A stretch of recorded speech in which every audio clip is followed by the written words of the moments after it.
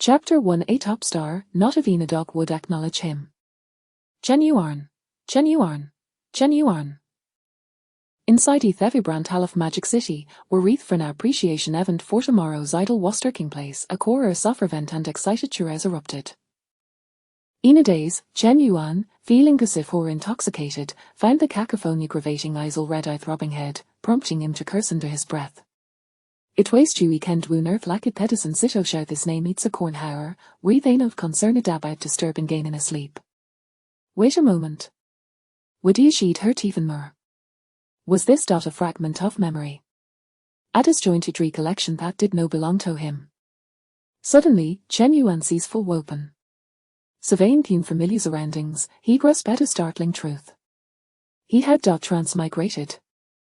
The original Bodizimi Toby Tapsteru Ho had debuted from the talent show Tomorrow's Idol. At this moment, he was present at the fan appreciation event marking the conclusion of the show. As a member of Tomorrow's Idol, the original should have been performing alongside the other members. But the original was utterly talentless. Singing, dancing, rapping, he was clueless and all at ease. He couldn't even play basketball. Consequently, the original had struck agile with the production Timtoten Thevent Merlisag West. So he wasted the entire Rodian sent out chanting his name? Yes. Just moments ago, during the closing remarks of the fan event, the host had mentioned Chen Yuan's name. Fans erupted with enthusiasm, as if they had been possessed by a frenzy of excitement. Chen Yuan realized that he should be heading to the stage. But if the original was talentless, Chen Yuan was Seven Mariso. Forget singing, dancing, rapping, or playing basketball. Chen Yuan's voice was vehicle drive a la horror film. Wint was opposed to agree that I wouldn't have veto gun stage. Chen Yuan glanced data chubby little man to his left, whose appearances augusted his weekend unassuming. This little man, named Zhang Wei, was Chen Yuan's manager, whom he had lured away from money of the three major entertainment companies in China, Star Entertainment, with a heftism. Zhang Wei was also the general manager of Chen Yuan's newly established studio. He handled everything from booking gigs, managing schedules, and public relations to, most importantly, cleaning up Chen Yuan's messes. It was said that Zhang Wei had graduated with a large degree in divine workadays a year before becoming a manager.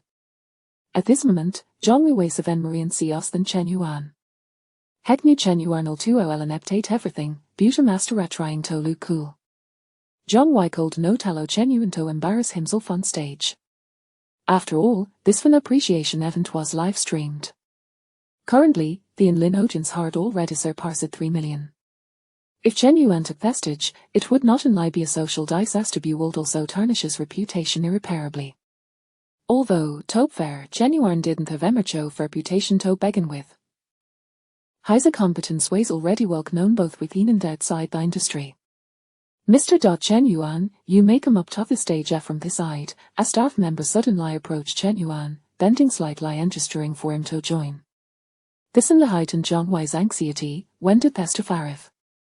In a moment of desperation, Zhang Wei had a sudden idea and turned to the staff member, saying, in terriblizery, Chen Yuan isn't prepared and is feeling goon will he might not be able to perform.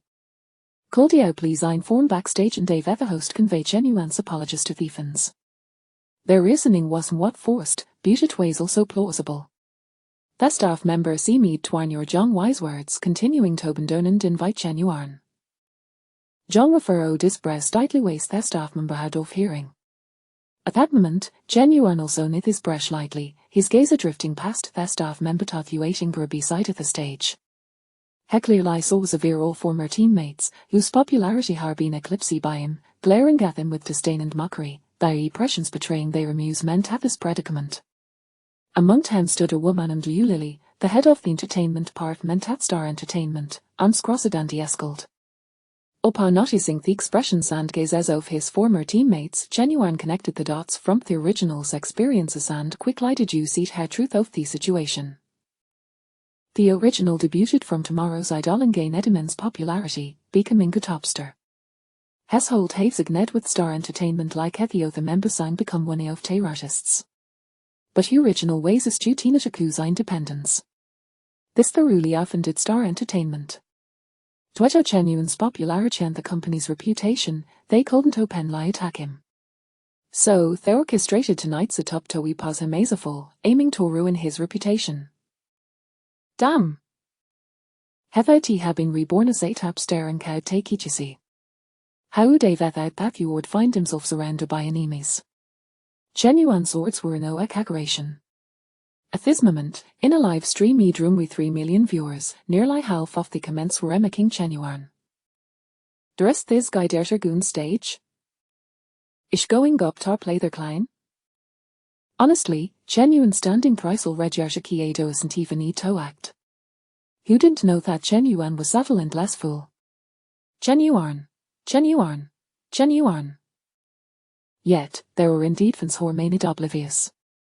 The audience was still passionate likenting Chenyuan's name. Chenyuan full tutelainem. Just then, the came rain the live stream focused on Chenyuan. Wow, so handsome. Screams, gasps, and cheers erupted from the audience Seliki volcano's eruption. Funds displayed an enthusiasm that could lift to roof of the avenue.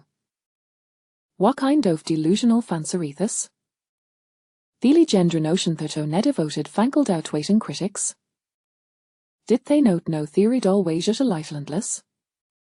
Chenyuan felt her wavy of frustration wash over him. Chenyuan goop. Just goop and express your gratitude. Don't do anything else. The situation was it, and the chubby John Wei, whose forehead was no glistening with sweat, could think of no better solution than to push Chenyuan onto the stage. Chenyuan knew could not escape this predicament, so he picked up the microphone that he starfied prepared and walked it toward the stage. Before a cold event speak, the host's excited voice rang out Here he hackums, our beloved Mr. Chenyuan is here. Mr. Chenyuan truly loves his fans without exception. He may know they've prepared, but they still wishes to grace at the stage for his fans, read out a reciprocate why this voice. Without further ado, let me hand the stage over to our Mr. Chenyuan. With that, the host hurried off, leaving Chenyuan alone on stage. What hell? Was Star Entertainment playing dirty, lacking in essence of fairness? Had they even prepared the host? Was the Zola purpose of this fan appreciation even Toru in him? This was Stumak. Did they truly think you wouldn't dare to sing? It seemed that was indeed the case. Was she truly about her fast's utterly death today, utterly disgraced? Ding dong. At that moment, a clear and melodious voice echoed in Chenyuan's mind. Chapter 2 No more pretending to meet or reveal. I am a singer. A system? Indeed, it was a system. The entertainment gold plating system has been bent to the host. An entertainment gold plating system? What on earth was that? The host can receive corresponding skill awards upon receiving performance fees. PS the higher the remuneration, the greater the skill awards. PS2 each skill award obtained by the host is temporary. PS3 the host has the chance to acquire permanent skill awards. PS4 each methi host utilize essa temporary skill, they can gain as amount of experience related to that skill. PS5 once the host accumulates a performance experience, they can exchange it for corresponding items or skills in the shop. This is stemful tough. It was utterly weak. The skill awards were temporary and depended on the payment. I fathers received a loaf, did out me no skill awards for him. Waitif has stood on stage without these STEM skills. The imagery was to be out a full token template. By the way, what about the Nuba package? The Nuba package is being distributed. Well, at least that's in semblance of a system. After a brief moment, these STEM completed the distribution of the Nuba package. Congratulations to the host for receiving a master level singing experience Gardix 1. Congratulations to the host for receiving a full instrument proficiency experience Gardix 1. Congratulations to the host for receiving the sung painting. The words were indeed quite generous. But his skills were rare unit I me experience cards. Chenyuan. As Chenyuan accepted these stummer words, funds below erupted with renewed fervor. Heglan seed at the enthusiastic van Santhen back at Thuating Garia. Experience cards worry precious. But genuine decided tausi of the master level singing experience cards. I colton to let some people barskin their superiority. Taking a deep breath, genuine looked at the audience and smiled, saying, "Good evening, everyone. I'm genuine and am delighted to meet you. Next, I will perform for you." Suddenly, an piercing electrical sound interrupted him. Then, the host's verse rang out. "Apologies, everyone, Mr. Genuine is sorry. Just now, the equipment for the band did malfunction, and unfortunately it seems it cannot be used. Wetril I apologize." As the host spoke, he moved from Thuating Garito the job the stage, bowing deep lighter both the audience and Genuine. Then, with a serious expression, he looked at Genuine and said, "Mr. Genuine, would you like to continue? Old Houtvan Shave waited for your evening, egotosia performance. Even if it's just a simple a cappella. However, if the equipment is malfunctioning, we understand if Mr. Genuine is not to perform. Is thys way to professional host is like? So insidious. Ever I word see med to express concern for Genuine, yet he pressured him to sing a cappella. Taking a deep breath, Genuine cordon thelpwaglans towards Thuating Garia. Liulilaya mained with her arms crossed, her expression dripping with mockery. There was no escaping it. The equipment malfunction was a deliberate ploy by them. The host's pressure was clearly orchestrated by Liulili.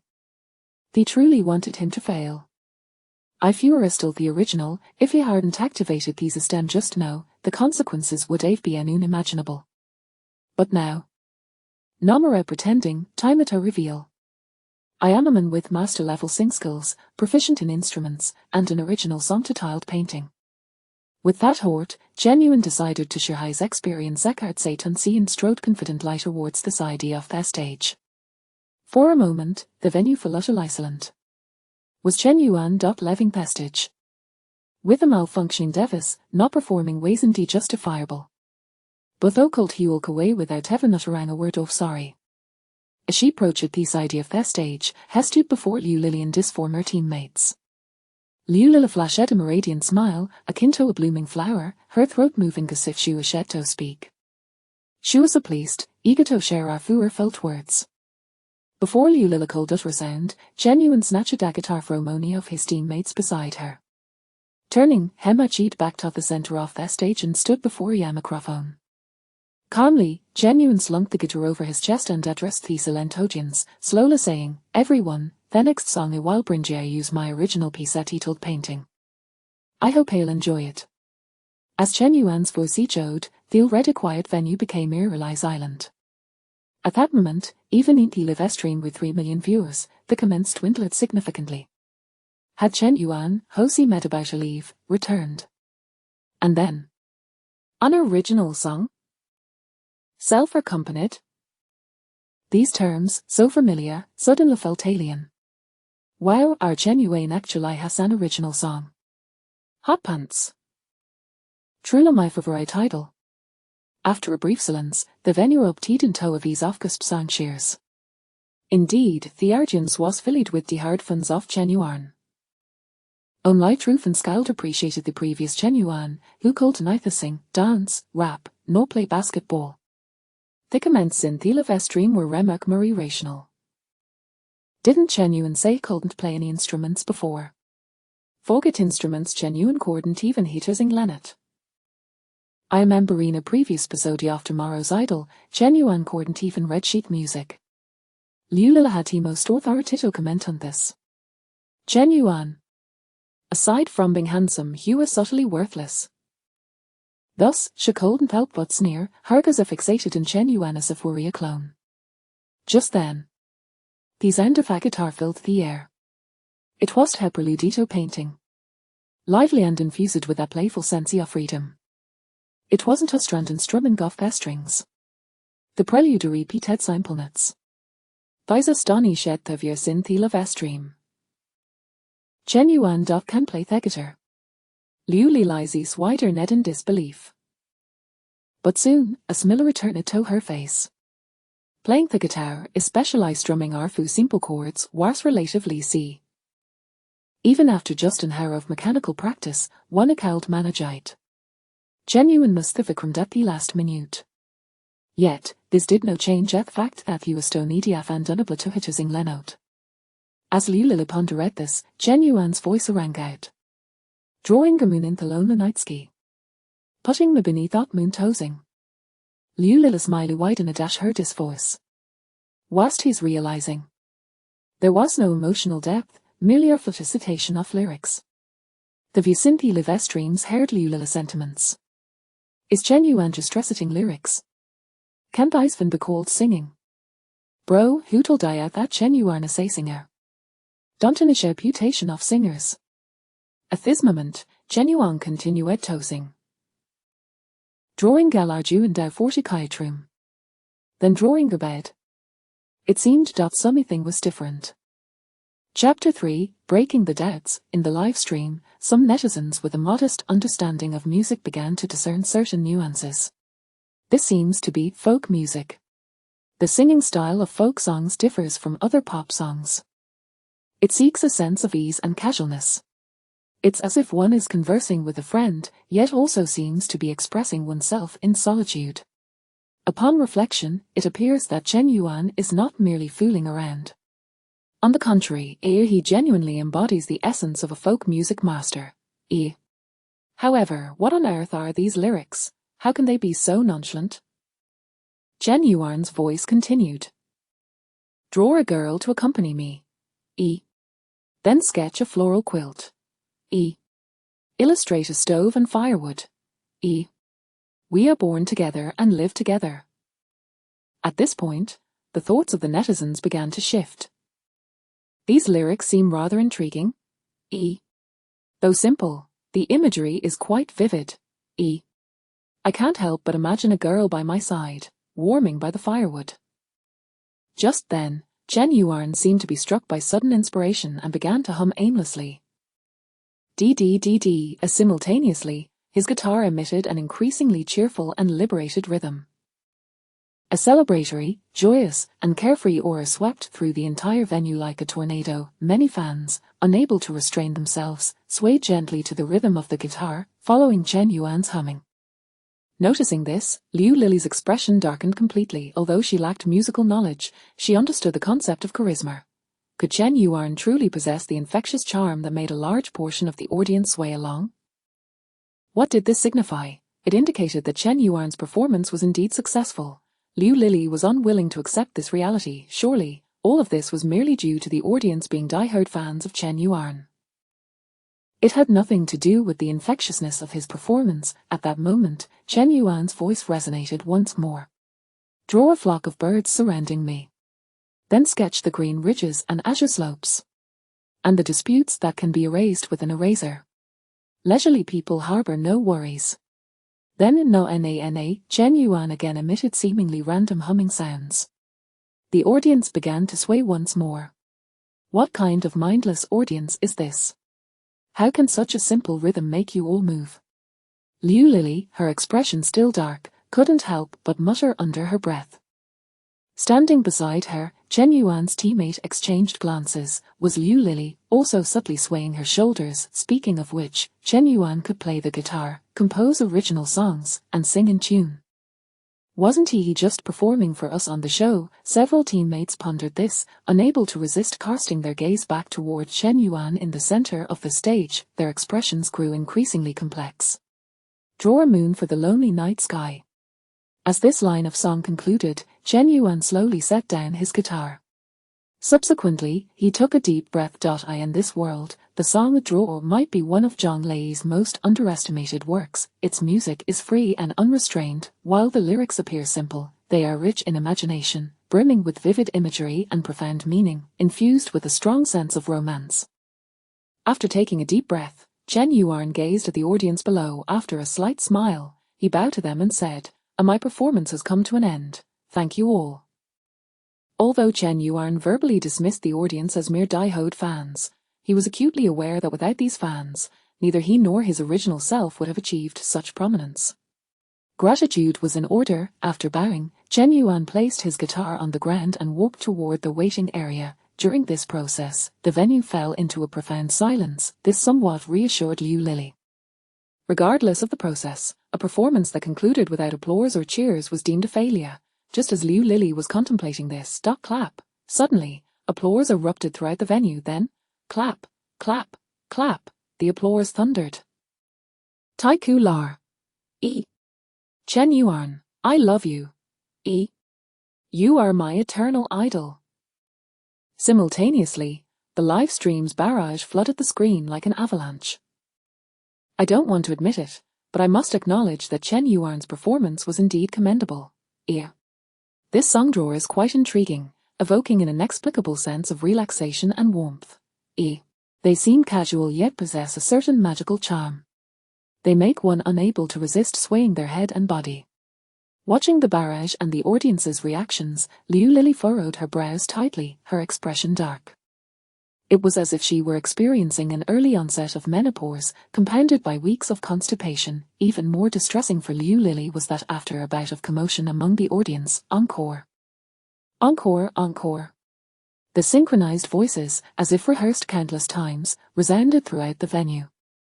Just as the atmosphere reached a fervent crescendo, akin to an explosion, Chen Yuan had already exited through the back door and settled into his van. Once comfortably seated in the back, Chen Yuan noticed Zhang Wei staring at him with a peculiar gaze. Was he utterly astonished by his performance? Did he feel unworthy of his company? Chen Yuan maintained a smile, anticipating Zhang Wei's flattery. Boss, to be frank, have you been possessed by a ghost? Zhang Wei, having stared at Chen Yuan for a while, is it so strange that I can play an instrument and compose a few songs? Zhang Wei nodded repeatedly. This made Chen Yuan feel somewhat uneasy. However, after a moment's thought, he regained his composure. Who would believe a tale of time travel if told? He gradually adjusted his emotions, his expression turning contemplative and wistful as he said, "Away, I shall not hide it from you. Previously, I only wished to rely on my looks for a living, but I found that it was unfeasible. In the future, I can only rely on my talent." Zhang Wei still wore a look of confusion, yet he refrained from pressing further. At this moment, he was filled more with surprise and relief. Heaven knows the immense pressure Zhang Wei had endured since Chen Yuan joined him. With Chen Yuan not signing with Xingchen Entertainment and choosing to go solo, he had effectively offended Xingchen Entertainment. As a former agent for Xingchen, Zhang Wei understood the company's capabilities all too well, not to mention, had Chen Yuan not displayed his talent tonight, Zhang Wei would have been at a loss for how to conclude the evening. Now it seemed everything had changed. Indeed, it had changed. When Zhang Wei drove the car to the hotel, he discovered that Chen Yuan was already trending on social media. As a top-tier celebrity, it was commonplace for Chen Yuan to trend. However, in the past, when Chen Yuan trended, it was usually due to various scandals, met with widespread condemnation from the internet, save for his loyal fans. Tonight, however, everything truly felt different. Chapter 4: Who says top stars don't strive? Shocking! The top 10 miracles of Chinese music. Chen Yuan can sing. Have you ever harbored expectations to attain to something? Top star Chen Yuan dazzles at the Tomorrow Idol of Fan Appreciation event with his original song A Paint. In person, I was truly captivated by Chen Yuan. I never imagined that his voice could be so natural and endearing. I have never been fond of Chen Yuan, but it's hard not to be charmed by Paint. With simple lyrics and a straightforward melody, it evokes a sense of pure and sincere romance. This reflects the sentiments of ordinary netizens regarding Chen Yuan's recent stage performance. As for Chen Yuan's fans, they are ecstatic, celebrating as if it were the new year. They can extol his virtues to the skies, even if he had previously shown little talent. And now, with an original song showcasing a certain level of vocal skill, naturally, not all online comments are in favor of Chen Yuan's voice. It's obvious that Paint was purchased at a high price from another musician. Chen Yuan can't even comprehend sheet music. What right does he have to claim originality? As for vocal skills, does Paint even require singing ability? If you want to understand what true talent is, look at the national team. Regarding these comments, Jiang Wei remains unperturbed. After all, even the esteemed veteran actor Li Shujian has faced criticism despite his illustrious reputation. The overall acceptance of Chen Yuan among netizens has already exceeded Jiang Wei's expectations, however. Jiang Wei notices a shift in Chen Yuan's public perception at a certain moment. The discourse gradually transitions from an evaluation of Chen Yuan's overall stage performance to questioning whether Paint is genuinely his original work. Some of fair-minded netizens have even gone so far as to conduct a case study, trial, argumentation, and judgment. Here. Given Chen Yuan's past indications, he clearly lacks an understanding of music theory and has no experience in it. Here. In the 7th episode of Tomorrow Idol, he scored 36 points, in the 9th episode 12 points, and in the 11th episode 22 points. Here. These facts sufficiently validate my previous assertions. With this netizen's comments, public opinion took a decisive turn. Wow! I never noticed before, now I see how ignorant Chen Yuan truly is. He doesn't even recognize a staff notation. Clearly, he has never studied music theory. It's confirmed. Paint is indeed a piece he bought at a high price from another musician. Shameless. Stealing someone else's creative work and brazenly declaring himself a musical genius. Many casual netizens strongly resonate with these views. Even several of Chen Yuan's fans hesitate to defend him, opting instead for silence. Because the arguments are too well-founded, they even pinpoint Chen Yuan's performance in Tomorrow Idol down to the exact minute. How deep must their disdain run to unearth such detailed and specific dirt in such a short time? No, this isn't mere trolling, this is a coordinated and planned operation. The shift in public sentiment is both meticulous and gradual. The rapid change in public opinion and the concentrated negative reviews are indicative of a controlled narrative. Boss, someone is targeting you. Jiang Wei concluded, promptly reporting to Chen Yuan. If nothing unexpected arises, the mastermind behind this should be Xingchen Entertainment. The boss has garnered too much attention tonight, disrupting Xingchen Entertainment's original plans. They are retaliating. Jiang Wei's brow furrowed, his plump face etched with concern. Indeed, Xingchen Entertainment remains a looming threat over Chen Yuan. Do you need me to handle public relations? Or should we suppress the trending topics directly? Jiang Wei proposed a solution. Chen Yuan took a moment to ponder before gently shaking his head and replying, there's no need to waste resources. Although Chen Yuan is a top star, his tarnished reputation coupled with a lack of substantial work and the absence of a major agency backing him renders him incapable of competing with Xingchen Entertainment in terms of manpower, finances, and resources. Enabling Jiang Wei to intervene would almost guarantee defeat, thus wasting valuable resources. Jiang Wei readily agreed, nodding in understanding. Seeing Jiang Wei's acquiescence, Chen Yuan couldn't help but smile, his mood lifting considerably. He had been concerned that Jiang Wei might insist on a confrontational approach. Public relations can be costly. He is frugal with money. For Chen Yuan at this moment, he has not fully immersed himself in his former identity and harbors little animosity towards Xingchen Entertainment's actions. His mindset is quite simple. As a top star, achieving financial freedom should be effortless.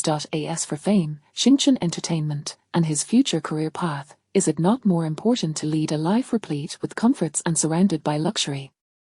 In his previous life, he was an ordinary office worker, deriving his greatest joy from browsing the internet for entertainment, and thus, his current thoughts remain quite uncomplicated. However, it seems that reality often defies expectations. Upon returning to the hotel, after finishing his shower and preparing to scroll through Douyin for leisure, Jiang Wei approached him. Boss, it's time for you to sleep. We have an early flight at 5 tomorrow morning. Jiang Wei said, looking at Chen Yuan with utmost seriousness.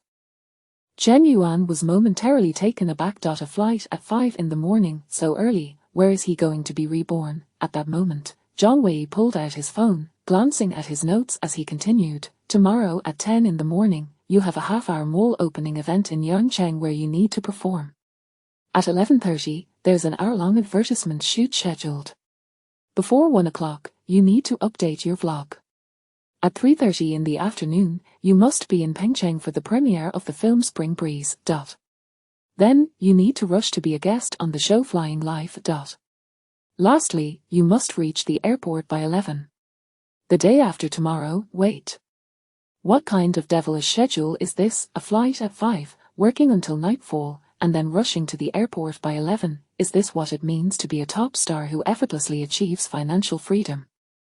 Even beasts of burden wouldn't endure such a grind. Has the original self lost his mind? It appears the original self truly has. After searching through fragments of the original self's memories, Chen Yuan discovers that the original self is a thorough workaholic. Not only tomorrow, but his schedule is packed for the foreseeable future. Chen Yuan attempted to refuse. He came here to enjoy life, not to toil like a beast of burden. Yet, he could not voice his objections. The scheduled events had already been signed and contracted. Not attending would incur financial penalties that could lead to Chen Yuan's ruin. Speaking of which, how many more matters remain that he is still unaware of?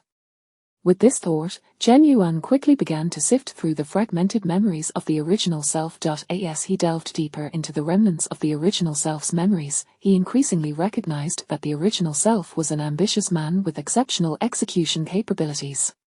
Upon gaining fame from a Tomorrow Idol, he immediately began to strategize his future. Unlike his peers, who merely awaited the production team to funnel traffic, obediently following the directives of the program's principal benefactor, Xingchen Entertainment, he took the initiative to spend all his savings to recruit Zhang Wei and establish his own studio.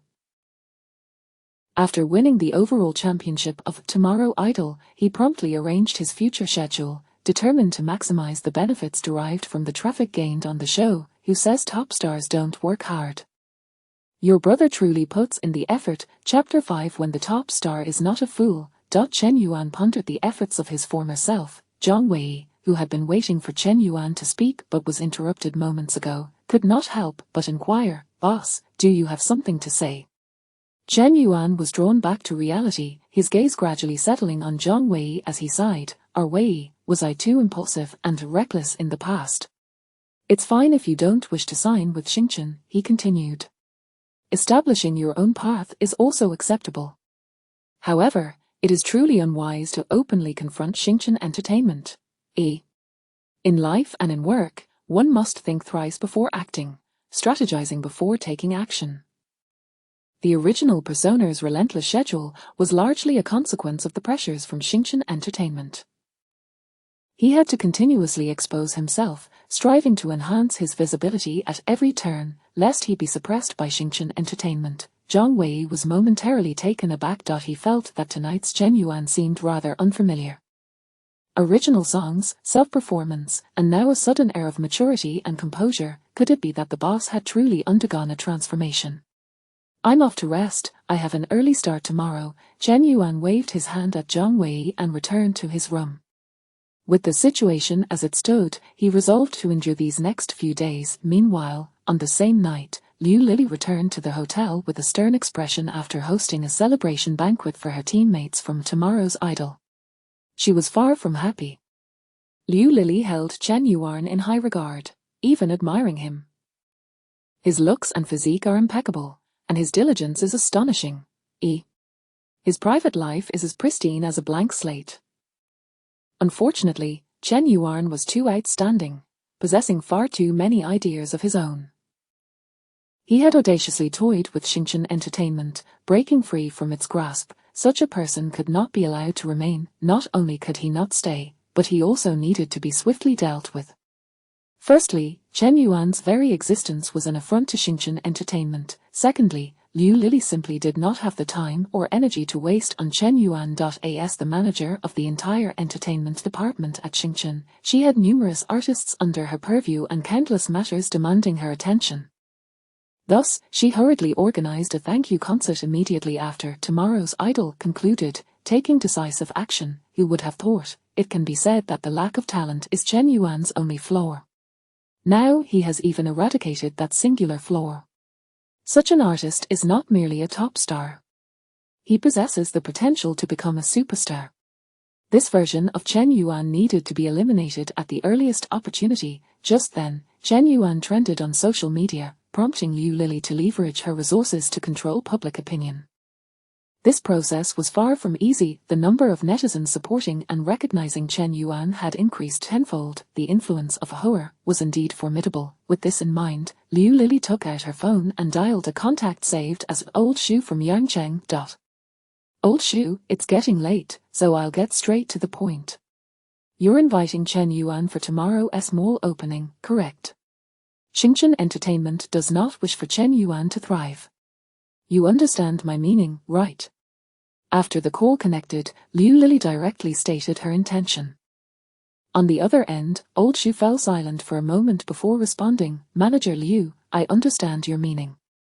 But you also know tomorrow is an important day. Liu Lili interrupted Old Shu, stating, for any events you plan in the future, our artists at Xingchen Entertainment can cooperate to a certain extent. This was Old Shu did not hesitate this time, replying, understood. Liu Lili did not elaborate further and hung up the phone. She was uncertain how Old Shu would proceed, nor did she give him specific instructions. However, she believed he would handle the matter well. After all, Old Shu had once been part of the industry and understood the dynamics, possessing the necessary means. Indeed, Old Shu was well acquainted with the entertainment world. He didn't even need to think deeply, as several strategies to counter Chen Yuan were already forming in his mind. However, by 8 o'clock the following morning, as he arrived at the mall, Old Shu began to waver in his resolve regarding how to deal with Chen Yuan. The mall would not officially open until 9 o'clock, and the opening event was scheduled for ten.it was only just 8 o'clock, yet a throng of people had already gathered outside the mall. There were at least 1,000 individuals. Old Shu immediately recognized that these were all Chen Yuan's fans, as they held up support banners and unfurled large displays. Chen Yuan, we will always love you. Go for it, Chen Yuan. You are the best. Welcome to Yangcheng, Chen Yuan. Old Shu was aware that among this crowd, many had only become Chen Yuan's fans the night before, while others had returned after previously unfollowing him. As he approached the mall, he overheard snippets of conversation among the fans. I absolutely adore her, and I love Chen Yuan's voice.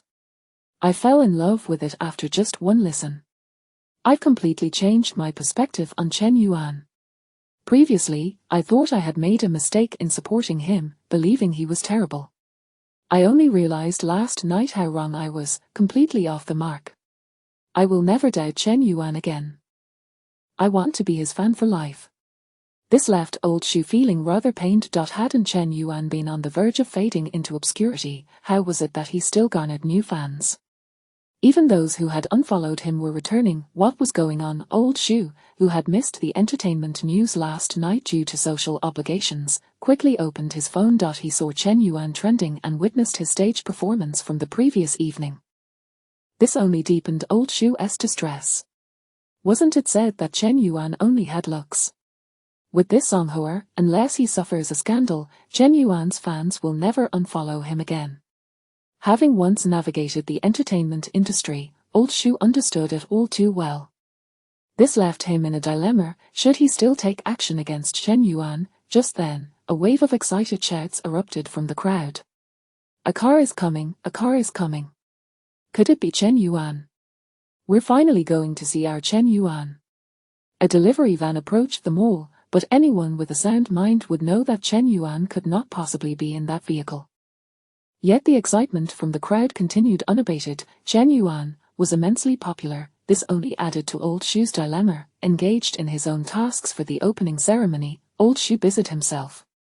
As time swiftly passed to 9:30, the mall doors swung open. A vast area had been cleared in the lobby of the mall, where a stage had been erected. Fans surrounded the stage in concentric circles. This was not all. Due to the overwhelming number of fans, many had even spilled onto the second, third, fourth, and fifth floors of the mall. The scene was a veritable sea of humanity. Old Shu could clearly see the fans, all displaying expressions of excitement and their eyes fixated firmly on the stage. They were eagerly awaiting Chen Yuan's arrival. A top star is not to be feared. What is truly terrifying is a talented top star. Chapter 6. The moral bottom line can be quite flexible. As Lao Shu observed the unfolding situation, his mind was rife with uncertainty when he received news of Chen Yuan's arrival. He hurried to the underground parking lot of the shopping mall to personally greet Chen Yuan. Upon catching his first glimpse of Chen Yuan, Lao Shu couldn't help but raise his eyebrows in surprise. How handsome, even more so than on television. He felt he would have paled in comparison during his own youth, at most 3 points less, no more. With such thoughts racing through his mind, Lao Shu swiftly approached Chen Yuan, a broad smile gracing his face as he greeted him. "Welcome, teacher Chen Yuan." Chen Yuan returned the greeting with a smile. Following the plan, he accompanied Lao Shu through the back entrance into the mall. As they traversed the pre-constructed passageway towards the stage, Chen Yuan was suddenly met with thunderous cheers and screams. Chen Yuan! Chen Yuan has arrived. Observant fans had spotted him, erupting into ecstatic cries. More fans turned their attention to Chen Yuan, and soon, the entire mall seemed to come alive with fervor. Instinctively, Chen Yuan raised his hand, smiling and striking the most standard pose of engagement. At that moment, on the 5th floor of the mall, banners cascaded down. Chen Yuan, we will always love you. Chen Yuan, welcome to Yangcheng. Chen Yuan, always remember, you are the best. The banners densely adorned the entire shopping mall. Not even the worldly wise Lao Shu could hide his astonishment at the spectacle before him. The enthusiasm of Chen Yuan's fans was simply outrageous, beyond belief. Looking at the fans gathered, most were so overwhelmed that their cheeks flushed crimson. Their excitement had rendered their voices hoarse from screaming. If it weren't for the lively expressions of the fans, Lao Shu might have thought he was surrounded by a horde of zombies. Amidst the shock, Lao Shu's thoughts began to whirl. As he escorted Chen Yuan to the guest area, he had already made a decision regarding a certain matter and formulated some new ideas. He turned to Chen Yuan and said, "Teacher Chen Yuan, you see, the audience is filled with your fans. Your fans are so passionate. Today's event is also being live-streamed, allowing countless fans to witness it together. How about this? Once you take the stage, would you consider performing a piece?" Originally, Chen Yuan only needed to attend and say a few words of goodwill. Now, Lao Shu had changed his mind. In such a fervent atmosphere, if Chen Yuan could perform, it would surely become a memorable moment. At that point, Lao Shu's mall could advertise, "This is the stage where millions witnessed Chen Yuan's breathtaking performance." Right.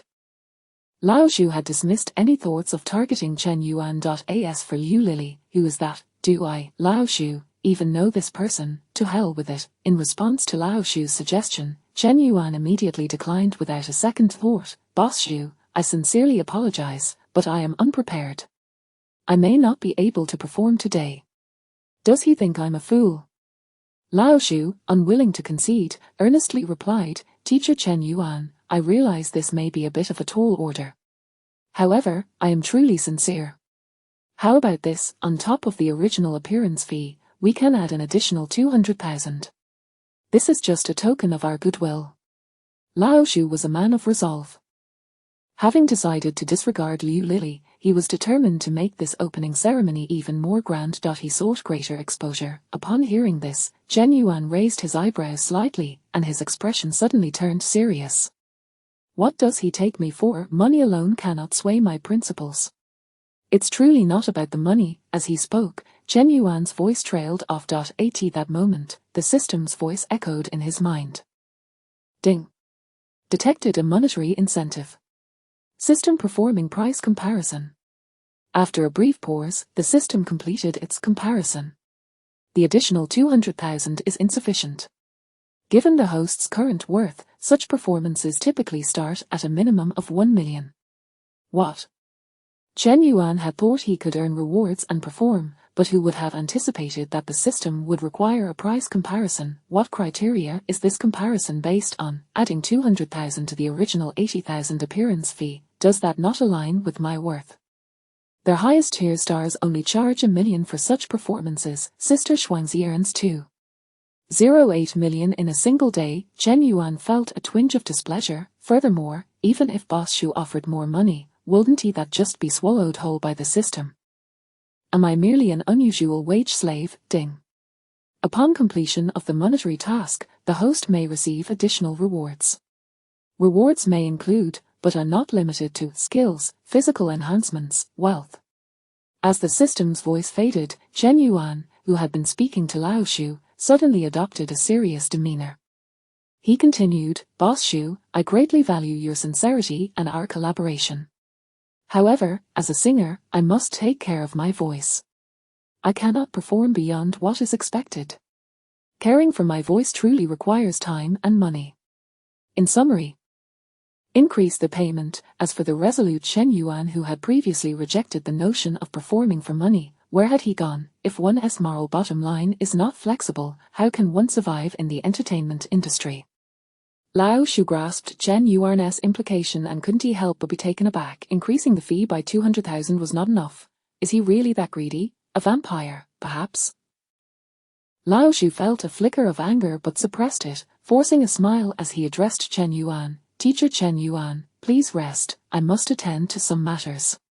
He needed to consider carefully whether to raise the offer or continue collaborating with Liu Lili. As Lao Shu departed, the portly Zhang Wei couldn't he help but speak up. "Boss, Shu has actually shown considerable sincerity." Chen Yuan turned to Zhang Wei. Zhang Wei continued, "However, it seems Shu's expectations are above 200,000. I believe an additional 500,000 would be appropriate." Chen Yuan was momentarily stunned. He had expected Zhang Wei to think he was being greedy, raising the price unreasonably, not acting like a good person. Indeed, if one's moral bottom line is not flexible, not only can one not thrive in the entertainment industry, but one may not even gain entry. As Chen Yuan pondered this, Lao Shu returned. By this time, Lao Shu's expression had transformed. He was no longer sullen but rather beaming with joy. "Teacher Chen Yuan, we can increase the offer. How does 500,000 sound?" Lao Shu boldly made his proposal. Were it not for the system's restrictions, Chen Yuan might have agreed. He gently shook his head and replied, "It truly is not about the money." Lao Shu's eyes glinted with disdain, and his thoughts sharpened. "Increase the offer, by all means. The more you raise it, the quicker you will meet your demise. Haven't you heard? Greed is the root of all evil." Chapter 7, Falling into a Trap. "Not at all. Teacher Chen Yuan, I sincerely hope that you, along with the fans present and the millions watching the live stream, can create beautiful memories together. This will surely become a tale worth telling. There is a saying that every successful individual is a seasoned performer, honed by the trials of life." At that moment, with sincere eyes and a face full of earnestness, the pleading tone of old Shu served as a powerful testament to this truth, yet, Chen Yuan remained unmoved. The system had stated 1 million, and thus it could only be 1 million. Old Shu gritted his teeth, his face contorting in apparent agony, the flesh quivering as he declared, 1 million. "Teacher Chen Yuan, I will raise the offer by 1 million. Chen Yuan's brow instinctively arched. He had lost all hope. Could old Shu truly be so generous? "Boss Shu, your sincerity is overwhelming. I truly cannot refuse." Chen Yuan acquiesced. Old Shu nodded solemnly, a pained expression etched on his face as he turned to walk away, dejected. Chen Yuan, however, felt no pity for old Shu. Why would one feel sorry for a magnate capable of operating such a grand shopping mall? The person selling you the meat, now red-eyed before the camera, is to be pitied. That individual had long surpassed a fortune of 100 billion. What right did an ordinary person have to feel sympathy? Ding dong. Just as old Shu departed, the voice of the system resonated in Chen Yuan's mind. "Congratulations, host, for facilitating a microtransaction task. Congratulations, host, for receiving a reward. Temporary experience card for proficiency in musical instruments 1. Congratulations, host, for receiving a reward. Vocal tone, worn, permanent. Congratulations, host, for receiving a reward. Southern Girl. P.S. Completing the microtransaction task grants additional rewards." This time, the rewards were quite commendable, particularly the permanent vocal tone enhancement. As the rewards materialized, Chen Yuan felt a peculiar itch in his throat, accompanied by the sound of bones shifting. This anomaly lasted for less than 5 seconds. When it subsided, Chen Yuan distinctly sensed a transformation in his voice.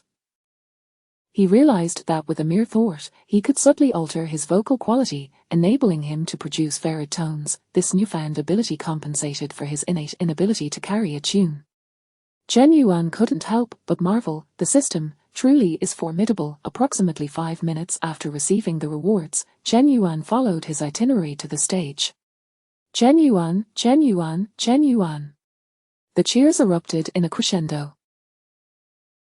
As the applause reverberated, countless flashes illuminated the mall. The fans, in a synchronized display, unfurled their phones and activated their flashlights within a mere 5 seconds. Although the light from the phones paled in comparison to the mall's illumination, the multitude of flashlights created a breathtaking spectacle reminiscent of a myriad of stars twinkling in unison. Not only Chen Yuan, but even Zhang Wei, who had been an agent for many years, was momentarily taken aback. The fans truly understood romance and were exceedingly willing to invest. Moreover, Chen Yuan's popularity had soared to new heights. His fanbase had solidified even further. Amidst these musings, Zhang Wei suddenly noticed a shift in the live stream's comments. "My worldviews are shattered. Chen Yuan is rather greedy, isn't he? Did he really squeeze the mall owner for 180,000 for a performance? Not even a vampire could be this avaricious. Did you hear what the owner said? Did you see his pained expression? It seems the owner cares more about the fans than Chen Yuan. Chen Yuan is truly a piece of work." What was happening? Why were the comments suddenly turning against Chen Yuan? Zhang Wei hastily searched for related information. Soon, he grasped the situation's entirety. Just moments ago, the interaction between Chen Yuan and Old Shu had been recorded. Even their voices had been captured. Why was this happening? As he pondered, Zhang Wei glanced toward the side of the stage. He observed that Old Shu's face had regained its smile. Was this a setup? No wonder. Old Shu was willing to raise the bid by $1 million. In an instant, Zhang Wei felt as though he were plummeting into an abyss. Regardless of Old Shu's motives for orchestrating this, Starry Entertainment would undoubtedly exploit the situation to their advantage. Last night, Starry Entertainment had already been steering public opinion. This time, it was disastrous. Indeed, it would be extremely troubling. At least, that was Old Shu's perspective. In that moment, he was filled with a sense of triumph. Just moments ago, he had a flash of inspiration and called Liu Lili to inform her of the situation at the venue. Liu Lili, being a decisive individual, instantly agreed to shoulder half of the substantial sum without hesitation. Consequently, both parties reached an agreement. This way, Old Shu could ensure the smooth execution of the opening ceremony while also placing Liu Lili in his debt. A twofold gain. As for Liu Lili, she had been intently watching the live stream, but now she was preparing to set her phone aside. After this, she would no longer pay attention to Chen Yuan. The public relations department of Starry Entertainment would manage the ensuing events, leading to Chen Yuan's complete disgrace. She had her own matters to attend to. Just then, Chen Yuan's voice resonated from the live stream. "Thank you all for the surprise. As you all know, I am also from the south. However, I have been drifting in the north for quite some time. Arriving in Yangcheng and seeing all of you fills me with a sense of homecoming. Once again, I express my gratitude for your support and affection." As he spoke, Chen Yuan performed a slight bow. He then retrieved a guitar prepared by the organizers and returned to the center of the stage. Next, I would like to present to you an original song I composed during my time in the north, titled Southern Girl. I hope you will enjoy it. Just as Liu Lili was about to put her phone down, her eyes widened in surprise. An original song, another one. Had Chen Yuan once again made a purchase? Would Southern Girl be yet another high-quality piece akin to painting? Liu Lili's previously resolute heart began to waver. At that moment, the mall erupted in waves of cheers. The fans were beside themselves with excitement. Chen Yuan had another original work, and they were the first to hear it. The tide of comments in the live stream began to shift. Did I hear that correctly? He just performed an original song last night, and now he's back with another. Does Chen Yuan have a wealth of material? Just then, the prelude to Southern Girl began to play. The melodious, soothing sound of the guitar flowed like a tender caress. Upon hearing the rhythm, Liu Lili immediately sensed that this might be yet another folk song. This realization calmed her previously anxious heart. In such a fervent atmosphere, a folk song was evidently not the wisest choice. The restless and emotionally charged individuals were ill-suited for folk melodies. Yet, it seemed Chen Yuan was entirely oblivious to this. He was lost in the performance. As the prelude faded, Chen Yuan's voice filled the air. In a northern village resides a girl from the south. She always enjoys standing by my side in a floral dress. As Chen Yuan's singing commenced. Chapter 8, Are you using a cannon to swat a mosquito? As Chen Yuan's voice resonated, the previously bustling venue, filled with over 1,000 attendees, fell into an abrupt silence. The sudden hush was so startling that it sent a shiver down old Shu's spine. Such a phenomenon, a complete cessation of noise, is a feat rarely achieved even by the most disciplined military without prior rehearsal. One must remember that there were over 1,000 individuals present, each harboring their own distinct thoughts. The sheer improbability of strangers, with no prior communication, synchronously arriving at the same resonance at a given moment was utterly astonishing. What kind of enchantment did Chen Yuan's voice possess to evoke such a response? To speak of contrasts, Chen Yuan's voice at this moment was strikingly different from last night. During his performance of painting, his tone was imbued with optimism and fervor, reflecting aspirations for the future and a yearning for beauty. Yet now, his voice bore the weight of experience, tinged with a serene depth that resonated profoundly with the audience. The comments flooding the live stream illustrated this shift effectively. It seems that Chen Yuan's performance today lacks the professionalism of last night. His control of rhythm, vocal transitions, and breath support were not as compelling. However, as soon as Chen Yuan's melody enveloped me, vivid imagery flooded my mind. I envisioned a slender girl in a floral dress standing in a field adorned with scarecrows. So beautiful.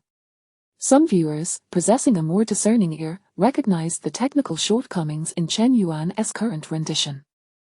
This time, he was devoid of the mastery that typically accompanied his singing, yet he embodied a profound sense of nostalgia that enriched his performance with a surging emotionality. Singing may require technique, but more often, it demands heartfelt emotion. Her words are few, but when she smiles, it exudes tranquility and grace. What lies within her gentle gaze? It is the sorrow of longing. As Chen Yuan's voice soared once more, the atmosphere grew even more hushed. An invisible thread of wistfulness drifted through the air, akin to a gentle autumn breeze that stirs the soul on a crisp morning, evoking an inexplicable desire to curl up under a comforting blanket. Chen Yuan's lyrics are truly vivid. The image of her in my mind has sharpened. In her floral dress, she speaks softly, as if hesitant to disturb even a mosquito. Her laughter is like a refreshing breeze, like misty rain, subtle yet breathtaking. She often walks alone to the village entrance, gazing into the distance. Oh, how I long, how I yearn to embrace her. This is the essence of music. It possesses the power to touch hearts, evoke sentiments, guide emotions, and ignite imagination. In the southern town, the winter rains are not as harsh as in the north. She does not require bulky winter clothing to conceal her delicate features. That is she. In the biting cold of a northern winter, one can almost envision a slender girl, perhaps too frail, clad in a floral dress utterly inadequate for warmth. As the wind sweeps by, the already slightly oversized dress billows, and she shivers in the cold yet remains steadfast, her gentle eyes still filled with a hopeful gaze towards the horizon. At this moment, the chatter in the live stream diminished significantly. The venue itself had succumbed to a profound silence, as the audience refrained from disrupting the melancholic tranquility birthed by a southern girl. She leaves behind a fragrant shadow in the bustling streets. In the hearts of those who glance back. In the blink of an eye, the fragrance dissipates, and the shadow vanishes. They did not wish to disturb the sorrowful serenity that enveloped the venue. They were reluctant, even hesitant, to awaken her. Southern girl, have you grown accustomed to the autumn chill of the north? Southern girl, do you appreciate the forthrightness of northern folk? In the blink of an eye, Chen Yuan had completed the first half of Southern Girl. He shifted his focus towards the guitar, which emanated a melodic sound, imbued with a touch of melancholy, reminiscent of autumn's gentle rain. The atmosphere remained tranquil, yet, at some point, a fan in the audience had taken out her phone, illuminating it with a flashlight. She raised her arm, swaying in rhythm with the music. More fans followed suit, their arms and bodies moving in harmony with the melody. Countless beams of light transformed into a celestial tapestry, creating waves of starlight. Witnessing this spectacle, viewers in the live stream could not help but express their admiration. How beautiful, how romantic, how magnificent. If only I were there. Am I too late to join the live audience? At this moment, Chen Yuan's fans in the live stream were utterly exhilarated. Damn it! Had I known Chen Yuan was performing in Yangcheng, I would have rushed over. Oh my! I can't believe I missed Yuan Bao's live performance. I shall regret this for a lifetime. Meanwhile, Zhang Wei, standing beneath the stage, was completely dumbfounded. Just 3 minutes prior, he had been consumed by worries regarding Chen Yuan's future, convinced that his career was nearing its end, but now, he had entirely forgotten about the incident involving Chen Yuan and Old Shu being posted online. Zhang Wei was mesmerized by the brilliance of Chen Yuan's onstage presence. Having spent so much time with him, he could hardly believe that the person commanding the stage was indeed Chen Yuan. He seemed to radiate a luminous glow, captivating every gaze without overwhelming them. Isn't he this what it means to be a superstar? In truth, Old Shu felt even more astonished than Zhang Wei. Having navigated the entertainment industry, he understood the essence of stardom. With dazzling stage effects, electrifying beats, and an unparalleled allure, one can effortlessly captivate audiences. This is what it means to be at the pinnacle. Yet Chen Yuan was different. Even amidst the clamorous crowd, he wielded only a guitar to instill tranquility. Like a maestro of emotions, he guided the audience through a spectrum of feelings. Who dares to claim that Chen Yuan is merely a pretty face, easily shattered? In fact, the person experiencing the most intense emotional turmoil was not Zhang Wei or Old Shu, but Liu Lili, who was hidden behind the live stream. Just 3 minutes ago, she was ready to shut down the stream, having already sentenced Chen Yuan to death. Now, she stared blankly at the screen, rendered speechless, as though ensnared by Medusa's curse. Her expression remained unchanged, her entire being in a state of bewilderment. Her mind was consumed by a singular question: is this Chen Yuan? At that moment, Chen Yuan's voice resounded once more as Southern Girl transitioned into its second half. The rains of yesterday once drenched her frail shoulders. The empty Big Dipper failed to guide her toward the path she had lost. Chapter 9. The determination to ascend. Within the bustling marketplace, the glow of mobile phone flashlights shimmered like a galaxy, swaying gently to the rhythm of Chen Yuan's melodious voice. Longing brings heartache, calling forth your tears, he sang. Both men and women bear ripe fruits, he continued. Such a simple ideal. In the blink of an eye, Southern Girl approached its conclusion. At that moment, as the accompaniment lingered, he began to hum spontaneously, as if inspired. Lure lure lure lane. It was as though a gust of wind had stirred the golden waves of wheat. Their waves rose from this point, stretching far into the distance, carrying with them the serenity and beauty of autumn, seemingly destined to continue until the horizon and beyond, for eternity. Suddenly, Chen Yuan halted. Southern Girl had come to an end. Taking a deep breath, he extricated his thoughts from the music and returned to the present. He surveyed the audience with earnestness, then bowed slightly. The fans in attendance were remarkably in sync. Their love for Chen Yuan was palpable. This moment resonated deeply within him. He felt the sincerity of their adoration, a selfless devotion that stirred his heart. Thus, he grasped the microphone and said, "Thank you, I sincerely appreciate every single one of you who support me. Until we meet again." With that, he set down the microphone and turned to exit the stage. At this point, the crowd seemed to finally register that Southern Girl had concluded. Is it over? Has Southern Girl truly ended? How could it be over so soon? It felt like Chen Yuan had just begun performing. No? He must come back for an encore. Encore, encore, encore. In an instant, the live stream's comments were dominated by pleas for an encore. Encore, encore, encore. The fervent voices of the fans echoed throughout the marketplace, creating a wave of enthusiasm that felt as though it might uplift the entire venue. Alas, the performance had indeed reached its conclusion, and there would be no encore, for Chen Yuan had departed, heading towards the underground parking lot. He had another appointment to attend. Just as Chen Yuan approached the van, ready to leave, he heard Old Shu's voice calling from behind. "Wait, Teacher Chen, wait." Old Shu hurried after him. Chen Yuan paused. At that moment, Old Shu's intentions were rather straightforward. Chen Yuan had just showcased an ability that transcended mere idol status. With talent and a solid fan base, such an artist could ascend to great heights. Old Shu was aware that he had offended Chen Yuan, yet he desired to avoid becoming his nemesis, that he felt it essential to maintain at least a semblance of decorum with Chen Yuan.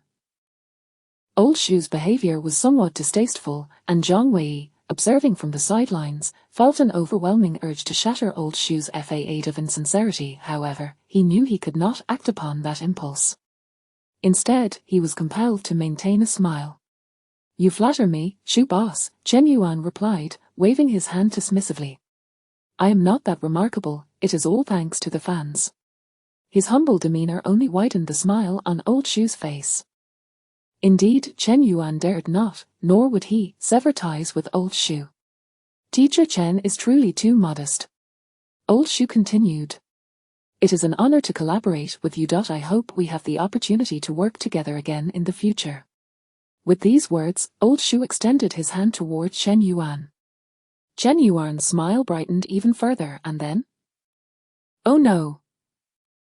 Old Shu let out a pained cry. Chen Yuan stepped forward. He inadvertently stomped down hard on Old Shu's foot. I'm so sorry," Chen Yuan quickly apologized. "Oh dear." Old Shu responded with another cry of distress. After retracting one foot, Chen Yuan's other foot followed suit, stepping down once more. "I truly did not mean to," he reiterated apologetically. Old Shu clutched his chest, his body curling in on itself like a shrimp, his face contorted in agony. Beads of cold sweat formed on his forehead. The pain was so intense he could barely muster the strength to scream. For as Chen Yuan offered yet another apology, he inadvertently elbowed Old Shu in the chest. "Shu boss, are you all right?" Chen Yuan inquired with apparent concern, extending his hand as though to steady the unsteady Old Shu. In his excruciating discomfort, Old Shu retreated 2 steps, terrified. Chen Yuan fought dirty. He targeted the most sensitive areas with his strikes. Old Shu dared not allow Chen Yuan to strike again. Chen Yuan, not pressing forward, merely glanced at Old Shu and said, "Shu boss, farewell." With that, he turned and entered the vehicle. At that moment, Zhang Wei, who had been standing nearby, was left utterly dumbfounded. He had felt quite stifled moments before, contemplating the necessity of maintaining a facade of civility with Old Shu, despite their shared disdain for him. Who would have thought Chen Yuan would take such decisive action? Zhang Wei was genuinely startled by Chen Yuan's sudden aggression. Chen Yuan had become even more volatile than before. Previously, he would not have dared to resort to physical confrontation, let alone utter a curse. Yet, labeling Chen Yuan as impulsive and thoughtless would be inaccurate. When he acted, it was clear he intended to retaliate, though he cleverly maintained an appearance of accidental misstep. This version of Chen Yuan seemed more sinister. No, perhaps it could be said he had simply grown more assertive. With these thoughts swirling in his mind, Zhang Wei cast another glance at Old Shu, who remained hunched over, resembling a shrimp. Tears brimmed in his eyes, his face twisted in pain from the lingering agony. Zhang Wei quickly averted his gaze and returned to the vehicle. At that moment, Chen Yuan sat quietly in the back seat, his eyes gently closed as he fell into contemplation.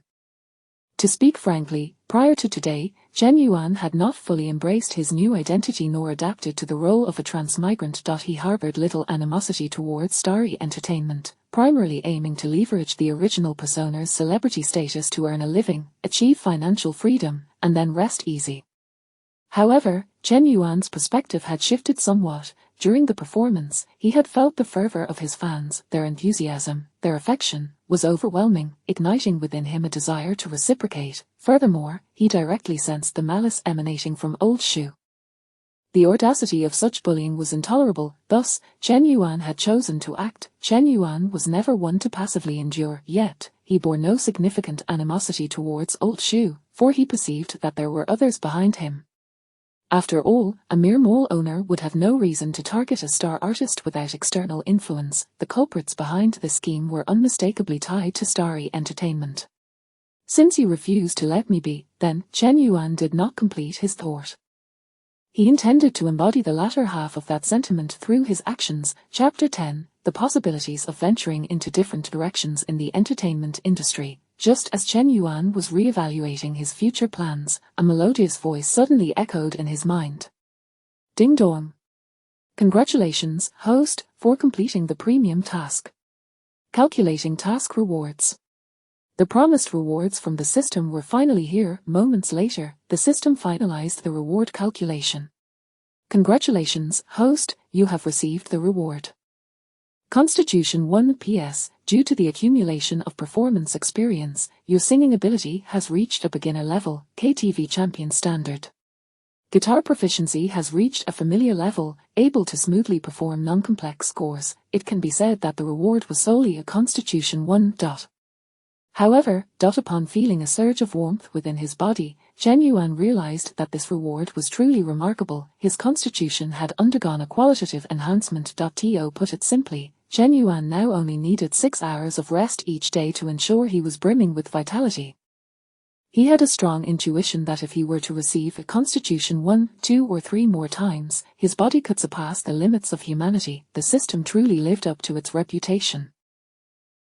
Moreover, the improvements in his guitar skills and singing were also of paramount importance to Chen Yuan. At the very least, in the future, when he took the stage without system rewards, he would no longer be completely at a loss.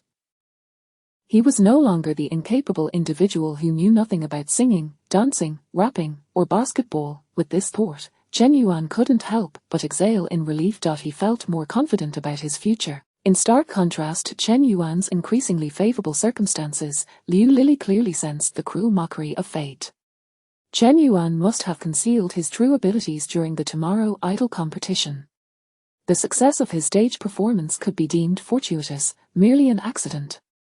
After the triumph of Southern Girl on stage, no one could claim it was a mere coincidence. He had the power to silence a boisterous crowd and resonate with the majority of netizens. Without needing to be deified, it was undoubtedly a manifestation of solid strength. The comments under the trending topic at that moment were enough to substantiate this. One must not be too much like Chen Yuan. Unreasonably raising prices, lacking integrity, undermining the entertainment industry's ethos. This trending topic had been orchestrated by Liu Lili. Arrangements had been made when she reached an agreement with Old Shu. However, the netizens were not swayed. Chen Yuan's actions were indeed unscrupulous, but Southern Girl is undeniably an excellent piece of music. Chen Yuan's performance this time was truly stunning. This was the perspective of casual netizens. Chen Yuan's fans, however, were less subtle. An increase of 1 million, the store owner is raking it in. This is the premiere of Chen Yuan's original masterpiece Southern Girl. 10 million wouldn't be excessive. Chen Yuan deserves it, Southern Girl deserves it. Some netizens, unwilling to concede, engaged in debates. Oh my, delusional fans are truly terrifying. What song is worth 10 million, what stage is worth 10 million? Have they lost their minds? An increase of 500,000 is more than sufficient. Upon witnessing this, Liu Lili couldn't help but close her eyes. It became apparent that netizens were not averse to Chen Yuan's price hike. In fact, they considered it justified. They merely believed that 1 million was excessive. What this indicated needed no further elaboration. At the very least, Chen Yuan's sudden price increase had ceased to be a potential weapon against him. Not long after, the trending search terms underwent a change. What is Chen Yuan's new song worth? The focus of netizen discussions shifted entirely. Liu Lili's orchestrated trending topic was swiftly overshadowed. All along, I have underestimated Chen Yuan. He has been hiding his true self too well. The incompetence he previously displayed was merely to numb Xingchen entertainment. It was precisely because of this numbness that I inadvertently let Chen Yuan slip away. Allowing this ambitious individual to develop unchecked, as she muttered to herself, Liu Lili let out a sigh.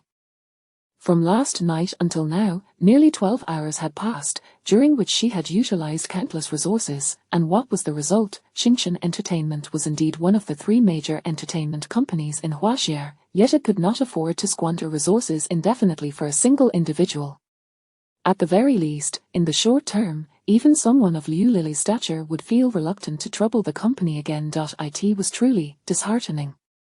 Chen Yuan, on the other hand, remained oblivious to Liu Lili's thoughts. He didn't even have time to focus on the trending topics. After leaving the mall, he was driven by Zhang Wei to a photography studio. Soon, he was to shoot an advertisement for a facial cleanser. The advertisement shoot proceeded without any unforeseen incidents. There were no occurrences of staff creating difficulties or the director harboring an unfavorable impression of Chen Yuan. After all, in reality, when there are no conflicts of interest, who would wish to complicate matters? During the advertising shoot, however, 2 minor incidents occurred. There were several girls on the advertising team who appeared to be fans of Chen Yuan. When they saw him, they displayed overwhelming excitement, their faces turning crimson. When Chen Yuan smiled in their direction, they became so overwhelmed that they nearly fainted from lack of oxygen. When Chen Yuan voluntarily offered to sign autographs for them, one girl actually fainted momentarily. The other minor incident took place during filming. The advertisement included a small scene where Chen Yuan, having used the facial cleanser, appeared at a banquet, stunning the entire audience. Chen Yuan needed to exude confidence, radiating an almost dazzling aura. Having never acted before and lacking any performance experience, he could only instinctively mimic the expressionless top star he had seen in his past life. And then, "Teacher Chen Yuan, your acting was phenomenal. The version of you on screen perfectly embodies the state I had imagined. I even feel that this segment does not require any post-production. It could be used as is." This left Chen Yuan utterly bewildered. Acting was this simple. After completing the shoot and boarding Zhang Wei's vehicle heading to Pengcheng, Chen Yuan couldn't help but inquire, "Wei, what did you think of my performance just now? Was the director's praise truly warranted?" After a moment's contemplation, Zhang Wei nodded and replied, "It indeed had a captivating quality." After a brief pause, Chen Yuan tentatively asked, "So, what do you think of me acting?" Pursuing music was not without its challenges, but truly making a name for oneself was exceedingly difficult. Moreover, whether on Earth or in this world's entertainment industry, there existed a hierarchy of disdain. Director, actor, singer, idol. To offer a somewhat inappropriate example, Director Chen, after directing Farewell My Concubine, would remain a prominent director irrespective of whatever subpar productions he churned out. He would still belong to that elite tier of the entertainment industry, once hailed as the prince of love songs. Zhang Xinzhi and the diva Sun Yanzi could easily become has-beens. Just as Chen Yuan contemplated this, Zhang Wei's excited voice broke through his thoughts. "Boss, you've finally seen the light. That's fantastic. I haven't rejected the several scripts I contacted the boss about earlier. When you have time tonight, I'll bring the scripts over for you to review." Upon hearing this, Chen Yuan was momentarily taken aback. Scripts were already seeking him out. Naturally, a top star would receive scripts. How could there be any shortage? With this line of thought, Chen Yuan felt that perhaps he truly ought to contemplate the prospect of acting. He just wondered whether the system might offer rewards related to acting skills. Chen Yuan's eyebrows slightly arched as he began to formulate a clearer plan for his future development. Chapter 11. Debuting with looks, conquering the internet with talent. As Chen Yuan was contemplating his future, the car arrived in Pengcheng. Upon reaching Pengcheng, Chen Yuan had 3 scheduled engagements: filming a vlog, attending the premiere of A Spring Breeze, and recording an episode of A Flying Life. The first 2 events proceeded smoothly. However, during the recording of Flying Life, an unexpected incident occurred. Flying Life is a show akin to Dream Show, where guests or mentors watch contestants perform. If they are impressed, they grant a pass, generously labeled as supporting dreams. As a flying guest for this episode, Chen Yuan found himself in a rather relaxed position. He could speak a few words if he wished or simply sit quietly if he preferred silence. Initially, Chen Yuan quite enjoyed the program. It was a comfortable and effortless way to earn money. Who would have thought that towards the end of the recording, the production team would make an unexpected request? They wanted Chen Yuan to perform on stage. "Teacher Chen Yuan, you possess extensive stage experience. Your performance will undoubtedly serve as a role model for the contestants participating in our program." The production team spoke eloquently, but ultimately, they were merely riding on Chen Yuan's popularity. Since last night, Chen Yuan had dominated the trending searches, and having him perform live would surely draw attention to the show. Chen Yuan sincerely replied, "I truly apologize, but my schedule is too packed today, and I am not in the best condition." There was no way Chen Yuan would acquiesce. This had not been agreed upon in advance. More importantly, the production team had not offered any additional compensation. Without additional payment, there would be no systematic rewards given Chen Yuan's. The production team did not react with anger. Instead, they feigned understanding, saying, "A teacher, Chen Yuan, please take care of your health. Yeah. Without you, the Chinese music scene may face troubles." This remark had a somewhat sarcastic undertone. Chen Yuan remained unfazed. After confirming the true nature of their entertainment cash grab system. He understood that his path in the entertainment industry would be fraught with challenges. Which investor would willingly offer more money? What surprised Chen Yuan was how miserly their Flying Life production team was. After finishing the recording and rushing to the airport, he found that they had inadvertently thrust him back into the trending searches. Certain artists achieve a modicum of success and become insufferably arrogant. Just as Chen Yuan was trending, Liu Lili finally completed her day's work. Her day had been quite tumultuous, leaving her utterly fatigued. Upon returning home, Liu Lili instinctively opened her phone and logged into Weibo. At first glance, she was met with trending topics related to Chen Yuan. She quickly grasped the unfolding situation. Chen Yuan had participated in Flying Life, but refused to cooperate with the production team, resulting in multiple interruptions during the recording. The netizens had a lot to say about it. The videos uploaded by netizens are edited, making it impossible to reconstruct the truth.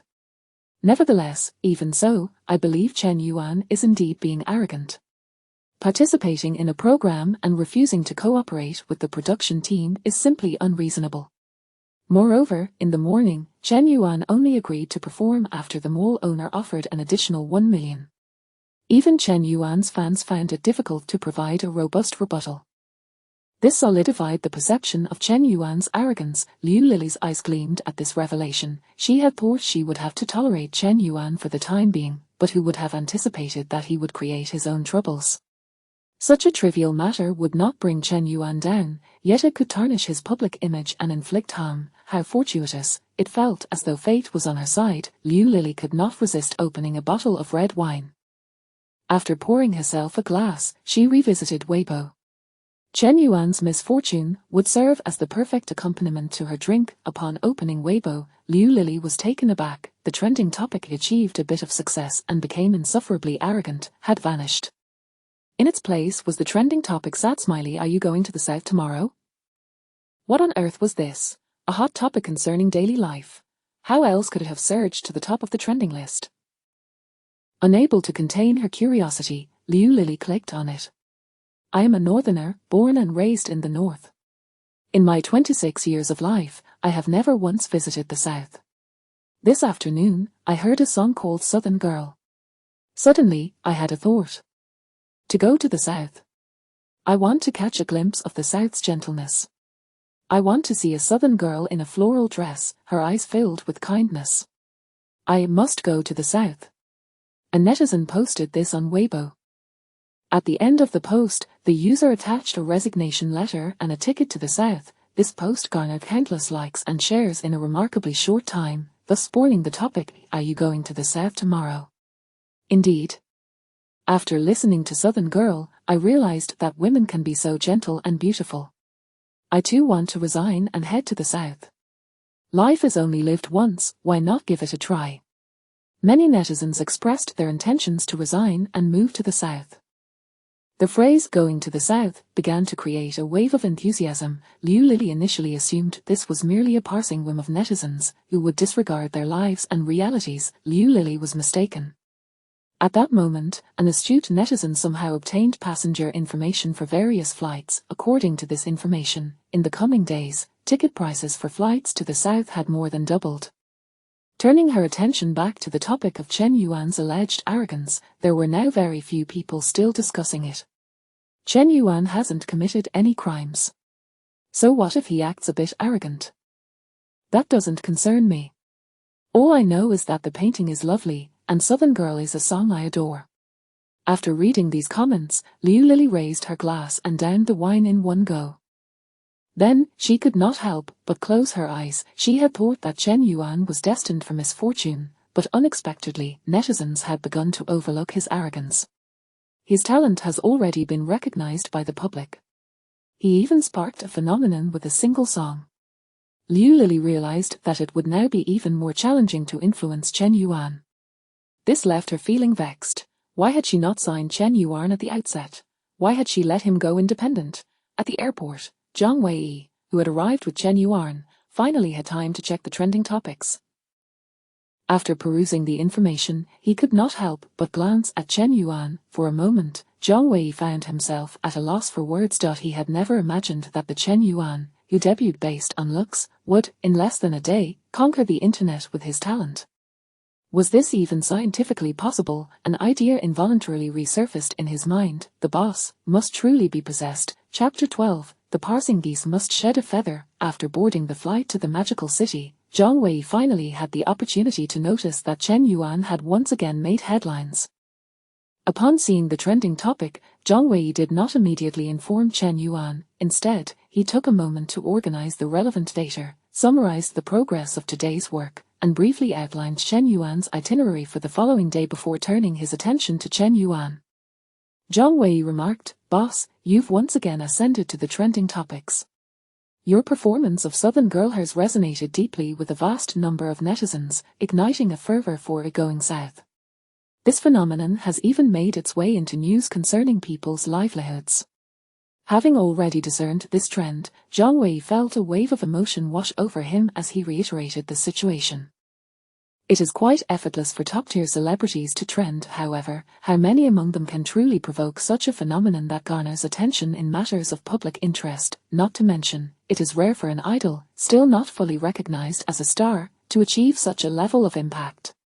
Even the greatest icons would require fortuitous circumstances to attain such an opportunity. After a moment of reflection, Zhang Wei continued, "Furthermore, from last night until now, discussions surrounding you have exceeded 10 million.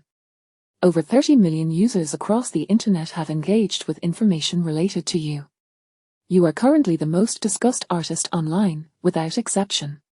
Your popularity even surpasses that of current events in the Middle East. This is truly astonishing." Zhang Wei couldn't help but mentally curse in disbelief. The term top-tier might sound impressive. While it is indeed easy for top-tier celebrities to amass wealth, they often remain somewhat insular, unable to create significant waves in the broader arena. Take Huang Zitao and the four young masters of returning home, whose variety shows consistently rank high. Yet, when he held a concert in Guangzhou, tickets were given away without any takers. It is truly remarkable that Chen Yuan, who has just begun his career and cannot even be considered a star, has reached this level. Such occurrences are exceedingly rare, perhaps only once in a decade. In contrast, Chen Yuan remained remarkably composed. Compared to Zhang Wei, Chen Yuan, with memories of 2 lifetimes, was far more lucid. He had witnessed too many so-called top-tier celebrities, often fleeting like a passing bloom. Surviving without scandal is already a considerable achievement, and those who do manage to endure often find themselves in a state of near exhaustion. For instance, take the once highly popular Lu Han, who was at the pinnacle of fame upon his return to the country. A simple photo from him could send shockwaves through the trends. Yet now, without the variety show it seems that he has all but vanished from the online discourse. The truth is, top-tier status is quite fragile. Moreover, there is a crucial point to consider. Chen Yuan's competition includes none other than Starry Entertainment, one of the 3 major entertainment companies in Huaxia. Merely trending a few times pales in significance in the face of such formidable adversaries. Unaware of the multitude of thoughts swirling in Chen Yuan's mind, Zhang Wei continued his report. "Overall, your schedule today has been successfully completed. The only issue is that there has been some conflict with the production team of Flying Life. This has also left certain detractors with ammunition to criticize." At this juncture, Zhang Wei paused, looking once more at Chen Yuan. He struggled to comprehend why Chen Yuan had chosen to refuse participation in Flying Life. The production team's request for Chen Yuan to perform had indeed come as a surprise. However, it was a mutually beneficial opportunity. The production team. After a prolonged silence, Zhang Wei refrained from voicing his doubts. He remembered that he was both Chen Yuan's manager and, more importantly, his employee. Lastly, there is a rather significant matter. Both NetEase Music and Penguin Music have expressed interest in your songs Painting and Southern Girl. They are willing to offer a higher revenue split, changing from the previous 50-50 to a 60-40 arrangement. We would receive 60, while they would take 40. Additionally, they are prepared to provide extra recording fees and compensation for your efforts. Penguin Music is willing to pay $500,000. NetEase Music is willing to pay $800,000. Both offers are quite sincere. This revelation prompted Zhang Wei to reflect once more. The increase in the revenue share from 50-50 to 60-40 may not seem substantial, but it signifies an elevation in recognition and status. For someone of Nai-Cha Lun's caliber, the division is typically also 60-40, aside from the signing fee. Moreover, both music platforms are offering recording fees and compensation, a rarity in the realm of singers. Chen Yuan truly is on the rise. While contemplating this, Zhang Wei remained focused on the matter at hand, continuing, I recommend that you choose Penguin. Although NetEase Music is indeed a large platform, it appears to be waning. They are on a downward trajectory, nearing rock bottom. In contrast, Penguin Music, having launched less than a year ago, is rapidly growing and seems poised to monopolize the market. More importantly, they are backed by Penguin, possessing deep-rooted resources and greater potential for expansion. Chen Yuan did not respond immediately. His attention was directed toward the system. Detected a monetization task. Due to insufficient monetary input, the task cannot be initiated.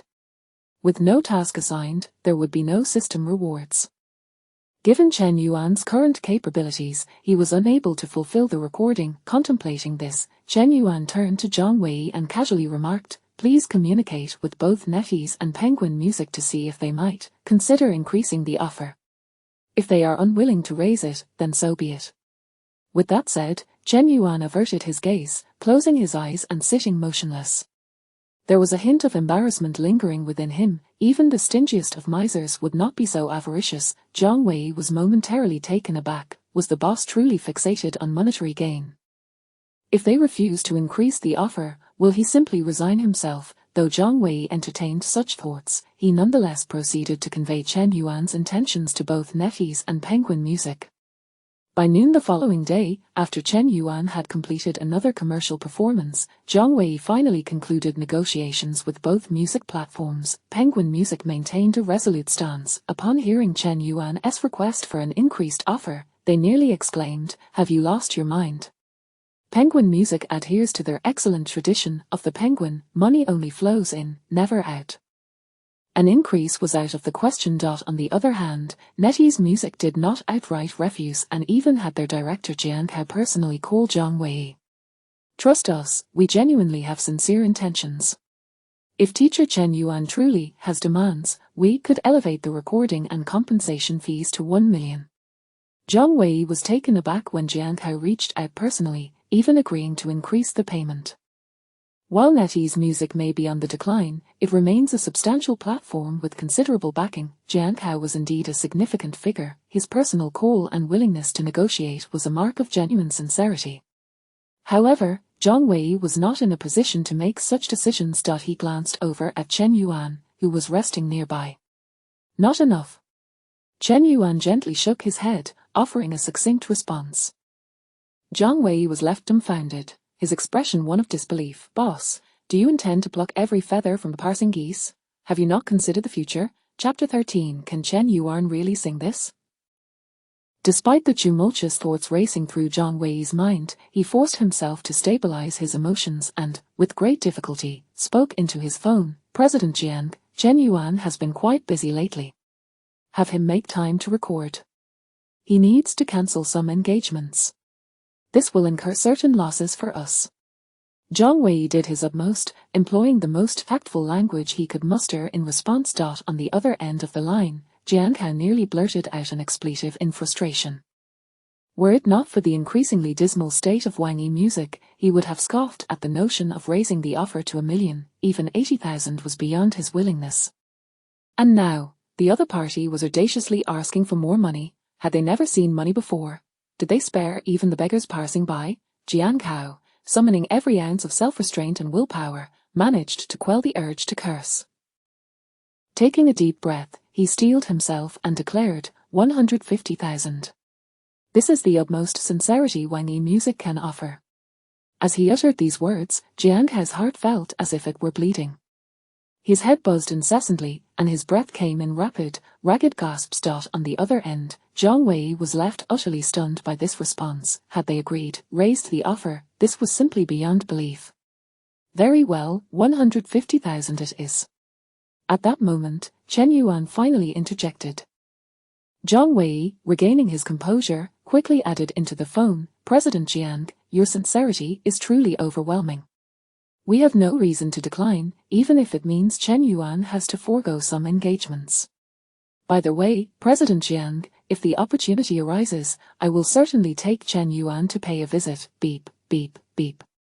Before Zhang Wei could finish his sentence, the call was abruptly disconnected. He felt no inclination to be angry about it. Had he been Jiang Hao, he would have lost his temper long ago. On the other end, Jiang Hao was not without his desire to maintain decorum, yet, he feared that if he lingered any longer on the line, he might regret it, or worse, erupt in a fit of expletives. Indeed, after hanging up, he was filled with regret. Had he truly lost his mind? How could he raise the offer to 150,000? Taking a deep breath once more, he found himself unable to calm down. This deal was a catastrophic loss. It could even render him a laughingstock in the industry. The dire state of Wang Yi Music coupled with Chen Yuan's recent surge in popularity had left Jiang Hao in a state of frantic disarray. Otherwise, there would have been no way he would have considered raising the offer to 150,000. Unbeknownst to Chen Yuan, he remained oblivious to Jiang Hao's inner turmoil, hardly sparing a glance at Zhang Wei. Ding dong. Congratulations, host, you have activated a premium task. Rewards are being distributed. Moments later, the rewards arrived. Congratulations, host, you have received Master Level Singing Experience Card 1. Congratulations, host, you have received Absolute Pitch Experience Card 1. P.S. Completing the task will yield additional rewards. The Master Level Singing Experience Card was a standard reward, while the Absolute Pitch was rather intriguing. With this ability, Chen Yuan could guarantee his pitch with absolute certainty, eliminating any possibility of error. For a singer, this was undoubtedly the most coveted asset. Possessing it would render one akin to an unfeeling singing machine. Alas, it was merely a temporary experience card. With a soft sigh in his heart, Chen Yuan refocused on the present. Having accepted the task, he naturally needed to fulfill it. Fortunately, he had a half-day of free time in the afternoon.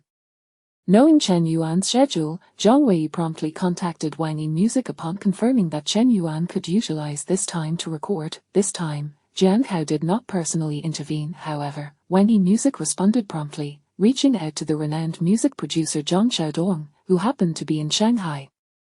Zhang Xiaodong was a celebrated figure in the industry, having assisted numerous top-tier artists in recording their albums, making him a reliable choice. Having him help Chen Yuan record a couple of singles would at least ensure quality. Upon receiving the request from Wang Yi Music, Zhang Xiaodong's expression instantly soured. He was familiar with Chen Yuan and had even listened to his newly released singles, Hua and Southern Girl, from the previous nights. Even Zhang Xiaodong had to concede that the quality of these songs was quite high. However, in terms of vocal performance, Chen Yuan's rendition of Hua was commendable, while his performance of A Southern Girl left much to be desired from the perspective of a music professional like Zhang Xiaodong. Why was Chen Yuan's singing ability so erratic? The answer was simple: he lacked the requisite skill. Recording singles with an idol devoid of talent was nothing short of a disaster. Not long ago, Zhang Xiaodong had spent 2 full days, 32 hours, recording a lackluster song for another top artist as a favor, and he had learned firsthand what true talent looked like. He had no desire to repeat that experience, yet, faced with the clout of Wang Yi Music, Zhang Xiaodong found it impossible to refuse. Well then, he would settle for recording word by word. Surely, Chen Yuan could manage to pronounce individual words without faltering, right? With this mindset, Zhang Xiaodong met Chen Yuan. Handsome, that was Zhang Xiaodong's immediate impression upon seeing Chen Yuan. Oh no, this was going to be disastrous. Almost immediately, Zhang Xiaodong felt a tingling sensation at the back of his head. What kind of capability could a man this remarkably handsome possess? Go prepare, let us get started quickly. I have other matters to attend to in 2 days and cannot afford to waste too much time. After greeting Chen Yuan, Zhang Xiaodong said wearily. In his estimation, this recording session would likely consume another 3 days of his time. Chen Yuan, however, paid little heed to Zhang Xiaodong's attitude and proceeded directly into the recording studio. Once you're ready, let's begin. Remarkably, Zhang Xiaodong hadn't even donned his headphones yet. Typically, ordinary singers would spend the initial phase familiarizing themselves with the material, followed by a practice session before commencing the formal recording. As Zhang Xiaodong contemplated this, he observed Chen Yuan take a deep breath, his expression turning serious. Then he began to sing. Was this the start of the performance? It appeared rather promising. At the very least, his attitude was commendable, unlike that of other idols. Yet, Zhang Xiaodong remained skeptical of Chen Yuan's abilities. Talent was talent, it would not change due to mere attitude. Moreover, Zhang Xiaodong firmly believed that within an hour, Chen Yuan's focus and seriousness would dissipate entirely. Repeatedly singing the same song would inevitably drive him to a breaking point. With these thoughts in mind, Zhang Xiaodong finally put on his headphones. At that moment, Chen Yuan's voice filled the room. Drawing a moon for the lonely night sky. This. The rare individual with absolute pitch, Zhang Xiaodong, was taken aback. The rhythm, breathing, pitch. Unimpeachable. It was as precise as a machine. Was it possible that his own absolute pitch was malfunctioning? Zhang Xiaodong couldn't help but question his own abilities. Chapter 14. Is it a royal flush right off the bat? Are we not allowed to live? Chen Yuan's performance continued. We were born together, we live together. As Chen Yuan finished the first half of a painting, Zhang Xiaodong instinctively inhaled deeply. His doubts about Chen Yuan dissipated entirely at that moment. It was not mere accidental pitch, it was absolute pitch, as precise as a machine, without a hint of error. Furthermore, compared to his performance at their Tomorrow Idol Thank You concert, Chen Yuan's voice now bore a touch of the weariness that comes with the passage of time. This weariness did not mar the romantic essence of a painting. Instead, it added a vibrancy that reflected a steadfast yearning for beauty, having endured trials and tribulations. He says Chen Yuan is an idol and not a singer. He says handsome men cannot sing beautifully. Chen Yuan is an absolute genius. This genius, moreover, was so young and had risen to the pinnacle of fame right after debuting. His future was boundless. How could this possibly allow other singers to thrive?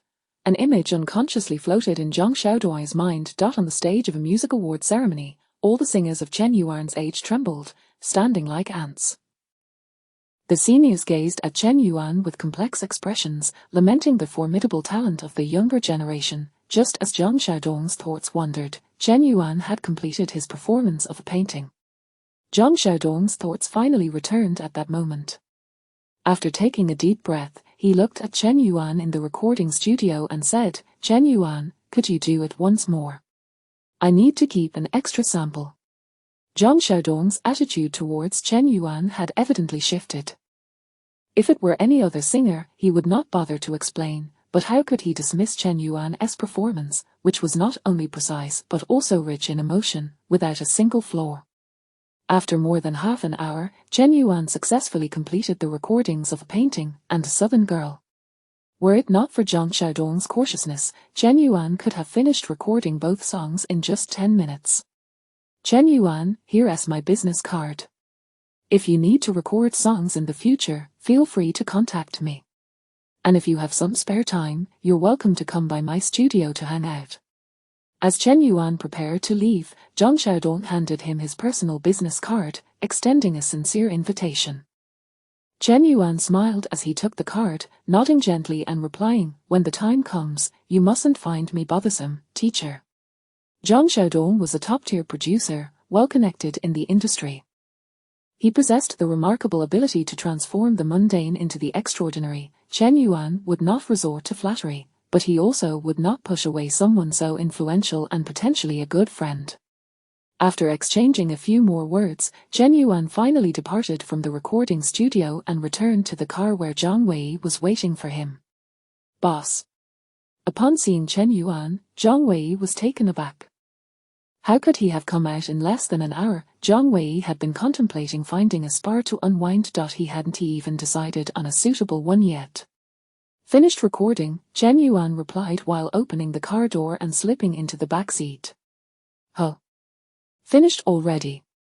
Zhang Wei's astonishment was palpable and unmistakable. What on earth was happening? Had the boss somehow angered Zhang Xiaodong and been kicked out? That seemed unlikely. The boss would never abandon his work out of frustration.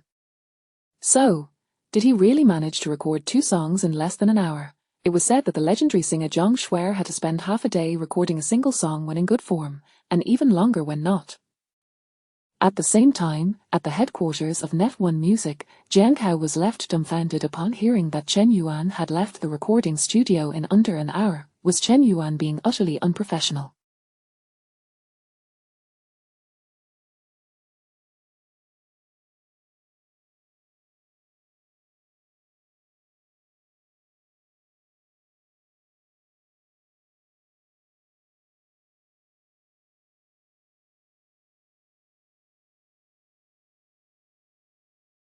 After all, he had been given 150,000 as a fee. Zhang Xiaodong was equally at fault. Why would he let Chen Yuan leave? Jian Kao surmised that Chen Yuan must have been intimidated by the tedium and difficulty of the recording process. Zhang Xiaodong was likely utterly disappointed in Chen Yuan, which is why he didn't try to keep him. After calming himself down, Zhang Xiaodong called Jian Kao. Chen Yuan exceeded my expectations. His vocal skills are of master-level quality. Moreover, he possesses an extraordinarily rare absolute pitch. Had I not been so astonished at the beginning that I forgot about my work, the recordings of these 2 songs could have been completed within half an hour. Jian Kao was once again taken aback.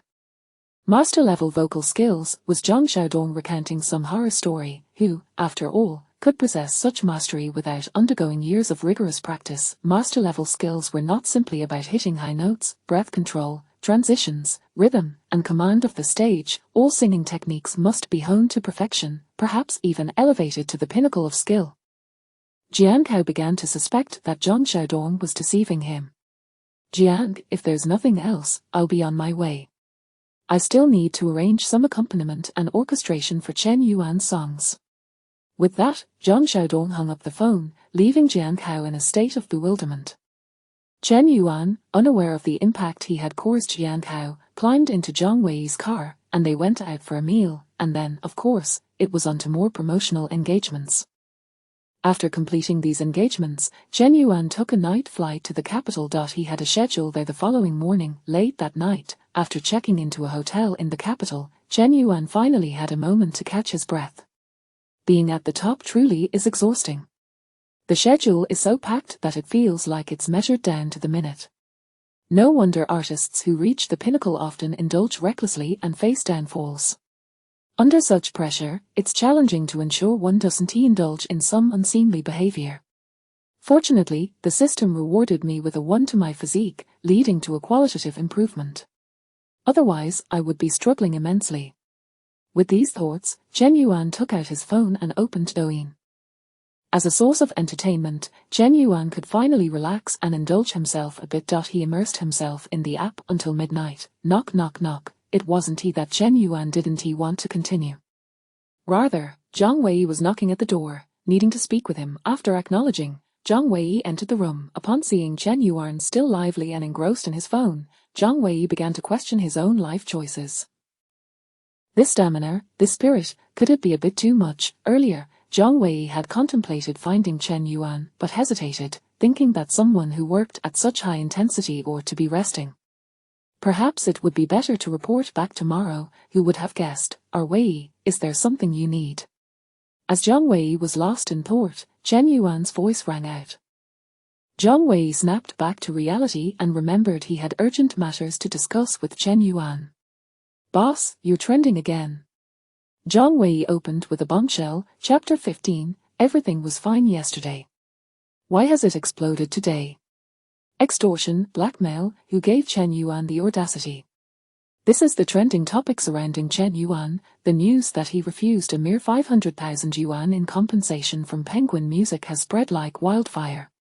What the hell? Is Chen Yuan out of his mind for money? Is he asking for more money? I thought there was a misunderstanding regarding the matter from the day before yesterday. Seems I was overthinking. Is it because of Southern Girl that Chen Yuan has become this way? Is this kind of artist really worth admiring? These so-called stars and idols should remember they are still human beings. Chen Yuan is truly disgusting. The public's condemnation of Chen Yuan was nearly unanimous. Despite his fans' efforts to defend him, they were unable to sway public opinion this time. With no other trending topics emerging today, Chen Yuan found himself at the top of the hot search list. After explaining the situation, Zhang Wei couldn't help but say to Chen Yuan, "Boss, it will be quite challenging for this trending topic to naturally lose steam. This could cause severe damage to your image. I'll contact Weibo to have them suppress the trending topic and purchase some articles to shift the narrative.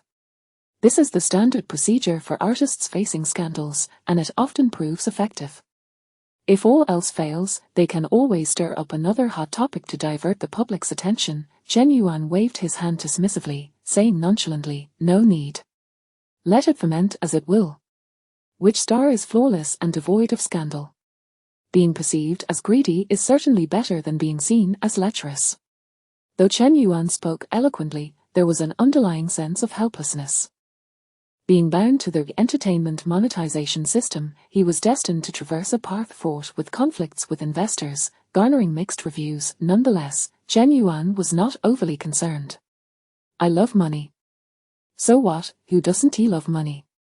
Zhang Wei discerned the implication in Chen Yuan's words. The boss intends to continue down this path. Zhang Wei was tempted to advise Chen Yuan. "Boss, in the past, I truly believed you should capitalize on your popularity while it lasts. Who knows how long you can maintain this high profile?" However, Zhang Wei's perspective had shifted. The boss possesses genuine talent, he can compose, sing, and has stage experience. Shouldn't he aim for superstardom? How can he allow himself to be blinded by trivial gains? Despite these thoughts, Zhang Wei ultimately remained silent. After spending the past few days together, he felt an inexplicable trust in Chen Yuan, perhaps due to the myriad surprises Chen Yuan had brought him. That same evening, back in her hotel room, Liu Lili finally wore a smile again. Since the trending topic had emerged the day before yesterday, she had temporarily set aside her plans regarding Chen Yuan. She needed to focus on her own work. Little did she expect that Chen Yuan would sabotage himself. After reviewing the trending topic and understanding the situation, Liu Lili shook her head gently, muttering, "I thought you had long-term plans and ambitions. I never imagined your vision was so short-sighted. Such a trivial gain has exposed your true colors.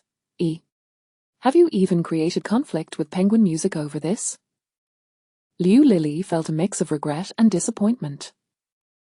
She genuinely admired Chen Yuan. However, at this moment, she could not afford to show him any mercy. In fact, she intended to strike while he was down. She took out her phone and dialed the number of Zhu Ping, the deputy director of Penguin Music. Zhu Ping was her university classmate and a close friend, so she was unafraid of waking him in the middle of the night.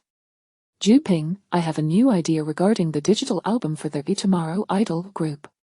I wish to release one of their title songs as a single at midnight. Our plans might be disrupted." Liu Lili began to explain. Although Chen Yuan was down on his luck, his popularity was at its peak. Moreover, he had been a member of the Tomorrow Idol group. Liu Lili could leverage this situation to direct Chen Yuan's traffic towards the Tomorrow Idol group. "All right, I'll get my team on it right away." After listening to Liu Lili's explanation, Zhu Ping promptly agreed. About an hour later, around 1 in the morning, the homepage of Penguin Music was updated with the promotional cover for the new song from the Tomorrow Idol group. Tomorrow Idol group's new song Tomorrow is set to launch. Simultaneously, a similarly titled trending topic appeared on Weibo. This trending topic was, of course, orchestrated by Liu Lili. The public was quite intrigued by this development. Tomorrow Idol group. Isn't Chen Yuan from Tomorrow Idol? He was even one of their members. That said, can such idol groups produce any noteworthy works? The general sentiment among netizens was skepticism towards the Tomorrow Idol group. However, the hype was undeniably building. Liu Lili was indeed reaping the benefits of Chen Yuan's popularity. The following day, around 9 in the morning, Jian Kao noticed the trending topics related to the Tomorrow Idol group. Without a moment's hesitation, he instructed his staff to replace the homepage recommendation on Wangi Music. Chen Yuan's new song Painting, Southern Girl will officially launch at midnight tomorrow. Simultaneously, Jiang Hao purchased additional trending topics. He was undeniably dissatisfied with Chen Yuan's work ethic from the previous day. He even regretted entering into a partnership with him, yet, given the circumstances, Jiang Hao could not withdraw now.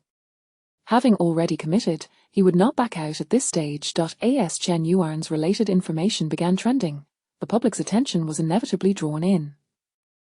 Chen Yuan is releasing a new song too. I admit I was originally looking forward to the audio for Painting and Southern Girl. But an artist lacking integrity is not worthy of support. By the way, do you guys know why Chen Yuan left their Tomorrow Idol group to go solo? I heard that this caused a fallout with Star Entertainment. Undoubtedly, everything Chen Yuan did was for money. He betrayed his teammates for cash. He betrayed his benefactor for wealth. The more I look at it, the more I feel Chen Yuan is inhumane. The more the netizens discussed, the more they felt Chen Yuan was despicable. They even flooded to the comments under his Weibo, calling for a boycott. Inferior artist, get out of the entertainment industry. Naturally, Chen Yuan's fans could not just stand by and watch. Yet, regardless of how popular Chen Yuan was or how many fans he had, they could not surpass the sheer number of netizens. Moreover, among these netizens were individuals intent on stirring the pot. Thus, Chen Yuan's Weibo was almost overrun. He found himself in a position akin to that of a rat crossing the street, everyone shouting to beat him. Perhaps this is the nature of the internet? Ever-changing, with allegiances that can shift at a moment's notice and opinions that can turn on a dime, this is also why top-tier celebrities are becoming increasingly undervalued. Chapter 16, Is this reward too generous?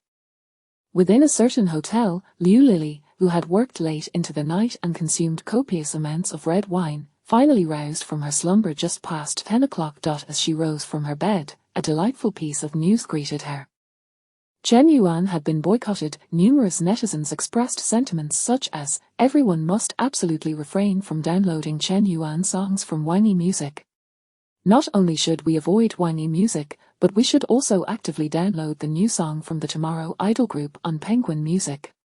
Chen Yuan is utterly detestable, and his betrayed teammates are so pitiable. This is a triumph of justice.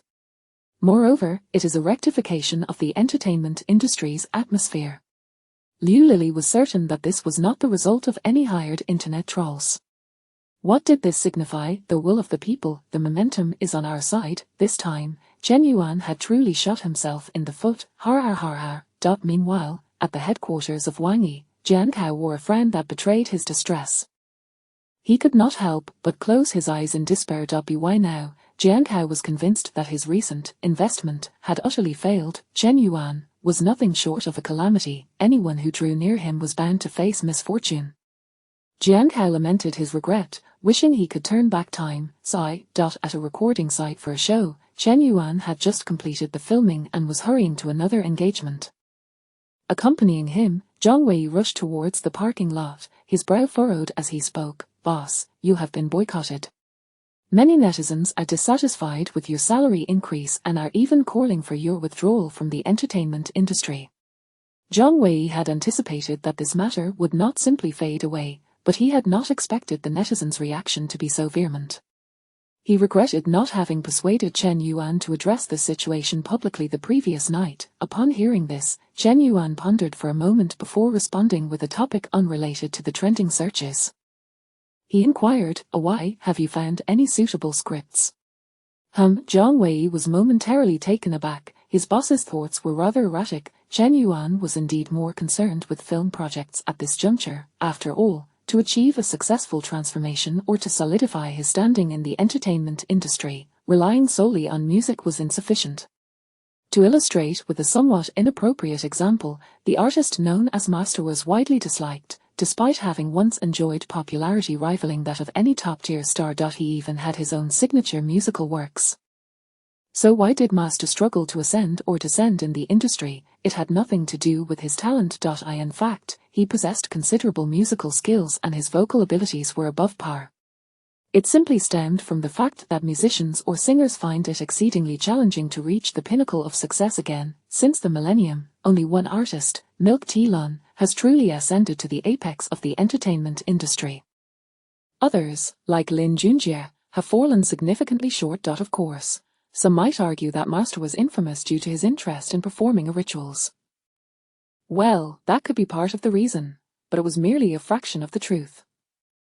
Thus, Chen Yuan was more preoccupied with scripts. At that moment, Zhang Wei had snapped back to reality and responded to Chen Yuan's query, stating, "I reviewed several scripts that were sent over previously. None of them were up to par. They were all mindless cash grabs." Chen Yuan nodded and said, "Keep searching. We will surely find something appropriate." With that, he strode forward confidently. Zhang Wei, lagging behind, suddenly recalls something. "Boss, you haven't addressed the issue of the boycott from netizens. Are we simply going to ignore this?" Zhang Wei glanced at Chen Yuan's retreating figure, hesitated for a moment, and then caught up with him. He was uncertain of Chen Yuan's thoughts, but he was certain that Chen Yuan had heard his previous comments.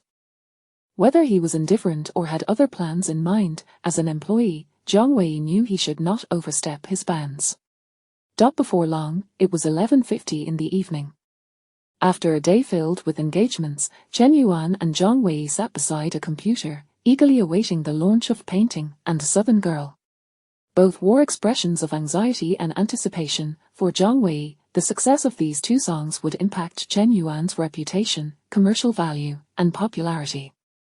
A defeat at the hands of the Tomorrow Idol group could very well become a laughingstock in the entertainment industry, making Chen Yuan's future path fraught with obstacles. However, Chen Yuan's anxiety and anticipation stemmed from an entirely different source.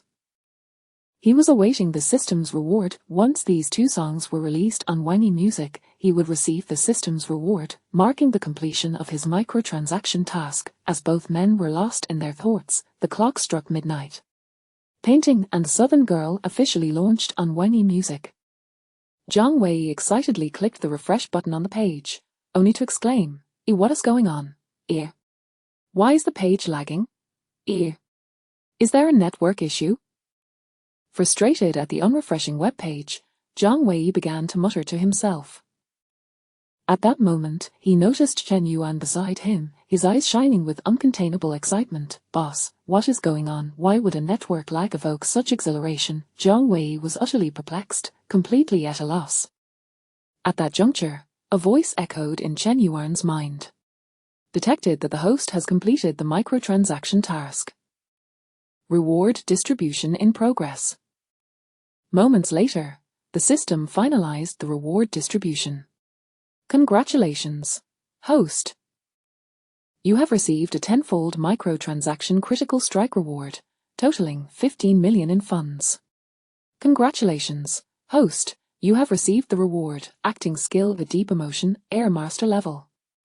Congratulations, host. You have received the reward, Master Level Vocal Skill Experience Card 1. Wow! Gazing at the bountiful rewards, Chen Yuan nearly exclaimed in astonishment that he had never anticipated that the microtransaction task would yield a critical strike.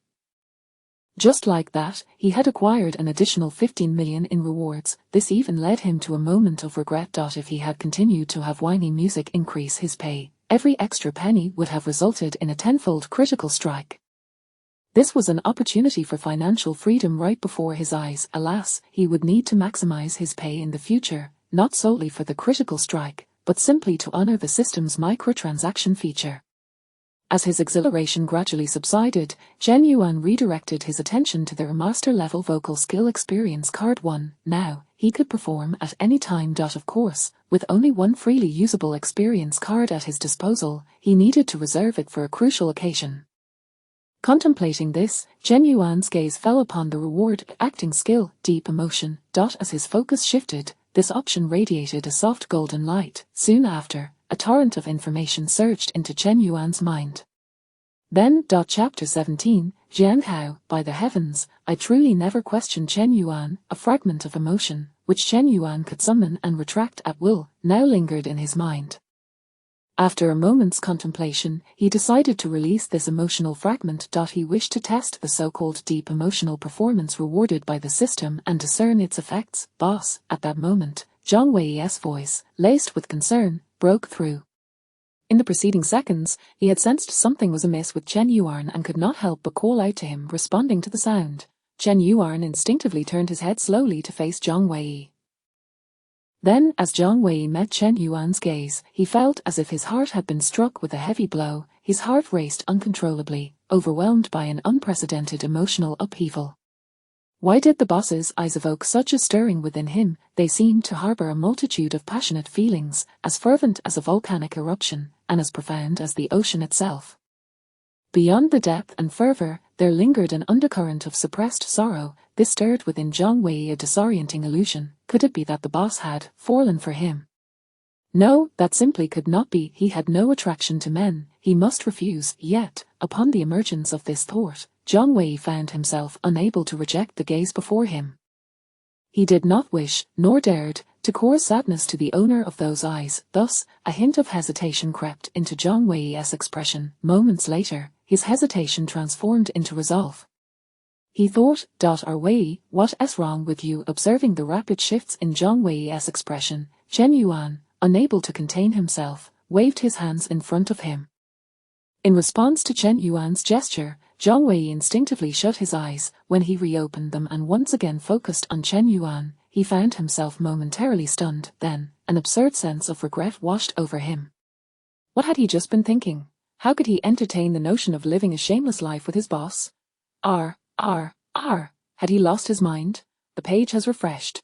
Quick, let us check the data on my 2 songs. Noticing that Zhang Wei seemed to have returned to his senses, Chen Yuan refrained from probing further. Directing his attention to the web page, Zhang Wei took a deep breath, and then he could not resist stealing another glance at Chen Yuan. Subsequently, he inhaled deeply once more. No strange feelings, thank goodness. It appeared his sexual orientation was perfectly normal. Patting his chest, Zhang Wei felt an inexplicable surge of exhilaration. Simultaneously, at the headquarters of Yi Music, Jiang Hao had not returned home that night. He remained at the company, eager to learn the data on Chen Yuan's new songs as soon as possible. At midnight, he, like Zhang Wei, refreshed the web page. He too encountered a lag. What is going on? Why is the network lagging? What is your tech team doing? Jiang Hao, already in a foul mood, erupted in frustration at the potential indication of a problem with the website.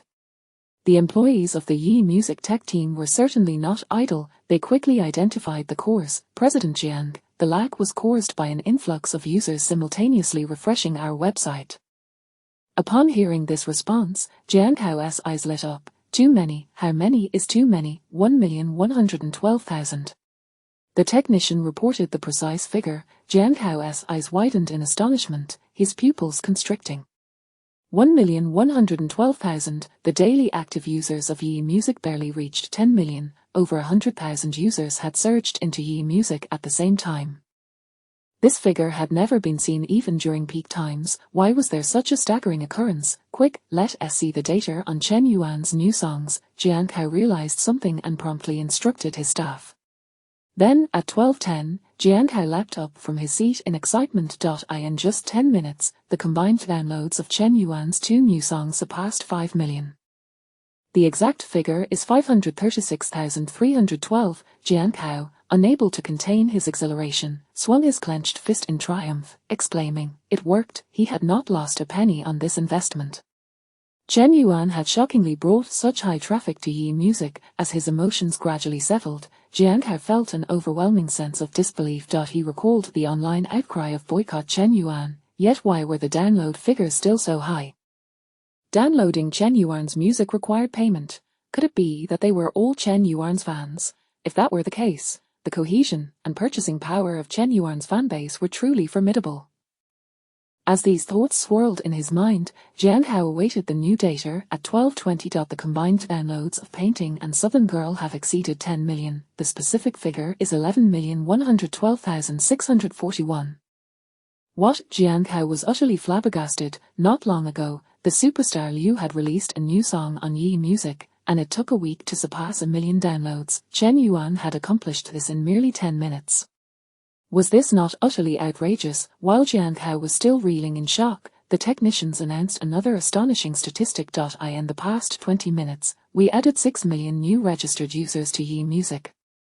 We gained 2 million new paying users. What? Was this person recounting a horror story? Was this even possible? Jian Kao nearly erupted in anger, convinced the data personnel had lost their minds, yet he refrained from voicing his outrage. With a moment's reflection, he affirmed the credibility of the data. A million downloads, an increase of 6 million registered users, and 2 million paying users. It all seemed plausible, at least, from a statistical perspective, it did. However, considering the actual circumstances, it was somewhat disconcerting. Over the past 3 months, Yi Music had added less than 3 million users in total, not accounting for those who had left. The number of new paying users during that period was merely 6 to 7,000. In light of this comparison, how could Jian Kao not be stunned? At this moment, one thought dominated his mind. I knew all along that choosing to collaborate with Chen Yuan was the right decision. Now, he wanted to challenge the other leaders of Yi Music and the executives at headquarters. What do you think, HMPH? When have I, Jian Kao, ever regretted my partnership with Chen Yuan? When have I ever questioned my initial judgment? I had long recognized that Chen Yuan's future was limitless.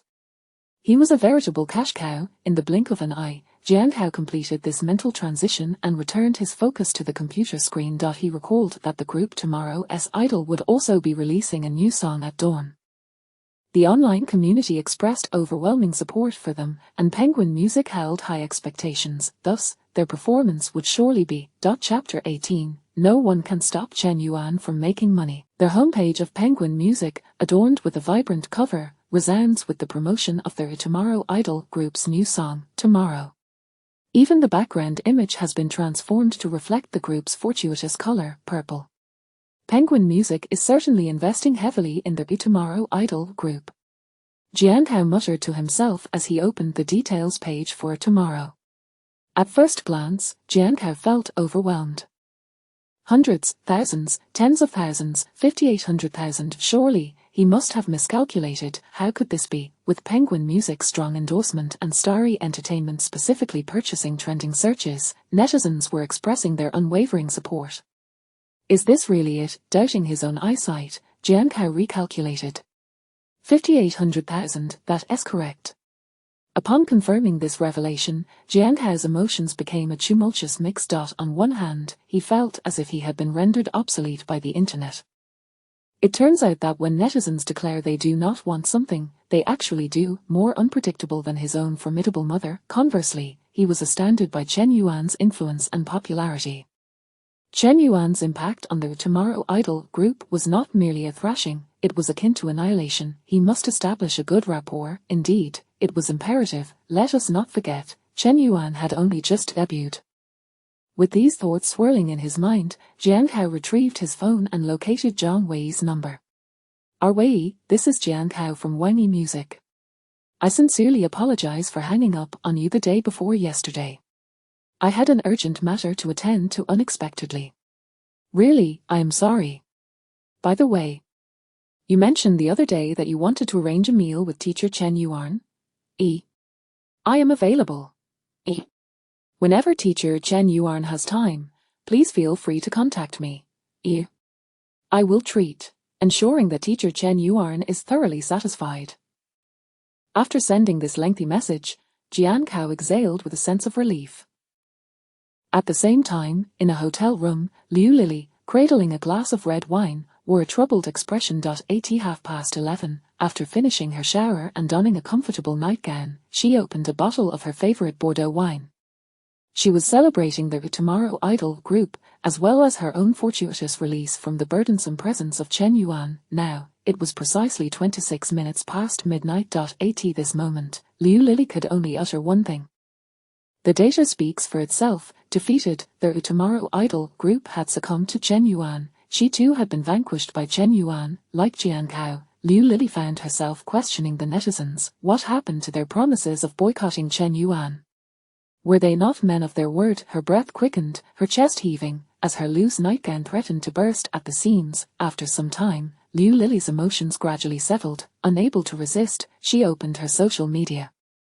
She longed to gauge netizen sentiments regarding Chen Yuan. This was her only glimmer of hope. If the netizens continued to boycott Chen Yuan, perhaps her defeat would not be entirely absolute. The song Southern Girl is indeed delightful. Setting aside personal character, Chen Yuan does possess genuine talent.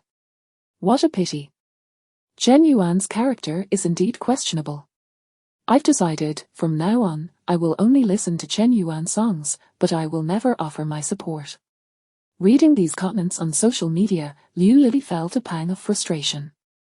What nonsense, listening to Chen Yuan's music is tantamount to supporting him, is it not? How could they not comprehend this? Were their brains malfunctioning? In truth, Liu Lily understood the netizens' mindset. They had forgiven Chen Yuan. They merely sought a way to justify their actions, reluctant to admit their attraction to his music. Liu Lily hoped fervently that this barrier between Chen Yuan and the netizens would never be breached. If so, Chen Yuan would forever remain unable to transform these casual listeners into devoted fans. Liu Lily had evidently been beset by ill fortune in recent days. Whatever she contemplated, it seemed the heavens conspired against her. Just then, Zhang Xiaodong posted on social media, "You might not believe this, but the day before yesterday, Chen Yuan came to my recording studio to record Painting and Southern Girl. I admit, I had my reservations about Chen Yuan at the time. I never anticipated that a top-tier star like him would be so incredibly talented. In less than an hour, he completed the recording of both songs. I am convinced this is not solely due to Chen Yuan's perfect pitch, but also because he has put in tremendous effort behind the scenes. If given the chance, I hope to collaborate with Chen Yuan again. I will approach it with the utmost seriousness and deliver my best performance." Zhang Xiaodong is a renowned golden producer, having worked with countless superstars, his influence spanning both the industry and beyond. More importantly, he had no need to fabricate tales, nor did he carry a history of deceit. Consequently, the entire internet erupted. Wow, is Chen Yuan really that impressive? I never expected that, alongside his talent, he would also train so diligently behind the scenes. My perspective has changed. At that moment, Chen Yuan's fans were so elated they felt like crying. I said it all along, our Chen Yuan is worth it. Isn't it just 1,500,000? Offering 15 million for our Chen Yuan is perfectly justified. After perusing these remarks, Liu Lily quietly shut her phone. She slowly leaned back against the sofa and then remained utterly still. Exhausted, she thought, let it all be obliterated. In a hotel in the Magic City, Zhang Wei, upon learning of the new song's data and reviewing the trending topics, could not help but take a sharp breath. At that moment, he truly struggled to find the right words to describe Chen Yuan. He never imagined a top star could wield such influence. No, that is not quite right. It was not merely that a top star possessed such power. It was because this star was Chen Yuan. After a moment of reflection, Zhang Wei gradually refocused his thoughts. Drawing upon his expertise as a manager, he quickly identified a minor issue. "Boss, there seems to be a slight problem with the comments from your fans. Their remarks are somewhat exaggerated. Statements like 15 million is deserved could potentially yield negative repercussions for you. I will reach out to the fan leaders to regulate and refine the fans' comments." Zhang Wei was quite seasoned, having spotted even such a minor issue. "No?" Just as Zhang Wei was about to take action, Chen Yuan promptly interjected. "Huh?" Zhang Wei was taken aback. Chen Yuan stated, "Yeah, I said it's unnecessary. Fans have their own freedom. We should not interfere indiscriminately. If fans are constantly proclaiming their worth, how can one expect to increase their income in the future? Higher increasing income could lead to explosive financial gains. It could even yield system rewards. Not only should we not halt this momentum, we must amplify it." Zhang Wei was left utterly bewildered. Chen Yuan's words were appealing, but did he not mean that he intended to forcefully increase income in the future? "Boss, we are already top stars. Is it truly necessary to be so meticulous?" Chapter 19, The two characters, Chen Yuan, are worth a staggering 10 million. For the following week, Chen Yuan dominated the trending searches. The popularity of A Southern Girl and a Painting continued unabated. Within that week, Their total download count exceeded 30 million.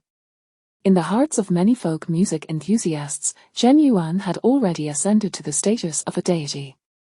Chen Yuan truly understands folk music.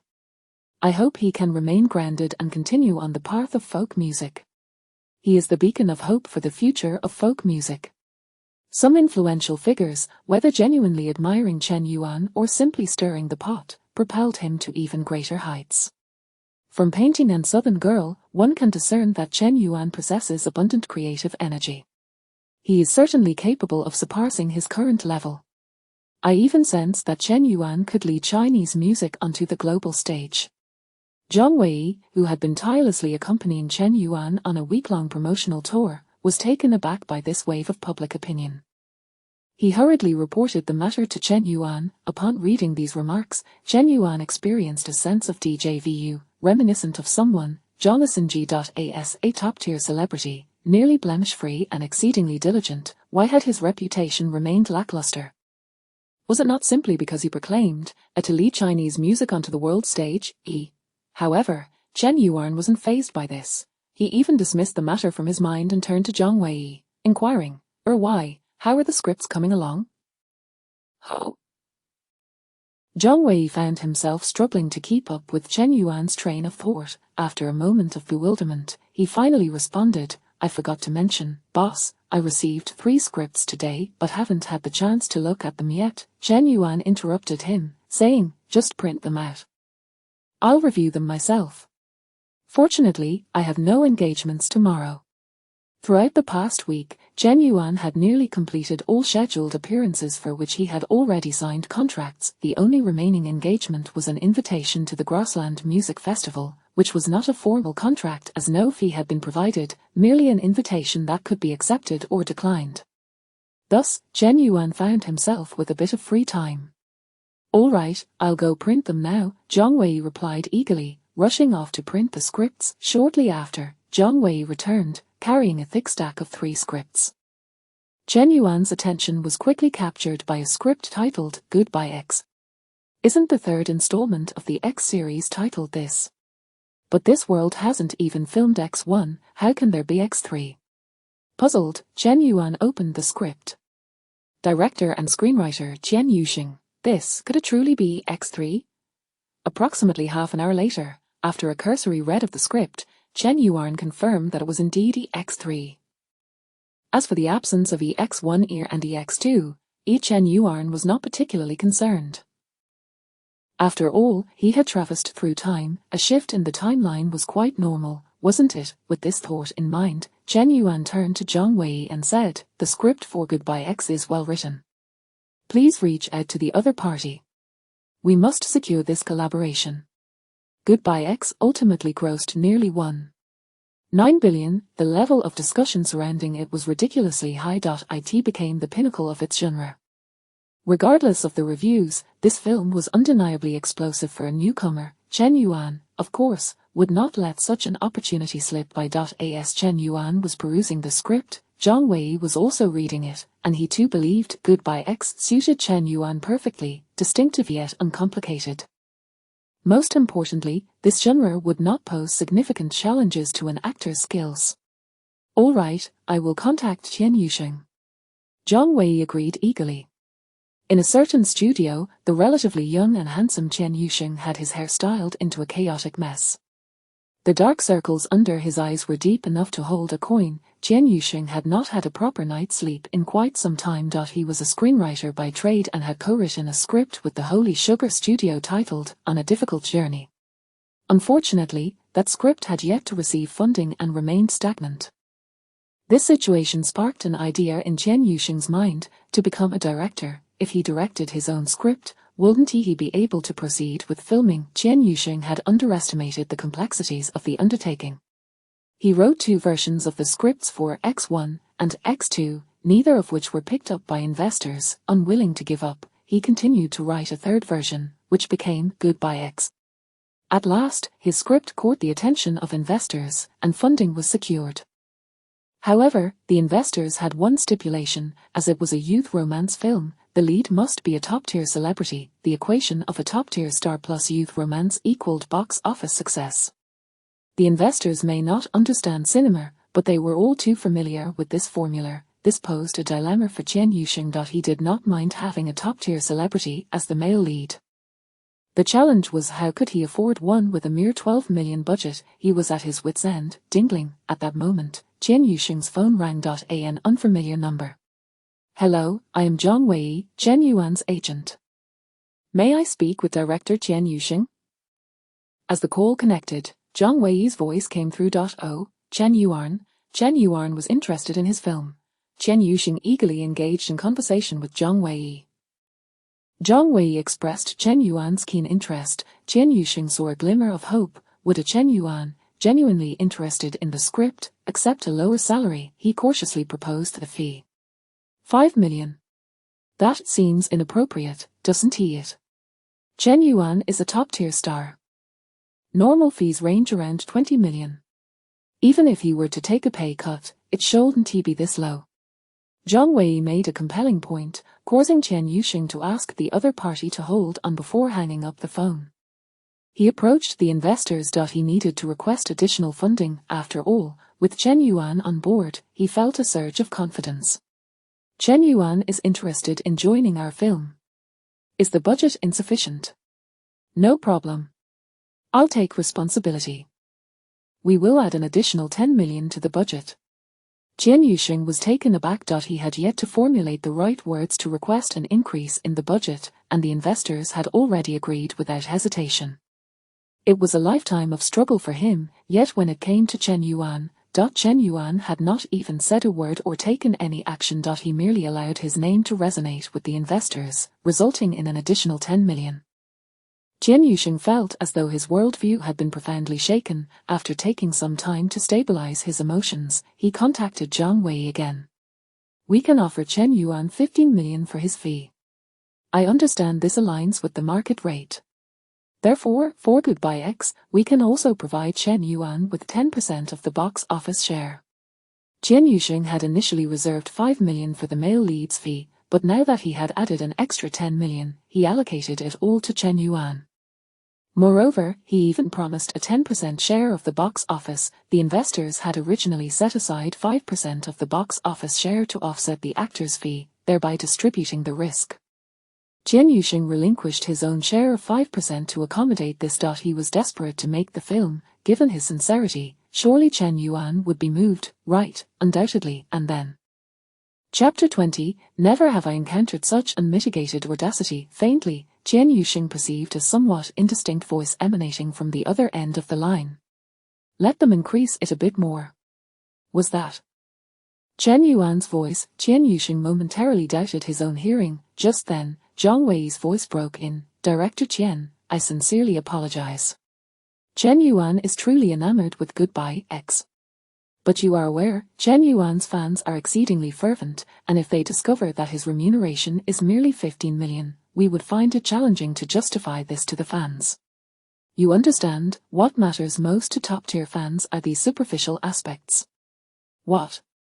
Chen Yusheng's mouth gaped in disbelief. 15 million, coupled with a 10% share of the box office, was insufficient. After an indeterminate span of time and considerable effort, Chen Yusheng regained a modicum of clarity and stammered, I will communicate further with the investors. After ending the call, Chen Yusheng engaged in a mental fortification exercise. It was Chen Yuan requesting an increase, not himself. Surely the investors would not blame him for this, would they? Finally achieving a semblance of mental readiness, he inhaled deeply and dialed the investor's number. Upon hearing Chen Yusheng's report, the investors remained silent for what felt like an eternity before responding in an icy tone, we shall add another 7 million. With that, the line went dead, indicative of their own impatience. Chen Yuan was demanding an exorbitant fee, yet, this revelation somewhat alleviated Chen Yusheng's anxiety. An additional 7 million meant Chen Yuan's remuneration had now reached 22 million. The standard rate for a top-tier star was 20 million. Surely, Chen Yuan could not refuse this offer, could he? He could not possibly claim that our side lacked sincerity, could he? With these thoughts swirling in his mind, Chen Yusheng called Zhang Wei once more. Upon announcing the figure of 22 million, he distinctly heard Zhang Wei gasp in astonishment. It was evident that this price had taken Zhang Wei aback. which brought a fleeting smile to Chen Yusheng's face. At that moment, however, he was once again greeted by that somewhat muffled, devilish voice reminiscent of the King of Hell. Let them increase it further. As their words echoed, Chen Yusheng realized the other end of the call had fallen silent. After what felt like an eternity, Zhang Wei's voice finally returned. Director Qian, I understand that you have demonstrated considerable goodwill. But it may still be insufficient. Zhang Wei struggled to articulate a reason for the increase. Even he could not concoct a plausible justification for demanding more funds. Chen Yusheng remained silent, or rather, at that moment, his mind felt utterly vacant. He found himself at a loss for thoughts. 22 million, along with a 10% share of the box office, for an artist devoid of any acting experience, who would dare to entertain such a notion. Zhu Ruanfar's fee was merely 20 million, and that was in Hong Kong dollars. After what seemed like an eternity, the ringing of his phone jolted Chen Yusheng back to reality. Ding-a-ling, it was a call from the investors, likely inquiring about the progress. To his surprise, he felt a surge of trepidation. He hesitated to answer the phone. Ding-a-ling, the phone rang out like a grim reaper's summons, each ring piercing the stillness. Gritting his teeth, Chen Yusheng reluctantly answered, his expression one of despair. He was uncertain how he relayed the situation. He knew that once he finished his report, he heard an exclamation of exasperation. What the hell, are you out of your mind? Bang! Following that outburst, a loud crash echoed through the line. Beep beep beep, then came the busy signal. Undoubtedly, the investors had been enraged enough to slam down the phone. A perfectly natural reaction. If he were in their position, he too would have hung up. With that thought, Chen Yusheng sighed heavily and shook his head. It appeared that collaborating with Chen Yuan was no longer feasible. He would need to hasten the search for a new lead actor for Goodbye X. But who should he approach? The thought of it made Chen Yusheng's head throb, and he couldn't help but scratch his already disheveled hair. Ding-a-ling, after an undetermined interval, his phone rang again. It was the investors. I have finalized the deal with Chen Yuan, 29.8 million in remuneration. 15% of the box office profits. Furthermore, Chen Yuan will also contribute an additional 10 million in investment. Prepare for Goodbye X at once. Do not allow any errors. Report any developments immediately. With that, the investors abruptly hung up. What? Chen Yusheng was utterly flabbergasted. The investors had acquiesced to Chen Yuan's demands. Moreover, they had added 798,000 on top of the initial 22 million. Chen Yuan's fee now stood at 29.8 million. Chen Yusheng was at a loss for words. The total investment for Goodbye X had originally been a mere 12 million. Chen Yuan's remuneration alone could fund 3 iterations of Goodbye X, with surplus to spare. Chen Yuan had singularly transformed a low-budget film into one of medium scale. How could the investors possibly agree to such an outrageous demand? Where was their sense? He had spent years pleading, exhausting countless efforts to secure a mere 12 million. In the end, Chen Yusheng slumped into the sofa, utterly drained. Is this what it means to be a top-tier star? In a certain hotel, Zhang Wei gazed at Chen Yuan, his expression now a mixture of astonishment and sheer terror. He had never anticipated that Chen Yuan would dare to raise his asking price to 29.8 million. Moreover, Zhang Wei vividly recalled the tone of the investors when they had called. It had been laced with palpable fury, as if they might devour Chen Yuan whole. Though the investors ultimately conceded to Chen Yuan's terms, Zhang Wei was 100% certain that Chen Yuan had become utterly reviled in the eyes of the investors within the entertainment industry. It could be said that if Goodbye X were to fail, Chen Yuan would be left with no further opportunities in film. He might even incur the wrath of the investors for the rest of his life.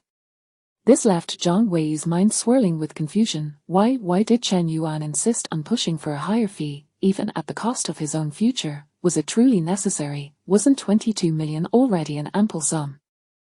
Maintaining a cordial relationship with the investors was surely more advantageous than an additional 7 million. 7 million was hardly a significant amount for a top-tier star. If one gig fell through, couldn't he secure another endorsement? There were countless avenues for profit. Why? Indeed, Zhang Wei gradually shifted his gaze back to Chen Yuan. He observed that Chen Yuan seemed to be lost in a trance. Whatever thoughts occupied his mind appeared to evoke a smile at the corners of his lips. It was as if he was entirely indifferent to the current situation. He exhibited no concern for the potential consequences of Goodbye X failing. At that moment, Jiang Wei fervently wished he could peer into Chen Yuan's mind. He was desperate to uncover what thoughts lay hidden within. Chapter 21. Why is he so popular? After successfully negotiating a partnership with the investors, Chen Yuan heard the voice of the system. Ding dong. Congratulations to the host for successfully accepting the microtransaction task. Reward settlement in progress. Shortly thereafter, the system completed the reward settlement. Congratulations to the host for receiving the reward. Music package containing 10 songs. Congratulations to the host for receiving the reward. Professional acting experience card 1. Congratulations to the host for receiving the reward. Investment critical hit. P.S. The investment critical hit allows their host's investments to yield critical returns, with a multiplier randomly generated between 0 and 100. Having already received several system rewards, Chen Yuan couldn't help but inhale sharply, reminiscent of a decade-old vinegar. The prospect of investment costs potentially yielding returns, and even in the form of critical hits, was astonishing. If luck were on his side, wouldn't his 10 million investment in Goodbye X lead him directly to financial freedom? How much is 100 times 10 million? Perhaps a student of advanced mathematics could calculate it in 3 days and nights. Moreover, upon completing the microtransaction task, Chen Yuan would also have the opportunity for a critical hit on his investment. Based on a 29.8 million remuneration, a critical hit, with such rewards at stake, Chen Yuan not only found it hard to quarrel with the investors but risked becoming the object of disdain among all financiers in the entertainment industry. He would not even mind becoming the sworn enemy of all investors. It was not that he was overly greedy or ruthless, rather, the system had bestowed too many rewards upon him. As for the music package, it was also a delightful treasure, containing a full 10 songs. While not every track was a classic, they were certainly familiar and had even enjoyed periods of great popularity. With these thoughts in mind, Chen Yuan's gaze fell upon their professional acting experience card. He refrained from using it immediately. This was an experience card, and once utilized, it would be spent. He intended to wait until he officially commenced his role in Goodbye X to use it. In the following 2 days, Jiang Wei formalized the contract for Goodbye X. Chen Yuan was now the male lead. Jian Yusheng had nearly completed the preparations for the crew, merely awaiting the arrival of the male protagonist. Now that the lead had been confirmed, Goodbye X could commence filming at once. This meant Chen Yuan could join the production team. Jiang Wei shared this sentiment and thus planned to decline the invitation to the Chiaomai Music Festival, allowing Chen Yuan to focus entirely on the film. After all, for the now top-tier Chen Yuan, Goodbye X was no longer a trivial film. It was pivotal in determining whether he would become a thorn in the side of all financiers in the industry. From now on, my focus will predominantly lie in film. Therefore, I may no longer accept random invitations and might not frequently appear in public. In fact, I might even cease recording for VLPG. This music festival might well be my last opportunity to present myself to the public. It also serves as an explanation to my fans who cherish my performances. Chen Yuan had Jiang Wei accept the invitation to the Chiaomai Music Festival. As he had articulated, his focus was shifting towards film. Being a top-tier star was exhausting, burdensome, and filled with trivialities. Running from one engagement to another left him with no personal time at all. Exhausting himself merely for a paltry sum was unnecessary. Indeed, Chen Yuan had begun to regard the income of a top-tier star with disdain. With system rewards and critical hits, one would naturally grow indifferent to such small change. As Chen Yuan had mentioned, his decision to attend the Chiaomai Music Festival was a means of giving back to his fans. They had been immensely supportive of him, and now, at this moment, trending topics on Weibo were related to Chen Yuan. Is Chen Yuan set to attend the Chiaomai Music Festival? The third batch of tickets for the Chiaomai Music Festival sold out instantly upon release. Netizens expressed. With Chen Yuan at the Chiaomai Music Festival, I am definitely going. I finally await Chen Yuan's very own stage. I want to hear Painting and Southern Girl live. Damn it, how could the tickets for the Chiaomai Music Festival be snatched up so quickly? Who has tickets for the Chiaomai Music Festival? Please transfer them to me, I'll send you private photos. I'll pay extra. Friends with tickets for the Chiang Mai Music Festival, please message me, I can offer more. Although the Chiang Mai Music Festival had not officially announced Chen Yuan's participation, fans were already in a frenzy.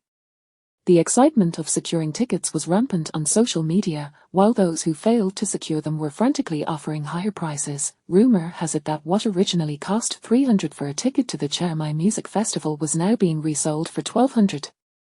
From a certain perspective, the attributes of Chen Yuan's fans were quite similar to his own. They both enjoyed spending extra money. This was indeed one of the reasons behind Chen Yuan's determination to attend the festival.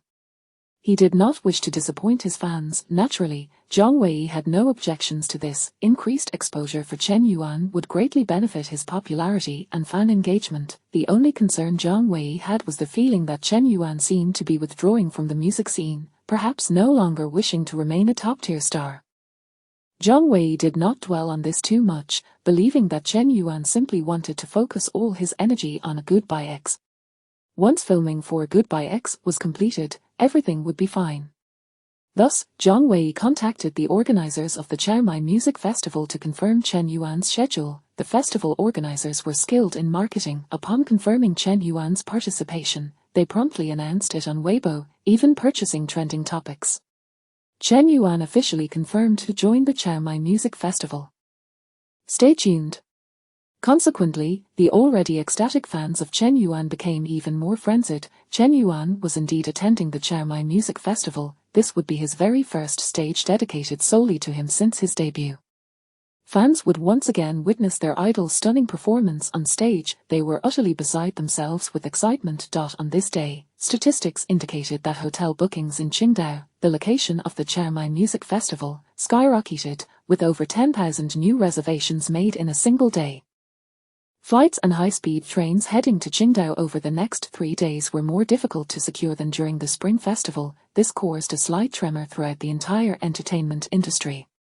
Media outlets fervently reported on the topic. Some even described Chen Yuan with the phrase, "He has surpassed the top-tier stars." This statement, however, was somewhat exaggerated. In the past 2 years, it had been the rise of fandom culture, reaching its peak. The few individuals standing at the pinnacle of stardom had popularity and offline drawing power that was not inferior to Chen Yuan's. When a certain top-tier star appeared at an airport without any scheduled engagements, the venue was inundated with fans. It goes without saying that they were not merely top-tier stars. When Zhang Xiao announced his return to the music scene and held a concert, it led to traffic congestion across several streets. At times, it was truly difficult to fathom just how fervent these so-called fans could be. Of course, the popularity that Chen Yuan exhibited now was sufficient to evoke envy from many within the industry, especially among some stars. As long as Chen Yuan doesn't falter, this level of popularity is more than enough for him to squander. Honestly, I cannot comprehend why Chen Yuan is so popular. Is it merely due to the songs Painting and Southern Girl? What else does he possess? His total time in front of the public does not even add up to 3 months. Chapter 22. Chen Yuan suddenly fades from fame. The music festivals in Huaxia are not particularly vibrant. Perhaps it is more fitting to describe them as lacking a breakthrough. Those who are not familiar with them are simply indifferent.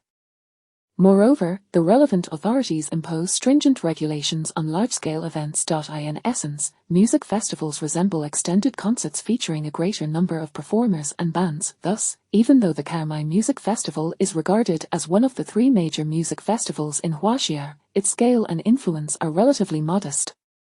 Therefore, when the organizers realized that merely announcing Chen Yuan's attendance had propelled them onto several trending lists, they could not help but feel exhilarated. In light of this, they even rearranged the lineup for the festival's guests. Let Chen Yuan be the opening act. For a music festival, both the opening and closing performances hold significant importance. However, the difficulty of these performances is quite high. The former must invigorate the audience, who have only just entered and whose minds have yet to fully immerse in the festival's ambience. This requires a performance that is either profoundly impactful or deeply resonant. Chen Yuan is too young, lacking experience on stage. One might even say he has no experience with large-scale performances. He is not suitable. Some among the organizers voiced their dissent. Nevertheless, they ultimately reached a consensus. Given Chen Yuan's popularity, he deserves to be the opening act. When Chen Yuan received the itinerary submitted by the Kaomai Music Festival, he was somewhat taken aback. Yet, he did not voice any objections. Finishing his performance early would allow him to return sooner to commence filming for Goodbye X. With this thought in mind, he arrived at the festival venue 2 days later. Subsequently, Chen Yuan spent nearly an hour engaging in pleasantries with other guests. The Kaomai Music Festival had invited numerous well-known singers and bands from within the industry, including Jing Jun, Wang Banbi, Ashin, Da Zhongwei, and the Wutiao Ren Band. These individuals either possessed extensive stage performance experience or exceptional vocal skills and stage presence, making them frequent attendees at music festivals. They were also Chen Yuan's seniors, and it was only fitting for him to take the initiative to greet them. This process unfolded without any unpleasantness. As the saying goes, there are not so many foolish individuals in reality. Even if someone harbored grievances, they would not be so brazen as to confront him directly. Liu Lili and Chen Yuan were at odds, yet when she dealt with him, she still resorted to veiled tactics, lurking in the shadows. Thus, after completing his exchanges with the other guests, Chen Yuan smoothly transitioned into rehearsal. Amidst the hustle and bustle, the moment arrived for the grand opening of the Kaomai Music Festival. The festival's commencement was far more boisterous than Chen Yuan had anticipated. The venue, with its 30,000 seats, was already filled to capacity. A sea of black and dense crowds greeted the eye. Outside the venue, the number of spectators without tickets was even greater. They surrounded the area outside, creating a blockade. This even disrupted traffic in the vicinity.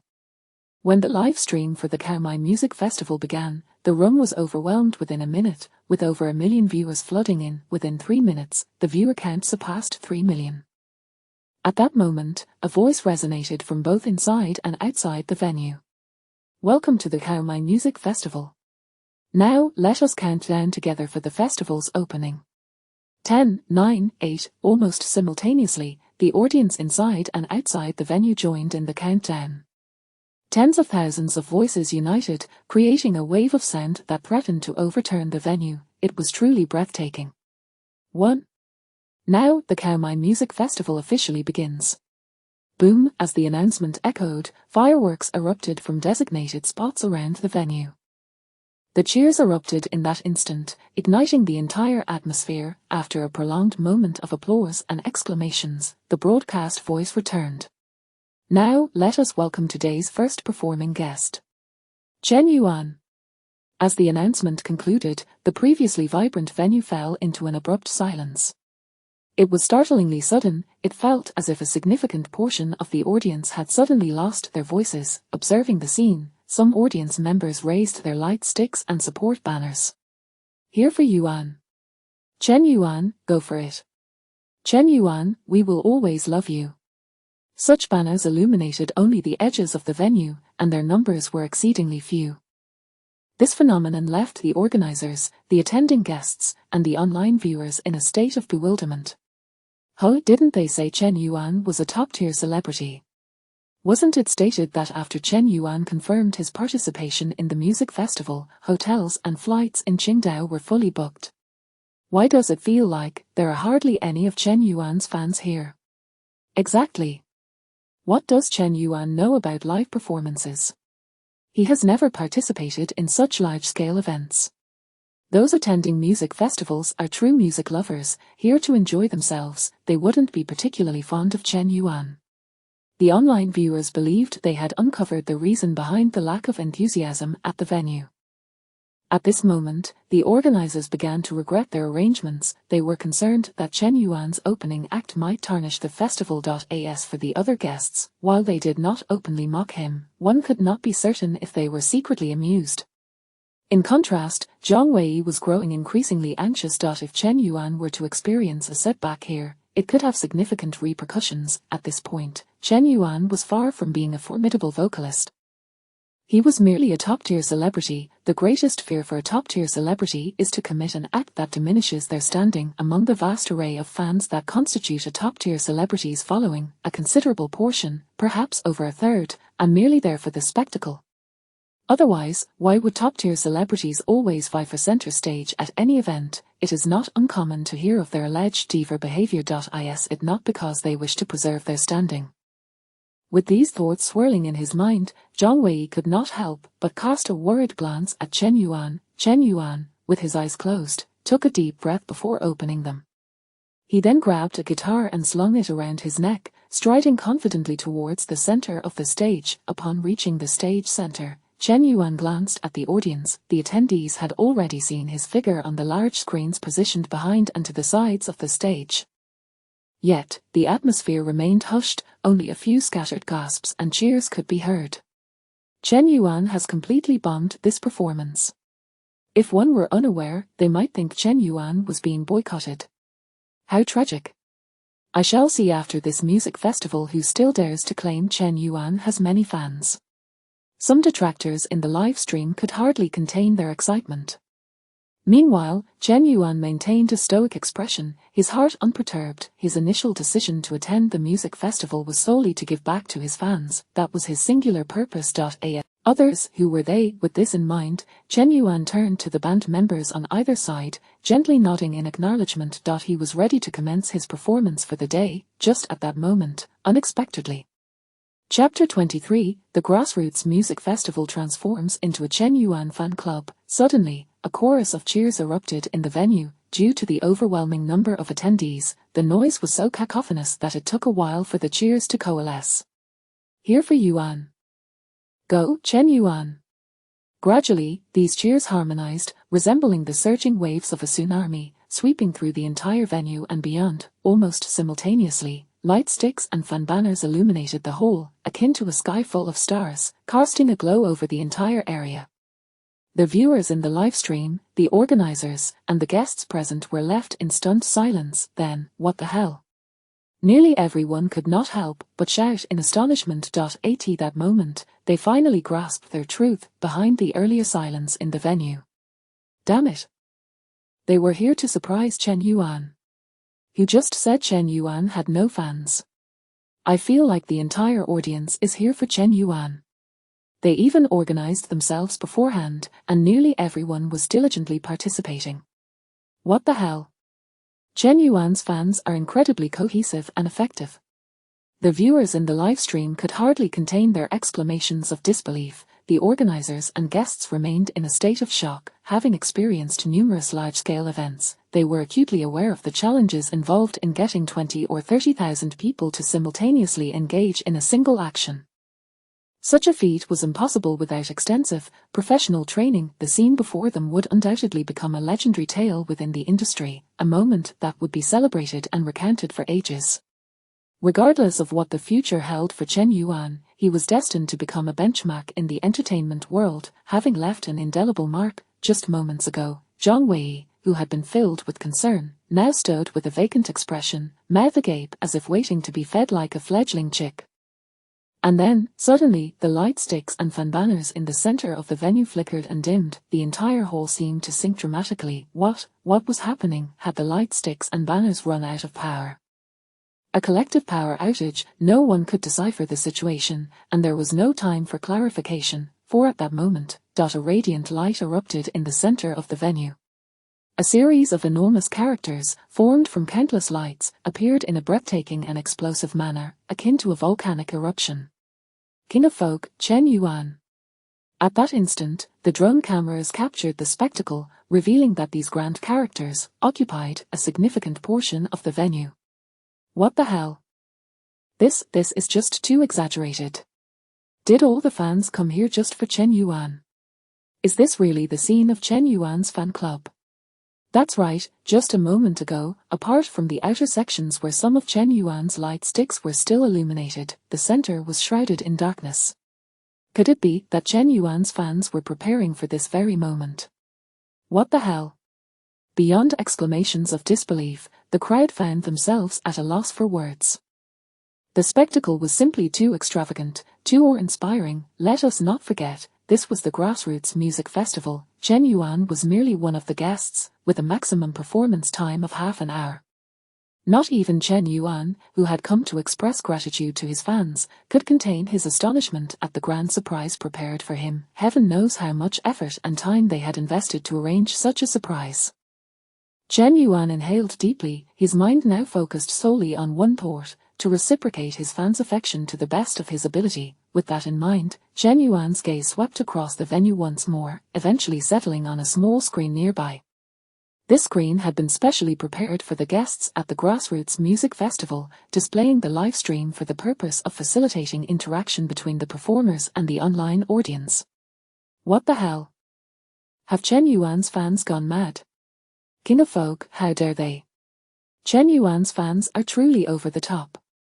Meanwhile, in the live stream, apart from the astonished comments, a few trolls attempted to stir up negativity, spamming the chat. Although the trolls were trying to incite negativity, their remarks resonated with many casual viewers. The title, King of Folk, indeed seemed exaggerated for Chen Yuan at this moment. Even he had never envisioned himself being granted such a title. However, after taking another glance at the comments in the live stream, Chen Yuan shifted his focus back. He slowly turned to the band leader and gently shook his head, signaling for them to halt their preparations to begin playing. He then redirected his attention to the fans in the venue and expressed, "I am truly, immensely grateful for your love and support. I am also very pleased to meet everyone here and perform for you. I will not let you down." As he spoke, Chen Yuan took another deep breath. He recalled the fans who had fervently defended him against the trolls in the livestream. He thought of the tremendous surprise his fans had orchestrated for him, since they held such high expectations of him. Chen Yuan again addressed the microphone, stating, "And next, I will present to you an original song titled Ideal Third Season. With these words, Chen Yuan's hands rested upon the guitar. According to his original plan, he was supposed to perform a painting air and a Southern Girlie tonight. Now he had changed his mind. As Chen Yuan's fingers touched the guitar, the prelude of Ideal Third Season began to play. The soothing, gentle music flowed like a stream gliding over fine sand, wafting through the venue. At this moment, the audience finally reacted. An original. Chen Yuan is going to bring us an original song. Listening to this prelude, it seems like it's folk music. Yuan Bao, indeed the king of folk. Sure. Everyone, quiet down, don't disrupt Yuan Bao's performance." After a flurry of excited exclamations, the audience quickly composed themselves, fixating their bright, expectant eyes on Chen Yuan on stage. The prelude concluded, and Chen Yuan's voice resonated. After the rain, a car approaches, driving through the pallid twilight. The old tin can head south. The lover is no longer here. A trace of melancholy imbued Chen Yuan's voice, intensifying the inherent solitude of Ideal Third Season, striking deep into the hearts of the listeners. Moreover, Chen Yuan appeared like an unfeeling singing machine, seemingly detached from the audience. He remained unfazed by the earlier eruption of cheers, maintaining his own rhythm. In fact, he even influenced the audience's response. Consequently, many of those who had been exceedingly excited and almost uncontrollable began to calm slightly, swaying gently to the rhythm of the music. The atmosphere in the venue shifted from one of fervor to a tranquil serenity in an exceptionally brief span. This left the other guests present utterly bewildered. It felt as though the atmosphere resembled that of a small fan club. Otherwise, how could a singer so effortlessly control the fans? Yet, this was a venue filled with 30,000 people. Chapter 24. Are you throwing caution to the wind? Is one song, Ideal Third Season, not enough? At this moment, the atmosphere in the live stream chat had notably calmed down. It's rather paradoxical. As a top-tier artist, Chen Yuan should inherently be associated with keywords like raucousness, fervor, and electronic music. Yet, paradoxically, Chen Yuan's folk songs evoke a profound sense of tranquil strength. His voice carries a weariness that belies his age, intertwined with a certain desolation and melancholy reminiscent of autumn winds. However, it does not forfeit the purity characteristic of his youth. In simpler terms, it's delightful to listen to. I love it, I want more. Chen Yuan's singing continued. Tune into the poetry radio under the haze of smoke. An indifferent cough, at least it appears so. The journey home remains endearing. The strings lack their grace. No longer do we see that child listening to music in the night. The cacophony of the venue had vanished. The audience below instinctively swayed their hands to the rhythm of the music. They had gradually immersed themselves in Ideal Third Season. With masterful vocal skills, Chen Yuan's timbre, marked by a sense of weariness, resonated deeply. He genuinely exuded an infectious charm that could reach into the hearts of listeners. At that moment, even those viewers not present at the venue felt a semblance of this emotional contagion. In comparison to Painting and Southern Girl, Chen Yuan's Ideal Third Season possesses an added layer of ambiguity and poetic imagery. The visuals in his lyrics are no longer linear. They resemble vintage slides, flickering by. Yet, despite this, the scenes depicted in his lyrics remain vivid. Chen Yuan is indeed suited for the path of folk music. If he continues on this trajectory, he will undoubtedly ascend to the throne of folk music. Compared to the ordinary audience, the comments of the guest singers beside him were decidedly more discerning. Chen Yuan's breath control is impeccable. His enunciation perfectly aligns with the melody. What is even more remarkable is that, in this tranquil performance akin to casual conversation, he infused it with an intensity bordering on fervent emotion. From a purely expressive standpoint, folk music is generally ill-suited for stages accommodating thousands. Yet, Chen Yuan has dominantly captivated the audience with his voice. He is just starting out. Has he truly never performed on a large stage before? The seasoned singers present, such as Da Zhongwei, Jing Jun, and Xin, wore expressions of disbelief. These older generations of artists often harbored disdain for the so-called top-tier stars. To them, such figures seemed devoid of true merit. They had all been tempered on stage, having endured the tribulations of time and audience scrutiny to arrive at their current stature. Yet, it appeared that Chen Yuan was indeed different from other top-tier artists. Time hastily whispers its soliloquy, transforming tribulations into tapes. The withered sentiments trampled by the passage of years. As he sang these lines, Chen Yuan's voice emerged, casual yet resonant with heartfelt expression. Ooh, it was not a strained shout. Rather, it was a gentle murmur, reminiscent of a grandmother soothing a child to sleep, easygoing, unpretentious, warm, and tinged with a hint of, like autumn wind stirring dry leaves to dance upon deserted streets. At this juncture, the live stream chat had diminished by more than half. The remaining viewers had forgotten to comment, as their emotions melded with Ideal Third Season, enveloped by Chen Yuan's melodies. The audience on site swayed their bodies, softly humming along with ooh ooh ooh. They dared not sing aloud, fearful of disturbing the tranquil moment, afraid of disrupting Chen Yuan, who stood alone on stage with merely a guitar. At this moment, Chen Yuan concluded his humming, and his voice resonated once more. Just let loneliness grow old, do not awaken. Your longing to depart is merely a place without a resting point.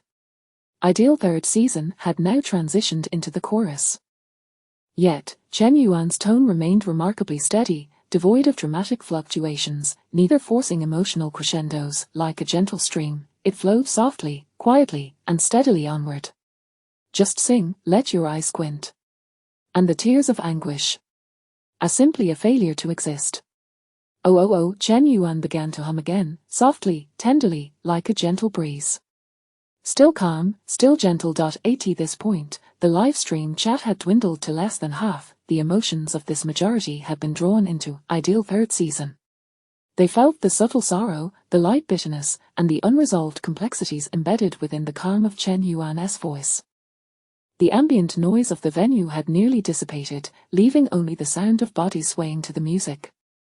Youth once again succumbs to the nameless embrace, wasting time on laughter amidst the transient gatherings, yet unable to reach the right platform. Ideal Third Season had entered its latter half. It was no longer vague, directly addressing regret. At this moment, the audience finally comprehended the source of the loneliness and sorrow encapsulated in Chen Yuan's voice. From the moment Chen Yuan began to sing, I felt a sense of helplessness akin to a sigh. Now I finally understand the reason for that helplessness. His singing is truly remarkable, deeply touching. Many began to share their own life's regrets and missed opportunities. Numerous voices could not help but exclaim, "It has ultimately passed." Many others sighed, "It is ultimately irretrievable." At this point, Chen Yuan had reached the final 2 lines of Ideal Third Season. No longer fearless in sentiment. Believing to understand. The place where dreams collapse. Now overgrown with moss. As Chen Yuan's voice trailed off, the guitar ceased to play. Yet, the audience and the viewers in the live stream remained motionless for an extended period. They were still immersed in the atmosphere conjured by Ideal Third Season. Not only the audience, but even the guest singers beside him wore expressions of deep contemplation, their gazes fixed upon Chen Yuan on stage. It has been said that good music can evoke a sense of reliving one's life. The crowd now likely experienced such a feeling, as if they had traversed a chapter of life, lived through a story. Just then, Chen Yuan's voice broke the silence. Next, I will present to you my original song. I hope you will enjoy it. Here's her bridge for everyone. As Chen Yuan's voice resonated, the audience finally emerged from Ideal Third Season. And then, wow! Chen Yuan is going to present us with an original song. Is one song, Ideal Third Season, not enough? What else has this guy been hiding in Tomorrow's Idol? Does he have a whole computer full of treasures? Does this mean that placing her bridge after Ideal Third Season suggests the former is even more impressive? No. It can't be, right? Among all folk songs, Ideal Third Season is certainly a top-tier work, isn't it? Chapter 25. Do even passing dogs experience regret? The barrage in the live stream erupted instantaneously. Indeed, what Chen Yuan articulated was utterly explosive. The audience present, however, harbored fewer thoughts. They were simply exhilarated, their bright, sparkling eyes fixated on Chen Yuan on stage, brimming with anticipation. At that moment, the prelude of Her Bridge began to resonate. The prelude of Her Bridge is notably lengthy. Chen Yuan had not communicated with the band beforehand, resulting in the absence of percussion, morin khur, guzheng, and other instruments in the prelude. This rendered the performance of Her Bridge somewhat insubstantial, yet, this is Her Bridge, a piece that would evoke a sense of regret even in a passing dog. In a previous life, Chen Yuan had come across a humorous anecdote. That day, while listening to Her Bridge, I accidentally accelerated into my ex-girlfriend's house, forgetting that my wife was still in the passenger seat. This is the essence of Her Bridge. Even with only a guitar as an accompaniment, its prelude remains profoundly impactful. The fans, initially stirred by Chen Yuan's original song, soon found themselves subdued. More precisely, the melancholic sentiments evoked by Ideal Three Seasons had yet to dissipate, drawing them into a deeper, sorrowful ambience. At that moment, Chen Yuan's voice resonated. Let me see you once more, from south to north, as if blinded by the fifth ring road. In contrast to Ideal Three Seasons, the weathered quality of Chen Yuan's tone was now fully manifested. This song, inherently steeped in sorrow, deeply resonated, requiring an emotional depth that could elicit tears. As Chen Yuan's voice emerged, it enveloped the audience like the desolate chill of autumn leaves swirling in the wind, or the ruthless cruelty of a winter where all life withers, weighing heavily upon everyone present. The venue fell into utter silence. The barrage in the live stream had once again diminished by half. Please recount that day once more. The girl holding the box, and the man wiping his sweat. I am aware of those summers, just like youth. It cannot return. What replaces dreams can only be a reluctant substitute. At this moment, the singers beside the stage could not help but glance at each other. Their eyes reflected a mix of concealed sorrow and astonishment. The sorrow stemmed from Her Bridge. The astonishment arose from Chen Yuan has once again presented a song that could be the lead track on any album. Is he truly just a pretty face with no talent? Stranger still, how can someone so young create songs that require the weight of years to craft? Amid their astonishment, questions lingered in their eyes, prompting them to introspect about their own lives. The prolific Wang Banbi fell silent, aware of his own talents, yet cognizant that at Chen Yuan's age, he paled in comparison. Da Zhang, having achieved fame at a young age and labeled a musical prodigy, recognized that most of his works were influenced by others, born out of a certain affinity with their creations. He felt he was nowhere near Chen Yuan's caliber. The band, Wutiao Ren, presented an intriguing dynamic. The lead singer, Ren Ko, was more inclined to kick off his flip-flops and stride onto the stage to accompany Chen Yuan. He sensed the inadequacy of the accompanying instruments, lamenting the inevitable imperfection of the performance. At this juncture, Chen Yuan's voice continued. I know the bravado I once boasted will fade away with a smile in youth. Let me be trapped in the city, commemorating you. As these lyrics fell, the memories stirred within the live stream's audience could no longer be suppressed. During my 3 years in high school, I had a secret crush. She always wore her hair in a ponytail, her face adorned with a gentle smile reminiscent of a dimple, bouncing as she walked. There's a well-worn phrase that describes her in my heart. White moonlight. Though white moonlight may sound trite, I truly, truly wish to see her once more. Even if it means traveling from south to north. The audience was even more dramatic.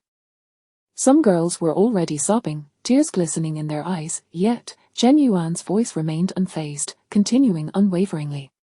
Let me savor another sip of autumn's wine, I won't travel south for too long. Let me hear once more the most beautiful line, you've gone home, I'm waiting for you. Upon reaching this point, Chen Yuan paused his singing and began to strum his guitar. The distant, sorrowful notes coalesced into a sense of oppression, akin to 100-pound stone weighing heavily upon each person's chest. Breathing became arduous, pain swirling in their hearts. After a segment of guitar strumming, Chen Yuan's voice resumed. I know this world is replete with countless regrets each day, so hello, goodbye. As Chen Yuan's voice waned, the guitar accompaniment persisted, akin to a lingering regret waiting for that farewell you've already uttered. Yet, that wait bore no fruit. At that moment, the guitar abruptly ceased. In an instant, the venue fell silent, the live stream was devoid of any barrage, the sudden halt of the guitar echoed like a sigh, resonating deep within every heart. Chen Yuan had completed his rendition of Anher Bridge. Yet it felt as though this was just the beginning. It began to take root in the hearts of all who heard it, clarifying the regrets nestled deep within. Time passed unmeasured before the venue finally stirred with the sound of sobbing. Some sensitive girls had tears pooling in their eyes. It was merely a song, yet it transcended mere entertainment. No one mocked them, for everyone harbors an unforgettable regret in their heart. Even the strongest individuals become as fragile as paper when confronted with such unresolved feelings. No one can remain steadfast as an unyielding fortress indefinitely. The barrage in the live stream provided this insight. At this moment, those who still managed to maintain some semblance of clarity were likely the guest singers beside the stage. After glancing at Chen Yuan on stage and then at the audience below, they couldn't help but murmur softly in awe. Chen Yuan has dominated this stage. This evening belongs to him. Perhaps after tonight, he may not yet be regarded as the so-called a king of folk music. But his position in the realm of folk music is now unassailable.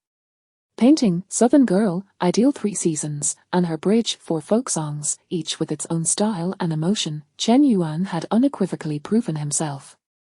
And just as the guest singers pondered this, Chen Yuan's voice rang out once more. He spoke, next, I need a favor from all of you. Could you please put away your light sticks and support signs? No one knew Chen Yuan's intentions.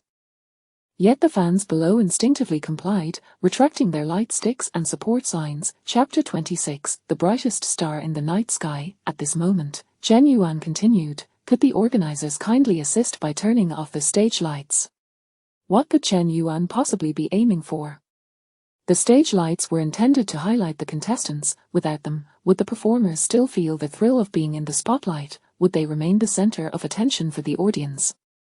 The lighting technician, though perplexed, complied with his request. Chen Yuan's previous performance had been so breathtaking, showcasing a remarkable talent. Even without prior notice, the lighting technician felt a deep-seated inclination to follow Chen Yuan's direction, believing that his intentions would yield results beyond expectations.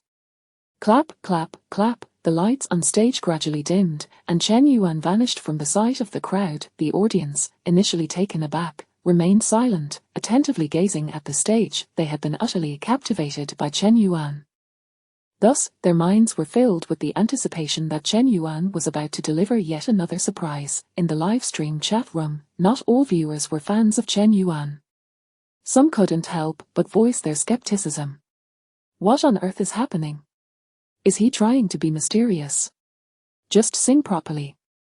Some viewers were indeed unyielding, not to mention that Chen Yuan had merely sung 2 songs. Even if he were to conquer the technology of lithography, they would still remain unconvinced.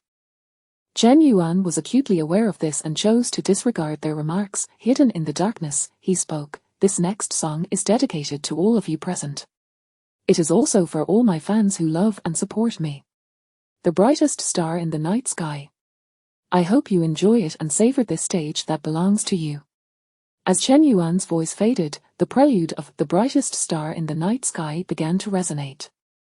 The crystalline sound of the guitar, reminiscent of water droplets falling on a jade plate, carried a sense of spaciousness as if it had traveled from afar. In the now hushed venue, it felt particularly vibrant and ethereal, creating an atmosphere of transcendence. At that moment, Chen Yuan's singing commenced.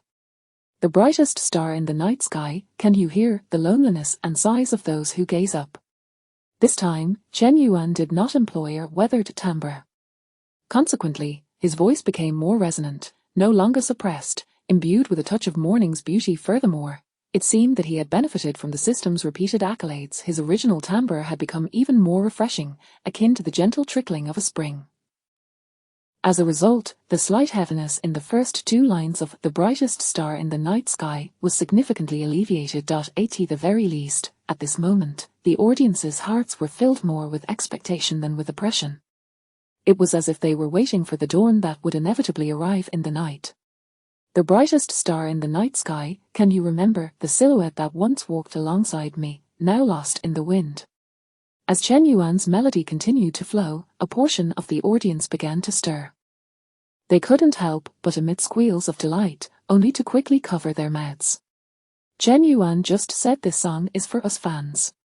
So does "The Brightest Star in the Night Sky" refer to, could it be, us? Some fans who reached this realization found it incredibly difficult to contain their excitement. Yet, they dared not scream or cheer, fearing it might disrupt Chen Yuan's performance or shatter the tranquility he had cultivated for his act. Thus, they quickly stifled their squeals. At that moment, Chen Yuan's voice continued to resonate. "I pray for a transparent heart and eyes that can shed tears. Grant me the courage to believe once more, to embrace you beyond the lies." The audience could no longer suppress their emotions. Some fans had already succumbed to their exhilaration and began to scream. The viewers in the live stream chat were equally overwhelmed with excitement. "The brightest star in the night sky" is written especially for us fans. "Oh, Chen Yuan, we will always stand by you." Yet, some detractors attempted to retort. Have they all lost their minds? Must the immersion be so intense? Besides, Chen Yuan hasn't said anything yet.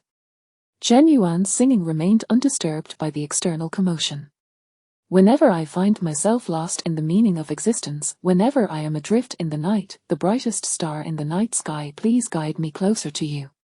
The shouts and cheers from the audience had become unstoppable. When he feels lost and devoid of meaning, he thinks of himself. He sees himself as the brightest star in the night sky. He longs to draw closer to himself. At that moment, how could Chen Yuan's fans maintain their composure? The more fervent fans couldn't help but rise to their feet. If not for a shred of rationality, they would have rushed toward the stage. Nevertheless, many girls waved their hands, exerting all their strength to shout, tears glistening in their eyes. The live stream chat was now ablaze. "Yuan Bao, we will support you forever. We will always guard you. Yuan Bao, keep going. Fear nothing." At this point, the negative comments from detractors and bystanders had vanished from the live stream. It wasn't that they had suddenly disappeared, but rather that Chen Yuan's fans were too exhilarated. "The brightest star in the night sky" was an absolute game changer for them.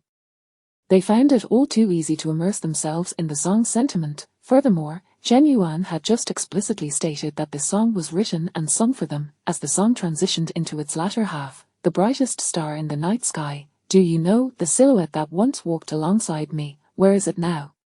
Chen Yuan's fans had completely let themselves go. Following Chen Yuan's line, an unpracticed yet harmonized chant erupted in the venue. "We are here." It exploded. The venue was in utter chaos. The guest singers on the side of the stage were left stunned. Chen Yuan was performing an original song, which typically wouldn't incite a collective sing-along, yet, the fans' reaction surpassed even the most electrifying of mass choruses. The stage, previously shrouded in darkness, concealed Chen Yuan from view. Below the stage, the audience stood enraptured, fervently waving their light sticks. Chen Yuan did not interact with them, yet they collectively shouted the same phrase. At this moment, the live stream chat had unified. "We are here." The organizers were left in shock. This was an unprecedented occurrence in the history of the Grassroots Music Festival. The brightest star in the night sky. Do you care if the sun rises or if unexpected events occur first?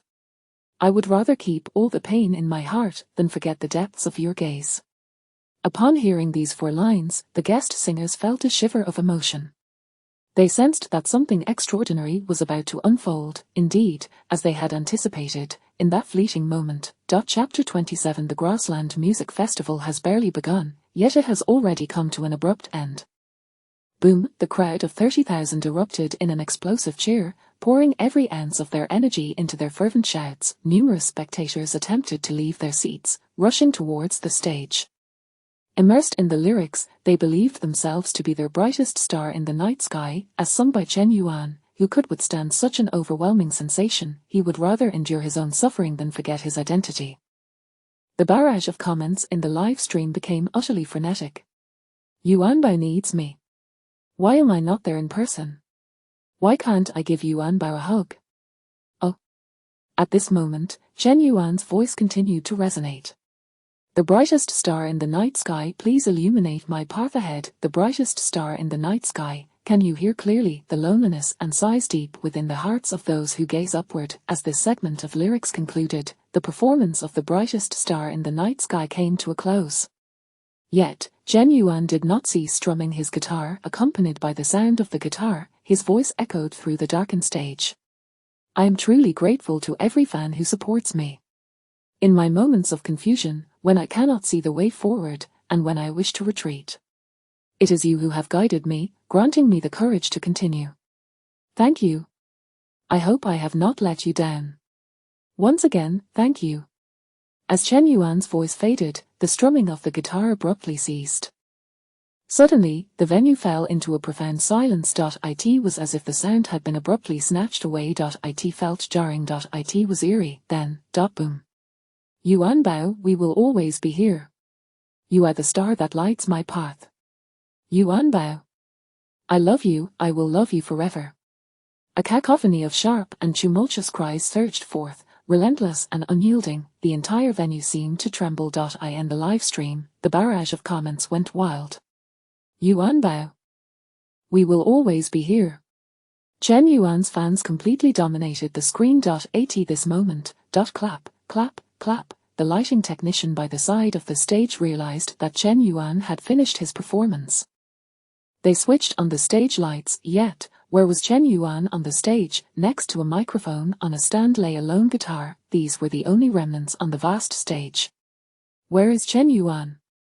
Where did Chen Yuan go? Yuanbao. Come back. The scene erupted in chaos. Countless fans were so exhilarated that they wanted to rush the stage. They yearned to catch a glimpse of Chen Yuan. The venue descended into disorder. The organizers were in a state of panic, hastily urging the host to regain control of the situation. As the organizers floundered in confusion, the guests awaiting their turn, apart from Chen Yuan, exchanged glances. A slow, bitter smile crept across their faces. "Next, who will take the stage?" As the elder statesman Jing Jun broke the silence, no one responded, merely shaking their heads in resigned laughter.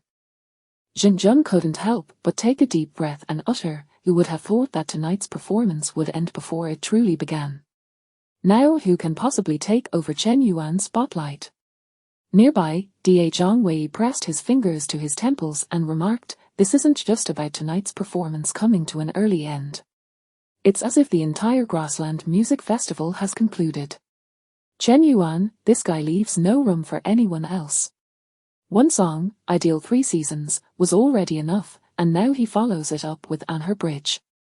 And to top it all off, he had the audacity to perform The Brightest Star in the Night Sky.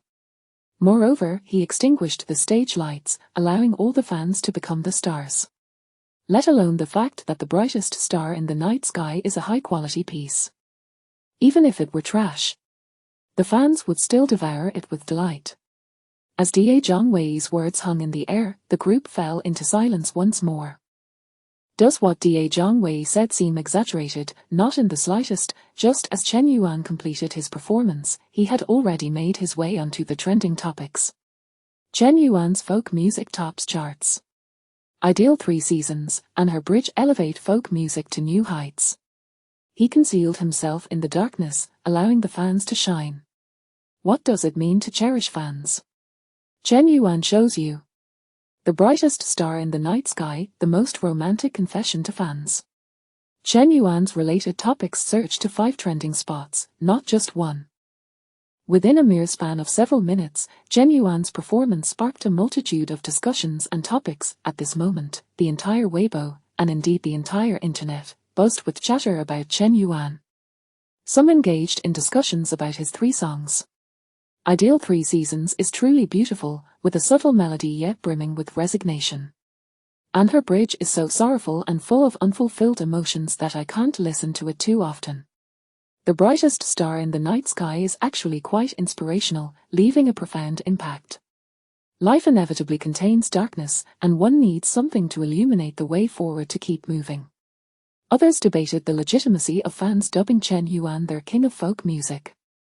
I still believe Chen Yuan's folk works are too few to bear that title. However, no one can deny that Chen Yuan's mastery of folk music is indeed extraordinary. If he maintains this level of creativity, he could genuinely become the king of folk music. Zhang Yixing's claim to lead Chinese music to the world was met with harsh criticism. This was due to his failure to produce widely accepted and popularly sung works. Once someone with sufficient strength makes such a statement, it is no longer arrogance or unrealistic ambition. Take, for instance, Nai Lun, who once proclaimed, Hua Flow is the best. Yet no one criticized Nai Lun because he is formidable enough, much like Chen Yuan now. Aside from that, discussions also flourished around Chen Yuan's stage performance. What was Chen Yuan thinking? I am not a fan of Chen Yuan, yet I was deeply moved. When he sang The Brightest Star in the Night Sky, he made himself a supporting character, allowing the audience to take center stage. In the end, when the stage lights illuminated once more, Chen Yuan's figure had vanished. Only a microphone and a guitar remained. So shocking, so resonant. This stage has achieved legendary status and will undoubtedly become a case that countless artists strive to emulate.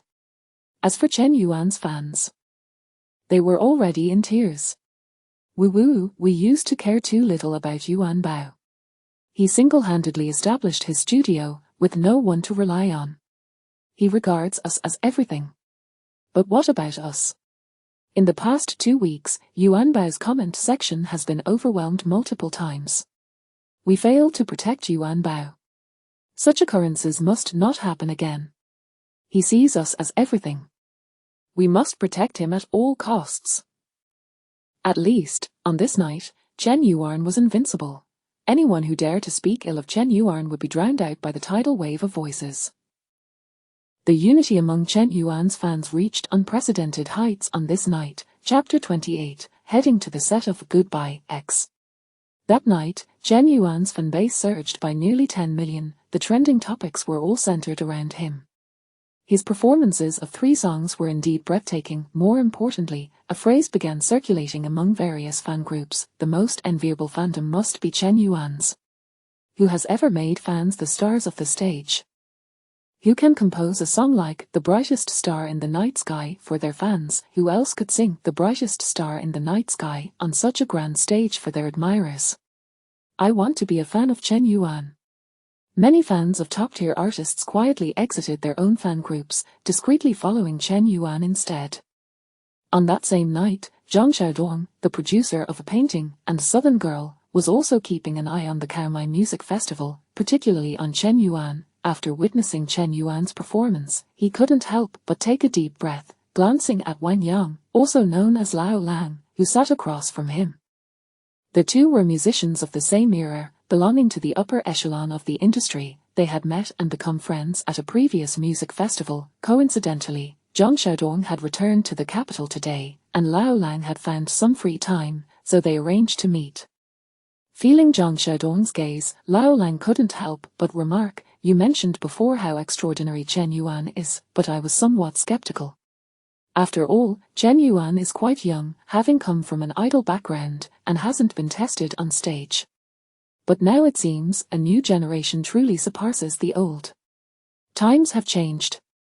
With that, Lao Lang sighed. Suddenly, as if recalling something, he turned to Zhang Xiaodong and said, "By the way, aren't you and Chen Yuan on good terms? Why not bring him into our circle? We could share a drink and discuss music sometime." Zhang Xiaodong nodded in agreement, saying, "Indeed, our circle could use some fresh blood. In the entertainment industry, every artist has their own little circle." Zhang Xiaodong's circle is quite influential within the music scene. Not just anyone can join. It primarily consists of individuals from the capital, including Wang Fei, his most frequent collaborator, Wang Fei's close friend Ingzi, and Lao Lang, among others. They represent a particularly vibrant group from the older generation. That evening, the most distressed person was undoubtedly Liu Lili. When Chen Yuan trended on social media, she hadn't even returned to her hotel. Naturally, she hadn't opened any red wine. Even if she had, she likely wouldn't have been able to drink it. Watching the trending topics online, witnessing the public's acknowledgement of Chen Yuan, and observing the frenzy of his fans, Liu Lili took a deep breath and murmured to herself, "From now on, I should focus on my own artist. Chen Yuan, he will inevitably make mistakes. Without a major company backing him, if he falters, he will realize how erroneous his initial decisions were." Deep down, Liu Lili felt a sense of regret. If only Chen Yuan had signed with her, based solely on his performance that night, she could have propelled him to stardom, making him an unparalleled superstar of the younger generation. Later that evening, after leaving the venue, Chen Yuan returned to his hotel. Listening to Zhang Wei's report on the trending topics, Chen Yuan remained surprisingly calm. He felt not exhilarated, but rather a tinge of heartache. That night, he showcased 3 of the 10 songs rewarded by the system and utilized their master-level singing skills experience card. He had essentially expended half of his resources. This performance, however, did not come with system rewards. But it was fine. Let it be a gesture of gratitude to his fans. Ding dong. Just as Chen Yuan pondered, the system's voice echoed in his mind. After several performances, the host's singing skills have improved, reaching the level of a professional singer. Their host's guitar playing has now attained a professional level. The system had mentioned that each performance would yield some experience. This was indeed a pleasant surprise. Professional level singing skills might sound mediocre, but in reality, they far surpass those of mere karaoke enthusiasts in both technique and consistency. They are many times superior to so-called internet celebrity singers. Many might misunderstand, thinking that internet stars are remarkable. However, the most talented and visually appealing internet personalities cannot compare to true star artists. In reality, those who have watched internet celebrities on singing competitions would surely resonate with this sentiment. Now that Chen Yuan possessed professional-level singing skills, he could sing on stage without relying on system rewards. Nevertheless, his attention was still primarily on Goodbye X.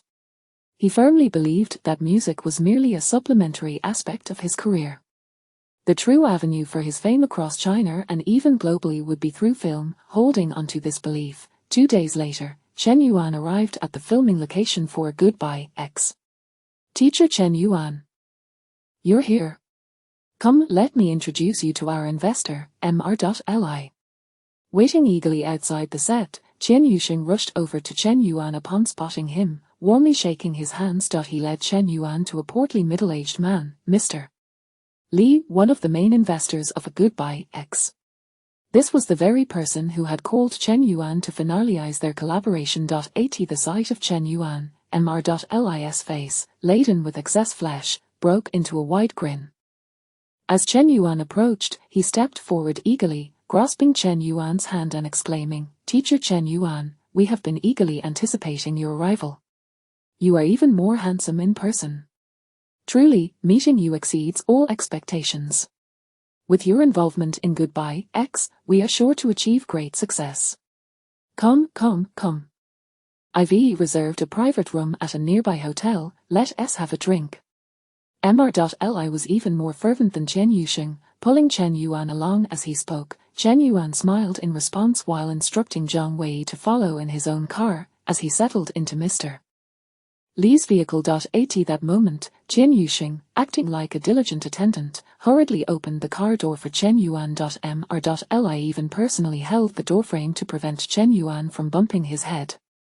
Observing all this, Zhang Wei stood silently for a while before turning to get into his own car. He distinctly remembered that although Chen Yuxing had previously maintained a humble demeanor, it was nothing compared to the current obsequiousness.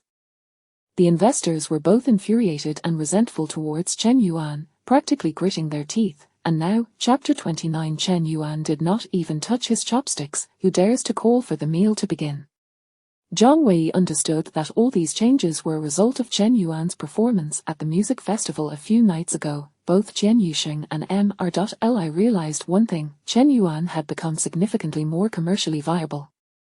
This is perhaps what those in the entertainment industry often say: when one becomes popular, good people flock around them. After all, who could argue that Chen Yuan is currently more in demand than a fried chicken?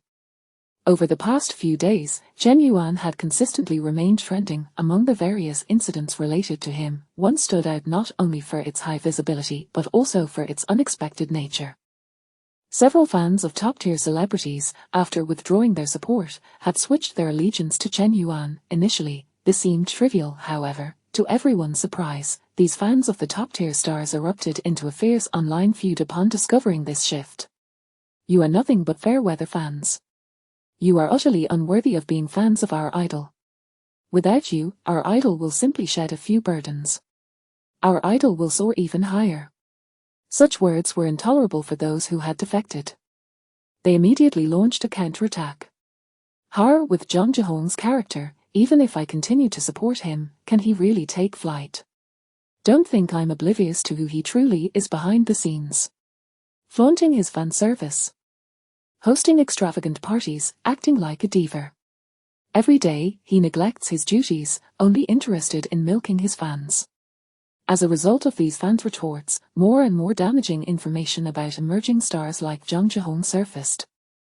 And then it all came crashing down. The fall of a top star is often sudden. When fervent fans withdraw their support and retaliate, their impact is truly formidable. Who knows their idol better than these die-hard fans? What followed? These forlorn fans turned their attention to Chen Yuan. In comparison, Chen Yuan seems really impressive. He is handsome, has a beautiful voice, and possesses original talent. He is of such high quality that he hardly resembles an idol. He treats his fans well, unlike other idols who exploit their fans under the guise of affection. At least, Chen Yuan has composed songs specifically for his fans. He even features his fans as the stars of his performances. Why didn't I discover Chen Yuan's brilliance sooner? Is it too late for me to become a fan of Chen Yuan now? Consequently, within just 2 days, Chen Yuan's Weibo followers surged by nearly 5 million. To date, his Weibo followers have reached a staggering 36 million. In a mere few days, he gained an astonishing 1.5 million fans. This is indeed remarkable. Additionally, just yesterday afternoon, Zhang Wei received a call from Jiang Hao. When is teacher Chen Yuan planning to record his new song? As for the fee and revenue sharing, you can assure teacher Chen Yuan that he need not worry at all. Our Net One music is truly sincere. One song, 1 million. What? Teacher Chen Yuan is currently unavailable. No worries, we can wait. By the way, when does teacher Chen Yuan have free time recently? I mentioned wanting to treat teacher Chen Yuan to a meal, but I haven't done so yet. That was my oversight. Jiang Hao's attitude towards Chen Yuan had become increasingly obsequious. It seemed as though he wished to elevate Chen Yuan to a pedestal. Indeed, the songs Hua and Southern Girl had revitalized Net One music, pulling it back from the brink. If Chen Yuan were to release Ideal 3 Seasons, and Her Bridge, and The Brightest Star in the Night Sky under Net One music, it would not be an exaggeration to say they could not only rebound but also surpass Penguin music, surely regaining public attention. One should not dismiss this as hyperbole. In recent days, over 80% of videos on Douyin have utilized these 3 songs as background music. Numerous streamers on Douyin have discussed these songs during their broadcasts or performed them live. If there were still physical tapes, it would be impossible to walk down the street without hearing one of these songs. They have become a phenomenon, much like the trend initiated by Southern Girl, with its Go South craze. After answering Jian Kao's call, Zhang Wei was unexpectedly contacted by Zhu Ping. "Hello, is this Zhang Wei? This is Zhu Ping from Penguin Music." Hello. The purpose of this call is to address some misunderstandings from our previous collaboration with teacher Chen Yuan. On behalf of the staff at Penguin Music, I sincerely apologize to teacher Chen Yuan. I truly regret the oversight. Last time, due to our negligence, we failed to give teacher Chen Yuan the respect he deserved. This time, we will never make the same mistake again. If teacher Chen Yuan still trusts Penguin Music and is willing to collaborate with us, we will extend the utmost respect and sincerity. Zhu Ping's call left Zhang Wei utterly astonished. He had never anticipated that Zhu Ping from Penguin Music would take the initiative to reach out, extending goodwill towards Chen Yuan. Although Jian Kao held a higher position within the company than Zhu Ping, Net1 Music was floundering. Penguin Music, on the other hand, was on a meteoric rise. The two were hardly comparable. Moreover, Zhang Wei was aware that Zhu Ping and Liu Lili were old classmates with a good relationship. In this context, why would Zhu Ping proactively extend an olive branch to Chen Yuan, whom Liu Lili regarded as an enemy? Zhang Wei quickly pieced together the reasoning. To capital, what do face, dignity, and personality matter? These are trivial concerns when compared to financial gain, just as Mr.Li from Goodbye X had previously treated Chen Yuan with disdain, almost wishing to eliminate him. Now, he too cradled Chen Yuan in his hands, fearing he might apply too much pressure, yet at the same time, concerned he might not support him adequately. Despite Zhang Wei's astonishment at these changes, he was not overly surprised. After all, he was already accustomed to the ways of the entertainment industry. What truly took him aback was Chen Yuan. In such a short time, he had risen to the pinnacle of stardom, garnering the adoration and attention of millions. Remarkably, Chen Yuan remained grounded. He declined the invitations from both Net1 Music and Penguin Music.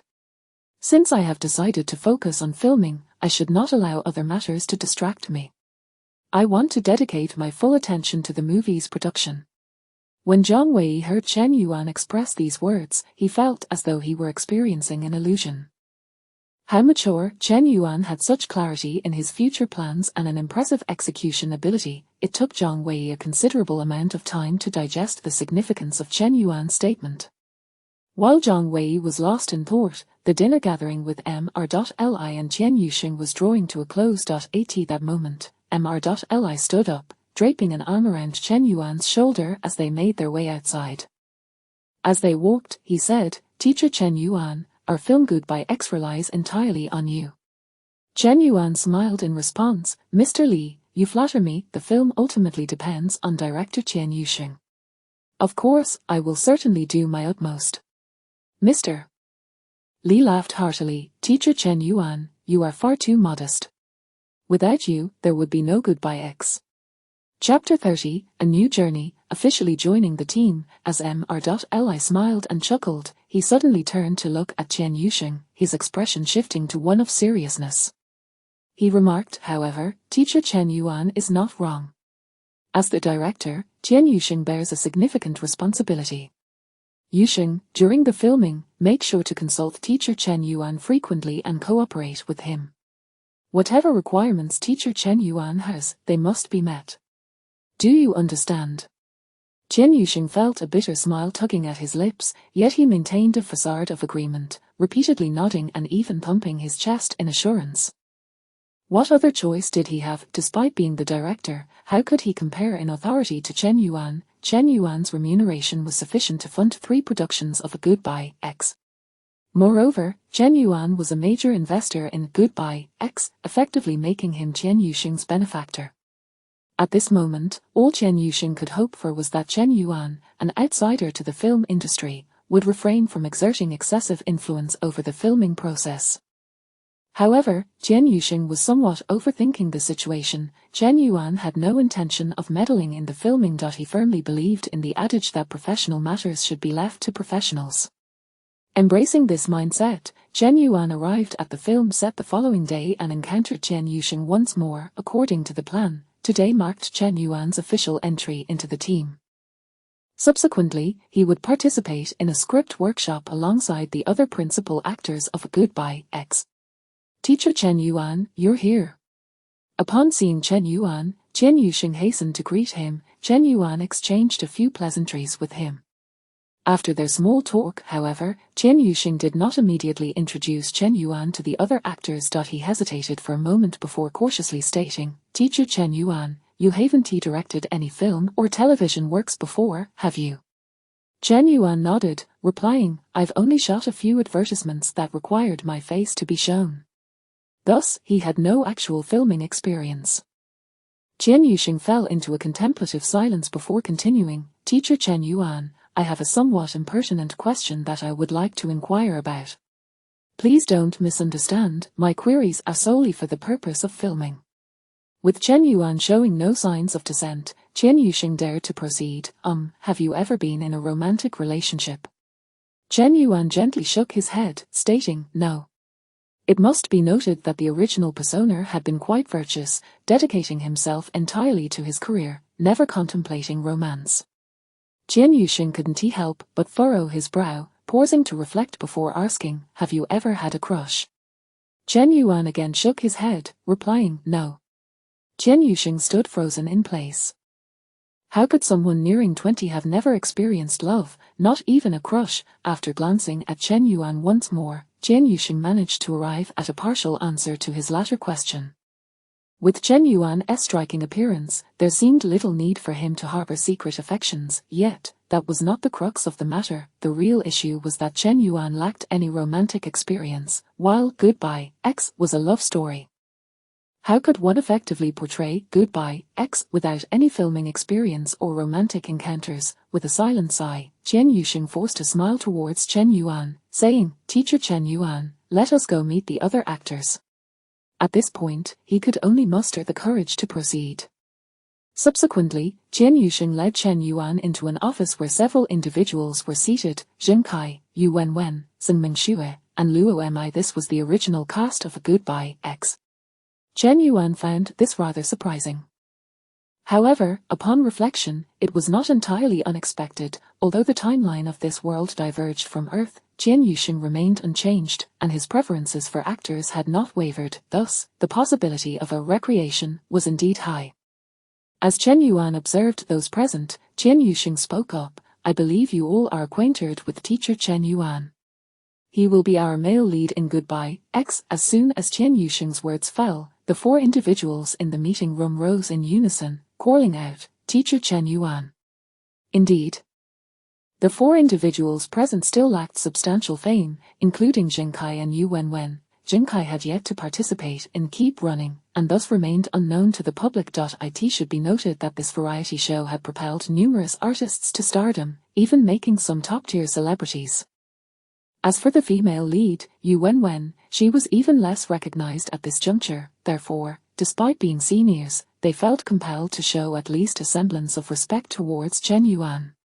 Chen Yuan, however, did not exhibit any airs of superiority, responding warmly to each of them. Under Chen Yuxing's guidance, the group commenced their script workshop. This script workshop could be simply understood as a script murder mystery. Each actor would immerse themselves in their respective roles, reading lines and progressing through the narrative, essentially rehearsing in advance. During this process, everyone needed to analyze their characters, delving into their life experiences, emotional transitions, psychological profiles, and so forth. Goodbye X. Not only did the other four participants possess acting experience, but even Chen Yuan could easily navigate this workshop thanks to his fundamental reading comprehension skills. Today's script workshop concludes here. We will not be dining together this evening. Everyone should return home early to rest. We shall continue tomorrow. By around 6 o'clock in the evening, Chen Yuxing announced the end of the day's itinerary. The group promptly rose and made their way outside. Upon reaching the film set's exterior, Chen Yuan noticed that Zhang Wei had already brought the van over. He smiled and waved goodbye to the group as he boarded the van and departed. The remaining individuals stood in silence, their gazes instinctively following Chen Yuan's van as it receded into the distance. None of them had a van of their own, including Chen Yuxing. Let us not forget that Chen Yuxing had yet to direct a film, possessing no reputation in the industry. He was a penniless individual. Once Chen Yuan's van had vanished from view, Yu Wenwen was the first to break the silence. She wrinkled her nose and exclaimed, "TSK, TSK, that's the top-tier celebrity for you, arriving the latest and leaving the earliest. And riding in a luxury vehicle." Yu Wenwen was not genuinely criticizing Chen Yuan. Rather, her words stemmed from envy. She had been immersed in music since childhood and, at the age of 15, emigrated with her parents, yet she never abandoned her musical pursuits. After graduating from university, Yu Wenwen returned to Huaxia, hoping to gain recognition for her music and achieve fame. Unfortunately, she had struggled to find her footing in the industry. It was precisely due to this background that Yu Wenwen felt an even deeper admiration for Chen Yuan. Any song he produced could easily trend, becoming a beloved masterpiece. This was the essence of what a musician should embody. Despite her envy, Yu Wenwen could not deny that Chen Yuan was indeed exceptionally talented and gifted. Songs like Painting, Southern Girl, Ideal Life, and Her Bridge, and The Brightest Star in the Night Sky could each overshadow her efforts effortlessly. Previously, everyone had labeled her a genius for receiving a scholarship from Berklee College of Music. But perhaps it was Chen Yuan who truly embodied the concept of genius. Chapter 31, A Sense of Scale Before the Lens. By the way, why does Chen Yuan want to act? Can't he just focus on music? Yu Wenwen, pondering deeply, felt increasingly unsettled and couldn't help but voice her thoughts. No one responded to her inquiry. The answer to the question was not particularly complex, yet articulating it might offend someone. Simply put, it was all about making money. Only Yu Wenwen, a novice who had just returned to the country and entered the entertainment industry, found herself unable to comprehend this at the moment. Seeing no one reply, she refrained from pressing the issue any further. At this point, the reason was of little consequence. What truly mattered was, it seems Chen Yuan lacks acting experience, doesn't he? I wonder how he will perform once filming begins. A look of concern crept onto Yu Wenwen's face. As the female lead, she had numerous scenes with Chen Yuan. Although she herself possessed limited acting skills, she had some experience to speak of, and she feared that Chen Yuan might hinder her performance. At that moment, Xing Mingxue interjected, "With such a handsome face and popularity, who needs acting skills?" Just as Yu Wenwen was about to retort, Chen Yuxing interrupted, exclaiming, "What nonsense are you all spouting? Focus on the filming." Xing Mingxue shrugged, bid farewell, waved her handbag, and departed. Why Yu Wenwen couldn't help but furrow her brow. Why did it all seem so unreliable? Oh well, she wasn't a professional actress either, so why worry so much? Yu Wenwen harbored some ambition, but not to an excessive degree. In contrast, Jing Kai's ambitions were far more pronounced. At this moment, he could hardly contain his clenched fists, his gaze resolutely fixed. Jing Kai was deeply obsessed with the idea of fame and fortune. He was quite concerned about his image, yet, within Keep Running, he was willing to tackle any dirty or laborious tasks, even donning the jester's cap without a second thought. Therefore, he placed significant importance on Goodbye, X, a film in which he had substantial screen time and a decent script. When he learned that the male lead was Chen Yuan, Jing Kai felt as though the sky had fallen.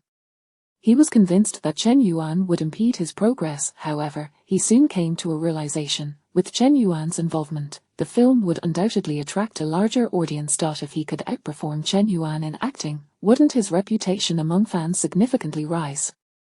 Isn't the entertainment industry all about who is less mediocre? This conviction solidified Jing Kai's determination to excel in Goodbye, X, with the intent to overshadow Chen Yuan. Meanwhile, Chen Yuan was oblivious to the myriad of hidden thoughts swirling within such a small production team. At that moment, he was seated in the van, listening to Zhang Wei's work report. "Boss, several brands are eager to have you as their spokesperson. Among them is Jifanchi. They wish for you to be their general spokesperson for the Huaxia region." Zhang Wei's excitement was palpable as he spoke. Jifanchi represented high luxury. Brands of such caliber seldom appoint an artist as the general spokesperson for Huaxia. Right off the bat. It is customary for rising stars to begin as muses for various brands. Jifanji was extending a significant gesture of goodwill and respect, a testament to Chen Yuan's status and popularity. Chen Yuan waved his hand, saying, "During the filming period, I will not accept any commercial activities. I want to devote my full attention to the shoot." Zhang Wei felt a twinge of regret but recognized that this had long been Chen Yuan's decision, so he refrained from further discussion. At that moment, Chen Yuan added, "By the way, I will also pause my vlogs."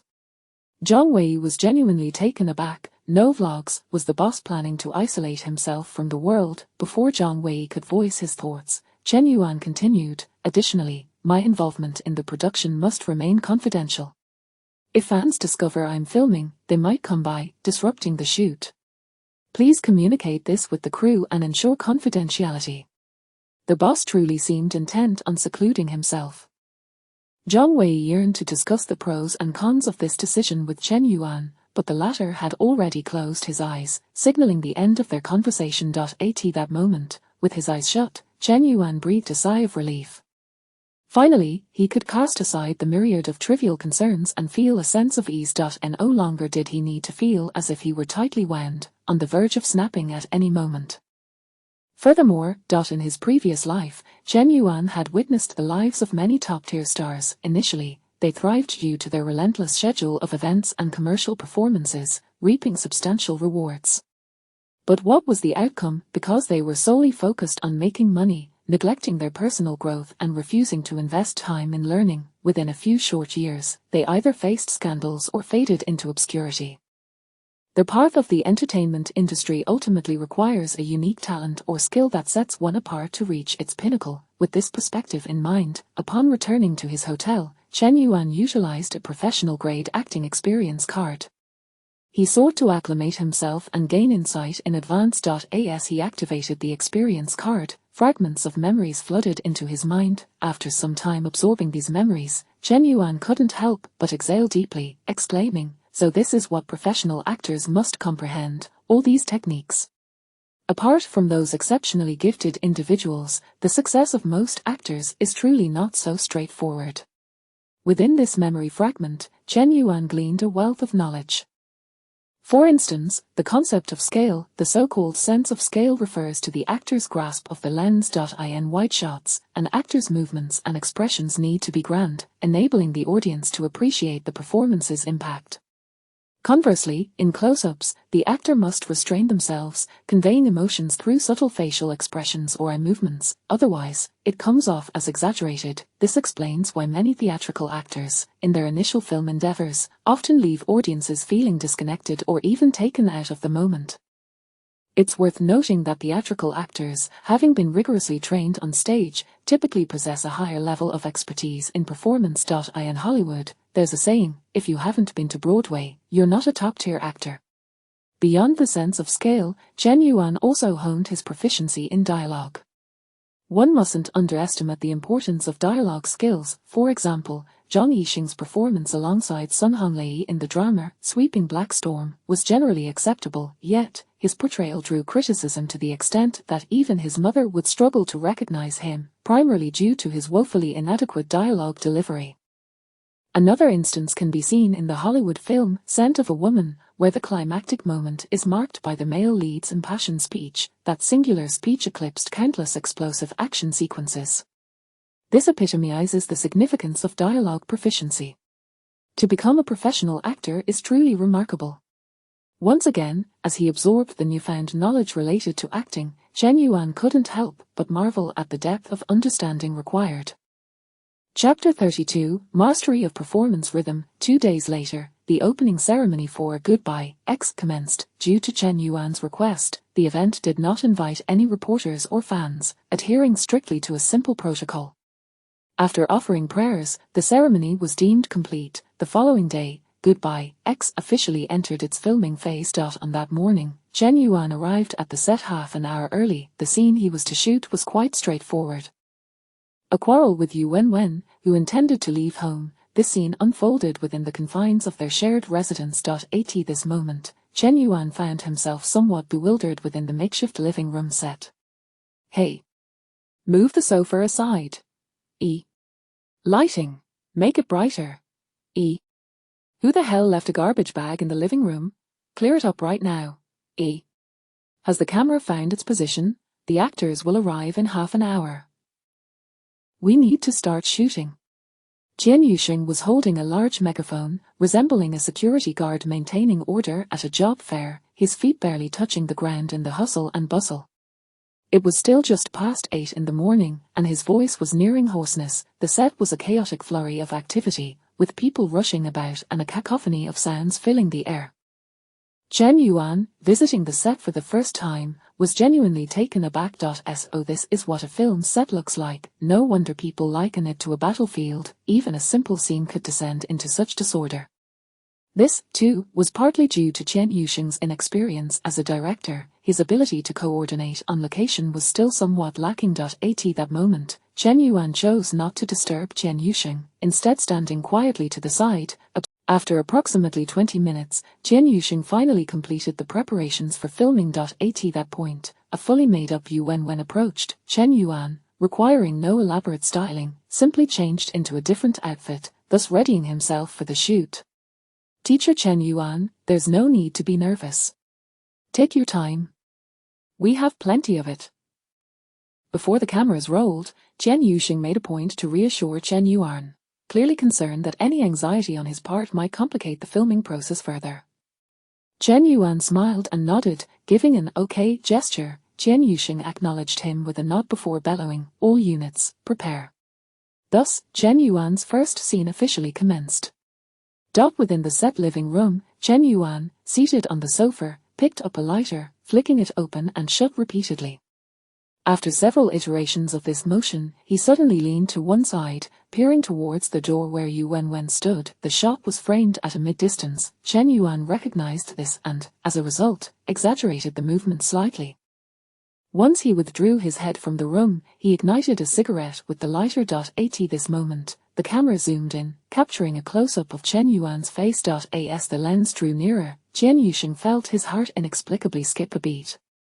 It was not merely Chen Yuan's professional composure that struck him, rather, it was the striking three-dimensionality of his features, which possessed a hint of mixed heritage without veering into the realm of exaggeration typical of foreign appearances. If one had to encapsulate it in a single phrase, perfectly balanced. No wonder Chen Yuan has so many fans. If I were a woman, I would undoubtedly be captivated by his looks. Sometimes, a handsome face truly is a currency unto itself. Amidst these reflections, Chen Yuxing did not neglect his duties.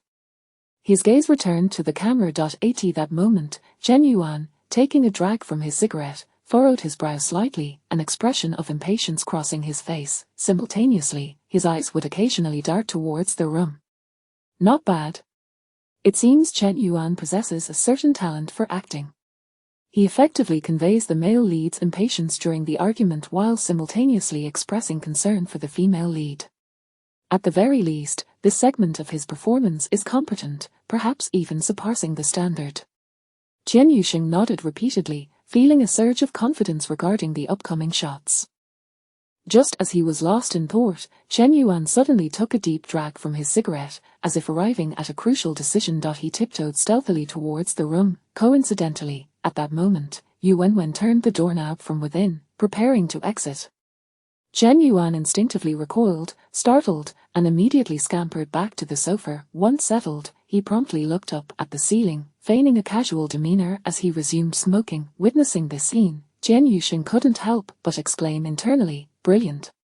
The continuity of this performance is something even seasoned actors struggle to achieve. Moreover, the attention to detail is remarkable. His tiptoeing and the startled recoil effectively illustrate the male lead's underlying anxiety. Furthermore, Chen Yuan's transformation into a composed figure upon returning to the sofa starkly contrasts with his earlier sneakiness. It is wonderfully comedic. As Chen Yuxing marveled at this, a question began to nag at him. Had Chen Yuan truly never acted before? Could he have secretly enrolled in an acting class? Suddenly, a burst of laughter erupted behind him. The assistant director, attempting to stifle his amusement, covered his mouth tightly. What on earth? As Chen Yuxing instinctively turned his gaze back to the camera, he needed no inquiry to understand the cause. Just a second prior, Chen Yuan, who had appeared composed, was now choking on the smoke he inhaled. As he coughed, he desperately tried to suppress the sound, fearing Yu Wenwen would hear, leading to a flustered scramble. In the midst of this chaos, he inadvertently tossed the cigarette butt into the air, barely managing to catch it again. At that moment, a flustered Chen Yuan noticed Yu Wenwen re-entering the living room. He quickly resumed his facade of nonchalance, taking another drag from his cigarette. Observing this sequence, Chen Yusheng's eyes widened in amusement. He recognized a critical point. According to the script, Chen Yuan merely needed to sit on the sofa, exhibit concern for Yu Wenwen, and make a gesture of turning to check on her movements. This is a happy accident. No, wait. If it were an accident, Chen Yuan would have exclaimed and interrupted the shoot long ago. But if this is a little maneuver he devised himself, that's rather impressive, isn't it? Even professional actors struggle to achieve such spontaneity. Chen Yuan has masterfully balanced the nuances of sneakiness and feigned seriousness. The stark contrast he created, even just through live performance, was sufficient to elicit laughter from everyone on set. Additionally, Chen Yuan's grasp of rhythm is truly exceptional. Every action and expression lands precisely where it should. Chen Yusheng was filled with confusion. He genuinely could not comprehend it. Mastery of rhythm is a nuanced skill, often reliant on instinct or innate talent. Even identical subject matter or scenes can yield entirely different effects if the rhythm is mismanaged. For instance, Dongsheng's remake of a kung fu failed to resonate, even eliciting disdain, largely due to the actors' inability to control their timing. They did not exaggerate when they should have, nor remain stagnant when needed, failing to sync with the audience's expectations. Chapter 33. Genius is merely the threshold for encountering Chen Yuan. The filming this morning proceeded exceptionally smoothly, so much so that Chen Yusheng began to question his own senses. The morning's performance was devoid of dialogue, relying entirely on the actors' physicality and expressions. Such a demand on the actors was indeed formidable. Cut. With Chen Yusheng's command, several crew members hurried over to Chen Yuan. Thank you for your hard work, Teacher Chen. Your performance was truly remarkable, Teacher Chen. I couldn't help but chuckle just now. Here, Teacher Chen, wipe your sweat and have some water.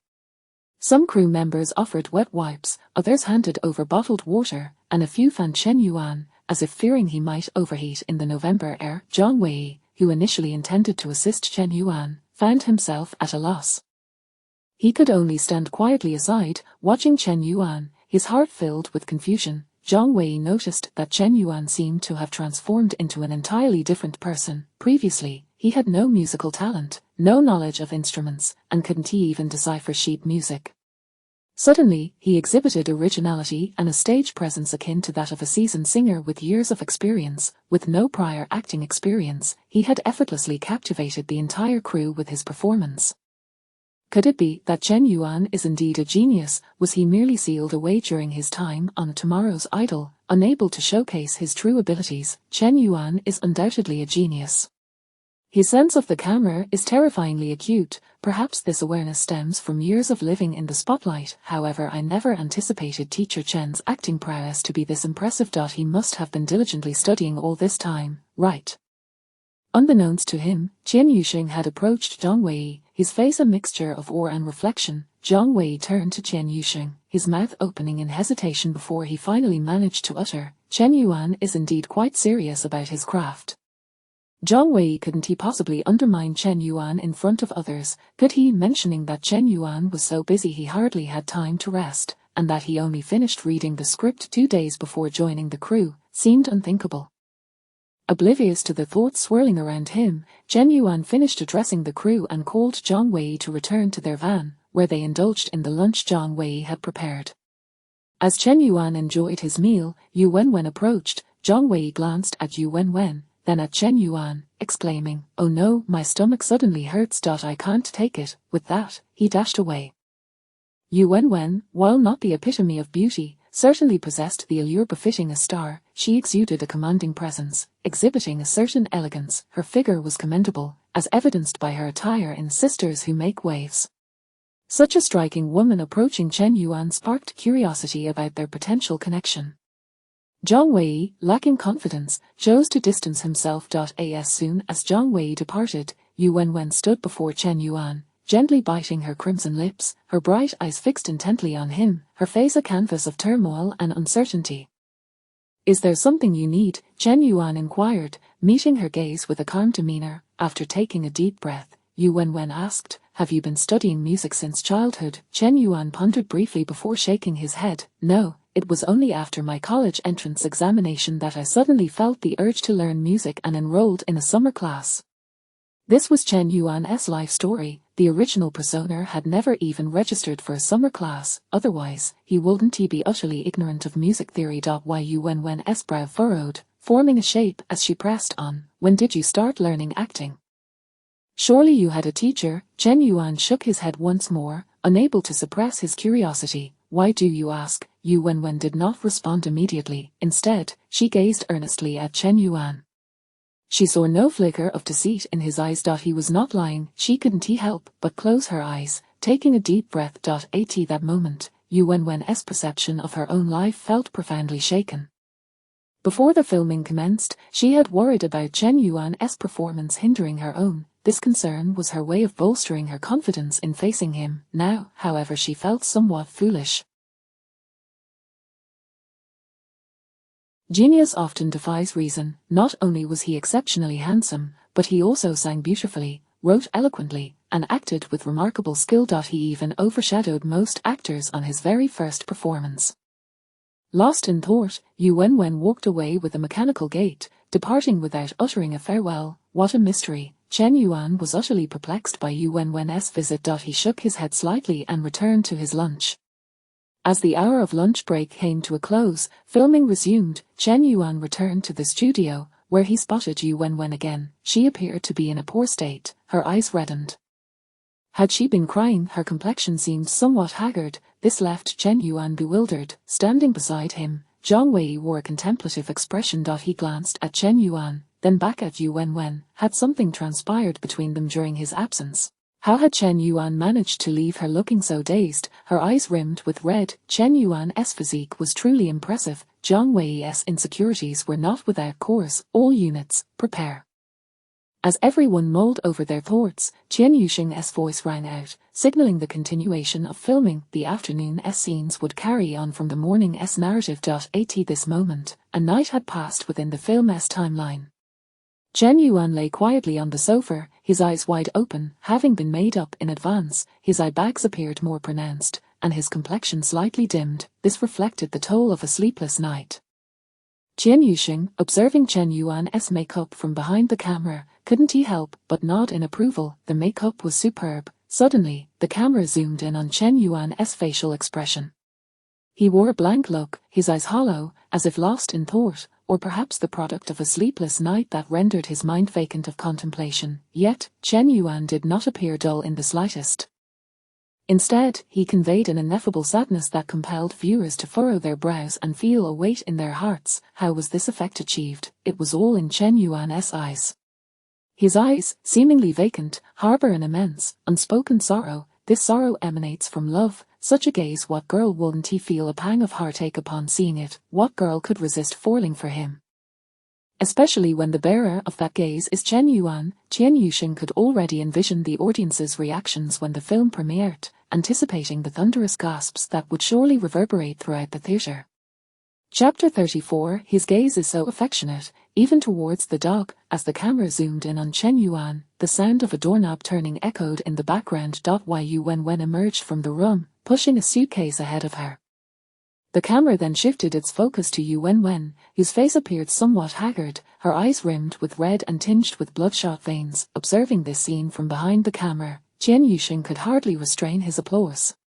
Was this not simply marvelous? Yu Wenwen's state resonated perfectly with the current predicament of the female lead. Chen Yuan had already astonished himself, and now Yu Wenwen too was intent on delivering a surprise. Had he truly stumbled upon two prodigious actors? Qian Yuxing's heart swelled with joy. He felt an exhilarating sense that goodbye, my ex, was destined for success. At that moment, Yu Wenwen spoke up, her voice hoarse as she regarded Chen Yuan, inquiring, Meng Yun, do you have something to say to me? Chen Yuan turned to Yu Wenwen, opening his mouth to emit a rough and indistinct sound. Since this segment of Chen Yuan's performance left Chen Yusheng utterly astonished. The nuances were exquisite. Wasn't this precisely the demeanor of someone who had spent an entire night without speaking or sleeping? At this juncture, attempting to articulate his thoughts, his vocal cords must surely have been constricted. Then, Chen Yuan cleared his throat and swallowed hard before continuing. Since you have made up your mind, what more can I say? Yu Wenwen opened her mouth, yet her words seemed to choke in her throat. With a determined push against her suitcase, she found her resolve and spoke again. All right, there are a few items I cannot take, so please send them to me. Do not send them to the company. I will ensure the delivery reaches you, Chen Yuan replied. Fine. Yu Wenwen clenched her teeth, a flicker of anger igniting in her eyes. She cast another glance at Chen Yuan, only to find him nonchalantly indifferent, prompting her to stride forward with her suitcase. As she reached the door, she abruptly halted, looking back at Chen Yuan, who was still lounging on the sofa, her anger intensifying. Click. E. Excellent. E. Teacher Chen Yuan, Wenwen, your performance in this segment was truly outstanding. Chen Yusheng's voice rang out, his enthusiasm palpable.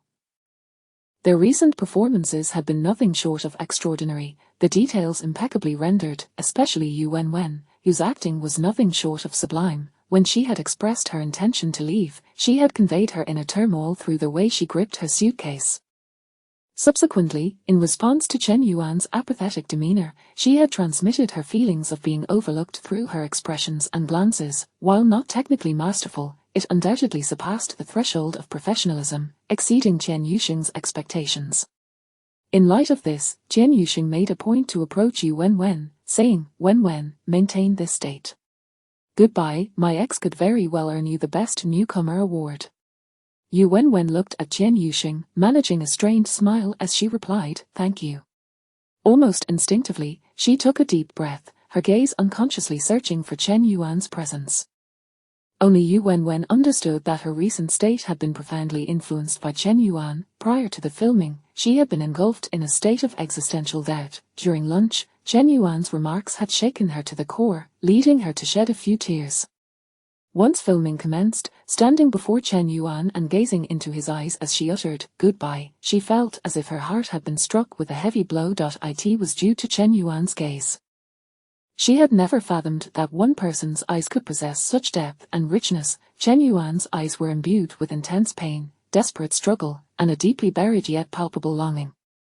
In that single glance, Yu Wenwen, who had already immersed herself in her character to some extent, found her breath quickening. She sensed Chen Yuan's affection for her, reflecting on the helplessness and sorrow entwined in their relationship.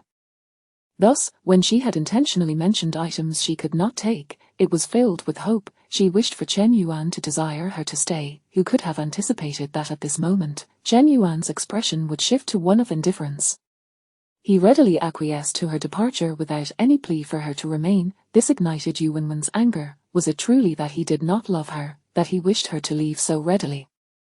Yu Wenwen had become fully immersed in her role. At this point, casting another glance at Chen Yuan, she discovered him resting with his eyes closed, devoid of any emotional fluctuation.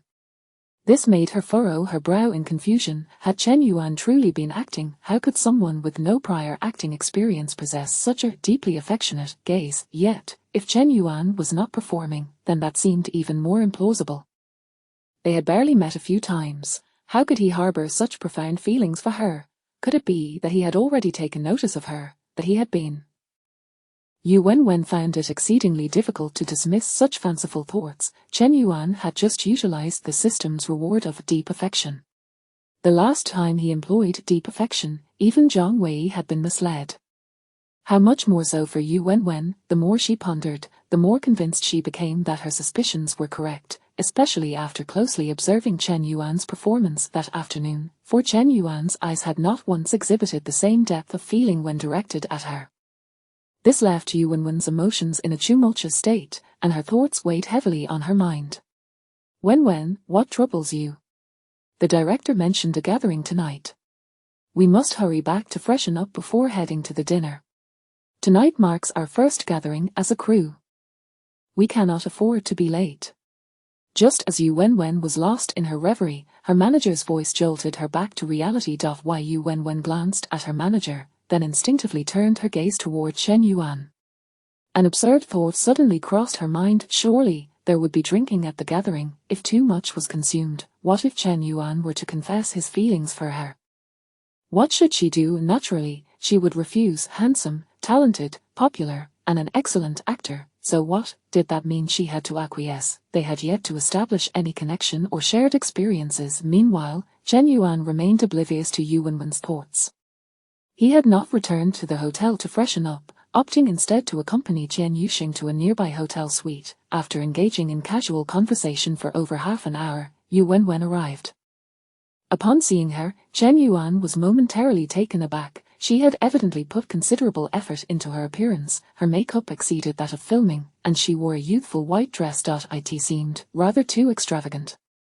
Was this the rigorous standard that celebrities held for their public image? Did even a simple crew gathering necessitate such meticulous preparation? Contemplating this, Chen Yuan offered Yu Wenwen a slight smile and a nod, a gesture of greeting. He then shifted his gaze back to Chen Yuxing, and then, Yu Wenwen was left speechless. Chapter 35. What am I lacking compared to Chen Yuan? Yu Wenwen, despite proclaiming that she would reject Chen Yuan should he confess his feelings, could not dismiss the fact that he was, after all, Chen Yuan. Popularity, talent, and prospects, these were elements Yu Wenwen could overlook. Yet, what about looks and physique? Men are visual creatures, and women, arguably, even more so. Moreover, Chen Yuan possessed a depth of emotion that could ensnare even the most indifferent observer. As a result, Yu Wenwen adorned herself with exquisite makeup and donned a pristine white dress. Upon entering the private room, she endeavored to control her gaze, but inevitably, she found herself drawn to Chen Yuan. Gradually, Yu Wenwen realized that no matter whom Chen Yuan looked at, his eyes held the same adoration one might reserve for a goddess long admired from afar. His gaze was filled with light, and more importantly, with affection, like a spring, brimming with profound depth. Throughout the entire dinner, Chen Yuan exchanged only a handful of words with Yu Wenwen. You've arrived. Teacher Yu Wenwen, I raise a glass to you. May we guide each other in the future. Let us all strive together moving forward. These were mere platitudes, devoid of substance, words he recited to each individual present. And then the gathering dispersed, and Chen Yuan returned to his hotel. Suddenly, a thought struck Yu Wenwen. A jester's expression. It dawned on her. The fool was none other than herself. That night, Yu Wenwen tossed and turned, her face flushed as if she were burning with a fever of 40 degrees, perpetually radiating heat. On the same night, Jin Kai, like Yu Wenwen, found himself unable to sleep. He had no scenes during the day and, coincidentally, had an engagement that kept him away from the set. However, he did attend a dinner organized by Chen Yuxing that evening. Jin Kai was deeply struck by the dynamics of the dinner. He observed that Chen Yuan had become the undeniable center of attention. Chen Yuxing, the executive director, along with the assistant director and cinematographer, treated Chen Yuan with an air of cautious reverence during their conversations. This was not unexpected. Jin Kai was well aware that Chen Yuan was one of the investors behind Goodbye X. He also recognized Chen Yuan's soaring popularity. A bit of flattery was acceptable. However, what was intolerable was the disingenuous praise of Chen Yuan's acting skills, as if they were devoid of any critical judgment. Teacher Chen Yuan, you truly are astonishing. Your expressions, gestures, and even your gaze are imbued with dramatic flair. One might mistake you for an experienced thespian with decades of acting prowess. Can one truly utter such words? Even the patients at Qingshan Hospital would hesitate to speak so nonsensically. Surely, with these thoughts swirling, Jin Kai, who had been reclining on the bed, sprang up abruptly. He hastily returned to the living room, opened his backpack, and retrieved a script that was already wrinkled and densely scribbled with notes. He delved into the script with utmost seriousness. Jin Kai was determined to outshine Chen Yuan. He aimed to demonstrate to this seemingly makeshift crew what it truly meant to be a genuine actor through his understanding of the role and character. With this resolute conviction, Jin Kai arrived at the set the following day. Today, he was to perform a scene where he would be the unequivocal protagonist. Jin Kai was set to engage in a candid conversation with his girlfriend. All departments, prepare. With Chen Yuxing's command, the shooting commenced. In a quaint little establishment, Jin Kai and his girlfriend sat across from one another. As they discussed the quarrel between Chen Yuan and Yu Wenwen, Jin Kai's phone suddenly rang. When she attempted to check his phone, Jin Kai impulsively tossed it into the hot pot, stirring it relentlessly with chopsticks. Cut. With Chen Yuxing's call, this segment of filming came to an end. Then, Chen Yuxing sat there, frowning, without uttering a word. Jin Kai was perplexed. He felt he had delivered an exceptional performance. He had memorized a lengthy monologue without faltering and had aptly portrayed the character's frivolity. When his girlfriend sought to inspect his phone, he had conveyed his anxiety and guilt convincingly. He even added a subtle detail, curling the corner of his mouth as he stirred the phone in the bubbling broth, perfectly encapsulating the character's psychological state. Yet, despite his commendable performance, why was the director still frowning? At that moment, Chen Yuxing finally spoke, saying, "Let us do it again." Jin Kai felt a slight furrow form on his brow. Why must they reshoot? What was amiss that he was not being informed? And then, "Let us do it again. Let us do it again." Chen Yuxing seemed perpetually dissatisfied, calling for take after take. Jin Kai understood the need for reshoots and recognized the director's desire for a superior visual outcome. However, he truly could not fathom why they needed to reshoot. He had performed so well. Thus, this brief scene consumed an entire day of filming. Eventually, Chen Yuxing, sounding rather reluctant, declared, "Let us leave it at that." Jin Kai's brow furrowed even deeper. Despite his diligent efforts and stellar performance, why was Chen Yuxing still unsatisfied?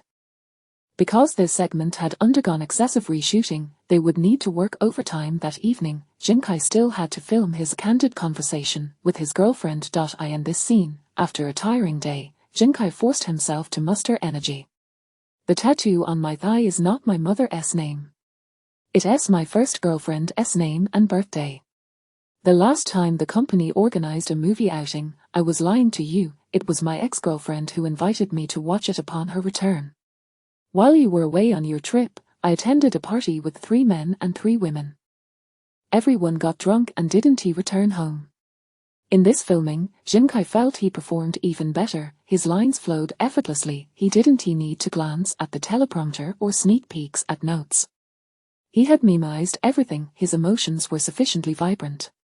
Cut. Let us do it again. Chen Yuxing's call rang out once more. Jin Kai was bewildered. What on earth was happening? Was the director deliberately targeting him? Chen Yuxing, of course, was not singling out Jin Kai. Without the prior comparison to Chen Yuan, Chen Yuxing would have deemed Jin Kai's performance quite commendable, at least to the extent of being acceptable. However, with Chen Yuan as a benchmark, Jin Kai's portrayal seemed a tad exaggerated, bordering on superficial. It lacked depth and failed to explore the character's inner world, neglecting the use of nuanced details to enhance character development. Chen Yuxing had already identified the issue, yet he was at a loss for a remedy. His understanding was somewhat nebulous, rendering him incapable of articulating a clearer vision. Consequently, Chen Yuxing could only repeatedly call for cuts. By midnight, Chen Yuxing still had not found the performance that met his expectations. However, it was too late. He could only reluctantly state, "Thank you all for your hard work. We'll conclude today's filming here. Everyone, please return home and rest early." Afterward, Chen Yuxing began to pack his belongings in preparation to leave. At that moment, Jin Kai could no longer contain himself and approached Chen Yuxing, eager to seek clarification. Chapter 36. The gap is so vast that it seems endless. Chen Yuxing, having noticed Jin Kai's arrival, ceased his activities and inquired with a raised brow, "Is there something you need?" Jin Kai, words poised on the tip of his tongue, found himself at a loss, repeatedly gesturing with his hands before retreating. Chen Yuxing's expression was dark and aloof, devoid of any semblance of communication, as though he had been utterly forsaken by a group of brutish men. Was this due to his dissatisfaction with his own performance? Undeterred, Jin Kai sought out his agent, asking, "Was my performance today truly subpar?" The agent replied, "It was quite commendable. You showcased your requisite skills. Your evening performance even exceeded expectations. Jin Kai, your acting has indeed progressed." The agent's praise was unreserved. Jin Kai nodded in agreement, feeling a sense of validation. this was the correct assessment of his abilities. Confidence once again illuminated Jinkai's countenance. At that moment, the hushed voices of several stagehands tidying up the set reached his ears. Wasn't Jinkai an actor before? Doesn't it seem like Teacher Chen Yuan is more of an actor? Yesterday, Teacher Chen Yuan didn't he falter even once due to any personal shortcomings. The director was astounded by Teacher Chen Yuan's skill. One cannot say that. Jinkai's performance was entirely within the norm. Is there any actor who doesn't he falter? However, Teacher Chen Yuan truly excels at acting. Naturally, he is authentic, with impeccable rhythm, nuanced expressions, and abundant detail. I genuinely admire Teacher Chen Yuan's performances. But you're only saying that because Teacher Chen Yuan's flawless performance meant we could finish early. Listening to the stagehands' whispered discussions, Jinkai felt as if he had heard a resounding slap. His heart shattered. Was the director's displeasure a result of his inadequate acting skills? Did the crew genuinely believe Chen Yuan surpassed him? Jinkai refused to accept this. He could not believe that Chen Yuan was significantly superior. Curious to ascertain who was the more skilled actor, Jinkai realized it would be simple to find out. The following day, he and Chen Yuan were scheduled to perform a scene together. After having a falling out with his girlfriend, he found himself at Chen Yuan's residence. Two heartbroken men gathered in solidarity. At this point, the crew had completed the preparations for filming. All units, prepare. With Chen Yuxing's command, the day's shoot officially commenced. Jinkai took a seat on Chen Yuan's sofa while brushing his teeth. At that moment, Chen Yuan awoke, startled to see Jinkai, instinctively recoiling, with a mixture of confusion and mild surprise, accompanied by the huskiness of just rising. He asked, "What are you doing here?" Jinkai, continuing his dental hygiene, casually replied, "A good friend endures her monthly cycle, while a good brother bears the burden of singlehood. How unchivalrous would it be not to?" As he spoke, Jinkai cast a carefree glance at Chen Yuan. Chen Yuan opened his mouth to respond but hesitated, letting out a sigh before uttering in a calm, unfeeling tone, "What happened? Did you two break up?" Hearing Chen Yuan's emotionless delivery, Jinkai couldn't help but shake his head internally. Was this it? Such calmness in the face of a brother's breakup? Was this what it meant to act convincingly, to have fully grasped the role? Jinkai thought, yet he did not forget to perform. He and Chen Yuan began to lament their ex-girlfriends. Cut. With Chen Yuxing's command, this segment of performance concluded. Teacher Chen Yuan's acting remains consistently stable and ever so pleasing. Chen Yuxing couldn't help but vocally laud Chen Yuan. At that moment, several crew members approached Chen Yuan, offering water and wet wipes, inquiring about his well-being. Jinkai, standing nearby, was treated as an inconsequential bystander, pushed aside by the crew. Stunned, Jinkai found himself at a loss. Surely, this double standard was excessive. His recent performance had overshadowed Chen Yuan's. Indignant yet unable to voice his frustration, Jinkai lacked the courage to confront Chen Yuan directly. Are these people out of their minds? Chen Yuan is indeed popular, but there is no need for such sycophancy, is there?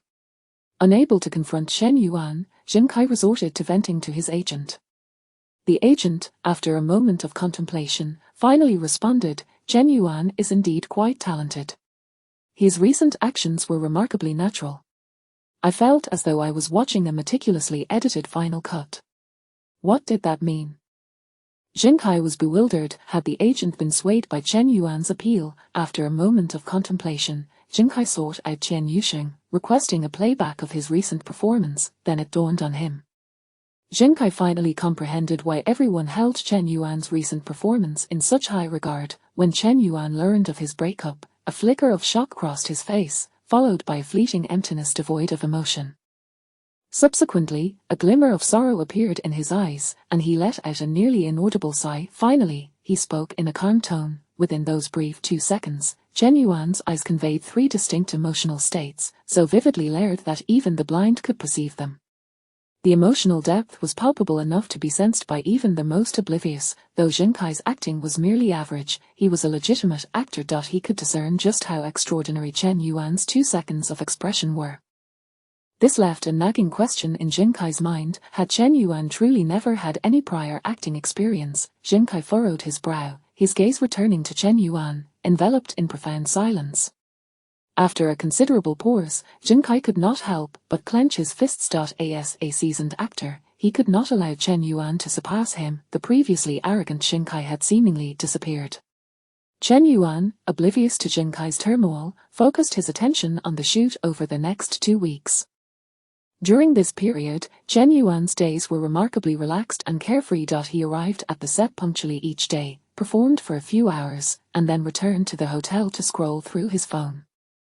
Moreover, according to Chen Yuxing, if they maintained the current pace, filming for Goodbye X would likely conclude in another 2 weeks. This instilled a sense of ease in Chen Yuan, leading him to believe that acting was indeed simple.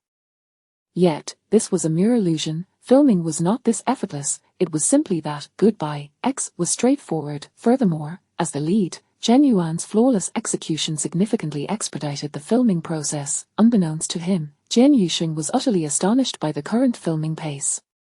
Originally, we planned for at least 2 months to complete shooting.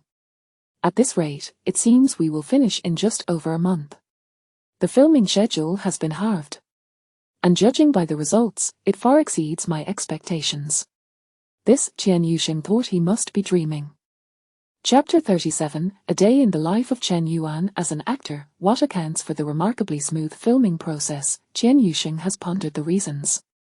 Chen Yuan's performance exceeded expectations, and that is a significant factor. Even more crucial, however, is that Chen Yuan's prowess has influenced the entire crew's morale. Jin Kai is noticeably more earnest with each passing day. The crew members seem to have been infused with an extraordinary vigor. Their enthusiasm for work is off the charts. Perhaps they don't wish to be belittled by an amateur like Chen Yuan. Or could it be that they are simply inspired by Chen Yuan's professionalism? Chen Yuxing refrained from delving deeper into the analysis. It sufficed for him to know that the filming was progressing smoothly. In truth, the reason behind the crew's increasing diligence is not complicated. Recent discussions among the crew members reveal this. I never anticipated that filming a blockbuster would be this effortless. Previously, I worked with another team, which was associated with a top-tier star whose finger was on the verge of healing without medical intervention. One shot of a smile took an entire day to film. The director nearly broke down, and we crew members had to work overtime until 2 in the morning. Honestly, working with Chen Yuan is a breeze. We can nearly leave work early every day. Completing tasks efficiently allows for early departures. The workload is far less strenuous than in other productions. There is no need to work overtime due to an actor's poor performance, nor to engage in repetitive tasks. This has fostered a closer bond between the crew and Chen Yuan. They even seem to regard him as a friend. Each day, they arrive at work together, engage in light-hearted banter, and occasionally share a drink after hours. Is this not the essence of friendship? Until the day Chen Yuan once again trended on social media. The disappearance of Chen Yuan. This was the phrase that had just surged to the top of the trending list. The course, some of Chen Yuan's fans noticed his prolonged absence from the public eye and the lack of updates. Where is Chen Yuan? It's been nearly half a month since we last heard from him. Chen Yuan's official studio account, his Weibo, and even Zhang Wei's Weibo have all gone silent. What on earth is happening? A throng of Chen Yuan's fans flocked to his related Weibo accounts. Some even resorted to pleading for help beneath the relevant department's posts. Chen Yuan is missing, please help us find him, will you? The more the fans discussed, the more anxious they became. Could something unfortunate have transpired? This trending topic lingered throughout the day, maintaining its position at the top. It was at this moment that the crew began to realize Chen Yuan is a superstar. He merely refrained from updating his status, yet he managed to trend. This left the crew feeling somewhat flustered. Should they still join Chen Yuan for street food, enjoying skewers for just 2 yuan each? Should they continue teasing him while he drinks, jokingly exclaiming, "So you want to raise a whale, do you?" It was indeed a dilemma. Before the crew could fully process this quandary, at midnight, the trending topic regarding Chen Yuan shifted. Could Chen Yuan have been detained? If he hadn't been, why would there be no news for such an extended period? I believe a friend of mine spotted Chen Yuan's chauffeur-driven car outside a venue in the metropolis. This is solid proof. Chen Yuan must have gotten into trouble. Naturally, Chen Yuan's fans were the first to arrive on the scene, thus, a heated and chaotic debate ensued between both parties. In that moment, Weibo seemed to revolve around a singular topic. Did Chen Yuan truly face incarceration? The same sentiment echoed on Douyin. Regardless of whether one followed Chen Yuan, it was nearly inevitable that within 10 videos, one would encounter at least one related to him.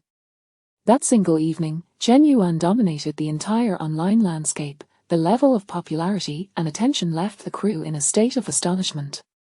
If I casually post a photo of myself with Chen Yuan, will it trend? If I share a picture of us toasting, surely it will reach the top of the trending list. Chen Yuan has done nothing, yet he has topped 2 trending lists. Indeed. The crew members were well aware that Chen Yuan had been diligently working on set and had not engaged in discussions or gossip. This discrepancy in reactions between them and netizens was now apparent. As Chen Yuan's manager, Zhang Wei could not maintain the same composure as the crew. He sought out Chen Yuan and directly addressed the matter, saying, "Boss, we need to clarify this situation. This has escalated, and fan emotions will be difficult to manage. Furthermore, if we don't clarify promptly, it may leave many netizens with the impression that he truly has been detained. They say, a rumor, once spoken, takes a marathon to dispel." Many netizens, upon seeing a sensational headline, may mistakenly believe it to be the truth. Afterward, they hardly care about the facts, yet when conversing with others, they might casually remark, "Did you know Chen Yuan was arrested?" Zhang Wei was quite familiar with such scenarios. Chen Yuan nodded in agreement, acknowledging, "All right. You handle this matter." This was relatively straightforward. A simple announcement stating that Chen Yuan was filming would suffice. However, Zhang Wei did not issue the announcement immediately. Chen Yuan had not appeared in public for quite some time. He had an idea: to capture Chen Yuan immersed in his work. This would serve to clarify misunderstandings and simultaneously establish a favorable public image for Chen Yuan, enhancing his appeal to fans and passers-by. And then Zhang Wei realized he might have been somewhat excessive in his planning. Chen Yuan awoke at 8 in the morning, and after rising, he proceeded to the hotel dining area for breakfast. He adhered to no dietary restrictions, indulging in whatever he pleased. After finishing his meal, he strolled leisurely to the set. Upon arrival, he cheerfully engaged in casual conversation with the crew members.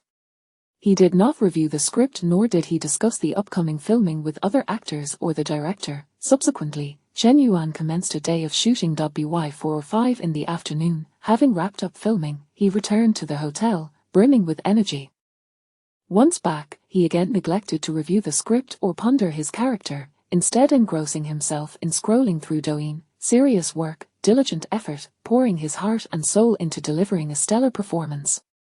Was he too serious and too focused that it led to anxiety, affecting his sleep? After observing Chen Yuan throughout the day, Zhang Wei found no material to aid in crafting a public persona for him. Chen Yuan appeared as if he were on a leisurely holiday. If this day were captured on camera and shared online, he would undoubtedly face criticism that even his mother would struggle to recognize him.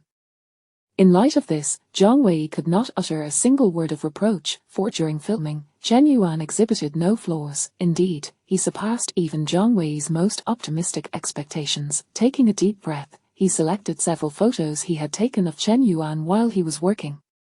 He then uploaded these images to Chen Yuan's official Weibo, accompanied by the caption "Sad smiley, Chen Yuan is currently on set. Dear fans, there is no need for concern. Chen Yuan will soon be reuniting with everyone." And then Weibo erupted once more. Chapter 38, the wrap of Goodbye X has finally concluded. Fans of Chen Yuan are rejoicing.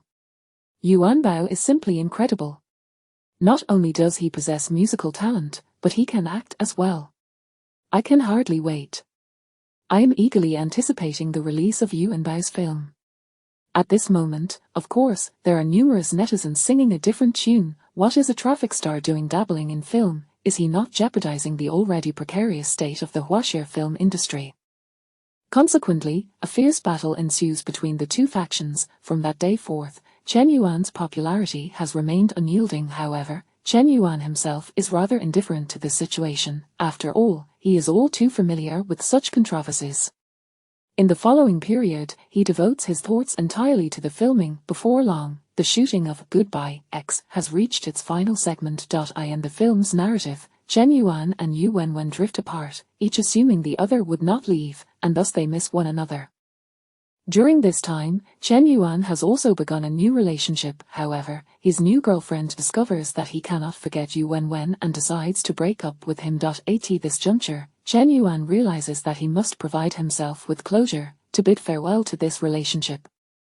Otherwise, he will never be able to accept a new love. This reminds him of a phrase he once said to Yu Wenwen: "If we break up, I will dress as Ji Zunbao and wear the tightening headband, shouting in the most bustling street. I will proclaim it 1,000 times. Lin Jiao, I love you." Thus, the filming reaches its climactic final scene. For this moment, director Chen Yusheng has specifically rented a plaza in a shopping mall. At this point, the crew has completed their preparations for shooting. Chen Yusheng glances at Chen Yuan, who gives a slight nod. All units, prepare. With Chen Yusheng's command, the last scene of Goodbye, X officially commences. Chen Yuan steps into the center of the plaza, holding a package. He retrieves a garment and a tightening headband from within. He dons the clothing, fastens the headband, and takes a deep breath. At this moment, the tourists portrayed by the extras in the plaza notice Chen Yuan and cast him curious glances. Chen Yuan pays them no mind and begins to call out, "Lin Jiao, I love you." His voice is soft, tinged with a hint of hoarseness. "Lin Jiao, I love you." His voice gradually crescendos until it transforms into a powerful roar. At this point, Chen Yuan seems to channel all his energy, his fists clenched tightly. "Lin Jiao," Chen Yuan's emotions swell, and his voice reaches its peak, akin to a volcano on the verge of eruption. He seeks to unleash all the pent-up grief he harbors over the loss of this love. Just then, a security guard rushes over and restrains Chen Yuan. The words that were on the brink of escaping his lips come to an abrupt halt. Observing this scene from behind the camera, Chen Yusheng furrows his brow. According to the script, at this moment, Chen Yuan should be shouting hoarsely, still crying out, "Lin Jiao, I love you." He would also resist the security guard, ultimately being pinned to the ground. Yet, the current Chen Yuan resembles a machine with its switch turned off, suddenly devoid of strength. This suppresses the emotions that were meant to erupt, preventing the intended poignant climax from being achieved. Has Chen Yuan faltered in his performance? Chen Yusheng is on the verge of calling cut. However, he then notices that Chen Yuan's gaze has turned hollow, devoid of emotion, as if he has been overwhelmed by sorrow. The extra playing the security guard realizes that things are not unfolding as scripted and stands momentarily bewildered, inadvertently releasing his hold on Chen Yuan. With eyes glazed over, Chen Yuan collapses to the ground like a pile of clay. Upon hitting the ground, he does not utter a word of pain. Instead, he slowly turns his body, gazing up at the sky. At this moment, his throat moves, his mouth opens, as if to say, "Lin Jiao, I love you," yet it appears as though nothing is spoken. The sound is far too faint. Almost simultaneously, a close-up shot reveals tears glistening at the corners of Chen Yuan's eyes, cascading down his cheeks to the floor. A faint smile curves his lips, resembling a sense of release, yet also a bitter smile of resignation. This is truly remarkable. Chen Yusheng can no longer contain himself, slapping his thigh and leaping from his seat. This scene is nothing short of extraordinary. Chen Yuan's performance is simply astonishing. Compared to loud cries and tumultuous displays, Chen Yuan's subtlety and restraint strike a deeper chord, do they not? This moment of silent tears is worthy of being used as a teaching example at the Beijing Film Academy. After a moment of shock, Chen Yusheng regains his composure and shouts enthusiastically, "Cut! Excellent, truly excellent. Teacher Chen Yuan, that segment was absolutely phenomenal." With Chen Yusheng's declaration, the set erupts into applause, followed by a chorus of praise. Chen Yuan's performance indeed carries immense emotional weight, vividly portraying feelings that have been suffocated to the point of asphyxiation. The entire assembly is in some measure affected by it. Thus, Goodbye, X has officially wrapped. With the conclusion of the film, a wrap party is naturally in order. Although this is Chen Yusheng's first film, he is aware of this tradition. He personally organizes a celebratory gathering. At this event, everyone indulges in copious amounts of drink. After all, Wrapping up indicates a respite from the pressures that have been temporarily lifted. Consequently, aside from the physically resilient Shen Yuan, everyone else becomes somewhat inebriated.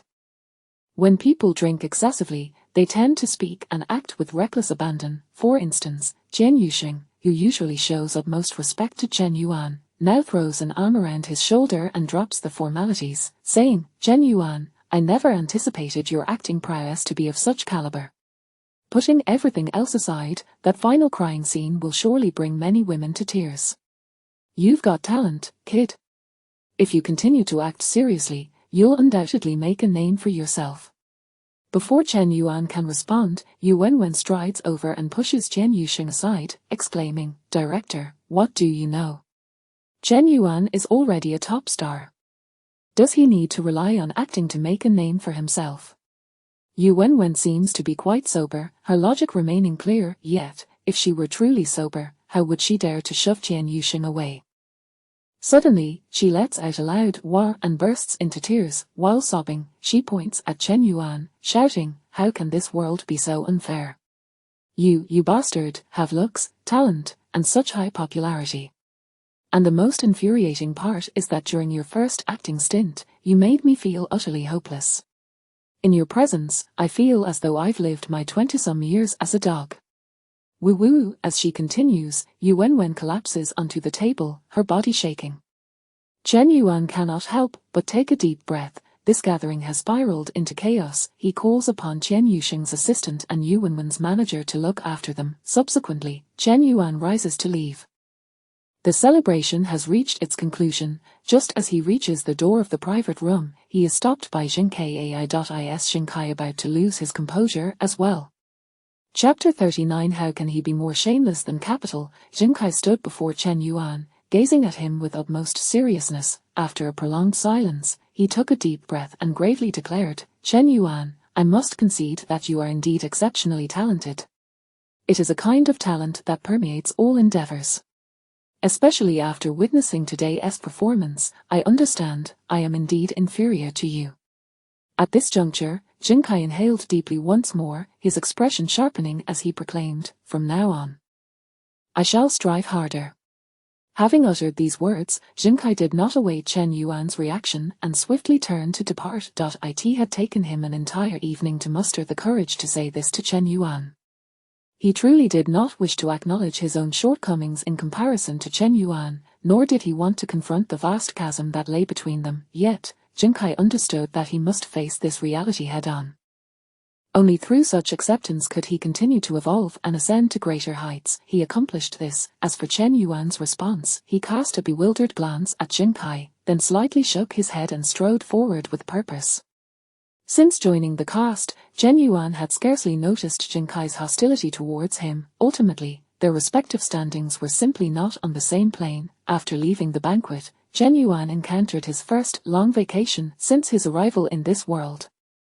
For the ensuing month, he would not be filming, nor attending events or commercial performances. In his own words, he intended to patiently await the completion of the film's post-production editing, then collaborate with the crew on its promotion, ensuring the film is well prepared. Regarding Chen Yuan's sentiments, Zhang Wei had no objections. Throughout this month, Chen Yuan engaged in leisurely pursuits, eating, drinking, gaming, and scrolling through Douyin. Naturally, during this period, he also had Zhang Wei arrange for a yacht rental, allowing him to venture out to sea.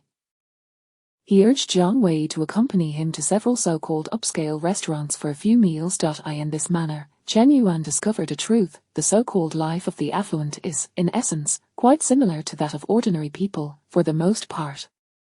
The primary distinction between the wealthy and the impoverished lies in the ability to explore diverse experiences. As Chen Yuan indulged in his leisurely activities, a month slipped by in the blink of an eye.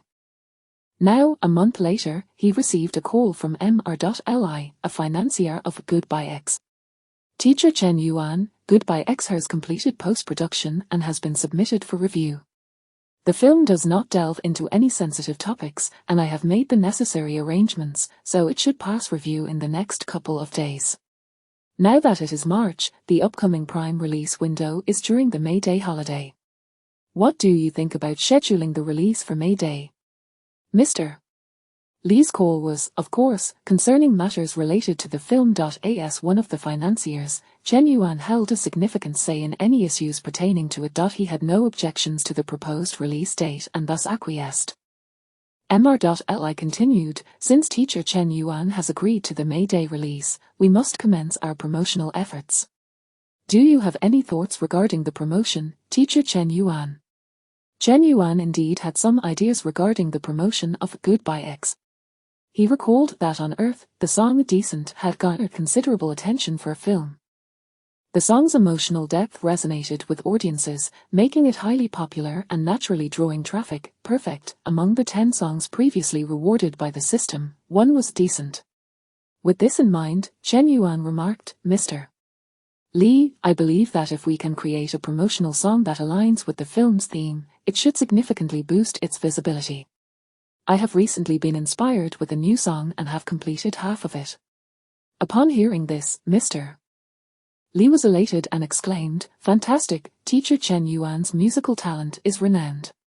With your musical contribution, our film is sure to achieve extraordinary box office success. Everyone is aware of the explosive nature of Chen Yuan's music. Upon release, it invariably trends, dominating music charts and generating ample buzz for the film. Chen Yuan smiled modestly and replied, Mr. Lee, you flatter me. Just then, an idea struck him, and he smacked his thigh, saying, By the way, Mr. Lee, I suddenly thought of an issue. Since we completed filming ahead of schedule, there should still be a substantial amount left in the budget. Can we increase the promotional expenses? At that moment, the system's voice echoed in Chen Yuan's mind. Monetary task triggered. Since the monetary task had been triggered, it was certainly time to increase the funding. I will ensure that the financial report is released by the producer as soon as possible, Mr. Lee began, but then paused abruptly. Unpleasant memories surged in his mind. Indeed, Chen Yuan was a cunning opportunist. Mr. Lee felt a twinge of pain in his teeth and his heart raced, yet he was helpless, saying, Teacher Chen Yuan, I too have suddenly thought of an issue. Our crew cannot simply allow you to produce a promotional song without compensation. We must give music the respect it deserves. 1 million. With gritted teeth, Mr.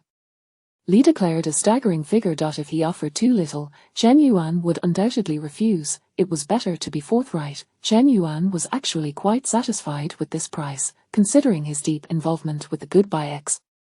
Giving away a song for free seemed only fair. However, the system was not in agreement. 1 million is insufficient to match the host's current worth. Reluctantly, Chen Yuan replied, Mr. Lee, I feel quite embarrassed to accept this amount. Moreover, my concept is still in its infancy, and I cannot guarantee its completion, for fear of delaying the promotional schedule. Mr.Li on the other end of the line was left utterly dumbfounded. Was Chen Yuan implying that 1 million was inadequate? Had he lost his mind? Mr. Lee felt a throbbing headache and an accelerated heartbeat, as if he were ill and in need of a hospital bed. This brought back memories of negotiating Chen Yuan's fee for Goodbye X.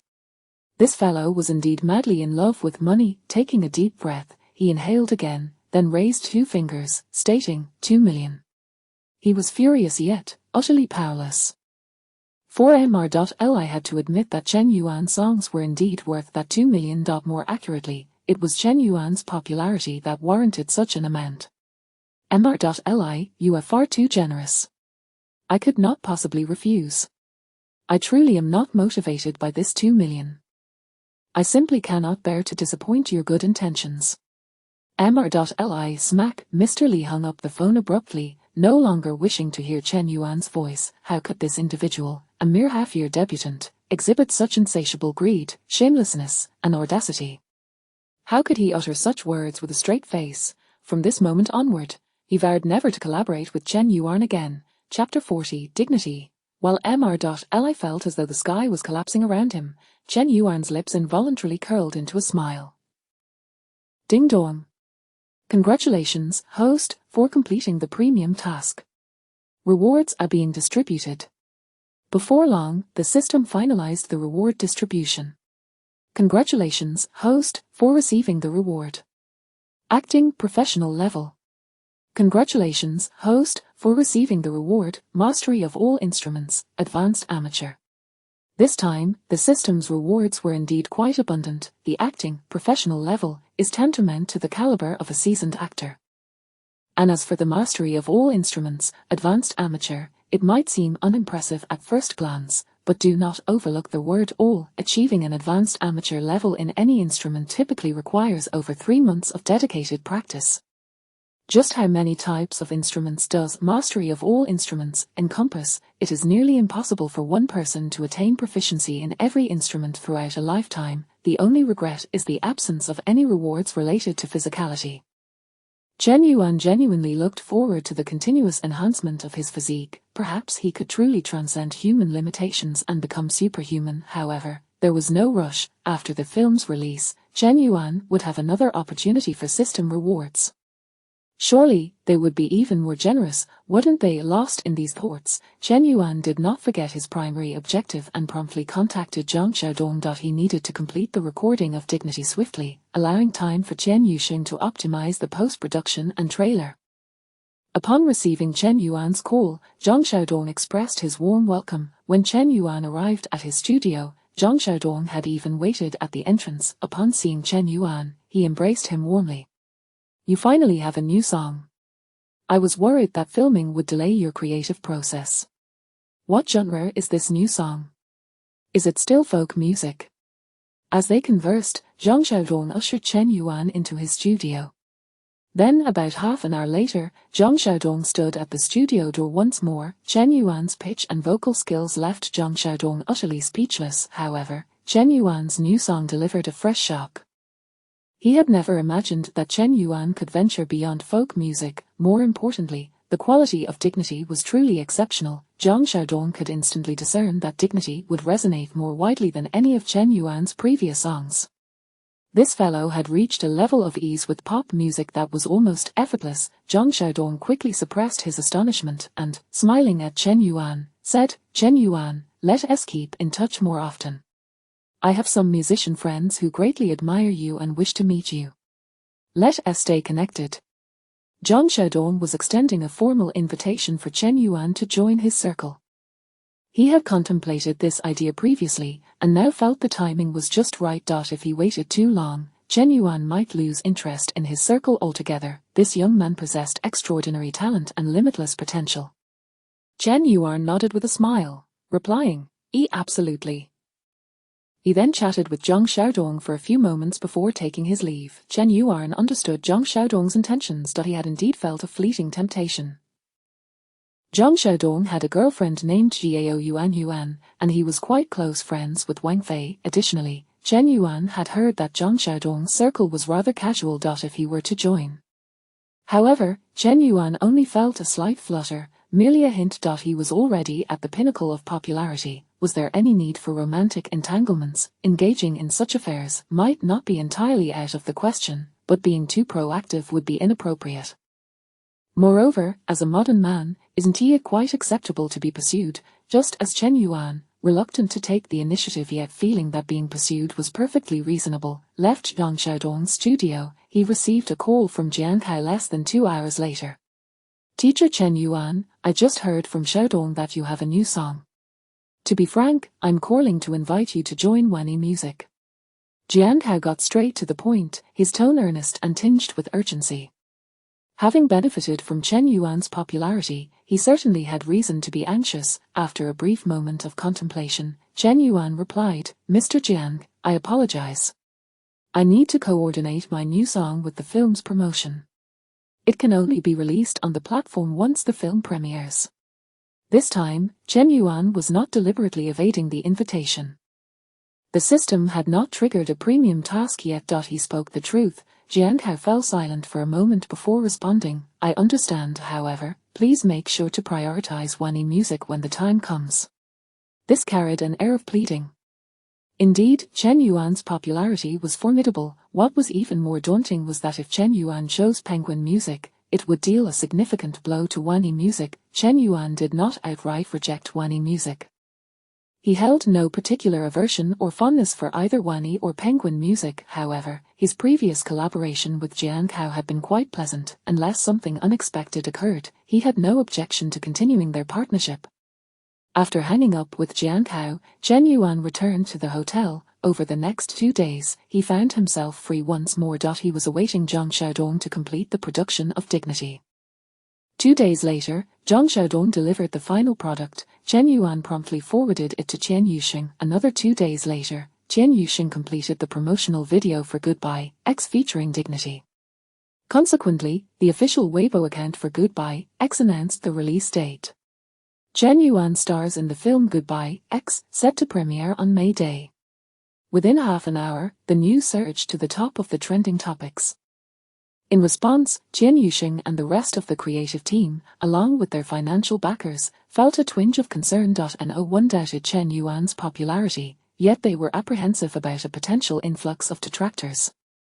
After all, Chen Yuan was still a newcomer in the film industry, and the reputation of internet celebrities in cinema was notoriously poor. Evidently, their worries were unwarranted. Chen Yuan's fans displayed an enthusiasm that bordered on the extraordinary. It's happening, it's happening. Yuan Bao's first film is finally here. I must support it on May Day. Chen Yuan, go for it. The detractors found no foothold to voice their opinions, unable to stir any controversy. At this moment, a relieved Qian Yuxing immediately released the trailer for Goodbye X. He possessed a keen understanding of film promotion. He edited together several heartwarming scenes featuring Chen Yuan and Yu Wenwen.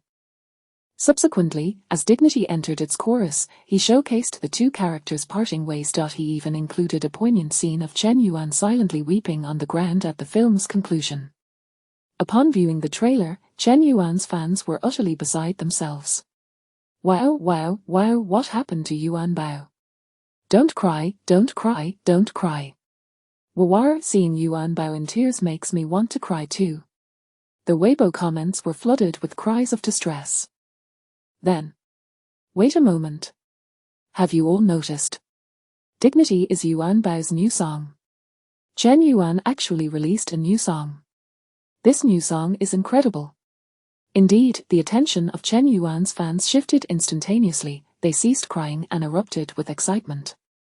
The rapidity of their emotional transition was astonishing. Perhaps this is the nature of fans of top-tier celebrities, exhibiting behavior that is somewhat abnormal. Chapter 41, the premiere of Goodbye X. The fervent excitement of Chen Yuan's fans is entirely understandable. Regardless of the musical quality of Decent, it undeniably resonates with the masses. Don't let nostalgia turn the plot into a cliché drama. What's the point of loving deeply for years if it ruins a classic? Decent dives straight into the core of the matter, akin to a sharp scalpel, piercing directly into the heart. It is precise and unerring, with emotions unleashed in a sweeping manner rather than gradually built up. When it reaches the chorus, the lines proclaim, breakups should be dignified, no one should apologize. What debts are there? I dare to give, so I dare to have my heart broken. Bold, passionate, carefree, and infused with a courage reminiscent of moths drawn to flame. Such a song is perfectly suited for an individual to sing aloud, ideal for the catharsis of emotion. Hence, it rapidly garnered affection and became widely sung. Consequently, Chen Yuan, his studio, Zhang Wei, and other accounts related to Goodbye X became inundated with fans of Decent. Why can't I find the source of Decent? Where can I download Decent? Please? Could any kind soul tell me where to download Decent? It's urgent, extremely urgent. My roommate said if he can't find the source of Decent, he will be done for. Due to the high sing-along rate of a Decent, more people began to take notice of a Goodbye X. The attention surrounding Goodbye X surged daily. The related topics of a Goodbye X have scarcely left the trending searches. This led to a peculiar phenomenon in May. It seemed as though the entire film industry was focused solely on the release of a Goodbye X. This left Qian Yuxing dumbfounded. Is this even possible? Just a promotional song, and Chen Yuan hasn't even begun promoting it. The recognition had reached an almost universally known level. Mr. Li, who previously thought Chen Yuan's financial demands were excessive, found himself compelled to reflect once more. Collaborating with Chen Yuan indeed requires expenditure, often exceeding expectations. However, he consistently brings unexpected value. I must admit, he truly warrants a high price. Not only these two individuals were astonished, but the entire film industry was taken aback. I always believed that publicity merely involved creating topics and attracting attention through frenzied advertising and substantial financial investments. Who would have thought that a film could be promoted with just a single song? Traditionally, when a movie is set for release, the promotional strategies are quite limited. They typically revolve around stirring up rumors about the leading actors, comprehensive online and offline promotions, or guiding discussions around the main characters. This explains why, prior to the release of a film, various topics related to the movie or its stars frequently trend. Thus, the success of A Decenter represents a novel approach for the current film industry. Furthermore, it is challenging to achieve. It is not simply a matter of wishing for a phenomenon-level hit song to materialize. Consequently, certain sentiments began circulating within the circle. I truly envy the crew of Goodbye X. How did they manage to secure Chen Yuan? If only our crew had a Chen Yuan. This kind of fervor is undoubtedly a tremendous boon for Goodbye X. Chen Yusheng was keen not to miss out on this momentum, promptly contacting the principal creators of the film, preparing to take everyone on a publicity tour to enhance the exposure of Goodbye X. However, Chen Yuan was somewhat reluctant. Joining the crew on variety shows or programs typically involves no appearance fee. The other party would consider it a collaboration. The crew achieves their promotional goals while the program gains content. This does not trigger any financial incentives. Additionally, unless a memorable moment occurs during the program, the resultant effect pales in comparison to Decent. Chen Yuan would merely end up feeling exhausted. Upon expressing his preference to not participate with the crew unless absolutely necessary, Chen Yusheng did not press the issue. He could hardly compel him, setting aside the fact that Chen Yuan is a financial backer. Chen Yusheng is both the nominal and actual behind-the-scenes boss. Just Chen Yuan's current status is not something Chen Yusheng can casually direct. The fact that Chen Yuan did not join the crew for the program was not particularly significant. As a top-tier star, it is entirely normal for Chen Yuan, with his packed schedule, to be unable to find the time to participate with the crew. The issue arose when, during a program with the crew, Chen Yusheng remarked, Chen Yuan was supposed to come too. However, he was so dedicated during the filming of Goodbye X that he exhausted himself. Chen Yusheng intended to establish a positive image for Chen Yuan, adding a buffer. Surely, diligence should not be a fault, yet, who could forget that Chen Yuan is a popular figure, not a seasoned actor? The previously skeptical netizens found themselves with no means to voice their dissent due to Decent. Now, they finally discovered their breakthrough. Har har. Exhausted from dedication. If I didn't know better, I'd think Chen Yuan was exceptionally professional. Is it the kind of exhaustion that means he shouldn't head to the hospital? I had some expectations for Goodbye X because of Decent. Now, I can confidently assert that Goodbye X is destined to be a major flop. In an instant, numerous voices questioning Goodbye X emerged online. Even many casual netizens were swayed. It seems that filmmakers in China are truly adept at marketing. Film enthusiasts have suffered too many disappointments and have become astute, just like a certain director, with a righteous demeanor, proclaiming, if there's an issue, come at me, don't involve my creators. Those netizens, having endured excessive disappointments, were not distracted. They clearly understood, I was originally targeting you, director. This had a somewhat negative impact on A Goodbye X. Chen Yuan remained indifferent to this. The reputation of a film has always been judged solely on its quality. An actor's reputation is assessed based solely on their performance. Ultimately, it is the work that must speak for itself. Chen Yuan could not assert that A Goodbye X is of exceptionally high quality, but it is certainly superior to the original version. With a more substantial budget, the visuals are naturally more appealing. Furthermore, Chen Yuan is the lead. He possesses professional-level acting skills, complemented by a deep emotion, which surely surpasses Hans, right? Moreover, is Chen Yuan's current popularity not greater than Hans on Earth? Just as Chen Yuan pondered these thoughts, the premiere of Goodbye X arrived. The premiere took place at Wonders in Shanghai. Unsurprisingly, the venue was teeming with people. The entire Wonder was bustling with a crowd. Even the periphery of the mall was tightly packed. These attendees came solely for Chen Yuan. As they put it, Chen Yuan has been absent from the public eye for far too long. If I miss this opportunity, who knows when I will see Chen Yuan again. Chen Yuan's immense popularity was once again manifested in the most direct manner. Chapter 42, The astonishment brought by Chen Yuan. The fervor of the event caught the organizers completely off guard. Fortunately, they were not entirely unprepared. As per their arrangements, the guests had arrived at the venue well in advance, thus preventing any delays for the premiere of Goodbye X. The film did not feature any particularly renowned directors or actors. Firstly, the creators of Goodbye X were truly novices in the film industry. Secondly, established filmmakers were wary of attending, fearing they might overshadow the production, especially with Chen Yuan in the spotlight. At this moment, the creators of Goodbye X commenced their press conference. Chen Yuan stood at the center, exuding an air of undeniable prominence. Unsurprisingly, he became the focal point of the press conference. Mr. Chen Yuan, is this your first acting role? How does it feel? What are your expectations for the box office of Goodbye X? The reporters refrained from posing any challenging questions, having received their envelopes of cash. Chen Yuan's responses were somewhat unexpected. I feel quite good. At the very least, I am earnest. Goodbye X is a delightful romantic comedy. I believe it should perform decently. If I were to specify my expectations, I think it should surpass 1 billion. Lin Lu, who was part of the self-media team present, admitted that she found herself amused by Chen Yuan's response. 1 billion, that was likely the most laughable joke in the history of wuxia cinema.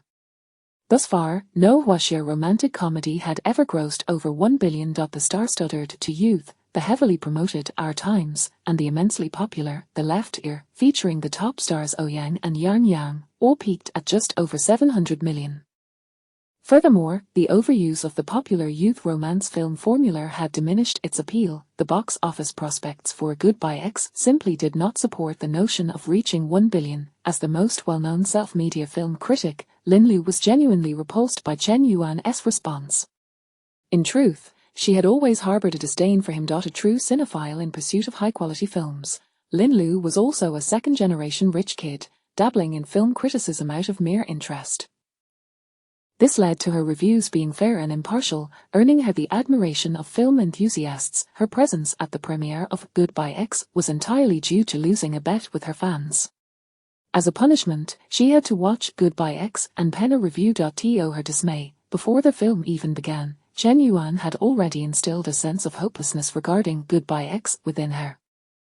From Lin Lu's experience, whenever creators made boastful claims, it was typically a ploy to garner attention, stemming from their lack of confidence in the film's quality, compelling them to take alternative routes.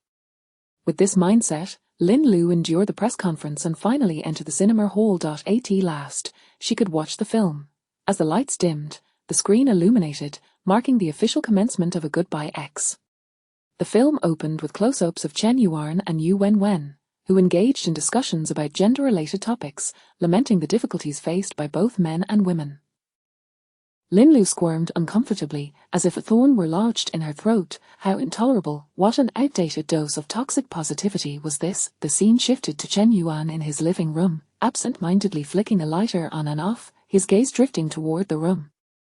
Lin Lu, who had already developed an aversion to Goodbye X, found herself paying closer attention. As a professional film critic with extensive viewing experience, she possessed a certain understanding of acting. She discerned the differing expressions and body language exhibited by Chen Yuan in the three varying shots.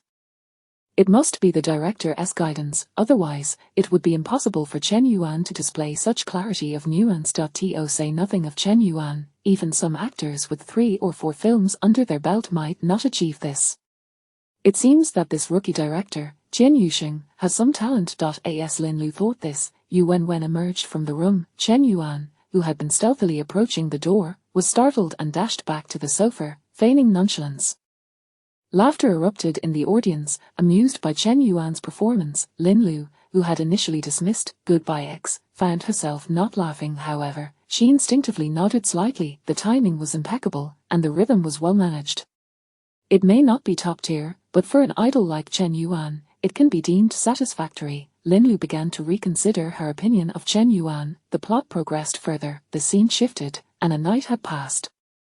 Yu Wenwen appeared with her suitcase, approaching Chen Yuan to inform him of her departure. Chen Yuan began, since his voice was hoarse, struggling to produce those two words. This elicited a raised eyebrow from Lin Lu. The detail in this portrayal was striking. It vividly conveyed the exhaustion of someone who had not slept through the night. Chen Yuan, it seems he truly possesses some acting talent. At that moment, Chen Yuan coughed and continued, since you've made your decision, you may leave. As he spoke, a complex array of emotions flickered in his eyes, disappointment, anguish, struggle, ultimately giving way to resignation. Lin Lu, having noticed this nuance, was momentarily taken aback. If Chen Yuan's earlier performance could be attributed to the director's training, then what was the source of this intricate gaze? Conveying emotion through the eyes is notoriously challenging for wuxia actors, primarily due to the lighter pigmentation of their irises, making it difficult to express intense emotions. This inherent limitation contributed to the legendary status of Liang Chaowei's iconic smile in Infernal Affairs, as he was one of the few wuxia actors capable of conveying profound and multifaceted emotions through his eyes. What, then, is the meaning of Chen Yuan's performance? Lin Lu couldn't help but furrow her brow. Her eyes fixed intently on the screen, she questioned whether she had just experienced an illusion. She could not fathom that the novice actor Chen Yuan possessed such prowess. Her seriousness intensified. Just then, the scene shifted to Jing Kai, who began his segment of their confession session with his girlfriend. Lin Lu found herself increasingly embarrassed as Jing Kai's performance felt superficial, even exaggerated. Starkly contrasting with Chen Yuan's portrayal. It appears that Chen Yuan's acting surpasses that of Jing Kai, who has already starred in several films. Could it be that Chen Yuan is a genuine talent? Yet, even the most gifted individual should not display such a vast disparity in performance when compared to seasoned actors on their debut. As Lin Lu pondered this, Jing Kai concluded his confession session and subsequently engaged in his first scene with Chen Yuan. When Jing Kai sat on the couch where Chen Yuan was reclining, the startled reaction of Chen Yuan left Lin Lu completely astonished. She had encountered a pivotal moment in her life. Chapter 43. Is this not too heart-wrenching? After being startled by Jing Kai, Chen Yuan inquired about the reason for his presence here. Jing Kai revealed that he had recently broken up with his girlfriend. At this moment, the camera focused on Chen Yuan's face, capturing a close-up of him. His eyes appeared deep, akin to an abyss with no end in sight, concealing a profound sorrow so intense it could pierce the soul. Within this sorrow, there lingered an ethereal anticipation, reminiscent of a stone longing for its distant beloved. Gazing out at the unattainable horizon of the sea. It felt as though he had sunk deep into the ocean, yearning for the sunlight just beyond his reach, a sense of despair enveloping him. In an instant, this gaze, laden with profound emotions, suddenly turned hollow, like a bubble that had burst, as if his spirit had been shattered. Lin Lu felt her heart lurch painfully, instinctively extending her hands. For the first time in her life, she yearned to embrace someone tightly, to shield them from the storms of life and provide the warmest and safest haven. From that very moment, Lin Lu had forgotten her initial purpose for being there. She ceased to critique Chen Yuan's acting, no longer recalling that he was the celebrity she despised the most. Whenever Chen Yuan appeared on screen, her heart would clench. Even when he was reveling at a party with Jing Kai, Lin Lu perceived that he was evading reality, masking his true feelings. As the film approached its finale, Lin Lu became increasingly convinced that her perspective was correct. Chen Yuan had truly never forgotten Yu Wenwen. As he was dragged away, helplessly collapsing to the ground, his gaze once again became vacant, tears streaming silently down his cheeks, his mouth opening in a soundless plea. Lin Lu felt as if she could hear a voice screaming in her ear, "Lin Jiao, I love you." It felt as though her eardrum would shatter from the intensity. Her heart felt hollow, as if she had lost something precious. At that moment, she was oblivious to the two streams of tears cascading down her face. Suddenly, the lights brightened. Chen Yuan and the other creators stepped onto the stage. The atmosphere was eerily quiet, devoid of even a smattering of encouraging applause. Yet, Jian Yuxing remained unperturbed. He had confidence in the finished product of Goodbye X.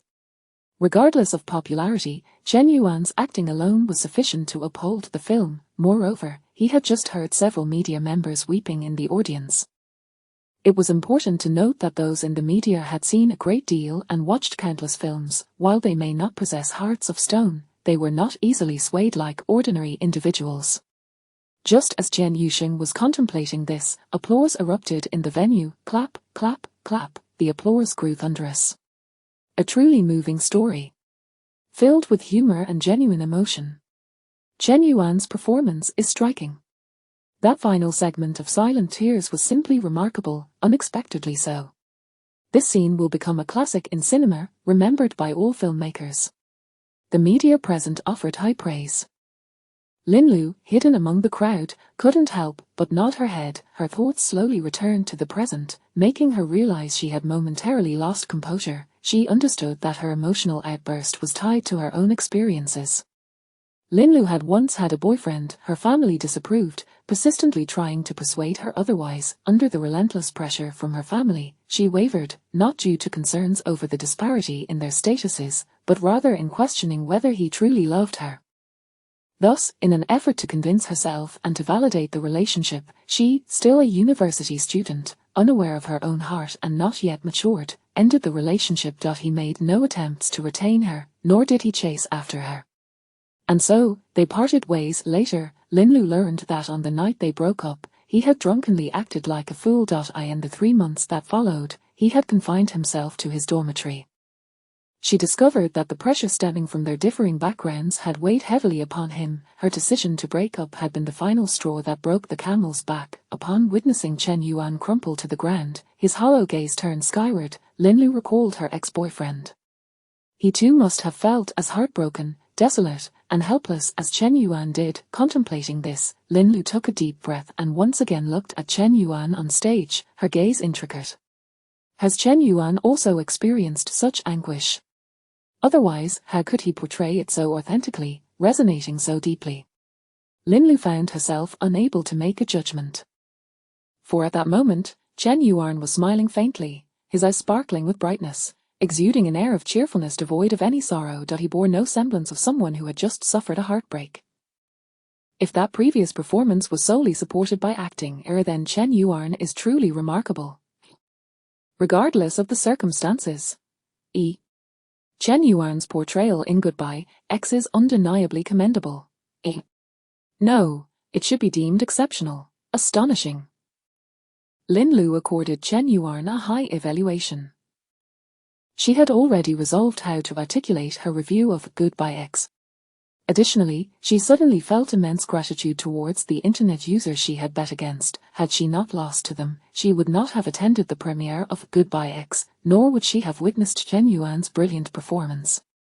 As Lin Lu pondered this, the premiere of Goodbye X came to a close. With the assistance of the organizers, Chen Yuan and the others exited the venue. According to the original itinerary, they were supposed to meet and interact with the audience. However, the circumstances at the venue simply did not permit it. The crowd was overwhelming. This situation, however, instilled Chen Yuxing with greater confidence regarding the film's box office performance. By the afternoon, his confidence in Goodbye X had strengthened further. The first batch of moviegoers who entered theaters to watch a Goodbye X provided their evaluations of the film. A hilariously entertaining movie. I laughed from beginning to end. This is the best comedy I've seen this year. In truth, the film's title ought to be changed. It shouldn't be called Goodbye X, it should be titled their Huaxia version of The Hangover, or My Joyful Life After Breaking Up with My Girlfriend. This was the highest rated comment among netizens. Countless users supported and replied to it. Exactly. Goodbye X is indeed hilarious. I laughed so hard my stomach hurt. The most healing movie I've seen this year. Initially, when Chen Yuxing came across these reviews, he was bewildered. Goodbye X undeniably contained numerous comedic elements. However, how could it have made viewers laugh continuously from start to finish? Did some of these netizens leave before it concluded? Were they mocking Goodbye X? That couldn't be right. They had all given it a 5-star recommendation. Are they playing a new kind of game? Why do I see some people saying they cried buckets after watching the film? Is this truly an outright comedy? A netizen posed a question. Chapter 44, Record-breaking opening day box office. An increasing number of enthusiastic netizens flocked to address the queries raised by others. Trust me. I'm not lying, it's genuinely hilarious. Go see it, and you'll understand. Consequently, on various ticketing platforms, the number of those wanting to see Goodbye X surged dramatically, skyrocketing from a mere 5 million to over 10 million. Chen Yuxing found himself momentarily bewildered by the netizens' evaluations, yet he no longer cared today as long as film enthusiasts expressed interest in the movie. That was sufficient. The box office performance of Goodbye X needed to be significantly high for him to feel at ease. Naturally, until the box office figures were officially released, Chen Yuxing could not entirely relax. The phenomenon of great fanfare yielding little substance was far too common. History is replete with films that have suffered this fate. For instance, the current cinematic release by director Liu, widely known and heavily promoted, opened to a dismal score of merely 5 points. The reputation of the film crumbled entirely.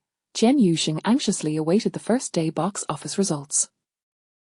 Finally, at 1 o'clock in the morning, his phone rang. He quickly grabbed his mobile but hesitated to answer immediately. Taking a deep breath, he steeled himself. Only then did he press the answer button. How much? What did you say? Please repeat that. Upon hearing the figures relayed over the phone, Chen Yuxing was momentarily stunned, questioning his own perception. After confirming the data once more, he put down the phone, his spirit seemingly drained, collapsing onto the sofa, unable to move for quite some time. Simultaneously, in a club in the bustling metropolis, Mr. Li pushed away the scantily clad women nestled beside him. He then waved his hand to silence the raucous music and glanced at his phone. He understood that the call he had just received was to report the opening day box office results for Goodbye X. This information was of utmost importance to Mr. Li. After all the effort expended, the return hinged on this moment. He lifted a glass from the table, downing a significant portion of the strong liquor before answering the call. Upon receiving the reported figures, Mr. Li's eyes widened in disbelief, and he even leapt from his seat. Given Mr. Li's stature, such uncharacteristic excitement could only be attributed to something extraordinary. In a hotel room elsewhere in the city, Zhang Wei, who had just connected to the call reporting the opening day box office data, sprang up from the sofa. He exuberantly waved his arms, letting out a series of cheers. Boss, we've done it. The first day box office for Goodbye X is 160 million. We've shattered the record for opening day box office in the romance genre in Huaxia. It's even ranked among the top 5 for all film genres opening day box office in Huaxia. Boss, you've made history. As he spoke, Zhang Wei could barely contain his urge to embrace Chen Yuan. In contrast, Chen Yuan remained remarkably composed, a subtle smile playing at the corners of his mouth. On Earth, X had garnered over 70 million on its opening day, despite a mere 18% of the screen allocation. In this world, thanks to Chen Yuan, the cinema had granted a 33% allocation. Moreover, with Chen Yuan's star power backing Goodbye X, an opening day box office of 160 million did not seem excessive. By the proportional data, Chen Yuan had little reason to be overly excited. Unbeknownst to Zhang Wei, Chen Yuan's demeanor puzzled him. Unable to restrain his curiosity, he asked, "Boss, aren't you excited?" Chen Yuan chuckled softly, replying, "This is just the beginning. The film has only been released for a day. It's a bit premature to celebrate, don't you think?" Zhang Wei found himself at a loss for words. His boss was remarkably composed. This led Zhang Wei to ponder once more. Could it be that his boss had truly been possessed by a spirit since that night at the Tomorrow Idol fan meeting? All right. Now that you know the box office numbers, get some rest. With that, Chen Yuan waved his hand dismissively and retreated to his room, collapsing onto the grand bed. Zhang Wei, however, could not sleep. He was too exhilarated. This night was destined to be one of restlessness. Apart from Chen Yuan, countless industry insiders found themselves unable to slumber. This included Chen Yuxing and the creative team behind Goodbye X, as well as Mr. Li. Indeed, the opening day box office figures for Goodbye X were nothing short of astonishing. Some investors began to develop a false impression. Could it be that the formula of combining star power with romantic films remains highly effective? Perhaps the previous downturn was merely an illusion. Should we reconsider our investment priorities moving forward? Indeed, star power reigns supreme, an eternal truth.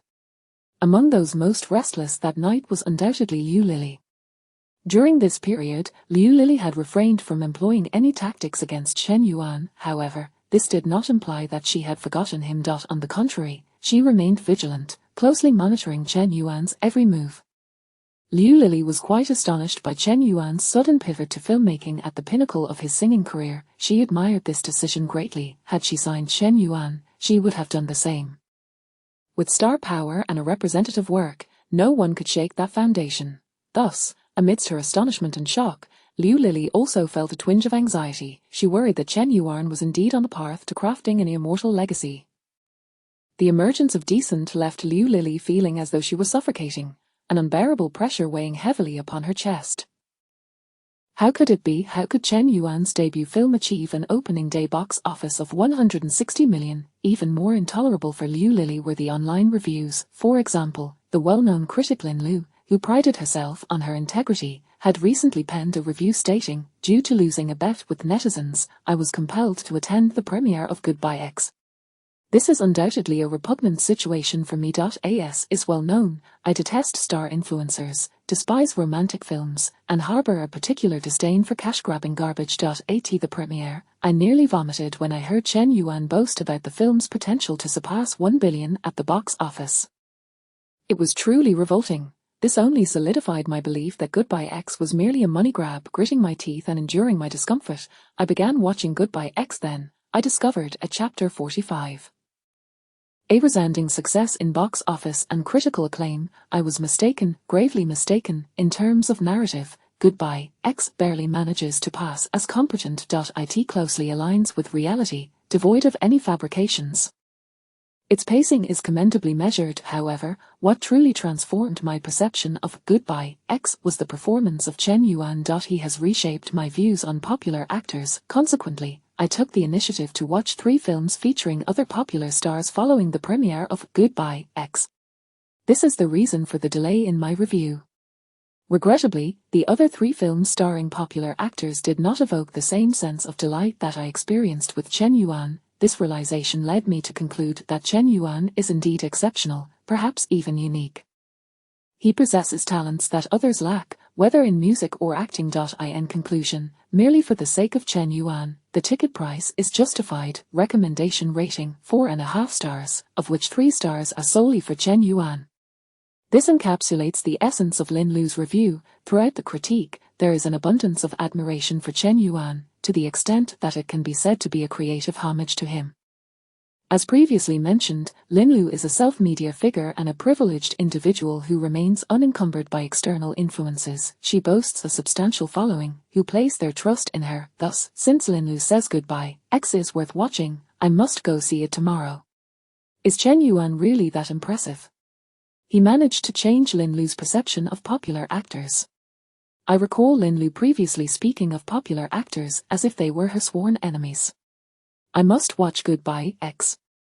I'll book the earliest showing for tomorrow. An increasing number of netizens have developed an interest in Goodbye X. The number of fans indicating they wish to see the film on various ticketing platforms surged by 2 million overnight.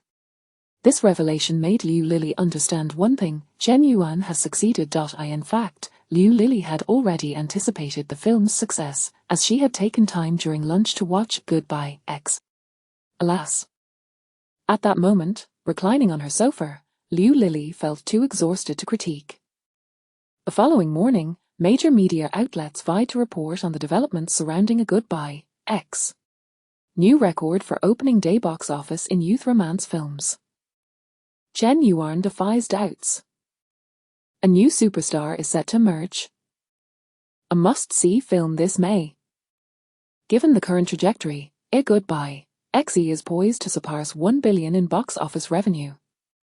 Due to the plethora of reports, Chen Yuan and Goodbye X consistently occupied the top 3 spots on trending searches, seemingly unable to descend.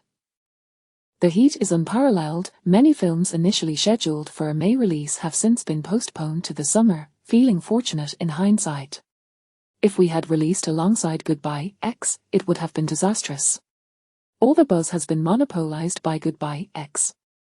Chen Yuan's popularity is truly formidable. Each time, it escalates further. The sentiments expressed by these filmmakers are far from exaggerated.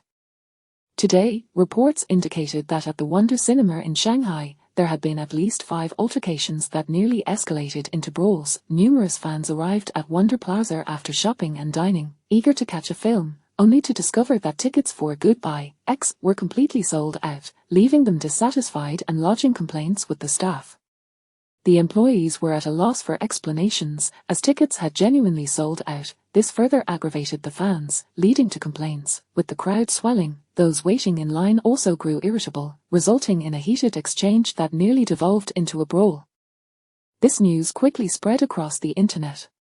A near brawl due to inability to purchase tickets for Goodbye X. Unprecedented, just how popular is Goodbye X? Some media outlets took a rather amusing angle from this news. Why didn't Wonder Cinema increase showtimes for Goodbye X? Are they blind to consumer demand? Wonder Cinema felt unjustly accused. They had already increased the showtimes for Goodbye X to 40%. They are not foolish, they would not turn away profit. Notably, this topic has spurred many fans to flock to cinemas. Is it truly that Goodbye X is this captivating? With all these factors in play, a Goodbye X reached new heights in box office earnings today. 1.9 billion? Is it truly 1.9 billion? At 1 o'clock in the morning, Chen Yuxing, still awake, wore a look of incredulity upon hearing this news. Even though he had already experienced shock the previous day, he still found it hard to believe that a youth romance film could achieve nearly 2 billion in a single day. Before Chen Yuan joined Goodbye X, 1.9 billion was Chen Yuxing's ultimate aspiration for box office success. With such numbers, he felt confident that securing funding would no longer be a concern. Let us not forget that a Goodbye X had a total investment of only 15 million. Based on typical box office returns, 1.9 billion would yield approximately 60 million for a Goodbye X. This is a staggering profit. Is this the allure of a top-tier star? No. It should be said that this is the allure of Chen Yuan. Chen Yuan is no longer merely a top-tier star. With these thoughts, a slowly calming Chen Yuxing turned his attention to the film rating website. Goodbye X had already received a score of 7. For a youth film, this score surpasses mere competence. It can be deemed exceptionally good. More importantly, the overall critical reception for Goodbye X has been overwhelmingly positive, with few claiming it to be worthless.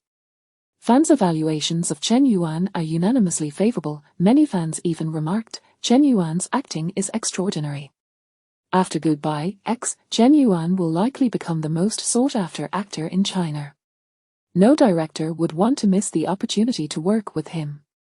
He brings his own audience and possesses acting skills that exceed the threshold of competency. Such individuals are rare in China. I'm fortunate to have encountered Chen Yuan early on. Otherwise, I might never have the chance to work with him. Chen Yuxing couldn't help but feel a profound sense of reflection. At this moment, Zhang Wei also learned of a Goodbye X's second-day box office results. He leaped off the sofa in sheer excitement. Throughout the day, he had been on edge, fearing a potential flop. Despite the chorus of praise for Chen Yuan and a Goodbye X online, many industry insiders were waiting for a misstep. Now Zhang Wei could confidently announce to everyone, Goodbye X has succeeded. Chen Yuan possesses the ability to drive a film's success. Unfortunately, after glancing towards Chen Yuan's room, Zhang Wei couldn't help but shake his head slightly. Chen Yuan had already retreated to bed early, seemingly indifferent to the box office results. His desire to find someone to share a drink and celebrate was thwarted. Chapter 46, entering the top 10 box office records of Chinese cinema.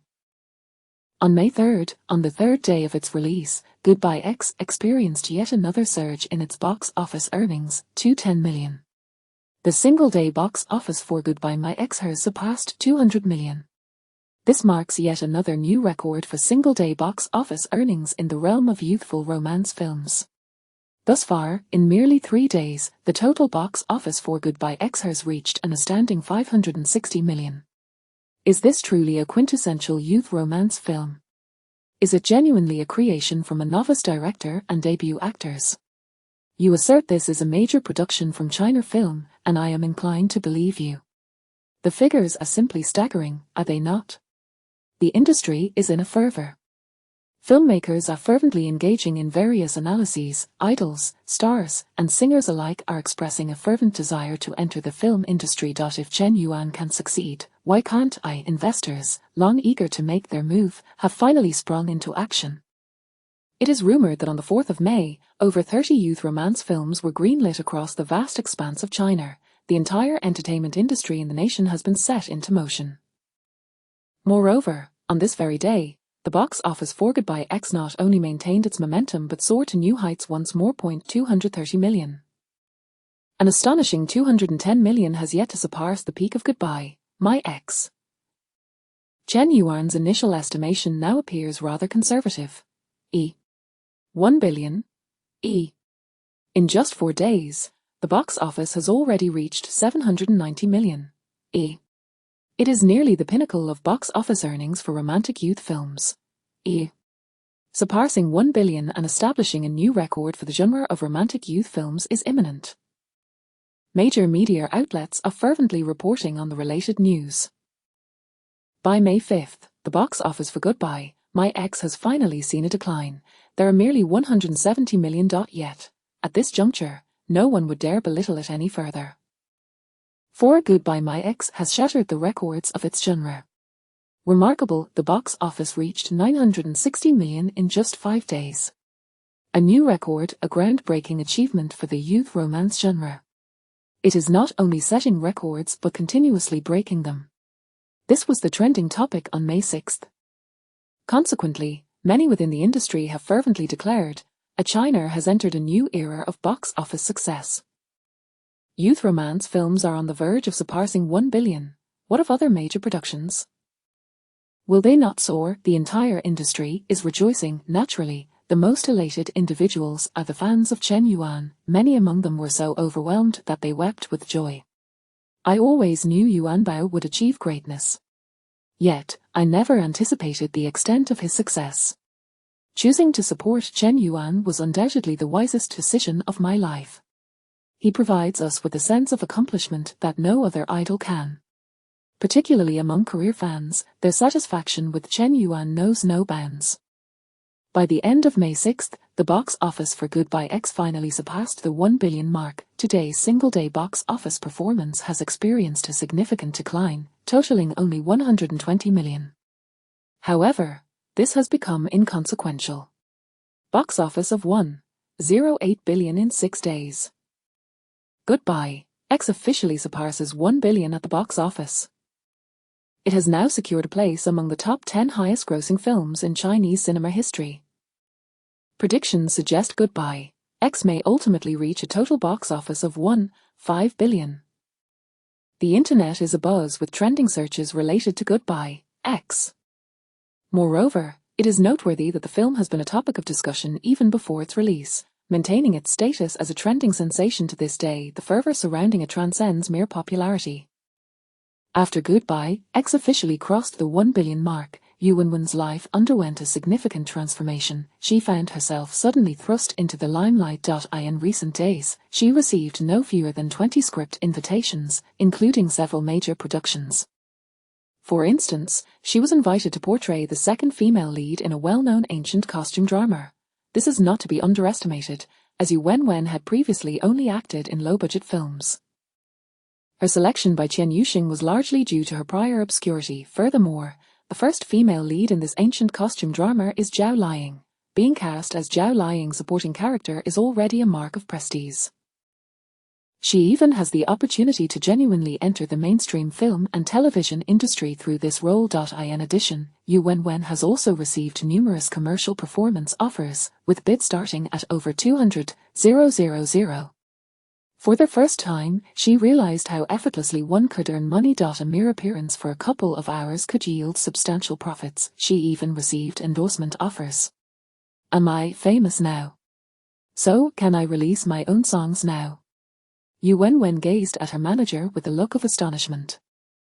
Her manager promptly replied, absolutely, if you release a song now, all the major music platforms will undoubtedly offer substantial support. You are indeed quite popular now. You are the first actress to star alongside Chen Yuan. Had this been before, Yu Wenwen would have bristled at such a remark. How could I be merely a supporting actress to some male star? What do they take me for? Yet, the current Yu Wenwen felt no anger. Everything I have now is indeed thanks to Chen Yuan. Without him, I would never have reached this level of fame.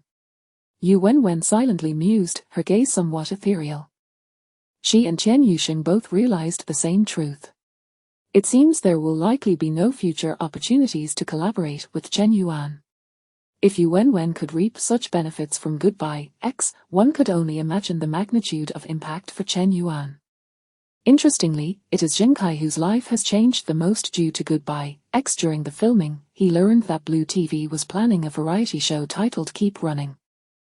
At that moment, he recognized it as a potentially excellent opportunity. He promptly had his manager reach out to Blue TV, hoping to secure a spot. However, they politely declined. At that time, Jin Kai was not particularly well known, and Keep Running was a flagship project for Blue TV.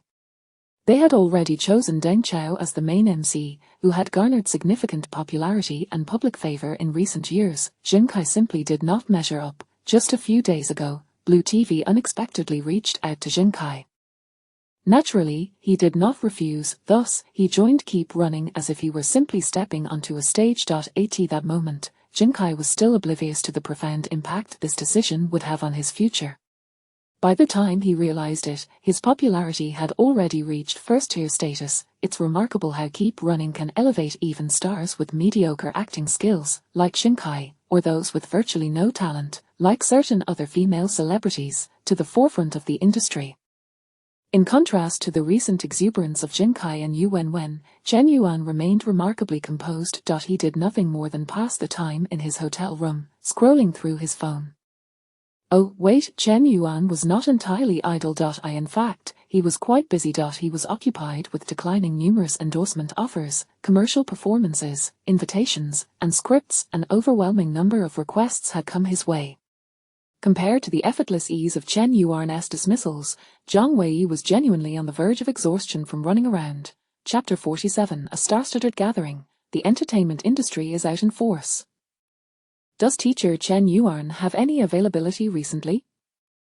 We are launching a brand new flagship reality show. The price is negotiable, 30 million for the first quarter. Our brand is truly sincere. We are offering an annual endorsement fee of 40 million. Our brand's deputy director is willing to come personally to discuss further.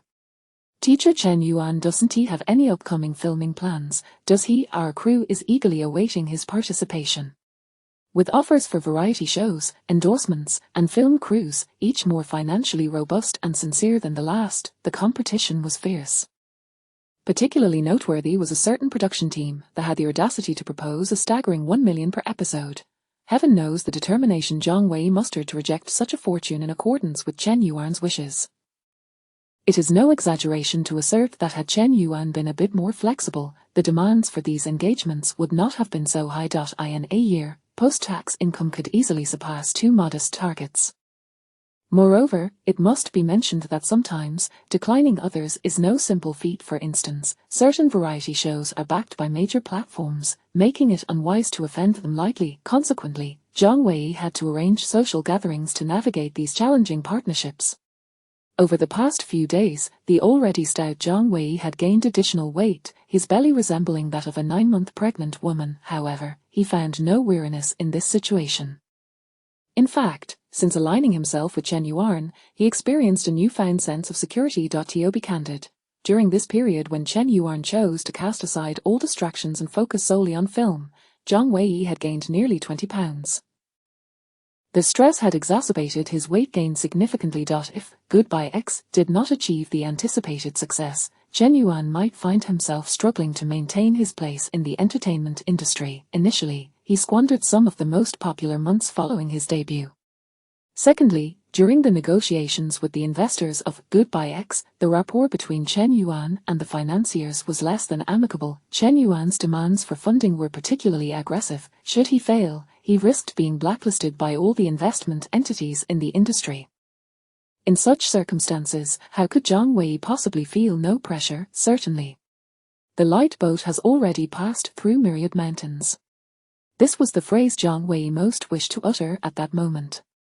However, he had no time to express it, as he was once again heading to tonight's social gathering. Throughout this period, Chen Yuan harbored a modicum of concern within. With the system's rewards, he indeed felt emboldened to face the potential failure of Goodbye X. Yet, should the film truly falter, his entertainment career would undoubtedly suffer a significant blow. It would take considerable time for him to rebuild his popularity and regain his current standing. Additionally, Chen Yuan was acutely aware of a formidable opponent standing before him, Star Entertainment. In the entertainment industry, when one is in the limelight, others are often reluctant to confront them due to the high costs involved. However, once one encounters difficulties, one must be prepared for ruthless opposition. Of course, for Chen Yuan at this juncture, there was no room for what ifs. At least I have not disappointed my aspirations. Standing before the hotel's floor-to-ceiling window, gazing out at the dazzling skyline of the metropolis, Chen Yuan allowed himself a brief sigh of relief. Yet, his gaze quickly regained its resolve. I have only just begun. I possess a modicum of confidence in facing Star Entertainment. I have a slight foundation upon which to risk making mistakes. However, this is still far from sufficient. Moving forward, I must continue to create films and produce more representative works. So that even if others are reluctant to acknowledge me, they will have no choice but to pinch their noses and give a thumbs up when they mention my name. Thus, I will no longer be overshadowed by the colossal figure of Star Entertainment on my path forward. Engaged in the self-reflection, Chen Yuan could not help but clench his fists. His eyes shimmered with unwavering determination. When he first traversed into this world, Chen Yuan was relatively carefree, or perhaps, indifferent to the reality surrounding him. After all, who, during their initial arrival in a new realm, can feel a profound sense of belonging? Yet, as he invested effort, his mindset gradually transformed. In essence, it can be summarized in a single phrase: since I am here, and since I have begun this journey, let me become a legend. However, before scaling greater heights, Chen Yuan had one crucial task to undertake: to relish the present. To enjoy the glory that his recent endeavors had yielded. Just 3 weeks after the release of A Goodbye X, its total box office gross surpassed 1.5 billion. The specific figure stood at 1.673 billion. The first youth romance film in China to surpass 1 billion, and subsequently, the first to exceed 1.5 billion, has been born. Unprecedented. It is likely to remain unmatched for years to come. Chen Yuan has created a milestone miracle for youth romance films. When the box office for A Goodbye X broke 1.5 billion, nearly all entertainment media reported on it extensively. Naturally, Chen Yuan found himself trending once again. Over the past 3 weeks, Chen Yuan's related search terms had remained perpetually at the top of the trending list, never once descending. As A Goodbye X crossed the 1.5 billion mark, Chen Yuxing and MR.Li were already busy preparing for the celebratory banquet. This was an honor unparalleled in history, certainly deserving of a jubilant celebration. Other production teams had commenced grand festivities upon reaching merely 500 million in box office revenue. Chen Yuxing and MR.Li placed great importance on this celebratory banquet and made considerable efforts to ensure its success. This resulted in a vibrant atmosphere at the event. In truth, it could be said that compared to the premiere of A Goodbye X, the transformation was nothing short of astounding. The guest list at the celebratory banquet was nothing short of luxurious. Among the female stars, the likes of Fan Xiaopang and Li Lianhua, both currently at the pinnacle of their careers, were in attendance. Recently rising stars such as Yang Mi, Zhao Liang, and Li Shishir also graced the occasion. As for the directors, the lineup was equally illustrious. Renowned directors Chen Die and Zhang Yimou, both of whom hold the highest esteem in China, were present. The investors were even more numerous.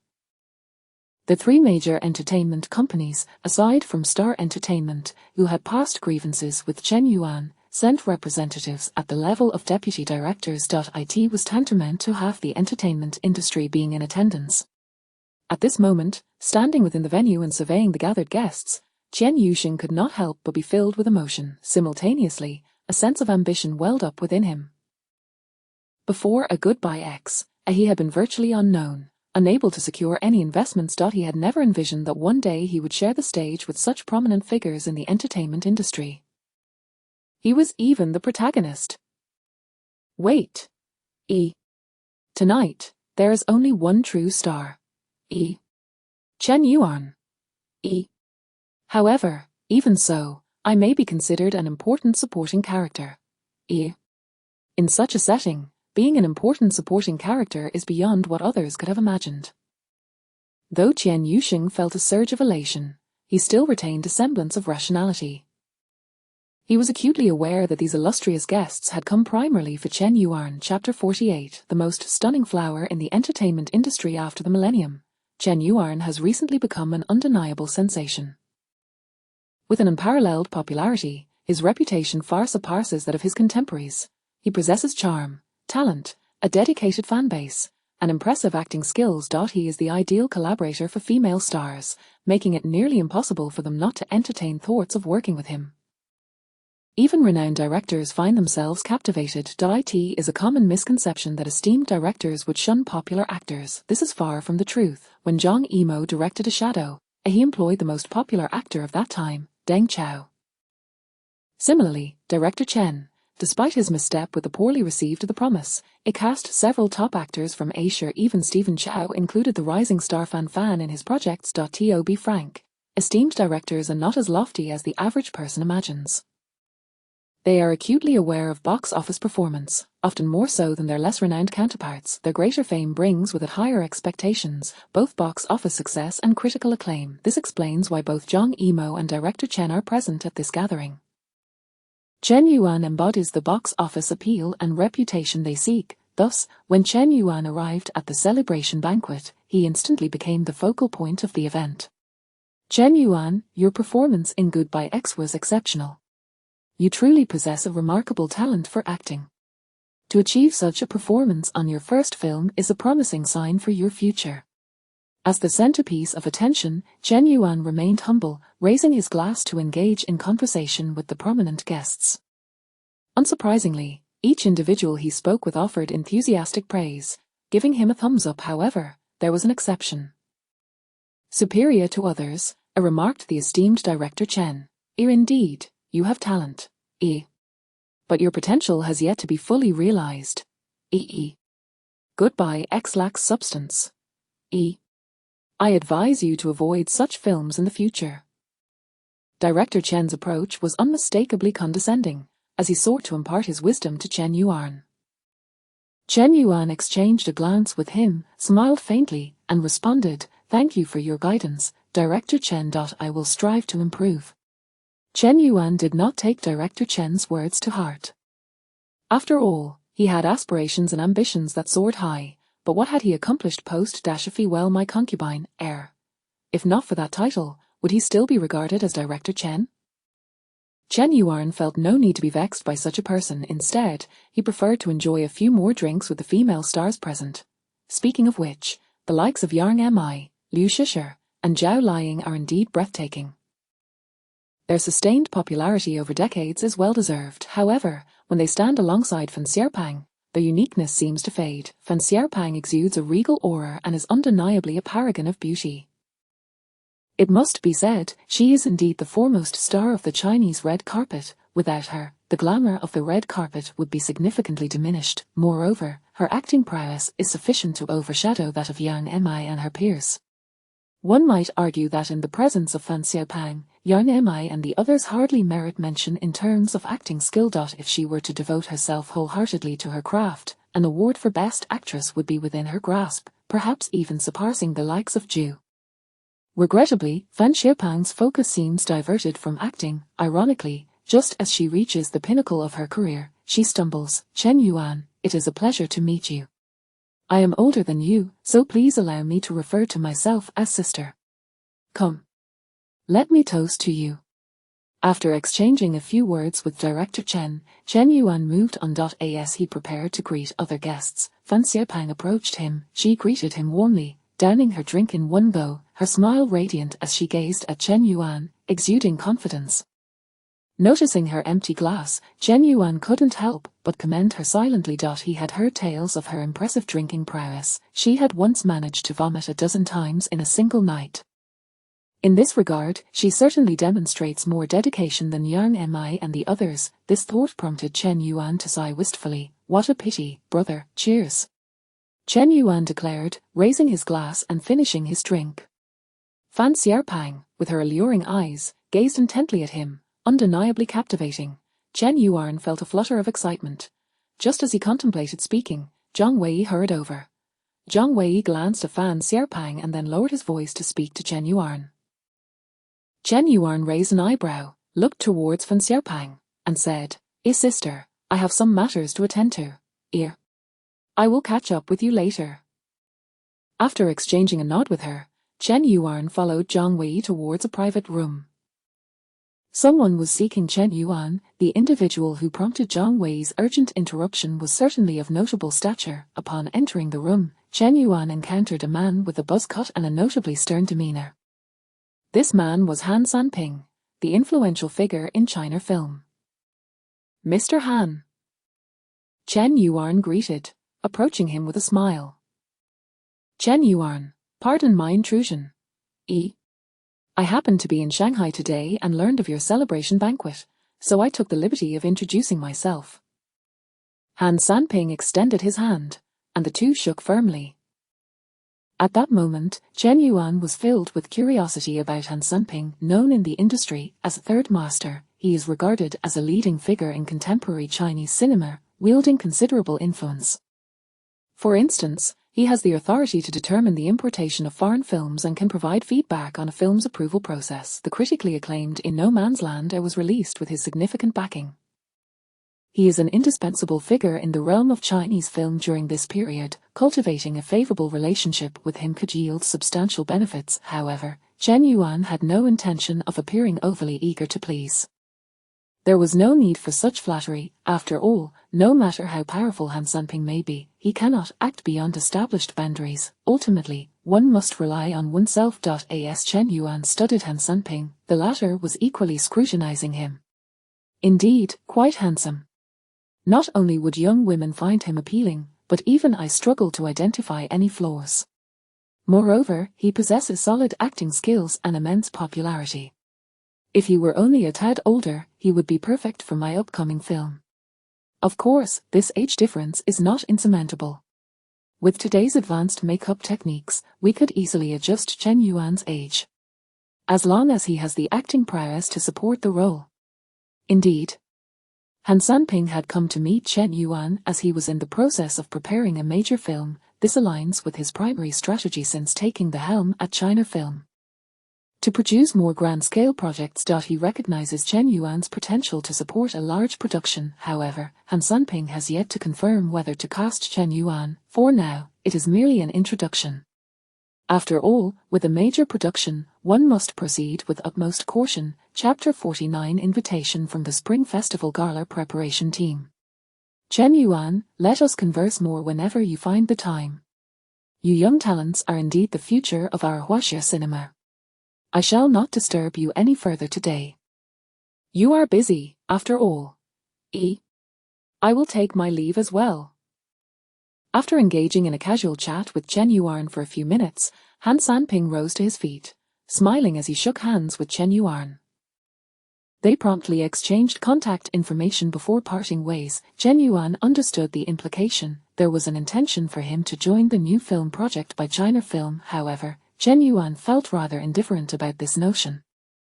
The grand productions primarily spearheaded by Han Sanping or China Film had not yielded any significant successes, aside from their National Day films.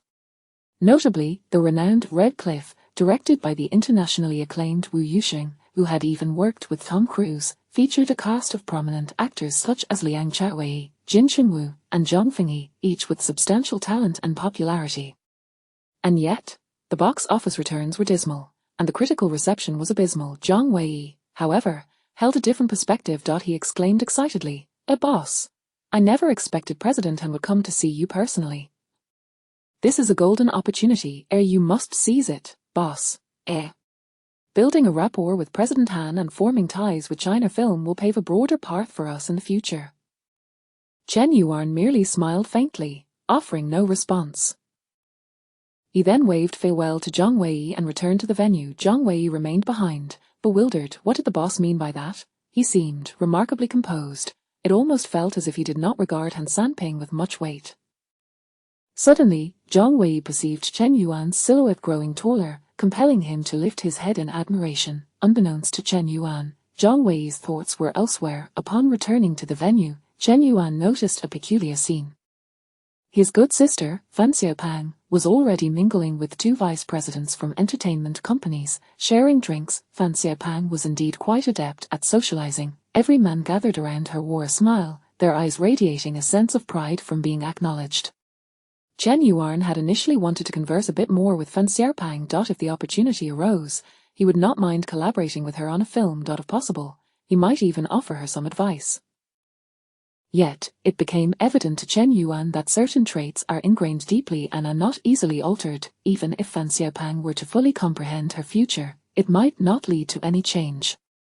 She was unwilling and unable to transform her path. This, perhaps, encapsulates the inevitability of life, fate. With this thought, Chen Yuan suddenly lost interest in the celebratory banquet. The gathering concluded amid the jubilance of others, each obtaining what they desired, while Chen Yuan felt a tinge of boredom. For Chen Yuan, however, the banquet bore its share of rewards. From this day forth, he had genuinely entered the entertainment industry. He had encountered numerous behind-the-scenes financiers and rising stars, exchanging contact information and thereby cultivating a certain social circle. At the very least, should he require assistance in the future, he now had individuals to reach out to. Of course, during this banquet, Chen Yuan did not finalize any collaborations.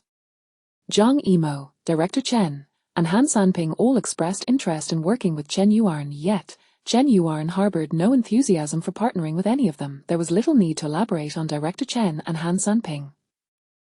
As for Zhang Yimou, he was an exceptional cinematographer, and his films showcased an aesthetic beauty in photography. Works like Hero and Shadow were breathtaking. However, he was not particularly skilled at storytelling, and the critical reception of his films reflected that.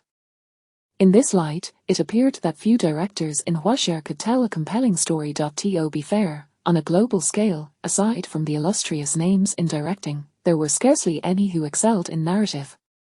Otherwise, the term classic would not be reserved for so few works. So, what should he pursue next? As this troubling thought flickered through his mind, Chen Yuan felt no urgency. The film Goodbye X has yet to conclude its run. I shall rest a while longer and patiently await a suitable script. Embracing this notion, Chen Yuan received an unexpected phone call on the third day following the celebratory banquet. The Spring Festival Gala preparation team reached out to invite him to participate in the gala. As June approached, preparations for the gala had indeed commenced early. It seems the success of Goodbye X has caught the attention of the Spring Festival Gala preparation team, recognizing your popularity, boss. And thus, they spontaneously extended an invitation to you. Regardless, being part of the Spring Festival Gala is a wonderful opportunity. By the way, boss, the chief director for this year's gala is Feng Kuzi. Zhang Wei, upon learning of Chen Yuan's invitation to the Spring Festival Gala, became animated once more. Although the gala had passed its peak, its significance as a symbol of stature and capability remained intact. Moreover, this year's gala was directed by Feng Kuzi, a formidable figure. He exemplified the archetype of rising from humble beginnings to achieve success through sheer determination. Unlike director Chen and Zhang Yimou, who had the beneficial connections of a friend named Qian Zhuangzuang, whose father was a director with considerable influence in the film industry, Feng Kuzi lacked such advantages. He had to ascend step by step. Thus, despite dominating the box office during the Spring Festival for several consecutive years, he still struggled for recognition within the mainstream cinematic community. In truth, without Phongkuzi, the Hwashare film landscape during those years would have been rather lackluster. Perhaps Phongkuzi recognized this reality, leading to his subsequent transformation, voicing his frustrations against the world. I am this formidable. Why am I not acknowledged? The fault lies not with me, but with the world. This sentiment likely encapsulated Phongkuzi's mindset. Chen Yuan felt a tinge of sympathy for him, yet these matters bore little significance for Chen Yuan at present. He accepted the invitation from the Spring Festival Gala preparation team. The following day, he made his way to CCTV. Phongkuzi personally welcomed Chen Yuan. Chen Yuan, it is a pleasure to finally meet you. A few days ago, I heard that your crew was hosting a celebratory banquet, and I had hoped to attend. However, my workload has been overwhelming. Organizing a Spring Festival Gala entails countless programs and numerous guest contacts. There is so much to manage. Phongkuzi immediately grasped Chen Yuan's hand, exuding warmth as they exchanged pleasantries. Phongkuzi had intentions of collaborating with Chen Yuan as well. Chen Yuan's popularity and box office appeal were indeed tempting. Chen Yuan responded with a smile. A director, you have worked hard. Should the opportunity arise, let us dine together. Phongkuzi displayed his characteristic smile, revealing 2 rows of yellow teeth as he replied, certainly. We shall arrange something.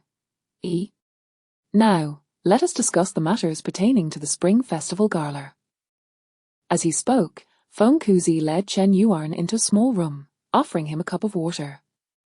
He then delved straight into the subject, discussing the details related to the Spring Festival Gala, Chapter 50, Breaking Records and Bountiful Rewards.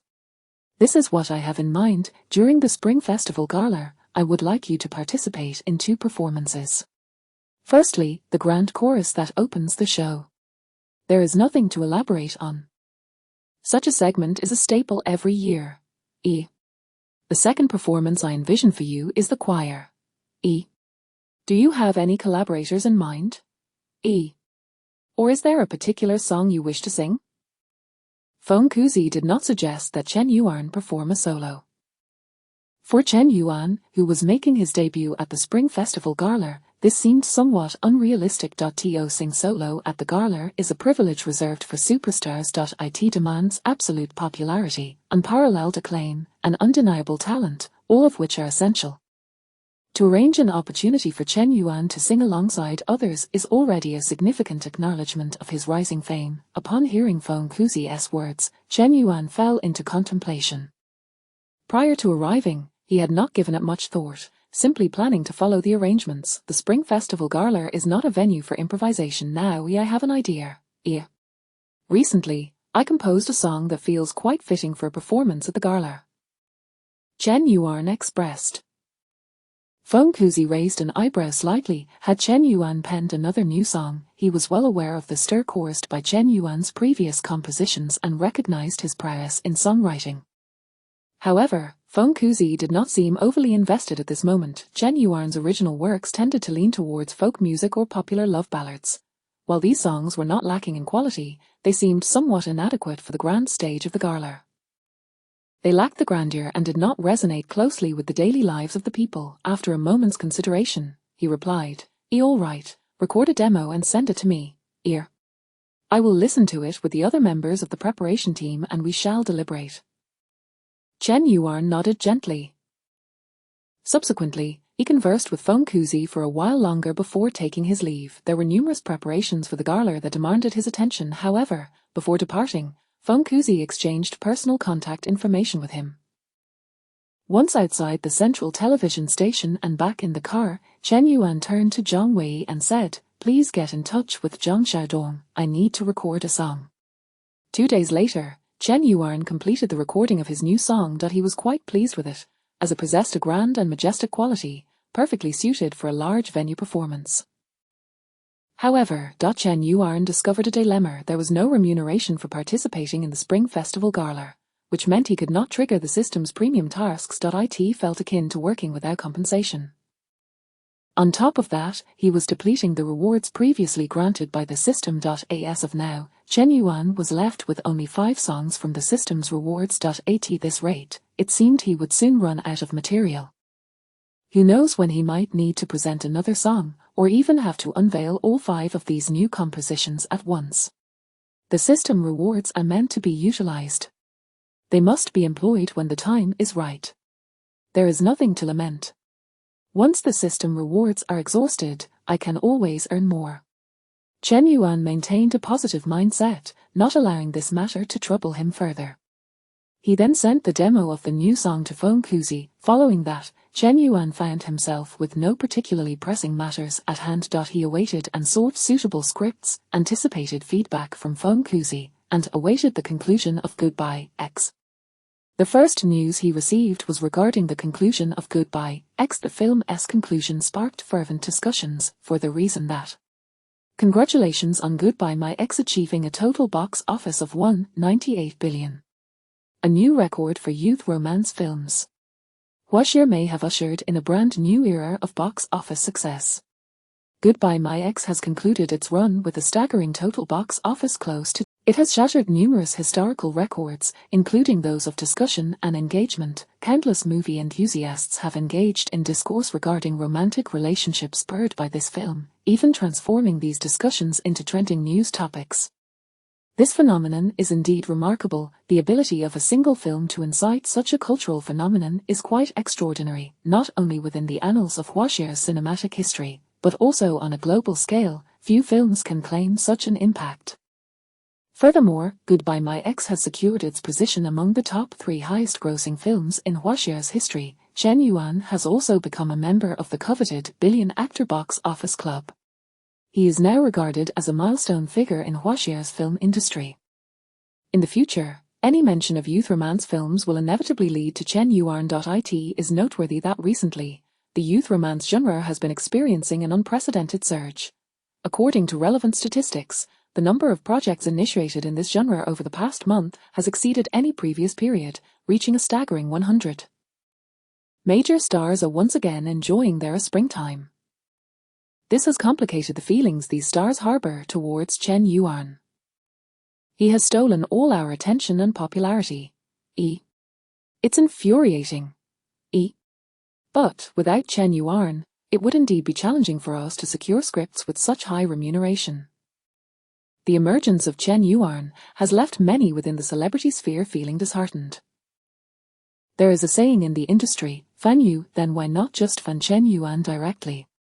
Chen Yuan possesses striking looks, an enviable physique, remarkable talent, and an impressive portfolio. His dual prowess in music and film is formidable, setting him apart from typical idols. For Chen Yuan, these matters are trivial. At this moment, he has more pressing concerns, accepting the system rewards. Congratulations to the host for completing the microtransaction task. Rewards are being calculated. Shortly thereafter, the system completed its calculations. Congratulations to the host for receiving rewards. Salary boost x2. Congratulations to the host for receiving rewards. Investment return boost x2. Congratulations to the host for receiving rewards. Physical condition 1. Congratulations to the host for receiving rewards. Shopping mall lottery chance x1. The rewards from the system this time are exceedingly bountiful. With a salary boost x2, Chen Yuan stands to gain an additional 59.6 million. The investment return boost x2 is even more astounding. Under normal box office revenue sharing, investors typically receive about 30% of the box office earnings. The total box office of Goodbye My X amounts to $198 billion. Approximately 30 of $198 billion is around $594 million. Chen Yuan holds a 20% stake in the investment.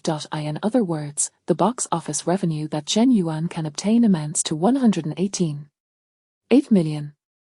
On this basis, a critical hit of 2, equating to $237.6 million. With the addition of the staggering $596 billion in remuneration, the total amounts to an astonishing $972 billion. Goodness! It was merely a single film. Chen Yuan could not help but exclaim in astonishment. The rewards seem excessively generous. Furthermore, if one were to consider the already existing compensation and box office earnings, Chen Yuan's latest film has garnered an astounding $445.8 million. No wonder it is said that celebrities earn a fortune. For Chen Yuan, monetary gains are not the foremost concern. His physical condition has improved significantly. With the issuance of system rewards, Chen Yuan can distinctly sense that his body feels as if it has undergone a thorough cleansing. He is now devoid of impurities, feeling rejuvenated, transparent, and brimming with strength. A powerful sensation washes over him. If he were to devote himself entirely to training in athletics at this moment, breaking Bolt's record would seem easily within reach. His physical capabilities have ascended to the pinnacle of human potential. If I were to receive another boost to my physical attributes, would I not become superhuman? Chapter 51. Have the higher-ups taken issue with Chen Yuan? Which man has not harbored dreams of being a superhuman, unfettered, soaring through the skies and traversing the earth, living a life of carefree ease? Naturally, this matter cannot be rushed. Chen Yuan's gaze gradually settled upon the prize-drawing machine at the mall. After a moment of contemplation, he shifted his focus elsewhere. He intended to wait until he had accumulated 3 chances to draw before proceeding with the lottery. There is an element of mystique surrounding such draws. Chen Yuan firmly believed that only with 3 opportunities could one secure a grand prize. With this thought, his attention returned to the present moment. This time, he found himself in the lobby of a hotel suite, with only Zhang Wei, who was increasingly resembling a spherical figure, in his line of sight. As Zhang Wei noticed Chen Yuan's gaze upon him, he could not help but feel a twinge of unease. Boss, is there something you need? Zhang Wei stammered, feeling a shiver under Chen Yuan's increasingly intense gaze. Previously, burdened by various concerns, he had overlooked a particular issue. Recently, feeling more at ease, he suddenly realized Chen Yuan had not engaged with any women. During the filming of Goodbye X, he had initially suspected that there was something clandestine between Chen Yuan and Yu Wenwen. However, it became evident that Yu Wenwen indeed had ulterior motives regarding Chen Yuan, while Chen Yuan remained entirely unaffected by such notions. This was peculiar. As a former agent at Star Entertainment, Zhang Wei had managed numerous rising stars of a similar age to Chen Yuan. He was acutely aware that the entertainment industry's notion of maintaining a pristine reputation was, in fact, the greatest of jokes. Before her scandal, Xiao Yanzi had participated in a variety show and uttered a phrase, out of courtesy. Bed. Those in the know understood full well what that entailed, engaging with fans, courting their attention. This was all commonplace. Some artists even contemplated establishing brothels. Thus, Zhang Wei now found himself quite apprehensive. Surely, his boss would not harbor any inappropriate thoughts about him. Despite weighing in at 200 pounds, he considered himself rather presentable. Wei, don't you think it's a bit troubling that I've earned so much money so effortlessly? Chen Yuan mused. Just before Zhang Wei was on the verge of succumbing to the pressure of Chen Yuan's gaze, Chen Yuan continued, his eyes drifting with a hint of distraction. Having just completed a film, which garnered revenues in the hundreds of millions, it was indeed exhilarating. However, for Chen Yuan, it still felt somewhat unsettling. Zhang Wei was taken aback by his words. It turned out that the boss was not coveting his 200 pounds of flesh. Yet, inexplicably, he felt a sense of disappointment. Shaking his head vigorously, Zhang Wei banished these errant thoughts and suggested, how about, boss, we engage in some charitable work? Instantly, Chen Yuan's eyes lit up, exclaiming, that's a splendid idea. Let us allocate half of the proceeds from Goodbye X for charity. Initially, Chen Yuan had contemplated donating the entirety of the film's box office revenue to charitable causes. However, reconsidering, he deemed such a proclamation to be rather audacious, and promptly revised his statement. Even so, Zhang Wei was left utterly speechless. Tens of millions, Chen Yuan had only just begun. At that moment, Chen Yuan's voice resonated once more. From now on, please allocate half of all my earnings towards charitable endeavors. Zhang Wei's jaw dropped, leaving him utterly speechless. A sudden thought crossed his mind. If only Chen Yuan had instead posed the question, Wei, turn around. Perhaps that would have been preferable. At least an unconventional preference would be better than a fleeting whim. Chen Yuan's mind was far from erratic. He possessed no grand aspirations of single-handedly changing the world yet. he was more than willing to engage in endeavors within his capacity, unbeknownst to Zhang Wei, who was oblivious to Chen Yuan's contemplations. The latter's directive had been issued, leaving Zhang Wei with no choice but to suppress his heartache and commence his new responsibilities. This new undertaking rendered Zhang Wei increasingly occupied in the days to come. Indeed, many may not fully grasp that charitable work is not as straightforward as it seems, particularly when dealing with substantial sums. Curious, those interested may wish to delve deeper into the subject. While Zhang Wei busied himself, Chen Yuan remained equally occupied, reviewing the scripts that Zhang Wei had gathered. Preparations for his next film were underway.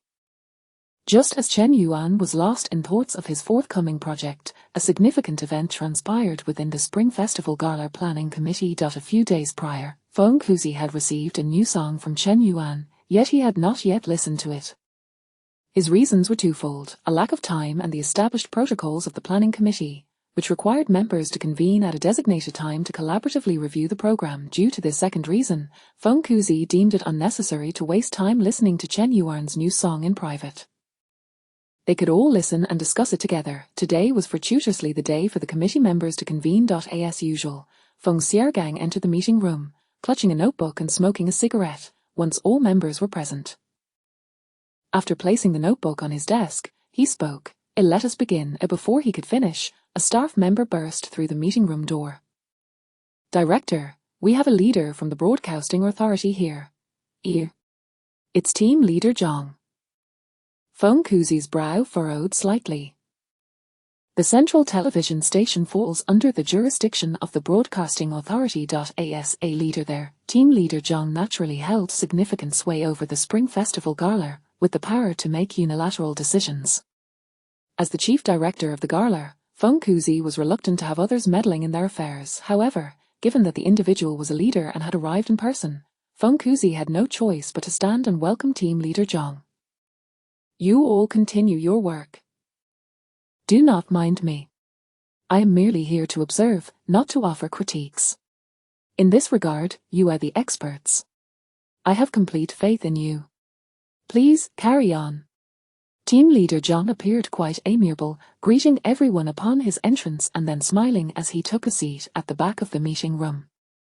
However, all present were acutely aware that his presence was far from mere observation. Feng Kuzi extinguished the cigarette he had been holding. After glancing at Team Leader Zhang once more, he took a deep breath and stated, "Then let us commence today's meeting.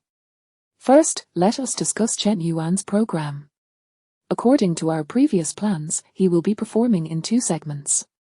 One is a grand chorus and the other a duet. A few days ago, I met with Chen Yuan, and he mentioned that he has a new work. He even sent me a demo recently. Let us give it a listen." As he spoke, Feng Kuzi instructed his assistant to open his notebook and connect it to the meeting room's equipment.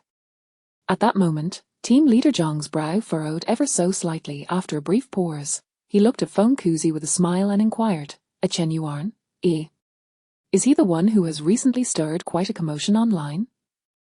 At this, Feng Kuzi turned to face Team Leader Zhang, unable to suppress his own frown.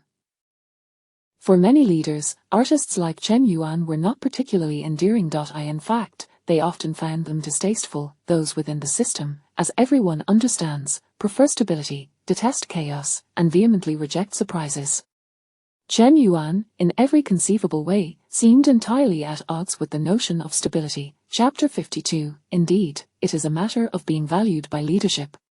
Chen Yuan enjoys considerable popularity and wields significant influence among the youth. We are contemplating inviting Chen Yuan to participate in the Spring Festival Gala, as it could potentially elevate the viewership ratings. Simultaneously, we aspire to showcase the essence of the new generation to the audience. Director Feng nodded at Team Leader Zhang, articulating these thoughts.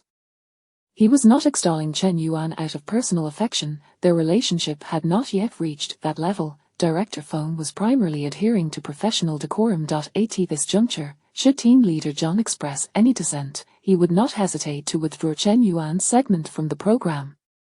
Team Leader Zhang remained non-committal regarding Director Feng's remarks, offering a faint smile as he responded, "Director Feng's perspective is commendable. It is imperative for our Spring Festival Gala to embrace more entertainment value. Ultimately, the purpose of the gala is to bring joy to the public. Director Feng instinctively furrowed his brow even tighter. He had begun to regret seeking Chen Yuan's input and providing him with an opportunity to showcase his new song. Team leader Zhang's words bore no hint of reproach towards Director Feng. Rather, they resonated with a tone of appreciation. But is it truly so? If one were to heed only the superficial meanings of a leader's words, one would be led astray. Director Feng was acutely aware that if he proceeded with the planned performance of Chen Yuan's new song, and it turned out to be lackluster, particularly if it failed to align with team leader Zhang's preferences, he would undoubtedly face criticism. Following his transformation, Director Feng had garnered a reputation online as a little cannon, known for his sharp criticisms, yet, at his core, he was a humble individual. In his early days, he had gone to great lengths to curry favor with Wang Su, almost to the point of groveling. My apologies for the interruption, Director Feng, team leader Zhang interjected. Please, continue. By the way, aren't you all eager to hear that new song by Chen Yuan? Go ahead, I shall remain out of sight. After a prolonged silence from Director Feng, team leader Zhang broke the stillness with a cheerful tone. Director Feng had contemplated simply removing Chen Yuan from the gala altogether. However, it seemed too late for that now. He could not suppress a deep breath, replying, "Very well, team leader Zhang." Subsequently, Director Feng turned to his assistant and instructed, "Commence." The assistant, understanding the cue, promptly opened the file sent by Chen Yuan. A melody began to play, soon accompanied by the voice of a child. The red sun rises in the east, its great path filled with radiant light. How fortunate am I, to be born in your embrace, carrying forth a lineage of flowing blood. The child's voice, tender yet ethereal, exuded a vastness that was captivating. This young vocalist had been sourced by Chen Yuan through Zhang Xiaodong after considerable effort. Director Feng was instantly entranced by the child's voice, though a hint of perplexity crossed his face. Having started his career in art design, Director Feng had not formally studied music, yet he possessed a certain aptitude for musical appreciation. From the very first notes of the song, he discerned a majestic grandeur. Moreover, he inferred from the lyrics that this was a revolutionary song. Chen Yuan was not a pop singer. He was most renowned for his folk music. How could he have penned a song of such patriotic fervor? At that moment, team leader Zhang's expression mirrored Director Feng's confusion. His posture had also become notably more upright. As an elder with traditional sensibilities, it was unsurprising that he held a disdain for superficiality. The song continued, and as its progression unfolded, Director Feng's eyes began to shine with increasing brightness. He observed that team leader Zhang's posture became increasingly formal, his expression more solemn. The concealed disdain in his gaze had vanished entirely. Upon the song's conclusion, team leader Zhang attentively regarded Director Feng and inquired, "What is the title of this song?" Director Feng, unsure, hastily grabbed his notebook, peering closely before responding, "Wang." A sudden smile illuminated team leader Zhang's face as he exclaimed, "Excellent, excellent. Wang is splendid." For the first time since team leader Zhang's arrival, Director Feng's countenance radiated joy, as he remarked, "A significant part of my motivation in inviting Chen Yuan to participate in the gala was due to his musical talent. He has indeed lived up to expectations." Team leader Zhang nodded appreciatively, stating, "Director Feng, you possess an eye for talent.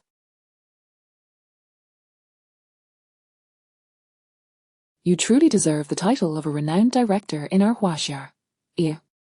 We can entrust this year's Spring Festival Gala to you with complete confidence." Director Feng's smile widened, revealing his 2 rows of yellowing teeth. Everyone detests when leadership meddles, but who among us is not moved by their recognition? Director Feng, I have other matters to attend to and must take my leave. If you encounter any issues on your end, do not hesitate to reach out to me. At this juncture, team leader Zhang rose to his feet. The approval garnered from Wang had alleviated any necessity for him to linger further. Director Feng promptly stood as well, escorting team leader Zhang to the door. "That will suffice, there's no need to see me off. Your work is paramount. By the way, if it is convenient, please send me Wang. My old friends would surely enjoy it." As he spoke, team leader Zhang waved goodbye to Director Feng and departed.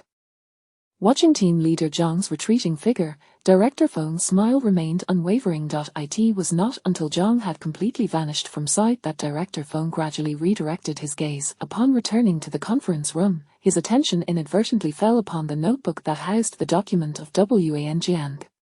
He could hardly fathom that a single song by Chen Yuan had earned him the unwavering trust of leadership. Moreover, leadership had granted him an opportunity to establish direct contact with them, a significant privilege. Often, leaders are unable to provide substantial assistance, yet, at critical moments, a single word from them can be life-saving. Speaking of which, the absent Chen Yuan today might be the one reaping the greatest rewards. Team leader Zhang has mentioned sharing Wan Jiang with his old friends. What kind of individuals are team leader Zhang's old friends? If they all take a liking to Wan Jiang, Chen Yuan shall surely soar. As Director Feng pondered this, he turned to his assistant. Let us slightly adjust our plans. Chen Yuan will no longer participate in the group performance. Let him perform Wan Jiang solo. Since leadership has shown favor, it is only fitting to modify the proceedings. What harm could there be in allowing Chen Yuan a solo performance? When Chen Yuan received the notification from Director Feng, he was equally astonished. He had anticipated that Director Feng would arrange for a female vocalist to perform Wan Jiang alongside him. This, however, was a fortuitous turn of events. Of course, Director Feng had also indicated that it was merely a provisional arrangement. Such is the nature of the Spring Festival Gala, where programs are frequently altered in pursuit of perfection. Though the final product often falls short of expectations, the preparation team remains earnest in their efforts. Naturally, the Spring Festival Gala was still some time away. The initial round of rehearsals had yet to commence, so Chen Yuan need not focus solely on the gala at this moment. His primary concern lay with his upcoming film. After several days of sifting through scripts, Chen Yuan had yet to find a suitable one. However, he had not emerged empty-handed. Chen Yuan had caught wind of some news. The English King's branch in Xinjiang was currently in the process of preparing a low-budget film titled Unnamed Characters, Chapter 53, As a Man, Should One Not Take the Initiative? Unremarkable Individuals has undoubtedly emerged as a dark horse at the box office. On Earth, it lacks the endorsement of a glamorous star-studded cast and is not favored by cinemas. On its opening day, it garnered merely $8.47 million in ticket sales. Despite these circumstances, it has remarkably turned the tide of its box office performance through the power of word of mouth. Ultimately, it achieved a remarkable total box office of $795 million. This was precisely the script that Chen Yuan had been searching for during this period. Consequently, Chen Yuan reached out to Zhang Wei and said, "Please contact the director of Their Nameless Ones, Rao Xiaoji. This film has only recently been greenlit, and the roles should still be uncast." Zhang Wei was familiar with Their Nameless Ones and knew of Rao Xiaoji. At present, Rao Xiaoji had yet to gain significant recognition outside the industry. Nonetheless, he was no stranger to the entertainment realm. He had been engaged in theatre for a considerable time, boasting rich stage experience and a certain degree of renown within the field. However, boss, are you planning to shoot The Nameless Ones? As far as I know, this is a low-budget production. It's merely a trial venture for the director. Moreover, Rao Xiaoji has yet to prove himself in the film industry. Given your current popularity and the recognition you've garnered from Goodbye, My Ex, you could easily partake in major projects helmed by renowned directors. Zhang Wei was in full agreement with Chen Yuan's intent to film Goodbye, My Ex. At that time, Chen Yuan was a newcomer, yet to demonstrate his acting prowess and box office appeal. A youthful romance film was the most fitting choice. To put it bluntly, back then, Chen Yuan lacked the qualifications to work on projects directed by esteemed filmmakers. However, the present Chen Yuan was an entirely different matter. Thus, Zhang Wei found it difficult to comprehend Chen Yuan's decision. After a moment of contemplation, Chen Yuan remarked, "Renowned directors are not my primary choice at this juncture. They possess too much personal expression, which can hinder an actor's ability to fully showcase their uniqueness. Additionally, many prominent directors tend to have their own favorite actors. I have yet to reach a status where they would tailor roles specifically for me." In such circumstances, it would be wiser to undertake another low-budget film, one that would allow me to exhibit my individuality more prominently. Furthermore, if a low-budget film flops, I can easily shift the blame onto the director. At this point, Chen Yuan paused briefly before continuing. Moreover, Rao Xiaoji specializes in theater. Those who work in theater often possess unique insights into character development and refinement. Having such a person transition into filmmaking could potentially lead to the creation of some iconic roles. Of course, this was not the entirety of Chen Yuan's contemplation. Ultimately, it was because their nameless ones represented the finest script he had encountered in recent times. After a brief moment of reflection, Zhang Wei nodded in agreement with Chen Yuan's reasoning. The success of a film is often serendipitous.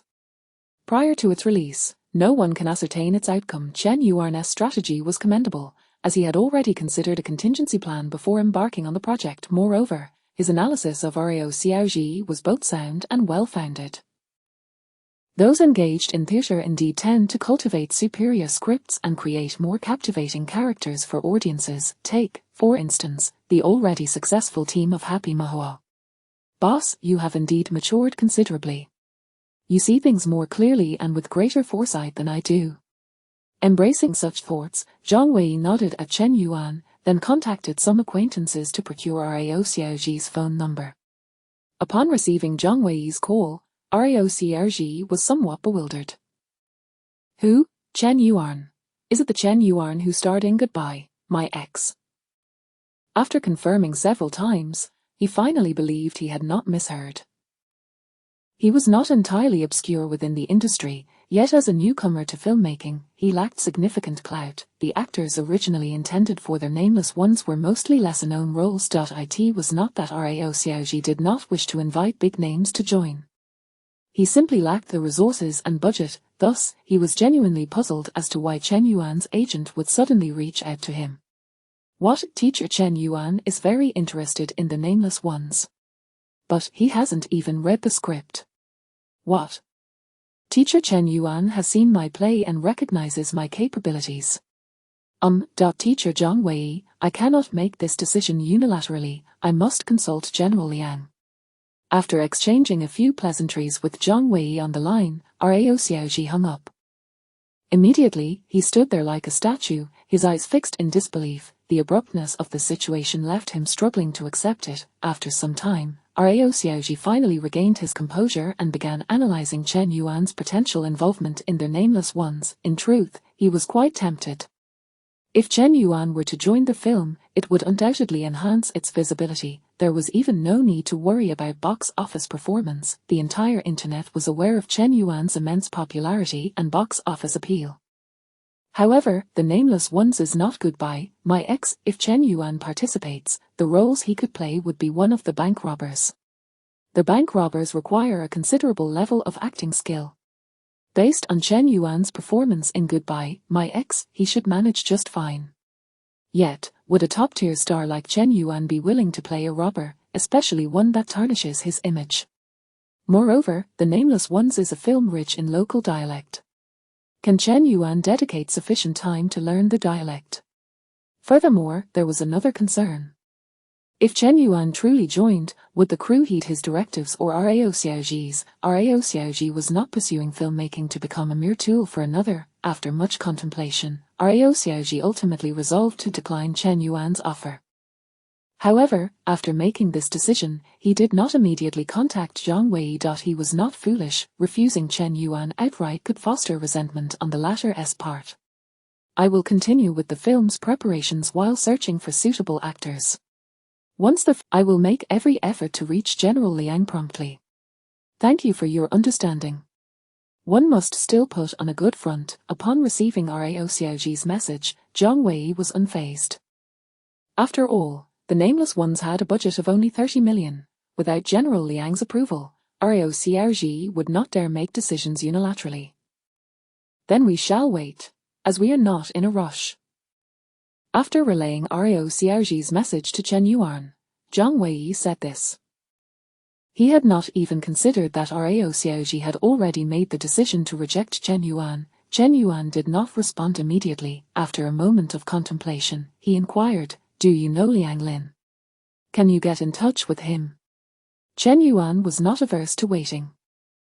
However, he preferred to maintain control over the situation. As a man, taking the initiative seemed quite appropriate, did it not? Chapter 54 Negotiation is the art of constantly adding leverage. As the former agent of Starry Entertainment, Zhang Wei was naturally acquainted with Liang Lin.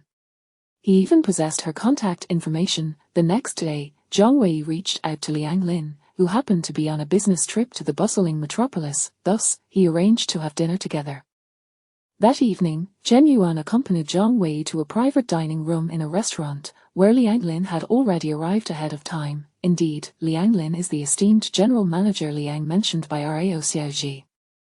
She is quite formidable, having graduated from the design school of Hong Kong Polytechnic University, later teaching at a prestigious art academy. Ultimately, she ascended to the role of producer and executive producer, serving as the general manager of production and project development at Ying Wang Films. She is a successful woman who has effectively crossed boundaries. This woman is not lacking in physical appeal. Dressed in a tailored suit, with shoulder-length curly hair and well-defined features, she possesses an elegance that is undoubtedly captivating to men who favor mature. After casting a brief glance at her, Chen Yuan extended his hand with a smile, exchanging pleasantries. General Manager Liang, I have long admired your reputation. I am Chen Yuan. Liang Lin reciprocated with warmth, her radiant smile illuminating her face as she extended her hand and replied, I am the one who has long admired you. Teacher Chen Yuan is currently the most prominent figure in our entertainment industry. As she spoke, Liang Lin couldn't help but scrutinize Chen Yuan. Handsome. In terms of appearance, he was impeccable. He was someone whose looks could easily overshadow other artists. Furthermore, his first impression conveyed a certain gentlemanly charm. Unlike other fleeting celebrities, he exuded the maturity and composure of an accomplished man.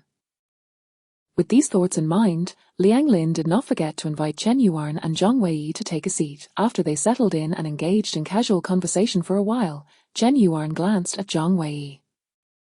Zhang Wei immediately understood Chen Yuan's intention and seamlessly transitioned into the main topic, stating, General Manager Liang, I apologize for the abrupt invitation, but there is a matter I wish to discuss with you. Chen Yuan is quite interested in your company's upcoming film, The Nameless.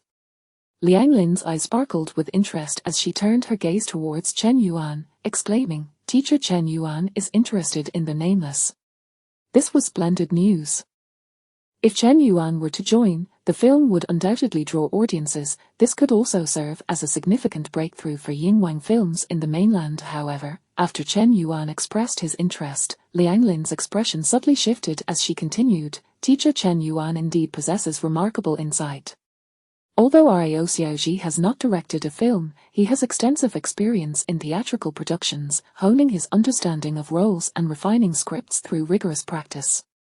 Both Rao Xiaoji and I believe that The Nameless will certainly earn the audience's recognition. However, The Nameless is not a key project for Ying Wang. The budget provided by our headquarters is rather limited. Director Rao Xiaoji has been quite troubled by this. Liang Lin's words implied that the insufficient budget would hinder their ability to offer teacher Chen Yuan a suitable remuneration. This woman was indeed impressive. She did not allow her excitement over Chen Yuan's potential involvement in The Nameless to cloud her judgment. Immediately considering the budgetary constraints, she deftly initiated the negotiation and set the tone for the discussion.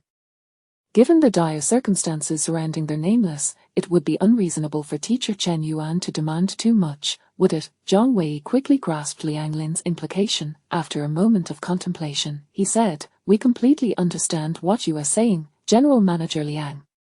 Budget constraints are indeed a significant issue in filmmaking.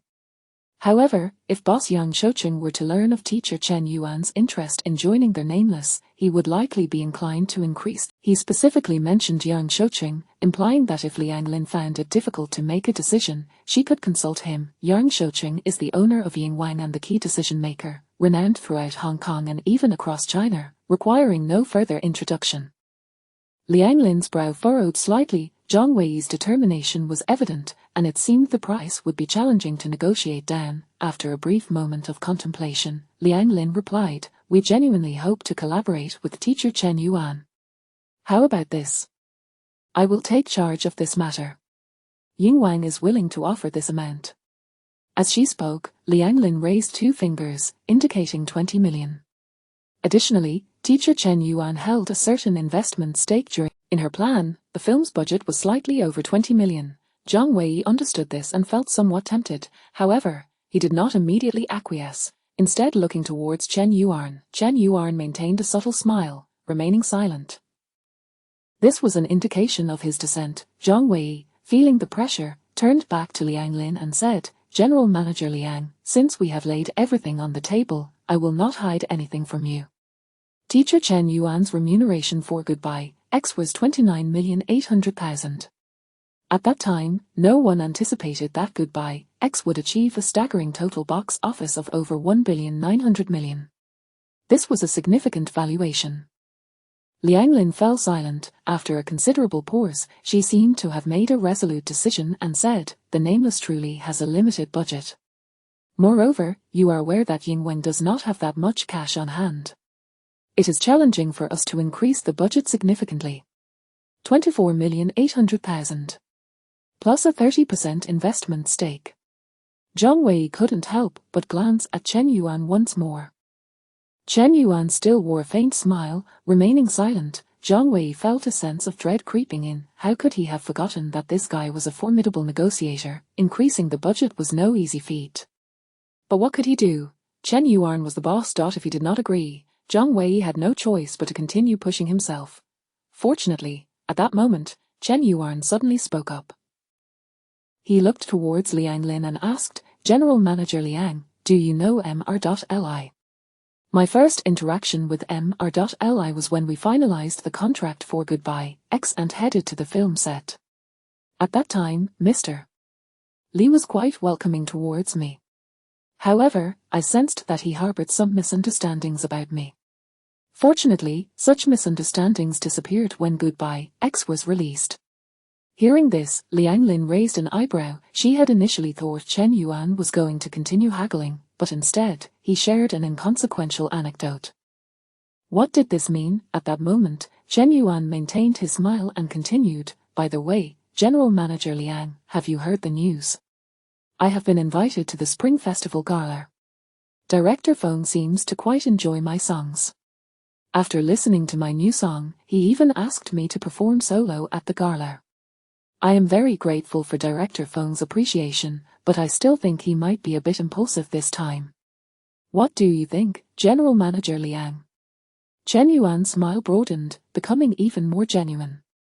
Chapter 55, What is the meaning of life? Surely, it is to increase one's wealth. Just moments ago, Liang Lin, who was somewhat perplexed, suddenly felt a weight pressing down on her shoulders. Having navigated countless negotiations, she sensed a pressure that threatened to destabilize her composure. Her eyes narrowed instinctively as she fixed her gaze upon Chen Yuan. Gradually, a look of confusion emerged on Liang Lin's face.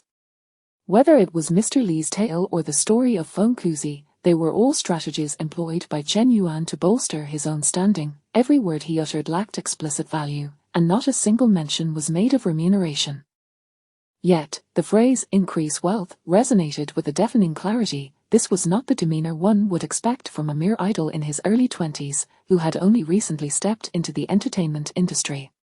Liang Lin even felt a hint of trepidation, as if she were confronting those cunning veterans who had thrived in business for decades. The memory struck her. Initially, when Chen Yuan attracted a legion of fans on Tomorrow's Idol, he withstood the temptations and pressures from Xingchen Entertainment, opting instead to forge his own path. This choice had long indicated that Chen Yuan was far from the ordinary young talents she had previously encountered. With this realization, Liang Lin adjusted her attitude. Her perception of Chen Yuan transformed. He was no longer merely a money tree. In her eyes, however, "Teacher Chen Yuan, you are far too modest.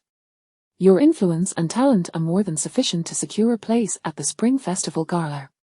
Director Feng is fully aware of this, which is why he made such a choice. For individuals of exceptional talent, everyone is inclined to offer extraordinary treatment." As she spoke, Liang Lin raised her glass, her face illuminating with a radiant smile.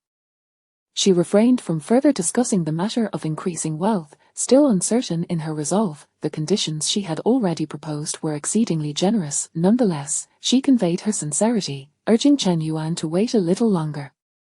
Chen Yuan understood Liang Lin's intentions, nodding with a smile as he lifted his glass in response. The atmosphere of the dinner gathering lightened considerably thereafter. Liang Lin introduced several intriguing topics, such as the scandals of certain celebrities in the entertainment industry. For instance, one star reportedly wore adult diapers while sleeping, and another young idol, despite possessing fair skin and long legs, was infatuated with an older woman. There was also a young male star, who crafted an image of a wealthy second-generation heir, yet relied entirely on his girlfriend for his sustenance, qualifying him as a true soft rice king. Listening to Liang Lin's gossip, Chen Yuan found himself both astonished and amused. The entertainment industry may be small, yet it is rife with peculiarities. You can discover everything you could possibly imagine, and even that which exceeds your imagination, within this realm. Such is the nature of the entertainment industry. In conclusion, Liang Lin could not help but express her sentiments. By this point, the dinner gathering had drawn to a close. Liang Lin departed in her assistant's vehicle, while Chen Yuan exited the restaurant as well, though he did not head directly back to the hotel. Instead, he wandered in the darkness toward the nearby riverside. Upon hearing Liang Lin recount the bizarre gossip of the entertainment industry, Chen Yuan had initially been shocked yet engaged. However, reflecting on the chaotic nature of the industry, he was struck by a chilling sense of dread. The probability of stars donning silver bracelets while treading on sewing machines is alarmingly high. Moreover, the more famous a star becomes, the more likely their character becomes distorted, leading them to engage in actions that are incomprehensible to ordinary people. In fact, both scenarios are not so difficult to comprehend. The immense pressure of work, the overwhelming schedules, compounded by the fear of suddenly becoming irrelevant, all contribute to this. In such circumstances, it is entirely normal for one's thoughts to become twisted and extreme. When a star's mindset becomes distorted and extreme, they, endowed with wealth and resources, likely grow weary of the thrills that ordinary individuals might find perilous. Thus, they become increasingly twisted and extreme, ultimately embarking on an irreversible path. As Chen Yuan walked toward the riverside, he could not help but ponder his own situation. He was acutely aware that he had never been a good person, nor was he a man of unwavering resolve like steel. This awareness filled him with apprehension. What would his future entail? Wei, do you not think the entertainment industry is too chaotic? This cauldron of transformation can easily alter one's essence. Have you ever considered exiting the entertainment industry to lead a more ordinary life? In a moment of uncertainty regarding his future, Chen Yuan could not resist glancing back at Zhang Wei, who trailed behind him. Zhang Wei appeared bewildered. The sudden depth of Chen Yuan's demeanor was disconcerting, and he found himself unaccustomed to it. After a brief moment of confusion, Zhang Wei began to contemplate Chen Yuan's question seriously. After a moment of reflection, a look of resignation crossed his face as he sighed and replied, "If I could start over, I probably would not choose to be a manager or enter this industry again. There are times when I too feel that it is quite dirty and chaotic." At this point, Zhang Wei abruptly halted. Such words were not to be taken lightly. What if Chen Yuan suddenly decided to withdraw from the industry? With so many eccentricities in the entertainment world, anything was possible. Just then, Chen Yuan nodded at Zhang Wei. He then turned to face the river, gazing at the moon hanging in the sky, his expression solemn and contemplative, falling into silence. Zhang Wei began to feel concerned. Surely, his boss was not genuinely contemplating despair? Ding dong, at that moment, Zhang Wei's phone chimed with a message from Liang Lin. "I just spoke with Boss Yang Shoucheng. Boss Yang places great importance on teacher Chen Yuan. He mentioned that if the collaborator is teacher Chen Yuan, Ying Wang had decided to increase their offer. They would at least match the remuneration of a Goodbye X, which amounted to 29.8 million. Zhang Wei could not help but feel exhilarated, eager to share the news with Chen Yuan. Yet, when he looked up, he hesitated, unsure whether to disrupt the oppressive silence. Chen Yuan remained gazing at the moon, his expression profound and his eyes deep, clearly engrossed in existential contemplation. Suddenly, Chen Yuan turned his head and inquired, "What's the matter?" Zhang Wei quickly relayed the message from Liang Lin. Chen Yuan raised his eyebrows slightly, his eyes sparkling with interest. However, his expression soon shifted as his brows furrowed once more. He was quite pleased with the remuneration proposed by Liang Lin. Alas, the system was not in agreement. 29. 8 million is incompatible with the host's current market value. Cannot initiate premium task. Damn! This was truly relentless. Even 25 million had left Liang Lin feeling apprehensive enough to change the subject. System, what more do you desire? Taking a deep breath, Chen Yuan looked earnestly at Zhang Wei and gravely stated, "Our Wei, do you not think 29. 8 million is still somewhat lacking?" Witnessing Chen Yuan's transition from raising an eyebrow with sparkling eyes to furrowing his brow and finally to a serious and earnest expression, Zhang Wei was left bewildered. Was Chen Yuan truly contemplating the meaning of life when he had been contemplating continue increasing wealth? It seemed implausible. Chapter 56, Yang Shoucheng and Chen Yuan, as if they were old friends. Returning to the topic at hand, one must wonder if the boss is intoxicated, lost in a dream. An additional 29. 8 million. Moreover, Liang Lin has stated that Boss Yang has personally spoken. To ask for more would be to disregard Boss Yang's dignity, would it not? Zhang Wei cast another glance at Chen Yuan. At this moment, Chen Yuan had already turned away, striding towards the van while muttering, "It's only June, and yet it feels so sweltering. I'd rather return to the hotel, bask in the air conditioning, and scroll through Douyin in comfort.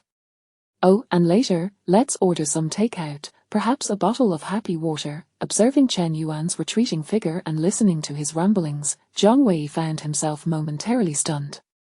He seriously doubted whether the depth he had just perceived was merely an illusion. Setting aside the earlier profundity, Chen Yuan now presented Zhang Wei with a jarring contrast. While discussing matters exceeding 30 million, he simultaneously fixated on He was Chen Yuan's agent. Hastily, he caught up with Chen Yuan, and they both entered the van. Shortly thereafter, they returned to the hotel. Once in their hotel room, Zhang Wei promptly retrieved his phone and sent a message to Liang Lin. "Thank you, General Manager Liang, and also to Boss Yang for valuing Chen Yuan. We appreciate your sincerity and are very willing to reach a collaboration. However, I must express some sentiments that may come across as rather apologetic. As Chen Yuan's agent, I must ensure his interests are safeguarded, as well as those of his fans. You must understand, General Manager Liang, that fans of a top-tier star like Chen Yuan place great importance on status." Zhang Wei's statement held merit. For instance, Li Yuchen's fixation on status bordered on obsession. No matter the event, she insisted on occupying the central position on posters. If such a condition were unmet, she would undoubtedly decline. Nonetheless, Zhang Wei felt his reasoning was somewhat tenuous, and his demands a bit excessive. After all, one could only ask for so much. It wasn't until 1 o'clock in the morning that Liang Lin finally replied to Zhang Wei's message. Perhaps she was irked and needed time to calm her emotions. That said, Liang Lin's response was quite surprising to Zhang Wei. She mentioned that Yang Shoucheng happened to be on a business trip to this area and wished to invite Chen Yuan to dinner. This was indeed significant, and despite the late hour, Zhang Wei sought out Chen Yuan. "Yang Shoucheng wants to invite me to dinner. Sure, I have no schedule these days anyway. You can make the arrangements." Chen Yuan, still awake and engrossed in Douyin, was not particularly concerned. Yang Shoucheng was indeed impressive. He had not built his fortune solely in entertainment, having ventured into real estate and various other businesses. In comparison to other entertainment executives, Yang Shoucheng could be considered a true entrepreneur. Yet, what did this have to do with Chen Yuan? He had no intention of pursuing a career in Hong Kong's entertainment scene. He held little fondness for it. It is often said that the domestic entertainment industry is chaotic, but has anyone pondered how late it began? Where did the industry's bad habits originate? To speak candidly, the disorder within the domestic entertainment realm appears trivial when juxtaposed with Hong Kong's history. Zhang Wei, unaware of Chen Yuan's thoughts, urged him, "Boss, since Boss Yang has come personally, we ought to show him some respect.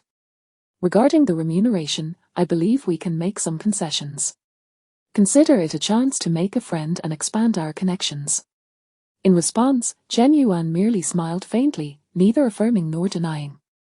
The following evening, Chen Yuan, accompanied by Zhang Wei, arrived at a private room in a certain hotel. Yang Shoucheng was already present. He appeared quite refined, wearing glasses and a perfectly tailored suit. Compared to the titans of the entertainment industry, he resembled a scholarly gentleman. It seems that the elder giants of Hong Kong often share this attire, creating a unified impression. Chen Yuan took a brief glance at Yang Shouqing before engaging in small talk. After the pleasantries, his gaze quickly shifted to the side. Seated beside Yang Shouqing was Liang Lin, flanked by two stunning models. Noticing Chen Yuan's interest, Liang Lin smiled and introduced the two women. They were some of Hong Kong's most popular models at the moment. One of them, named Yang Baobao, was familiar to Chen Yuan. Yang Baobao had recently begun seeing Xiaoming, though their relationship was not yet defined, leaving her still reliant on connections in Hong Kong. It must be noted that Yang Baobao's features, enhanced by modern technology, were indeed exquisite. Despite her petite stature, her proportions were exceptional. Without exaggeration, she possessed a certain allure that could captivate men. But why were Yang Baobao and the other model present here? Recall the previous discussion. The entertainment scene in Hong Kong is notoriously tumultuous. Female celebrities are often perceived as mere commodities in the eyes of powerful figures. In the late 80s and early 90s, aside from Zhu Huimin, there was scarcely a female star who had not participated in risk films. Yang Baobao and her companion had come to keep Chen Yuan company tonight, and the nature of their companionship was entirely at Chen Yuan's discretion. Chen Yuan, however, held little interest in the two women. Throughout the dinner, his attention remained firmly on Yang Shouqing. Facilitating lucrative opportunities was far more appealing than focusing on Yang Baobao, after all. Yet, Yang Shouqing remained remarkably composed, truly a seasoned player. Even halfway through the dinner, he had yet to broach the subject of collaboration. Chen Yuan was in no rush. Conversing with Yang Shouqing provided valuable insights, which he found quite beneficial. As the dinner progressed, Yang Shouqing finally introduced a relatively formal topic. He smiled at Chen Yuan and remarked, "Our Yuan, seeing you here evokes quite a sense of nostalgia. You embody the evolution of the mainland's entertainment industry. Vibrant and flourishing. In contrast, we in Hong Kong have faltered. Talent is in short supply. The entertainment industry's growth has stagnated." Chen Yuan did not nod in agreement. After a moment of contemplation, he replied, "Indeed, Hong Kong's entertainment industry once enjoyed great glory, producing numerous quality works. It has birthed a plethora of household names. However, as you rightly pointed out, Boss Yang, it is imperative for Hong Kong entertainment to seek new avenues for development. In essence, Hong Kong is simply too small. Its population barely exceeds 10 million, making it incomparable to the mainland. Venturing abroad is one potential path. Yet, I personally would not recommend it. The number of individuals who successfully make that leap is very limited. It is exceedingly difficult. Looking north, or rather, developing on the mainland, is the true course to take. The mainland market is indeed vast. Yang Shouqing nodded in profound agreement. This aligned perfectly with the vision of Ying Wang, or rather, the overarching strategy for Hong Kong's entertainment industry in recent years. At this juncture, Chen Yuan's voice resonated once more. "However, I harbor reservations regarding the northern expansion of Hong Kong's entertainment industry. How should one describe it? Take film, for instance, it remains excessively singular. We have entered an era of diversification, where audiences crave a richer array of content." With this, Chen Yuan paused.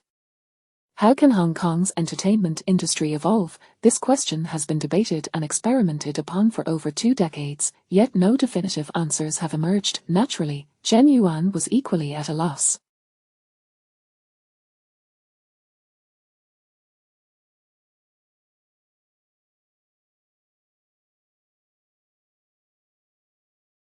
Upon hearing this, Yang Shouqing couldn't help but steal a few more glances at Chen Yuan, as if seeing him in a new light. He had not anticipated Chen Yuan's profound understanding of Hong Kong's entertainment landscape and his insightful grasp of audience demands. Such judgments could only be made from a higher vantage point. Chapter 57, Sudden and Passionate Temptation, the Entertainment of Hong Kong, or more directly, Hong Kong cinema. Its most significant shortcoming lies, in fact, with its directors. Despite the fervent acclaim from netizens who elevate Hong Kong directors to the realm of the divine, none have successfully crafted a grand epic. Redcliffe serves as a prime example. With such a splendid subject and vast narrative potential, Wu Yuxian, an internationally renowned director, produced what? It utterly fails to reflect the majestic and profound cultural history of the 5,000 years of Chinese civilization. Instead, it merely fixates on personal romances and brotherly bonds. Hong Kong is too small. Its directors have grown accustomed to mining narratives from this confined space. Consequently, they lack a grand vision and are relegated to repeatedly producing films centered on a mere handful of themes. At this juncture, Yang Shoucheng, having cast several glances at Chen Yuan, resumed the topic that Chen had just broached, inquiring, Yuan, what are your thoughts on co-productions? After a brief moment of contemplation, Chen Yuan replied, it's a viable path. However, Hong Kong has established overly rigid rules for co-productions. An unspoken regulation mandates that the male lead must invariably be a Hong Kong actor. The roles available for mainland male characters are often minimal and unremarkable. Take Infernal Affairs, for instance. Chen Daoming's contribution was merely a negligible part. This led Chen to voice his grievances, even contemplating a future abstention from co-productions. It is, in essence, a squandered opportunity for talented actors. Upon hearing this, Yang Shoucheng chose not to pursue the topic further. Some matters are clear in their pros and cons, yet remain unalterable.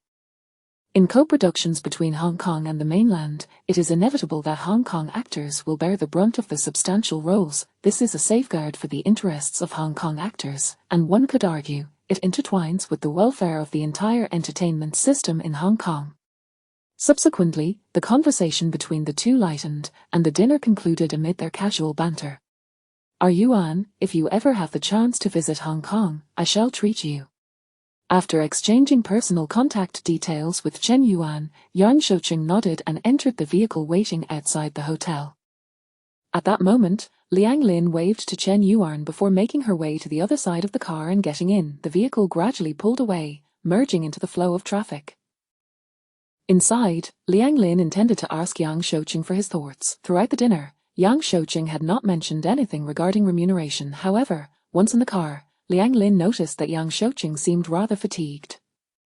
He removed his glasses and rubbed his temples with one hand. Soon after, he leaned back in his seat and closed his eyes. This gave Liang Lin the impression that Yang Shoucheng had just concluded a particularly arduous negotiation, leaving him both mentally. Was it because Chen Yuan had placed immense pressure on him, or was he contemplating the challenges facing the entertainment industry in Hong Kong? Liang Lin remained silent, patiently sitting beside him as she reflected on the evening's dinner. The more she recalled, the more she felt she had previously underestimated Chen Yuan. Firstly, this individual possesses remarkable composure. Yang Shoucheng refrained from discussing remuneration, and so did Chen Yuan. Moreover, Chen Yuan's insights into Hong Kong entertainment and the broader Chinese entertainment market are far beyond what one would expect for someone of his age and position. Listening to Chen Yuan's analysis, Liang Lin felt as though she were in the presence of an industry titan. Just as these thoughts occupied her mind, Yang Shoucheng's voice suddenly broke the silence. Raise Chen Yuan's remuneration to 39.8 million. This took Liang Lin by surprise. She could discern Yang Shoucheng's admiration for Chen Yuan and anticipated that he would raise the offer, yet, an increase of 10 million in one fell swoop. This was tangible wealth, not merely a string of numbers. Overwhelmed by astonishment and confusion, Liang Lin couldn't help but exclaim, "Boss, wouldn't this be a bit excessive?" Yang Shoucheng slowly turned to face Liang Lin. His eyes, lined with wrinkles and tinged with bloodshot, conveyed a sense of weariness and age. Yet, his gaze remained piercing, akin to the talons of a hawk poised to seize its prey. Chen Yuan possesses immense value. This value extends beyond his current popularity and influence. Chen Yuan harbors an understanding of the entertainment industry that is unattainable for the average person.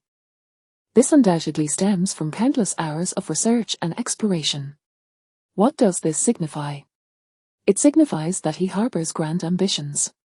What he desires extends far beyond the present. Individuals of this caliber typically possess unwavering resolve, clear objectives, and are less prone to missteps, enabling them to traverse greater distances. For such individuals, we must provide benefits that exceed their expectations. Otherwise, we will fail to sway them. This time, we have expended an additional 10 million. Next time, we shall forge a closer connection with Chen Yuan. Do you understand?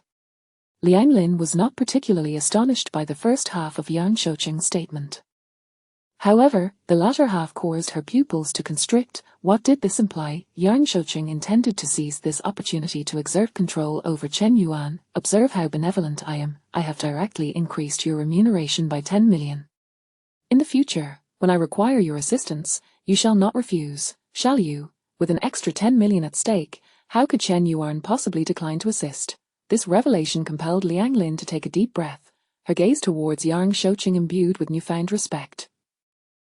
This is what constitutes a true heavyweight in the industry, isn't it? Calculating every move, considering the ramifications.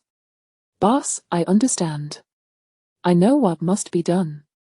Liang Lin nodded earnestly. Yang Shouqing slowly returned his gaze to the window, closing his eyes once more, resting quietly against the seat. As Yang Shouqing departed, Chen Yuan prepared to return to the hotel. Chen Yuan. At that moment, a melodious voice rang out. Chen Yuan turned to see Yang Baobao. This evening, Yang Baobao donned a short skirt that, with the slightest misstep, could reveal too much. Yet, she appeared blissfully unaware, striding towards Chen Yuan with deliberate speed. Just as she approached him, her body suddenly paused, as if she had stumbled. Subsequently, she leaned into Chen Yuan's embrace. Yang Baobao was, of course, being intentional. She understood precisely why she had attended this gathering. If her target was Chen Yuan, she bore no reservations. After all, she had not yet fully committed to Xiaoming. Just as the dinner was concluding, Yang Baobao discerned a critical insight. Chen Yuan was not the top-tier celebrity she had envisioned. He engaged in lively conversation with Yang Shouqing, addressing genuine issues with remarkable acuity. There was even a sense of commanding authority, as if he were mapping out the landscape. This realization sparked a new ambition within Yang Baobao, who had been poised to leave after the dinner. She now yearned to connect with Chen Yuan. The most effective way for a woman to approach a man is, of course, through physical proximity. And no decent man can resist a woman's advances. If they do, it is likely due to a lack of allure. Yang Baobao held a strong belief in her own beauty. Thus, the current scene unfolded just as Yang Baobao leaned into Chen Yuan's embrace. Chapter 58, just a movie title and it's already a sensation. Chen Yuan noticed Yang Baobao's movement. He swiftly shifted his position, deftly avoiding the direction from which Yang Baobao might leap towards him. Yang Baobao was momentarily taken aback. Avoided? How could that be? Fortunately, she hadn't truly twisted her ankle. Her reflexes were quick enough to prevent a disastrous fall. Nevertheless, the near tumble left her in a rather disheveled. After regaining her balance, she hurriedly adjusted her skirt and hair. When she turned her gaze back to Chen Yuan, her delicately sculpted features were flushed with embarrassment. She still felt a sense of shame. Is there something you need? Chen Yuan seized the opportunity to speak. Yang Baobao, possessing considerable inner strength, managed to suppress her embarrassment and flashed a smile, her large, pleading eyes gazing at Chen Yuan as she said, "Could you give me a ride?" "My manager hasn't arrived yet," she implied quite clearly. Chen Yuan, with a look of regret, replied, "I'm sorry, but I have urgent matters to attend to. I want to be able to take you tonight." Yang Baobao's already large eyes widened further in surprise. Was she being so outrightly refused? Her smile turned awkward as she stammered, "And no problem." Chen Yuan nodded slightly, preparing to turn away. "Wait, Chen Yuan, here's my contact information." Without waiting for Chen Yuan to decline, Yang Baobao thrust her business card into his hand. She then offered him a slight smile, waved, and turned to leave. Watching her retreating figure, Chen Yuan glanced at the card in his hand, feeling a twinge of sentiment. In truth, he harbored no dislike for the current Yang Baobao. Before her connection with Xiaoming, her life in Hong Kong had been quite challenging. Was it wrong for her to strive for success and seize every opportunity to rise? It was certainly preferable to those who self-righteously flaunt their fierce independence. Wouldn't you agree? Of course, Chen Yuan had no intention of pursuing further contact with Yang Baobao. Liking her was not the same as simply not disliking her. "Let us go," he said, casting a glance at Zhang Wei before casually discarding the business card and striding forward. Zhang Wei looked at the card that had been tossed into the trash and then back at Chen Yuan. A powerful realization struck him. The boss was truly possessed, engaging in conversation with Yang Shouqing on equal footing, subtly taking the lead in the dialogue, and showing no sign of wavering in the face of a beautiful woman's advances. Wasn't he this a clear case of being possessed? Contemplating this, Zhang Wei found Chen Yuan increasingly unfamiliar. However, he didn't dwell on it for long. Shaking his head, he made a decision. From now on, I'll do whatever the boss says. With that thought, he hurried to catch up with Chen Yuan. The two then returned to the hotel together. During their return, Zhang Wei received a message from Xiao Wu at Chen Yuan's studio. Right, Chen Yuan's studio was not limited to just Zhang Wei as an employee. As a top-tier star, there were numerous matters to manage, including communication with fan groups. This time, Xiao Wu's message pertained specifically to fan-related issues. There are too many letters and gifts sent by fans. The studio has run out of space. Upon returning to the hotel and hearing Zhang Wei's report, Chen Yuan was somewhat astonished. He had previously overlooked this aspect. Zhang Wei nodded and replied, yes. In such cases, we usually discard some gifts that hold little value. After a moment of contemplation, Chen Yuan suggested, how about this? Find me a few properties, I'll purchase them to store the gifts and letters from fans. Given the current real estate prices were still reasonable, it made sense to acquire a few. Moreover, Chen Yuan still lacked any property of his own. Buying a house would also honor the fans' sentiments.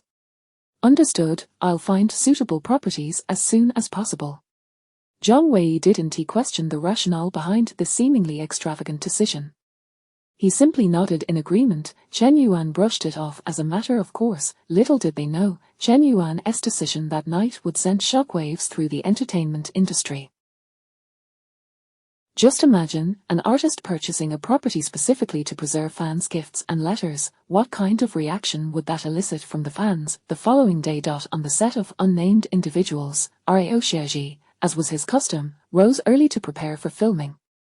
In recent days, he had exerted himself more than ever, meticulously studying the script, directing the crew in set design, and devoting ample time to auditioning actors. He was eager to finalize the lead for Unnamed Individuals and promptly submit the cast list to solidify the project.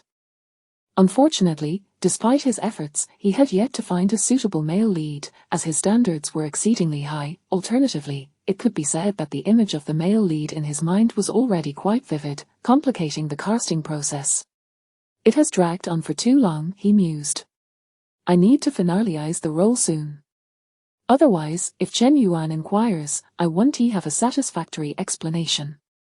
As he pondered this, his phone suddenly rang. It was Liang Lin. He quickly answered. What if the company has decided to use? His face registered disbelief. All this time, he had been waking up early and toiling away to secure the role, believing it would provide him with ample justification to reject Chen Yuan. Who would have thought that Chen Yuan had already reached an agreement with the company and even met with the enigmatic boss Yang Shouqing? It took Rao Xiaoji a considerable amount of time to process this outcome. It was akin to planning for his wife to leave with nothing, only to discover she had already adorned him with a green hat. Even more absurd, his wife stood before him with her newfound partner, arrogantly proclaiming, Lao Rao, let us get a divorce. The assets will be left to you, I've found someone better. It was absurd, disheartening, and difficult to accept, leaving him with a sense of betrayal. However, Rao Xiaoji understood he could not fight against it. At that moment, Liang Lin had already announced the news through the official Weibo account of Yingwang Entertainment.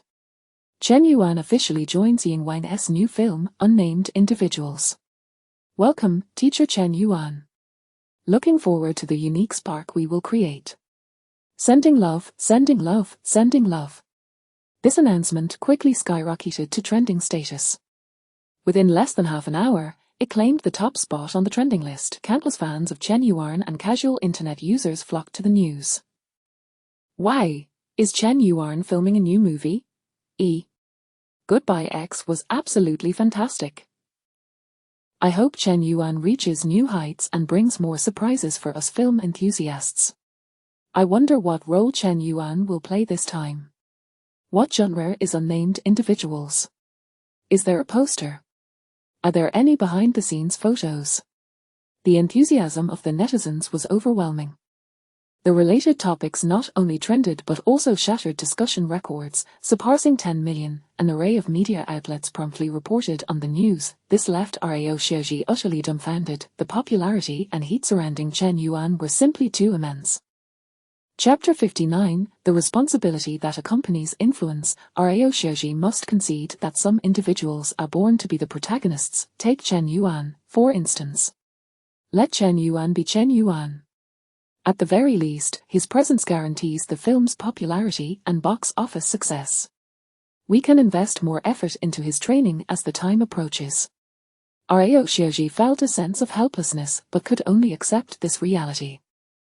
A chorus of exclamations erupted within the crew. Chen Yuan is actually joining our team.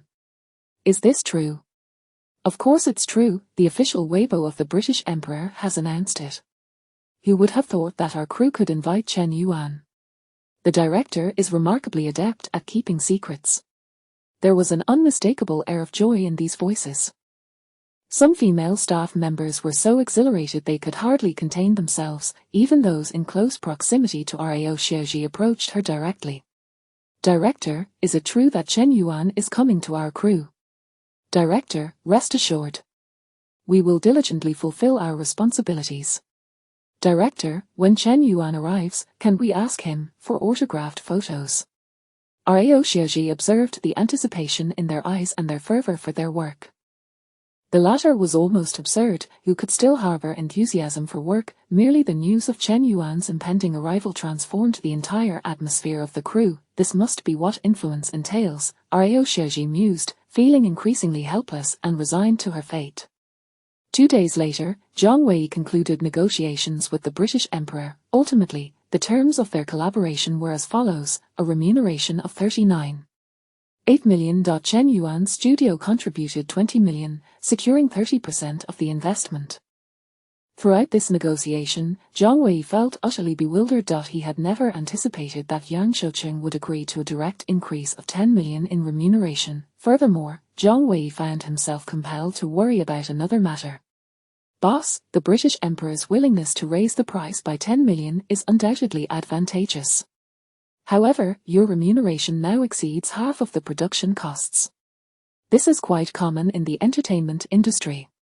Yet, if this information were to leak, there would surely be gossip and controversy.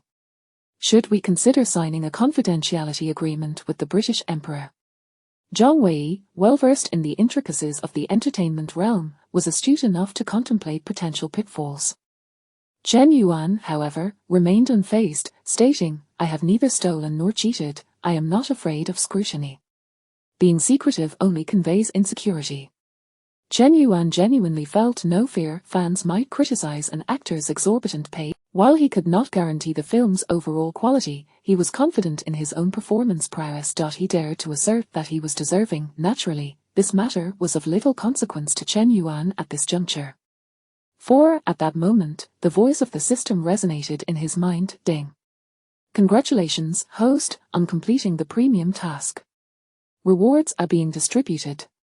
The system swiftly finalized the reward allocation. Congratulations, host, on receiving the reward. Best Actor Level Acting Experience Card 1. Congratulations to the host for receiving a reward, Proficiency Experience Card for Huaxia Dialects 1. This reward may appear modest at first glance, yet it is remarkably targeted. Chen Yuan, having watched The Nameless, is aware that it is a dialect film. With the Proficiency Experience card in hand, he anticipates a significant reduction in his challenges. Contemplating this, Chen Yuan promptly activated the 2 experience cards. Instantly, he felt an influx of fragmented knowledge surging into his mind. These fragments bestowed upon him a novel understanding of both acting and dialects. Film enthusiasts often use the term Best Actor to signify an actor's pinnacle achievement. However, the concept of Best Actor remains rather nebulous among fans. To what extent must one perform to be deemed a Best Actor? One must fully immerse oneself in the character, to the extent that the character becomes oneself, and oneself becomes the character. Every action, word, thought, and expression must seamlessly integrate with the character. Yet, the character is ultimately a fabrication. Thus, a true best actor possesses the extraordinary ability to conjure a persona and garner the recognition and belief of the audience. As Chen Yuan pondered this, he felt a deep sense of reverence for the title of Best Actor. It is evident that being a truly exceptional actor requires more than mere talent. It demands an immense investment of effort to comprehend and embody the role. Fortuitously, with the system's rewards, he is spared the arduous journey of trial and error that might otherwise Subsequently, Chen Yuan directed his focus towards the knowledge fragments pertaining to dialects. There are actually 10 major classifications of dialects. Under these 10 classifications, there exist numerous dialects and various local vernaculars. He was genuinely taken aback. Mastering all Huaxia dialects is far more challenging than becoming proficient in 8 foreign languages. Each dialect possesses its own distinctive pronunciation habits and specialized vocabulary within its context. Learning a dialect proves more arduous than acquiring a foreign language. From this perspective, the system's 2 rewards are indeed substantial. This also invigorated Chen Yuan's confidence in the filming of The Nameless. A week swiftly passed. During this time, discussions surrounding Chen Yuan flourished across the internet. He fully demonstrated his formidable allure as a top-tier celebrity. The fan count for Rao Xiaoji's Weibo surged from 230,000 to 1.7 million. The official Weibo for The Nameless experienced an astounding increase of 2 million followers. The film emerged as the most anticipated among audiences, capturing the attention of countless film enthusiasts. Amidst this excitement, a minor incident unfolded. Some of Chen Yuan's fans expressed their dissatisfaction. Yuanbao, hasn't he released a new song in ages? He possesses such remarkable musical talent. Why doesn't he devote more effort to music? This segment of fans identified as Chen Yuan's music supporters. However, this matter did not cause much of a stir, as they were all still his fans. Chen Yuan, too, remained unfazed by it. He had never considered continuing his musical pursuits. Until he stumbled upon a fan's comment. "I'm just an ordinary girl.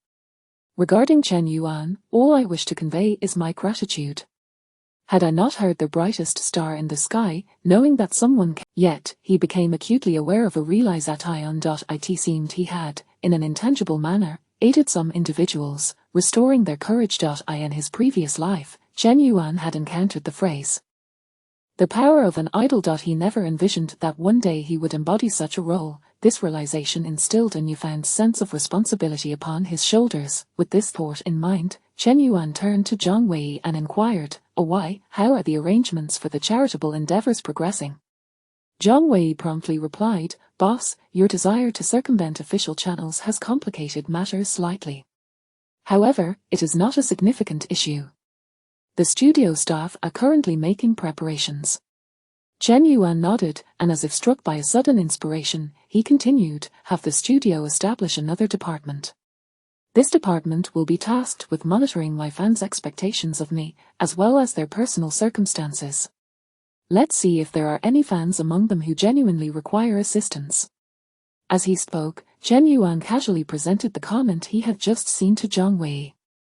He added, "For instance, this fan named Xiaoling doesn't eat cilantro." Once again, Chen Yuan reiterated that he did not possess the capacity or desire to change the world. Nevertheless, he was willing to undertake any endeavors within his means. Chapter 60, Joining the crew of The Nameless. After Chen Yuan briefed Zhang Wei on the matters at hand, he arrived at the set of The Nameless. Rao Xiaoji had already completed the preparations for the film. It was time for Chen Yuan to officially join the crew. At that moment, outside a photography studio, Rao Xiaoji was intentionally waiting at the entrance. Chen Yuan, without any airs, instructed Zhang Wei to halt the vehicle. Then, unexpectedly, an incident unfolded. Just as Chen Yuan alighted from the car and intended to exchange pleasantries with Rao Xiaoji, someone suddenly darted out from the side. "Chen Yuan, is that Chen Yuan? Chen Yuan has arrived." The individual shouted exuberantly, sprinting towards Chen Yuan. In quick succession, a large group of people emerged from behind some obstructions nearby, resembling gophers popping their heads out of the ground. To Chen Yuan's astonishment, the crowd numbered quite significantly, at least 20 or 30 strong. Furthermore, it appeared that more individuals were approaching from around the street corner. Rao Xiaoji was utterly bewildered. What was happening? Had Chen Yuan fallen into debt and was being confronted? Rao Xiaoji had never witnessed such a scene. Fortunately, Chen Yuan was accustomed to such occurrences. He swiftly pulled Rao Xiaoji back into the car and secured the door. As Chen Yuan settled into the vehicle, the throng of people closed in, surrounding the car completely. Among them, those wielding microphones and cameras were the most fervent, jostling forward with reckless abandon as if they were zombies drawn to commotion. Rao Xiaoji caught sight of a man at the front, his face flushed from exertion, his shirt collar even torn from the struggle. Yet, he seemed oblivious, pressing forward with relentless determination. What is going on?" Rao Xiaoji exclaimed, utterly dumbfounded. Chen Yuan's calm voice broke through, stating, "Some of these individuals are journalists, while others— I'll have the studio staff come out to maintain order shortly." Rao Xiaoji seemed to grasp the situation, albeit vaguely, nodding his head in a daze. It was still overwhelming for him, as he had previously worked in theatre. He was aware of Chen Yuan's immense popularity, but had never experienced it firsthand. This revelation left him profoundly shaken. Thus, Chen Yuan and Rao Xiaoji were delayed for approximately half an hour before finally entering the filming base. At this point, Rao Xiaoji regained his composure. He turned to Chen Yuan, eager to say something, yet he found himself at a loss for words. In truth, prior to today, Rao Xiaoji had pondered how to approach Chen Yuan, even contemplating whether he should assert his authority to establish his standing within the crew.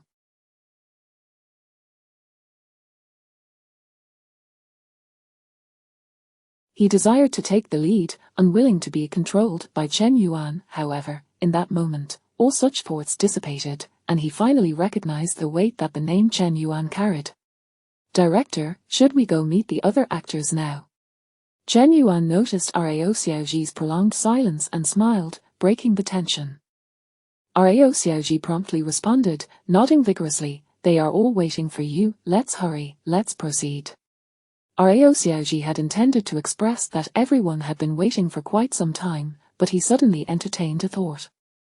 Why should they wait for Chen Yuan? It is often said that when one achieves fame, they find themselves surrounded by friends. This was perhaps a testament to that adage. Sometimes, it is not merely that others seek something from you.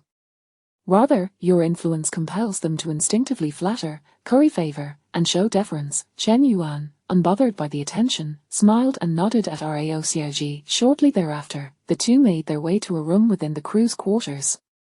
Inside, 3 individuals were already seated. Chen Yuan's gaze swept over them, first landing on Chen Jianbin. Chen Jianbin appeared to be a composed individual, exuding an air of authority. Though not widely known, his background was remarkably rich. He held a master's degree from the Central Academy of Drama and had appeared in notable television dramas such as Jiao's Grand Courtyard and Empresses in the Palace. His talent was undeniable. "Chen Yuan, you are far more handsome than in the film. I look forward to your guidance in the future." As Chen Yuan's gaze settled on Chen Jianbin, he stood and greeted him with a warm smile. His demeanor was exceedingly friendly, though it was impossible to discern his inner thoughts. Actors of such caliber often find it easy to conceal their true feelings. Chen Yuan smiled and nodded in return, saying, "Greetings, Teacher Chen." "You flatter me, Teacher Chen. You are the senior here. I have much to learn from you." Upon hearing this, Chen Jianbin's smile widened, displaying a hint of sincerity. Everyone enjoys being complimented. Next, Chen Yuan's gaze moved past Chen Jianbin to a short-haired woman rising from her seat, Ren Sushi. Her appearance fell within their unattractive category among stars, yet she possessed considerable talent, having garnered acclaim for her roles in films that broke through the clutter, such as The Nameless and Donkey Gets Water.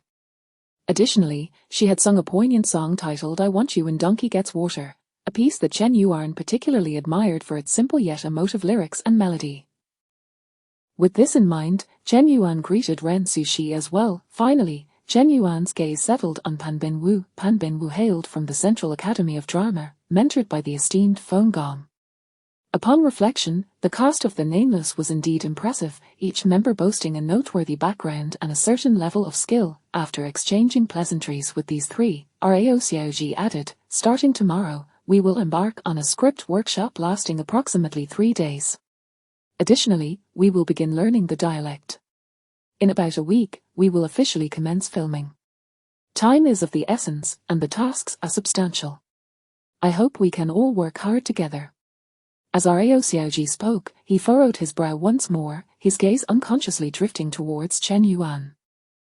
All the other actors had been selected in advance and had already begun their dialect studies. Rao Xiaoji worried that Chen Yuan might struggle with the language and that it could delay the filming schedule. He feared that Chen Yuan might not endure the rigors of learning a dialect, which was no easy feat. Lost in these thoughts, Rao Xiaoji shook his head, dispelling the swirling concerns. He then spoke up again, saying, "Everyone has now met teacher Chen Yuan. However, let us once more extend a warm welcome to teacher Chen Yuan. Tonight, I will treat everyone to dinner." Gathering the actors for a meal was customary, a means to foster familiarity and understanding among one another. The group readily agreed. Soon after, they discussed the filming plans for about an hour before preparing to head to a nearby hotel for dinner. At that moment, Rao Xiaoji suddenly recalled something, unexpectedly interrupting the gathering.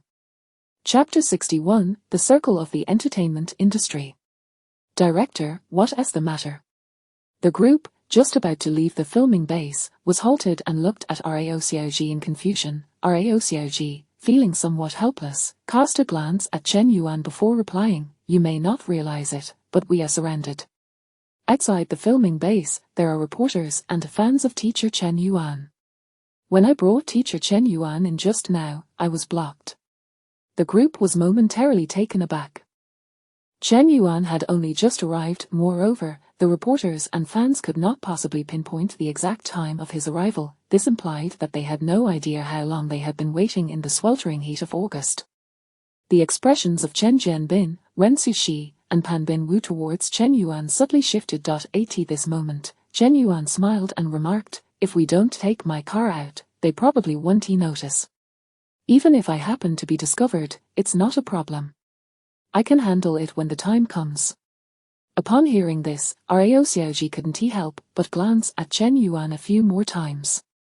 Chen Yuan spoke lightly, but if he were truly discovered by reporters and his fans, it would lead to significant trouble. Rao Xiaoji had just witnessed the fervor of the reporters and fans for Chen Yuan. It was absolutely insane. Moreover, the number of reporters and fans eager to see Chen Yuan was astonishingly high. Under these circumstances, Rao Xiaoji had proposed a gathering, and Chen Yuan had not objected. This was a gesture to preserve the director's dignity, as well as a reflection of his personal character. Subtly, Rao Xiaoji's perception of Chen Yuan began to shift. Perhaps it would be best not to go out. The environment at the filming base isn't bad. We could order takeout and dine here just as well. People are reciprocal in nature. Since Chen Yuan was considerate of Rao Xiaoji, the latter's thoughts unconsciously began to lean towards favoring Chen Yuan. Though Rao Xiaoji's intentions were good, this action caused a shift in the sentiments of the other actors. Later, while Rao Xiaoji ordered takeout and shared a meal with the others at the filming base, he could distinctly sense that their moods, including Chen Jianbin's, were less than enthusiastic. This was quite understandable. Their thoughts revolved around why Chen Yuan was afforded special treatment and why they had to alter their original plans because of him. Noticing this sentiment, Rao Xiaoji sent a message to Chen Jianbin upon returning to the hotel that evening. "Old Chen, I proposed that everyone stay at the base for dinner this evening without fully considering your feelings. At that moment, I was just trying to avoid causing trouble for Chen Yuan.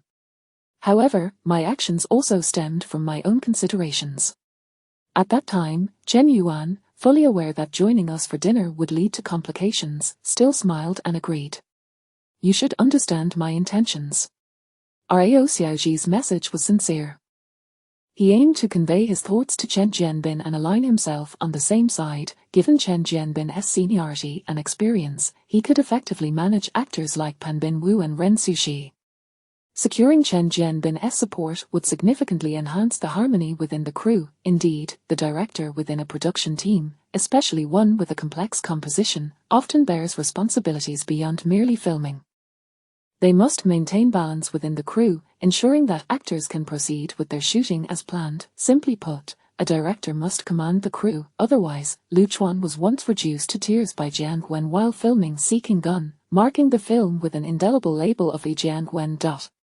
The following day, Chen Yuan arrived at the filming base at the scheduled time. In the morning, he participated in a script discussion, having previously viewed The Nameless on Earth and diligently studied the script. After confirming his involvement with the crew, he was well prepared.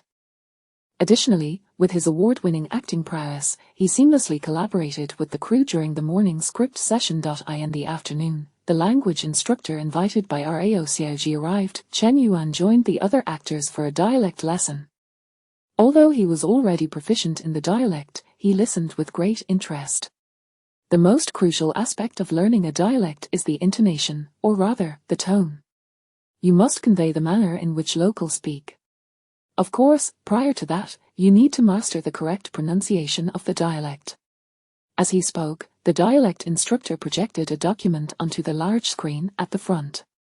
He then continued, pronunciation issues are not particularly challenging. We typically utilize onomatopoeia as a rapid learning method. For instance, to ask, "Have you eaten yet?" in dialect, we say, when he struggled with pronunciation, he would substitute with similar-sounding words. It dawned on him that professional language classes were not as sophisticated as he had presumed. This was indeed a crash course, hence the strong sense of makeshift learning. Genuine language courses would commence with the study of syllables, akin to learning Standard Mandarin. Just as Chen Yuan was deeply engrossed in the lesson, the language class concluded. Finally, the dialect instructor distributed a stack of documents to everyone. I have translated the lines you will be saying into onomatopoeia. Take a look at them and practice when you go back. With that, Chen Yuan had successfully completed his first day as a formal member of the crew. In the ensuing days, Chen Yuan's routine revolved around two activities: script discussions in the morning and language learning in the afternoon. Time slipped away within this rhythm, leading to the night before the opening ceremony. That evening, the Nameless crew chat became lively. Ren Sushi initiated the conversation. "Have you all noticed? Chen Yuan appears very serious during language class. But in reality, he seems distracted. I merely feel Chen Yuan is different from us. He hasn't devoted all his energy to The Nameless. I worry that he might affect our shooting schedule. Furthermore, have you all sensed it? Chen Yuan tends to maintain a certain distance, as if he is unwilling to integrate into our circle." Upon hearing this, Chen Jianbin chose not to counter. After all, Ren Sushi's observation was accurate. The two parties were indeed not on the same wavelength. Otherwise, why was there no sign of Chen Yuan in The Nameless crew chat, only the three of them? Chapter 62, There are geniuses in our crew. There is a saying that circles cannot be forcibly merged. It's akin to a person who is inherently fond of slender little girls being thrust into a group of gentle older sisters. Wouldn't that drive anyone mad? Therefore, Chen Jianbin does not perceive any wrongdoing in establishing such a group behind Chen Yuan's back. He even feels that Ren Sushi's mild jabs at Chen Yuan at this moment are not misplaced.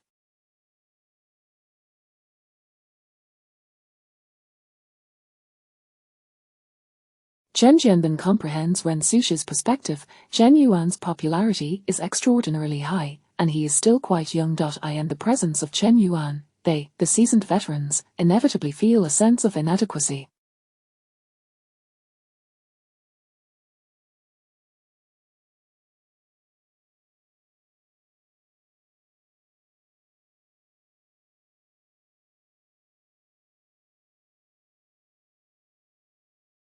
In such instances, it is only natural for individuals, including Chen Jianbin, to subconsciously resort to belittling others as a means to elevate themselves. This is merely the interplay of pride and vanity, a universal human trait. However, it seems that Ren Sushi has perhaps gone a bit overboard, losing some control over herself. She has become somewhat blinded by her fervor. To be honest, Chen Yuan's performance in recent days has been noteworthy and, for someone of his stature, virtually impeccable. It's time to find an opportunity to have a serious conversation with her. The sincere messages that Rao Xiaoji had sent to Chen Jianbin not long ago are now bearing fruit. Otherwise, he likely wouldn't harbor such profound disdain for Chen Yuan under Ren Sushi's influence, nor would he think to alter her perception of him. This is the essence of a film crew. With so many diverse individuals congregating, a plethora of ideas arises. Even a slight change can shatter the delicate balance, leading to chaos. The next day, Unnamed Individuals held its opening ceremony. The atmosphere at the event was so lively that it almost felt surreal.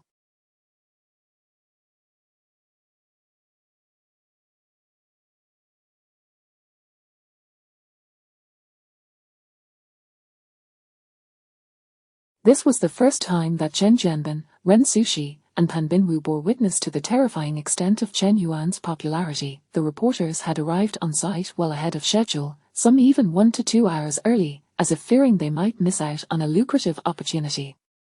The enthusiasm from the reporters towards Chen Yuan was palpable, and when Chen Yuan made his entrance, "Teacher Chen Yuan, look over here.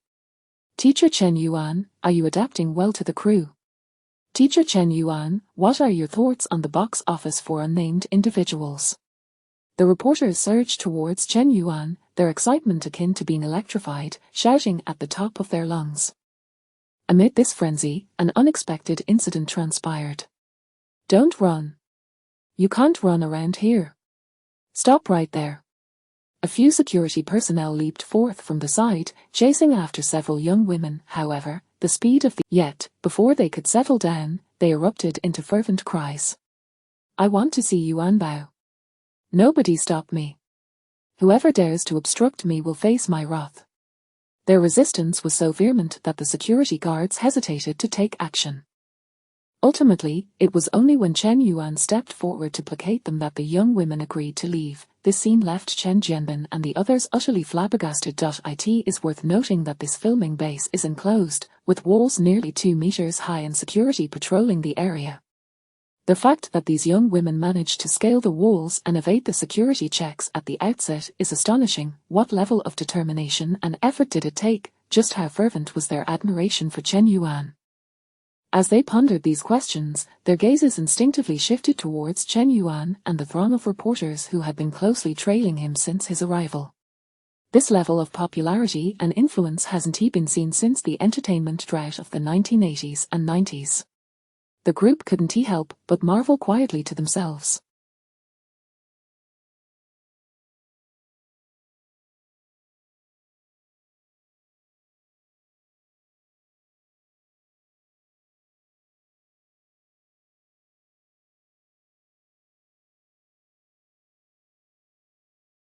Following this brief interlude, Unnamed Individuals proceeded with the opening ceremony as planned. Subsequently, Rao Xiaoji captured a single shot, in accordance with tradition. With that, the opening ceremony was deemed complete. Tomorrow, the film would enter the official shooting stage, and Chen Yuan would face his first scene in Unnamed Individuals.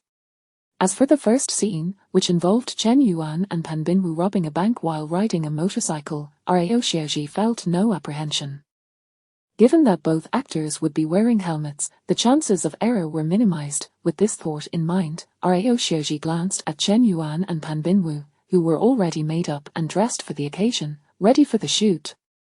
He nodded slightly to them, then surveyed the rest of the crew before raising the megaphone and announcing, "All units prepare." Filming officially commenced. Seated behind Pan Binwu on the motorcycle, Chen Yuan took a deep drag from a cigarette.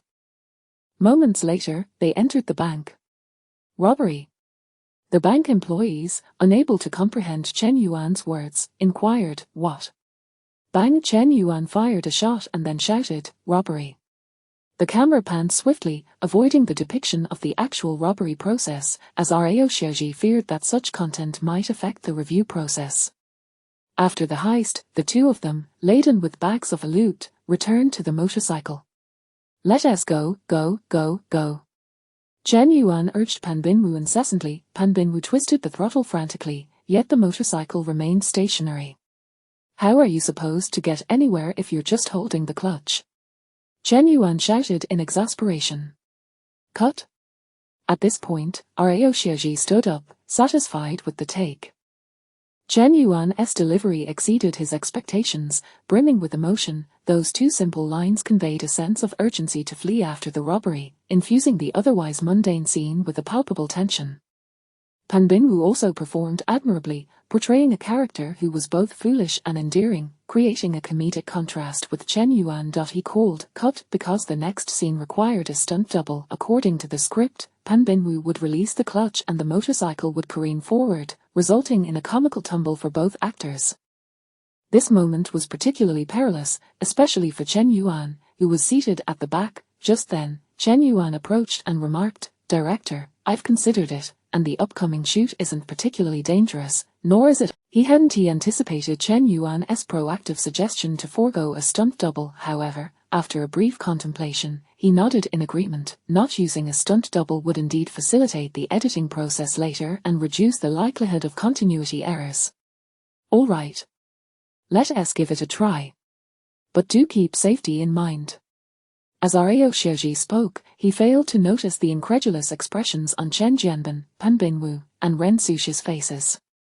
For, during their conversation, they had been speaking in dialect the entire time. The language teacher had only provided Chen Yuan with scripted dialogue. The fact that Chen Yuan had just delivered such an extensive monologue was nothing short of astounding.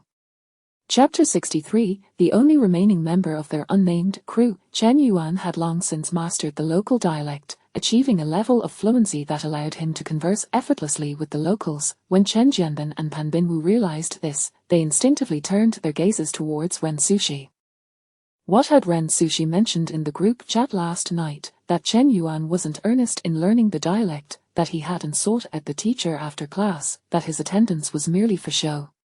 The latter was indeed true. Chen Yuan was merely putting on an act during lessons. Given his proficiency in the dialect, attending class was entirely unnecessary, yet, he continued to come, fully participating in every session.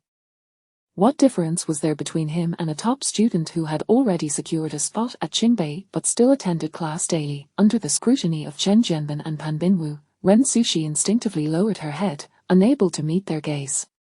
She recalled her words from the previous night and felt a twinge of relief that she hadn't said those things in front of Chen Yuan. "All units, prepare." Just as they were lost in thought, Ryo Shoji's voice rang out.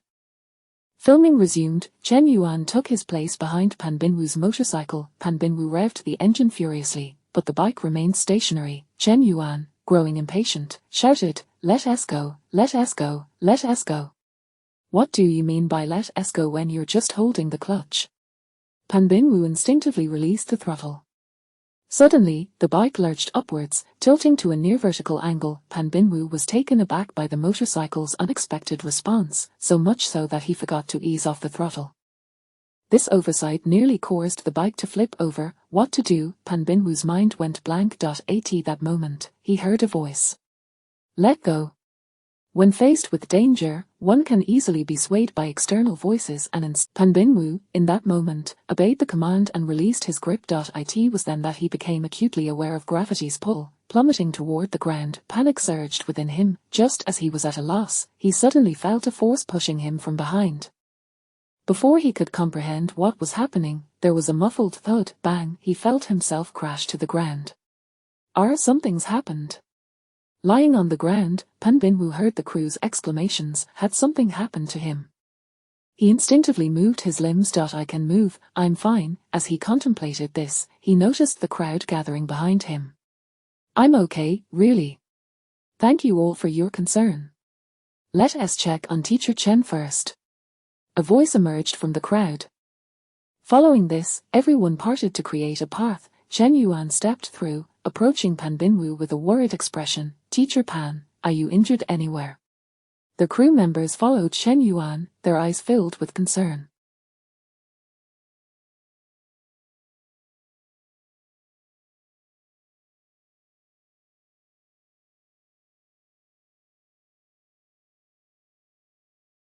Pan Binwoo opened his mouth, but found his voice caught in his throat, that he could not articulate a single word.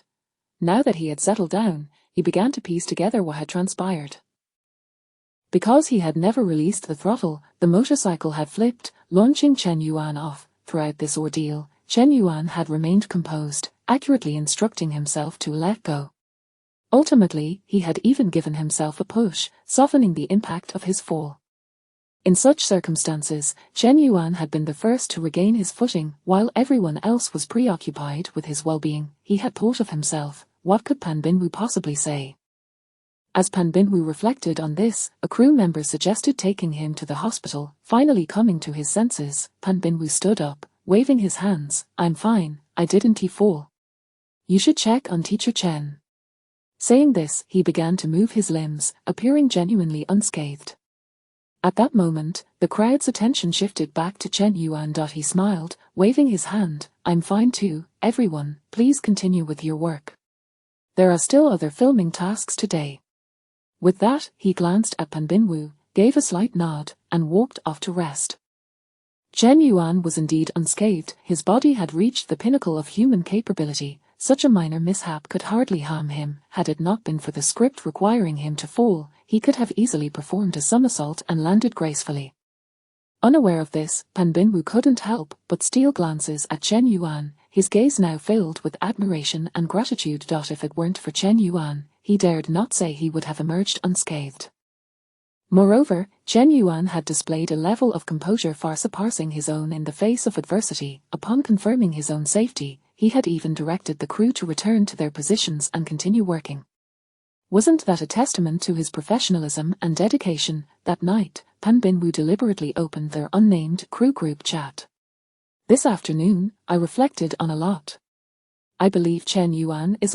During the morning shoot, Chen Yuan had effectively saved him. While he had said little, his perspective had undergone a significant transformation. At the very least, he no longer wished to remain in this group, finding it made him feel diminutive. This left Ren Sushi utterly perplexed. The fact that Chen Yuan had already mastered the dialect had cast a shadow over her mood all day. She felt as though she had become a fool. Initially, she had intended to discuss Chen Yuan's deliberate concealment of his dialect proficiency in the group that night, hoping to regain some dignity. To her surprise, Pan Binwoo had exited the group chat without warning. With his departure, the group, now reduced to just 2 members, was automatically dissolved. Ding dong. Before Ren Sushi could further contemplate, her WeChat chimed again. It was a message from Chen Jianben. "Xiao Ren, I actually wanted to find an opportunity to talk to you last night. It's not too late now. What I want to say is that Chen Yuan might be more serious than any of us imagined." Xiao Pan mentioned during lunch that he discussed the morning incident. He said that if it weren't for Chen Yuan, he might have broken his bones. How should I put it? Chen Yuan has shown me an aspect of a top-tier talent that was unexpected. He resembles a dedicated, diligent, and professional actor. Understanding Ren Sushi's thoughts, Chen Jianben refrained from lecturing her, simply expressing his genuine feelings. This rendered Ren Sushi silent once more, her brow furrowed tightly, her expression darkening. At that moment, her thoughts became exceedingly complex. Chapter 64, a performance brimming with details. Others merely achieve fame through their looks. Only I am striving, only I am earnest. Such a self will undoubtedly surpass anyone. With this indomitable spirit, Ren Sushi persevered. She had to concede that Chen Yuan, who possessed both good looks and popularity, was also putting in effort and seriousness. This realization threatened to shatter her convictions. It would plunge her into confusion. However, her ally, Pan Binwoo, had withdrawn from their group. Chen Jianben had sent her an extensive message. This compelled Ren Sushi to reflect. Chen Yuan truly possessed qualities beyond mere appearance and acclaim. He was, astonishingly, a person of comprehensive excellence. As these thoughts coursed through her mind, Ren Sushi suddenly clenched her fists, her eyes regained their sharpness. At the very least, at least in terms of acting, I'm still superior to Chen Yuan. Starting tomorrow, I will have scenes opposite him. I must strive harder. Ren Sushi muttered to herself, so fervently that she nearly bit her lip. Viewed from this angle, Ren Sushi was indeed somewhat obsessed. Her fervent desire for success and recognition was palpable, yet, this is the norm within the entertainment industry. After all, how could such a plethora of eccentric characters and bewildering events arise in this realm? The following day, Chen Yuan arrived at the set as usual. "Chen Yuan, you're here. Have you eaten breakfast yet?" Upon his arrival, Chen Jianben and Pan Binwoo greeted him warmly, which took Chen Yuan by surprise. Previously, while he had never had conflicts with these two, their demeanor had never been so effusive. Nevertheless, Chen Yuan did not dwell on it. After all, it was a good thing. He returned their greetings with a smile. After exchanging pleasantries with them, Chen Yuan made sure to acknowledge Rao Xiaoji and Ren Sushi as well. Following this brief interlude, the crew completed the preparations for the day's shoot. All units, prepare. With Rao Xiaoji's command, the filming officially commenced. After Chen Yuan and Pan Binwu had successfully robbed a bank, they fled into a residential building, fortuitously slipping into Ren Sushi's home. Just then, a delivery man was knocking at the door. Pan Binwu swiftly covered Ren Sushi's mouth. This sudden turn of events startled Ren Sushi, whose lower body was already paralyzed. Had he not stifled her scream, it would have drawn attention. In that moment, Ren Sushi gasped for breath, her chest rising and falling gently. Her eyes were tightly shut, her features contorted in a show of effort. Observing this scene from behind the camera, Rao Xiaoji nodded repeatedly, thinking, Ren Sushi's acting is indeed commendable. Her subtle facial expressions have perfectly conveyed the fear that arises from an unexpected situation. Moreover, it has effectively heightened the tension. With this thought, Rao Xiaoji glanced at Chen Yuan, somewhat concerned. Would he be able to handle Ren Sushi's performance? If he faltered, it wouldn't be a significant issue. Ren Sushi could simply temper her performance. For a skilled actor, toning it down is not problematic. Such situations frequently arise during filming. This phenomenon often explains why seasoned actors appear suddenly inept when paired with young stars. They are merely instructed to dial it back, otherwise, the scene would become unwatchable. As Rao Xiaoji pondered this, filming continued. At that moment, the knocking ceased, and the delivery man departed. Chen Yuan, who had entered the house after sustaining a deep gash on his calf from a motorcycle accident, lay back on the sofa and exhaled a sigh of relief. Ren Sushi also relaxed, gradually accepting the current situation and regaining her composure. She turned to Chen Yuan and inquired, "Aren't you hot?" Chen Yuan, still wearing his helmet, indeed felt the heat. "Turn around," he replied. He then removed his helmet. After catching his breath, Chen Yuan's gaze settled back on Ren Sushi, yet she did not turn away. She continued to look at him. Chen Yuan was momentarily taken aback, his expression freezing.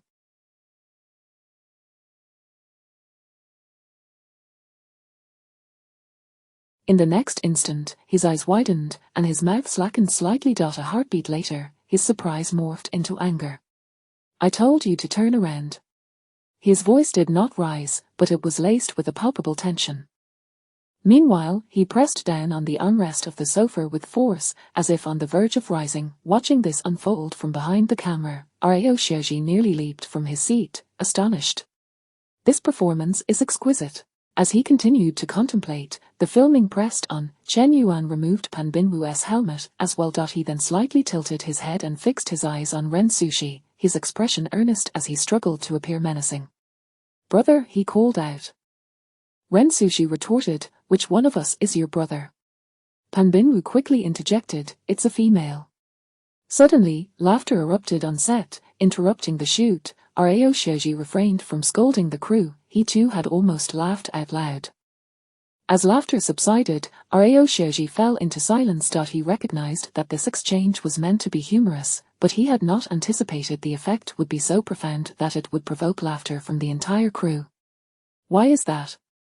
Rao Xiaoji mused, glancing at Chen Yuan. Although Chen Yuan was utterly serious and portrayed ferocity, why did it not evoke fear? In fact, there was an inexplicable humor in his demeanor. This humor is not the kind that is inherent to someone like Ji Dare. So, what is the reason? Suddenly, Rao Xiaoji's eyes lit up. He understood. He recalled Chen Yuan's earlier performance. It became clear that Chen Yuan's fluid and naturally transitioning emotions concealed a depth he had not previously recognized. At that moment, Chen Yuan had appeared genuinely furious, yet he refrained from an explosive outburst. This offered the audience a subtle psychological cue. Chapter 65, The Sudden Collapse. Chen Yuan was so infuriated that his eyes bulged, almost leaping off the sofa. Ultimately, he refrained from unleashing a torrent of curses, let alone resorting to physical confrontation. What is this? It is a facade of bravado concealing fragility. Moreover, whenever Chen Yuan was filled with rage, he would tilt his head and squint his eyes. This gesture provided the audience with an implicit suggestion. He is but a wannabe leader, unworthy even of joining a gang, aimlessly wandering the streets. destined to be bullied by others. Upon realizing this, Rao Xiaoji couldn't help but take a deep breath of Mao Tai liquor. So intricate, so powerful. No exaggerated expressions, no lengthy dialogues, nor the need for dramatic embellishments. The character is masterfully crafted in silence. Chen Yuan is indeed an actor of the caliber of a film emperor. Not long ago, Rao Xiaoji had lamented Chen Yuan's film emperor-level acting. Certain actors can reach such heights in specific scenes of particular films. For instance, Zhang Zifeng's final smile in Detective Chinatown is eerie, provoking profound contemplation and an unsettling sense of dread. An absolutely award-worthy performance. Yet, this does not imply she is an award winner. Rao Xiaoji's current assessment of Chen Yuan has evolved into an actor of film emperor level. This is unequivocal recognition. Just as Rao Xiaoji was pondering this, he did not lose sight of the task at hand. He had completed preparations for the reshoot, thus, filming resumed. At this moment, Rao Xiaoji's gaze fixed on the screen intensified with seriousness. He sought to discern every nuance of Chen Yuan's performance, to ascertain whether his previous portrayal was mere happenstance or a deliberate choice. The reality did not disappoint Rao Xiaoji's expectations. Chen Yuan's earlier performance was indeed meticulously crafted. He executed this segment with almost identical fervor. He has truly risen to the level of a film emperor. Rao Xiaoji couldn't help but exclaim once more. As Rao Xiaoji marveled, he noticed a faint commotion behind him. Turning around, he beheld the crew members stifling their laughter, their bodies trembling slightly. They were suppressing laughter. Rao Xiaoji was not surprised by this, for Chen Yuan's scene with Pan Binwu was undeniably humorous. Since you have seen our faces, according to the rules of the underworld, I must silence you today. Silence you? You can only blame your ill fortune. Such terrible luck. Why didn't you close the window? Thankfully, the window remains open. This exchange bore a striking resemblance to a comedic skit, filled with seamless rapport and well-timed rhythm. Coupled with their identities and the setting, it was indeed amusing. At that moment, Chen Yuan glanced at Ren Sushi with a tone that conveyed, "Do you see, I am threatening you," and said, "If you heed my call, I shall spare you." Ren Sushi was indeed formidable. She did not falter in response to Chen Yuan and Pan Binwu's comedic performance. She was utterly immersed in her role. At this juncture, it seemed as though Ren Sushi heard Chen Yuan's threat, yet also did not. Her eyes were laden with an almost tangible sorrow, not sparing a glance at Chen Yuan. Just then, Rao Xiaoji's voice rang out. Cut. Excellent. This segment of the performance is truly outstanding. Almost simultaneously, applause erupted from the set. In this scene, Chen Yuan, Ren Sushi, and even Pan Binwu delivered performances that could be deemed flawless. Because of this segment, Rao Xiaoji felt a strong instinctual conviction: this film is destined for success.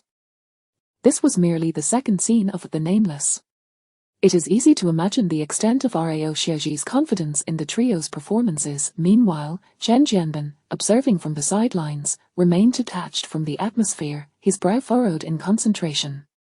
The Nameless employed a multi-narrative filming technique. Chen Jianbin was the protagonist of another storyline, and there would be no intersection with Chen Yuan's side in the early stages. Yet, witnessing the high caliber of performances from Chen Yuan and the others, he felt an immense pressure to perform well himself.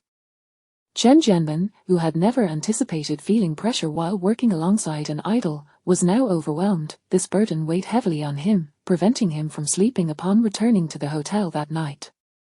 Unable to find rest, he wandered to the hotel bar, seeking solace in alcohol to alleviate his stress. Upon entering the bar, he was greeted by raucous laughter. Following the sound, he spotted a familiar figure, Ren Sushi. She appeared to have indulged excessively, her body slumped over the bar, yet she was still demanding more drinks from the bartender. "Another glass of whiskey for me. Did you not hear me? I would know." How could she possibly be in such a state? Chen Jianbin thought as he hurried towards Ren Sushi. "Little Ren, what has happened to you? Let me take you home." Chen Jianbin approached her from behind, giving her shoulder a few gentle taps before she finally turned to face him. This only heightened his concern. Ren Sushi seemed oblivious to Chen Jianbin's inquiry, smiling as she said, "Old Chen, you've come. Perfect timing, let us have a drink together. As she spoke, she reached for a glass, but her hand fumbled in the air, failing to grasp it. Her vision was blurred, and she was thoroughly intoxicated. Chen Jianbin shook his head slightly. He settled the bill and assisted Ren Sushi toward the hotel room. Throughout the journey, Ren Sushi was quite restless. Old Chen, where are we going to drink? You don't think I'm drunk, do you? I can still hold my liquor. Today is a joyous occasion. We filmed our first scene and received praise from the director. Come on, let us continue drinking. Fortunately, Ren Sushi offered little resistance, merely chattering incessantly. After much effort, Chen Jianbin finally escorted Ren Sushi to her room. He opened the door and settled her onto the sofa. He then turned to her and said, "Get some rest, I'll be leaving now." It was late, and it was inappropriate for Chen Jianbin to linger, so he needed to depart swiftly. Just as he turned to leave, he suddenly heard the sound of sobbing from behind.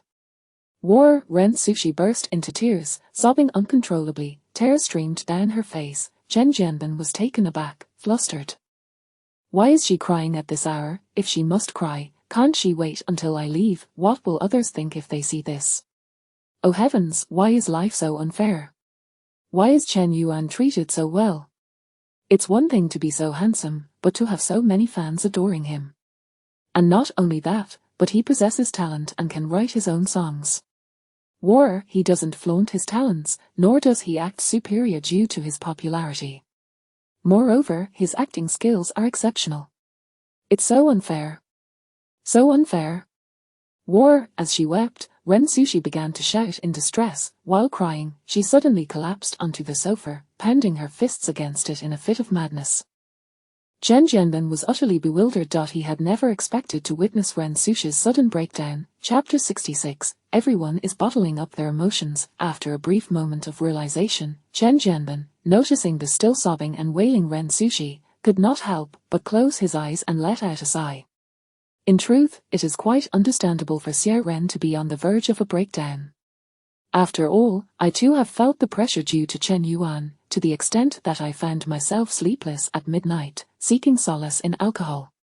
The prouder and more self-assured a person is, the more likely they are to crumble when faced with Chen Yuan. This guy is simply flawless. With these thoughts swirling in his mind, Chen Jianbin sighed once more. He had come to share a sentiment similar to Ren Sushi's. The world, indeed, is not equitable. Some individuals are born to reach heights that others can only dream of. Xie Ren, we should not compare ourselves to Chen Yuan. There will always. As he left, he found some solace in the words he had spoken, feeling a sense of relief beginning to wash over him. The following day, Chen Yuan arrived at the set punctually. Unbeknownst to him, Chen Jianbin had spent a sleepless night due to him, and Ren Sushi had experienced an emotional collapse because of him. However, upon his arrival, he sensed that all eyes were immediately drawn to him, their gazes tinged with a peculiar scrutiny, reminiscent of examining a monster. Moreover, he noticed that Ren Sushi's eyes were red and swollen, as though she had been crying. Yet, Chen Yuan did not feel inclined to approach her with concern. Their relationship had not yet reached such intimacy. To inquire would not foster warmth, rather, it might evoke disdain. With that thought in mind, Chen Yuan did not forget to greet everyone individually. Thus began the day's filming. As the cameras rolled, the odd atmosphere that had enveloped the crew dissipated, replaced by laughter. Everything's fine, just relax. I am relaxed. Relaxed? You're utterly still. I'm done for, incapacitated. Then how do you manage in daily life? I have a nanny. Ren Sushi's remark prompted a momentary pause from Chen Yuan and Pan Binwu, who then sprang up as if startled rabbits, their faces filled with alarm. The comedic effect was palpable. What made it even more amusing was that, due to his leg injury, Chen Yuan found himself unable to jump. His frantic yet helpless expression was farcical. The ensuing moments were even more entertaining. Observing Ren Sushi's unyielding demeanor towards him, Chen Yuan boldly retorted, "You ought to adjust your attitude. It's quite disrespectful. Who holds the reins here?" In that instant, Pan Binwu was removing the nails from his leg. Moments later, Pan Binwu applied medicine to Chen Yuan's wound, surprisingly using safflower oil. You shouldn't use safflower oil. That wound needs to be disinfected, Ren Sushi kindly interjected. Disinfect? Chen Yuan gritted his teeth, glaring at Pan Binwu, issuing a command. Pan Binwu quickly fetched some alcohol. Chen Yuan writhed in agony on the sofa. Meanwhile, Ren Sushi continued to coax Pan Binwu into applying powder to Chen Yuan's wound. The pain caused Chen Yuan's body to stiffen.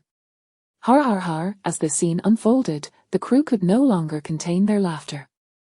The mirth erupted. Even the usually composed Rao Xiaoji behind the camera was chuckling. Remarkably, even Ren Sushi, who had been in tears the night before, her spirits plunged to the depths, now found herself laughing.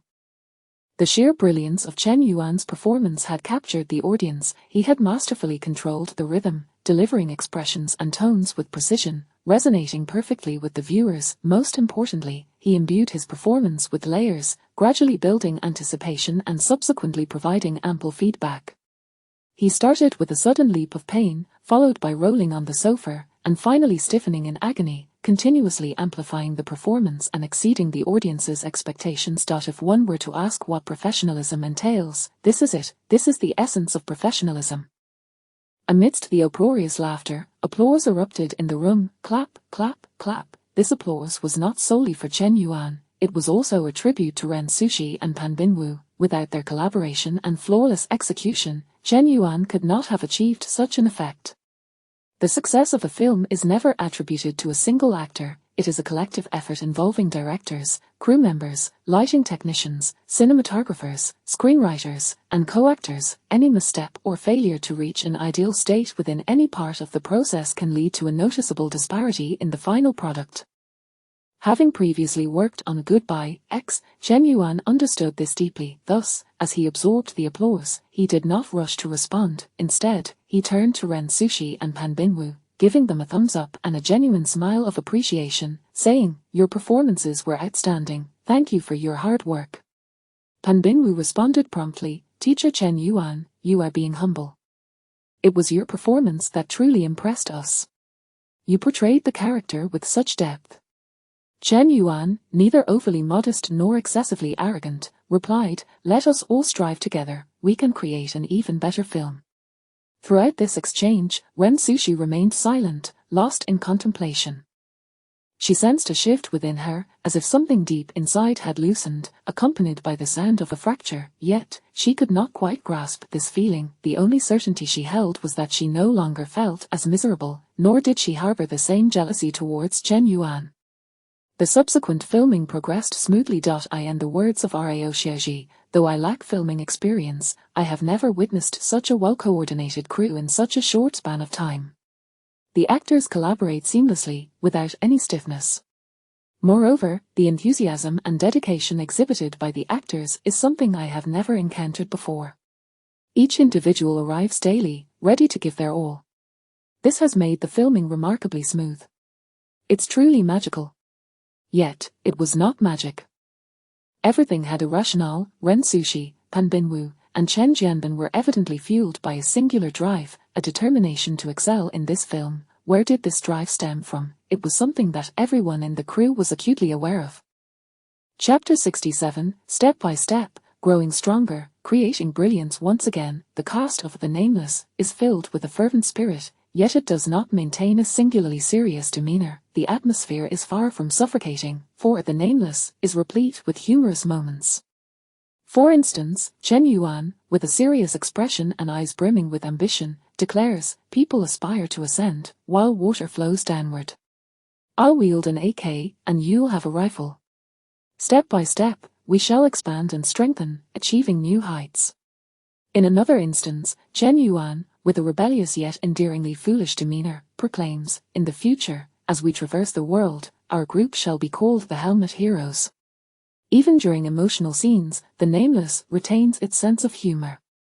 For example, when Pan Binwu wishes to seek out Xiao Hong, Chen Yuan jests, pointing at his head and exclaiming, "Li Da Tu, is your brain filled with excrement? The authorities are searching for us outside.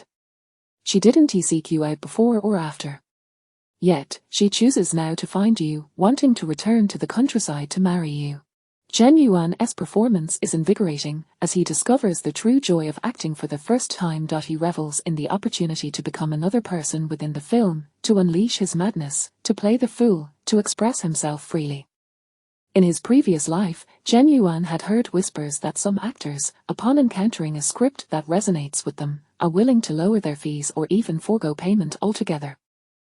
It appears that such claims are not entirely unfounded. Moreover, it must be noted that during the filming of The Nameless, Chen Yuan did not remain with the cast at all times. Being an ensemble piece, after completing his scenes, he was afforded breaks. During these intervals, Chen Yuan remained industrious. Upon joining the crew, he had specifically requested Zhang Wei to establish a new department within the studio. This department's purpose was to gather information on fans in need of assistance. During his breaks, Chen Yuan's thoughts were consumed by these matters. When he received information about fans requiring help, he was genuinely taken aback. He had not anticipated that so many individuals within his fanbase were in dire circumstances, or rather, it astonished him that so many who were grappling with life's challenges would still be his admirers. Fan with the nickname "I Loves Braised Pork" was in a car accident 2 days ago and just emerged from the ICU. Fan with the nickname Bubblefish is currently in college, has applied for loans, yet their family is in financial turmoil, pondering whether to drop out and return home. Fan with the nickname Pickled Cabbage has faced family upheaval as their parents have divorced. To make matters worse, neither parent is willing to support them. The sheer number of those in need was overwhelming for Chen Yuan. Ultimately, he could only say to Zhang Wei, "Please strive to provide as much assistance as possible without omission." Zhang Wei was momentarily taken aback, incredulously asking, "How? Assist them all?" He had assumed Chen Yuan would selectively support a few. The list was extensive, numbering in the thousands. Many had suffered accidents or fallen gravely ill. Providing adequate support would require significant resources. At that moment, Chen Yuan produced a card and handed it to Zhang Wei, stating, "This contains some of my personal funds, you may use it as you see fit." The card held a portion of the rewards he had received from the system, all acquired through legitimate means. Chen Yuan reasoned that relying solely on the company's account would likely be insufficient. The box office earnings from Goodbye X had yet to be deposited. Typically, such earnings are distributed within 6 months to 2 years post-release. Chen Yuan was not a do-gooder, nor was he seeking fame, unlike the billion-yuan superstar Wang Baobao, who publicly pledged to support the lesser-known actors in his film. Chen Yuan was not concerned about being exploited by marketing accounts or tarnishing his reputation. He had never aspired to change the world, he merely intended to do what was within his capacity. As Zhang Wei gazed at the bank card Chen Yuan had offered, he was again left astounded. The boss was even dipping into his private stash for charitable purposes. At that moment, a recurring thought emerged in Zhang Wei's mind: the boss must truly be possessed by a spirit of benevolence. However, Zhang Wei did not dwell on this. Ultimately, it was a commendable act, further solidifying his belief that he had aligned himself with the right person. With this in mind, Zhang Wei had another matter to report. "Boss, do you remember the fan Xiaoling doesn't eat cilantro, who left you a message?"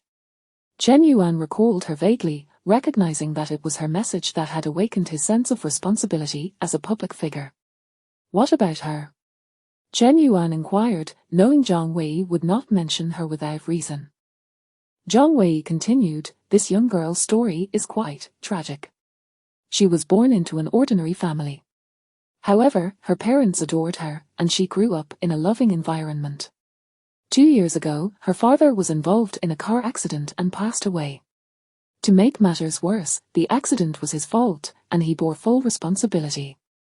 This plunged their already. They say misfortune often seeks out the most unfortunate souls, and calamity strikes when one is already down. How could a person endure such a tragic fate?" Zhang Wei had also heard that Xiaoling, who had been hospitalized last month, had even attempted to take her own life by jumping from the 3rd floor. Fortunately, the fall was cushioned by a patch of grass, and she did not suffer severe injuries. Nevertheless, she had broken her leg in the impulsive act and now required crutches to walk.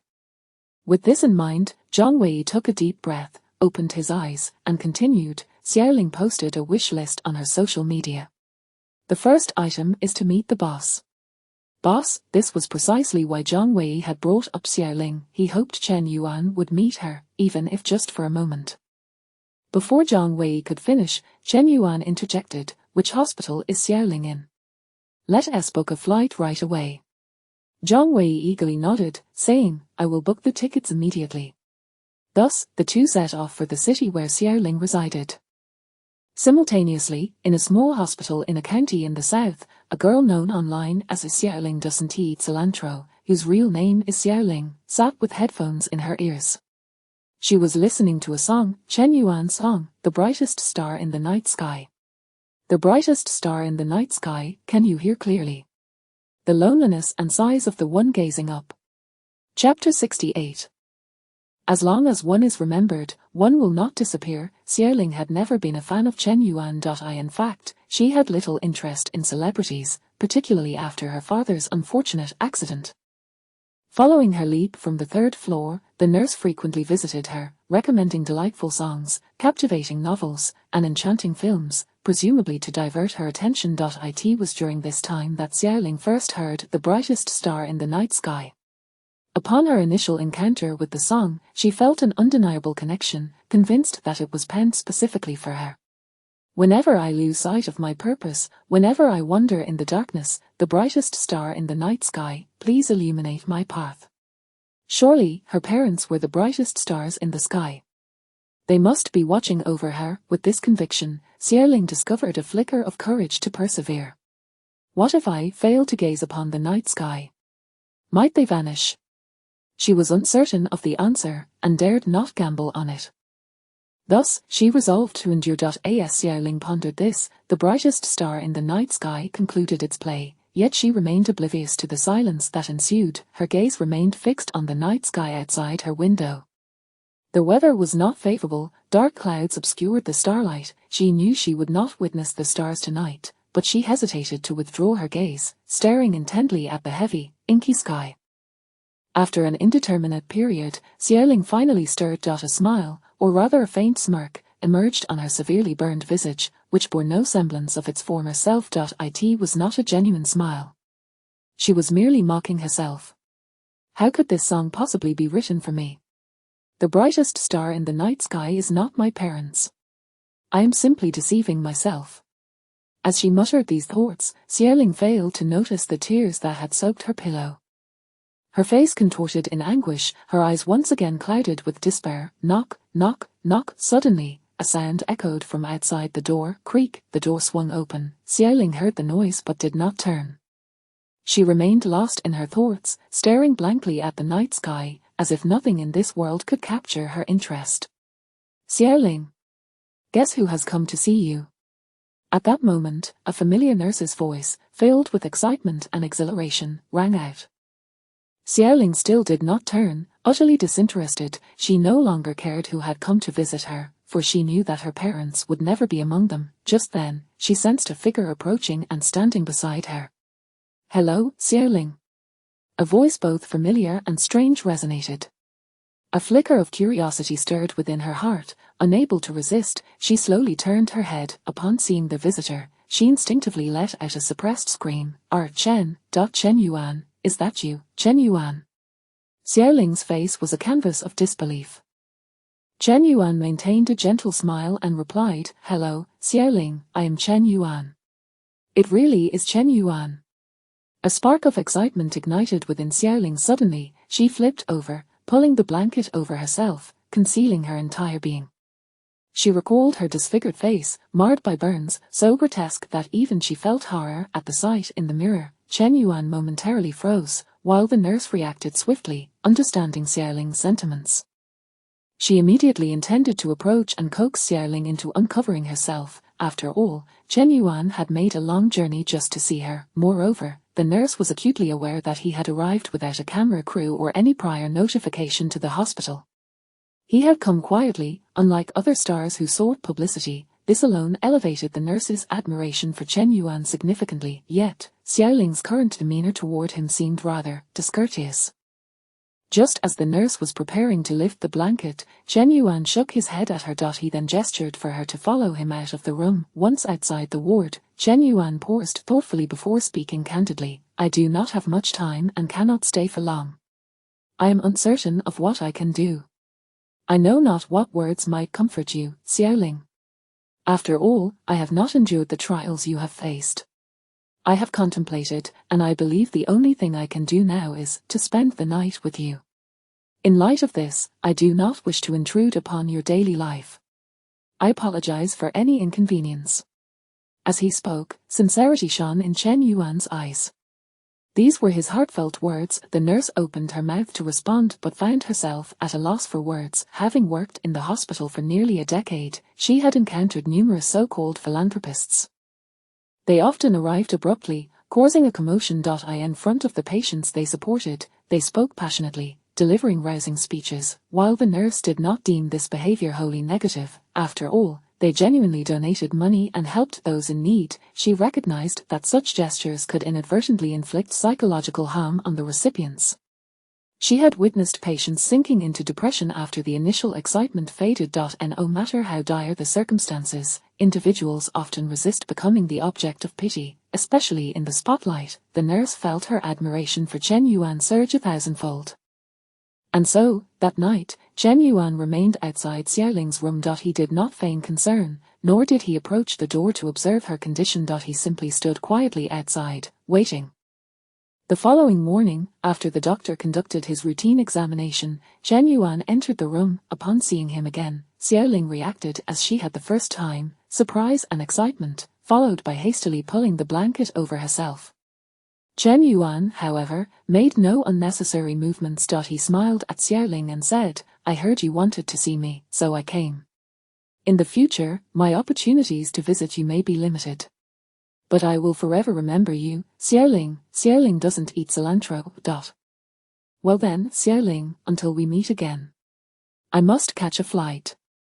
With these parting words, Chen Yuan waved at Xiaoling and turned to leave. His arrival had been silent, and his departure stirred little commotion.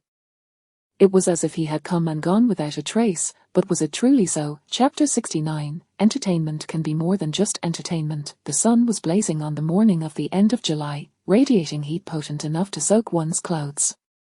In the hospital ward, Xiaoling stood by the window, allowing the fervent sunlight to cascade over her. Perhaps it was the intensity of the sun that caused her eyes to sting, as tears flowed uncontrollably down her cheeks. Yet, she remained steadfast, her gaze searching for Chen Yuan's figure. Chen Yuan exits from the underground parking lot. You won't see him from here. At some point, a nurse had appeared behind Xiaoling, breaking the silence with her voice. Startled, Xiaoling instinctively turned her head towards the source of the sound. However, midway through the motion, she quickly averted her gaze again. She was not yet prepared to confront anyone. The nurse continued, Chen Yuan has been filming in Guizhou recently. Traveling from Guizhou to here is no simple task. One must first take a plane to the city, then transfer to a bus, followed by an additional hour and a half on a minibus. By the way, Xiaoling, you must know, right? Last night, Chen Yuan stood outside your door for the entire night. Here, the nurse paused. She refrained from saying, look, someone cares about you, you need to pull yourself together. Nor did she express, a star like Chen Yuan came specifically to cheer you on, why do you still appear so despondent? Regardless of others' actions or occurrences, they could not alter the undeniable truth. Xiaoling had indeed faced misfortune. She was engulfed in pain and discomfort. The nurse, now silent, slowly approached Xiaoling and gently embraced her from behind. After a moment, she spoke softly, Xiaoling, take a rest. I must attend to other matters. I will return later. Call me if you need anything. After casting one last glance at Xiaoling, the nurse sighed internally before making her way towards the door. As she neared the exit, she suddenly heard a voice behind her. Xiaoari, I want to go downstairs for a walk later. Could you accompany me? Xiaoling's voice was hoarse, like rusted metal. The nurse halted, feeling a warmth welling in her eyes, as if a crack had opened in her previously constricted chest. She longed to turn around but refrained. Instead, she nodded gravely and replied, all right. I will accompany you for a walk downstairs later. Since the day Xiaoling jumped from the third floor, she had not uttered a word and had not left her hospital room. After responding to Xiaoling's request, the nurse hurriedly exited the ward. Once outside, she finally dared to wipe away the tears that had spilled from her eyes. She had been cautious not to display excessive emotion in front of Xiaoling, fearing it might disrupt her desire to venture outside. At this moment, the nurse regained her composure. She glanced back at the door, filled with a sense of reflection. Simultaneously, a smile crept onto her lips. How wonderful! Everything seemed to be progressing in a positive direction. Today would surely be a splendid day. Wait, the nurse suddenly recalled an important matter. How did I forget to ask Chen Yuan for an autograph photo? What an incredible opportunity. The nurse lamented, her little shoes nearly worn out. It felt worse than missing out on fried chicken and cola. Indeed, life often unfolds in unexpected ways. Filled with disappointments. As Chen Yuan settled into the car heading to the airport, a thought struck him. He had accomplished his intentions for this visit. He had met Xiaoling, ensured that Zhang Wei settled all her medical expenses, and devised a support plan for her future. Yet, Chen Yuan felt that this was insufficient. While material support was significant, a spiritual foundation held even greater importance. To alter one's circumstances, one must possess the will to keep moving forward. With this in mind, Chen Yuan turned to Zhang Wei and inquired, "Can you get in touch with Zhang Xiaohan? I've composed a song that I would like her to perform." Among the 10 songs rewarded by the system, one was titled Invisible Wings. Chen Yuan believed this song to be quite fitting for someone like Xiaoling. Although he could sing it himself, Zhang Xiaohan would undoubtedly be a more suitable choice. Her life experiences had endowed her with the strength and conviction to deliver such a song. Zhang Xiaohan's journey was indeed inspiring. A passionate lover of music from a young age, she received immense support from her family, particularly since her mother was a musician. However, tragedy struck when her father passed away during her teenage years, leaving her without a financial foundation. Yet, she did not abandon her passion for music. While living in a foreign land with her mother, she earned a living by serving dishes and washing plates in a restaurant. Having endured such hardships, Zhang Xiaohan eventually returned to her homeland and gained recognition. However, her health suddenly deteriorated, prompting her to travel abroad once more for treatment. To her dismay, upon recovery, she discovered her bank account empty, her savings absconded by her mother. Even worse, the online community did not understand her plight, branding her as disloyal and unfilial, subjecting her to a barrage of insults. Faced with such widespread condemnation, she did not succumb to despair. Through sheer resilience, she persevered and reclaimed her place on the stage. Such a life story is hard not to admire. Chen Yuan believed few could navigate the same trials as Zhang Xiaohan and emerge more successful than she had. Meanwhile, Zhang Wei was oblivious to Chen Yuan's contemplations and found himself puzzled. In this parallel world, Zhang Xiaohan had only just begun to rise in popularity, garnering a modest level of fame. Many within the industry considered her to possess the potential to become a superstar, yet, the distance between her and Chen Yuan remained considerable. Given Chen Yuan's current fame and status, any song he wrote would typically be intended for top-tier, headline artists. Moreover, Chen Yuan himself had not released a song in quite some time. Why not keep a song for himself? All right, I'll find someone to get Zhang Xiaohan's contact information right away. At some point, Zhang Wei had ceased to question Chen Yuan's intentions. Time and again, reality proved that Chen Yuan's seemingly perplexing ideas ultimately bore fruit. Chen Yuan continued, "Please expedite the process. It would be best to have her complete the recording today and release it on the music platform tomorrow." So urgent? Zhang Wei instinctively queried, his curiosity piqued. Chen Yuan pondered for a moment before responding, "I suppose so. The sooner a gift is given, the better." This was a gift from Chen Yuan to Xiaoling and others who had shared similar experiences. Upon hearing Chen Yuan's words, Zhang Wei's eyebrows raised in realization. He began to understand the underlying sentiment. Thus, he hastily rummaged through his contacts. At that moment, Chen Yuan's voice rang out again, instructing, "Oh, and when you contact Zhang Xiaohan, make sure to inform her. This song, I will not charge any copyright fees, nor should she." Since it was a gift, Chen Yuan had never intended to monetize it. He had already offered Invisible Wings from the few remaining songs in his system rewards, without lamenting the depletion of his repertoire. How could he possibly be concerned about a trivial income from copyrights? Once a course of action was decided, it was best to execute it to the fullest. Chapter 70. Is this the fabled ability to transform the winds? Jiang Wei swiftly established contact with the company where Zhang Xiaohan was employed. Upon learning that Chen Yuan intended to compose a song for Zhang Xiaohan, the other party was immensely excited. There is absolutely no problem with teacher Chen Yuan's request. I will take her to the recording studio right away. This was Chen Yuan.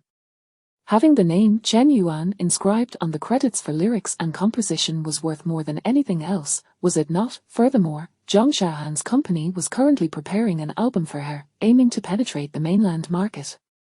This was indeed a fortuitous opportunity. After connecting with Zhang Xiaohan, Jiang Wei, following Chen Yuan's directives, reached out to Zhu Ping from Penguin Music and Jian Kao from Wanyi Music.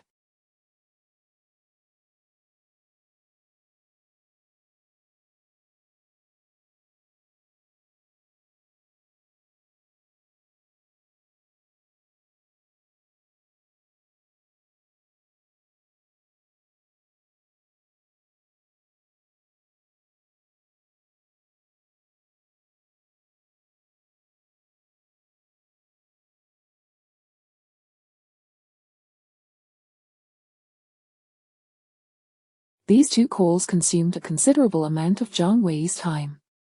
Is it possible for teacher Chen Yuan's new song to debut on our platform?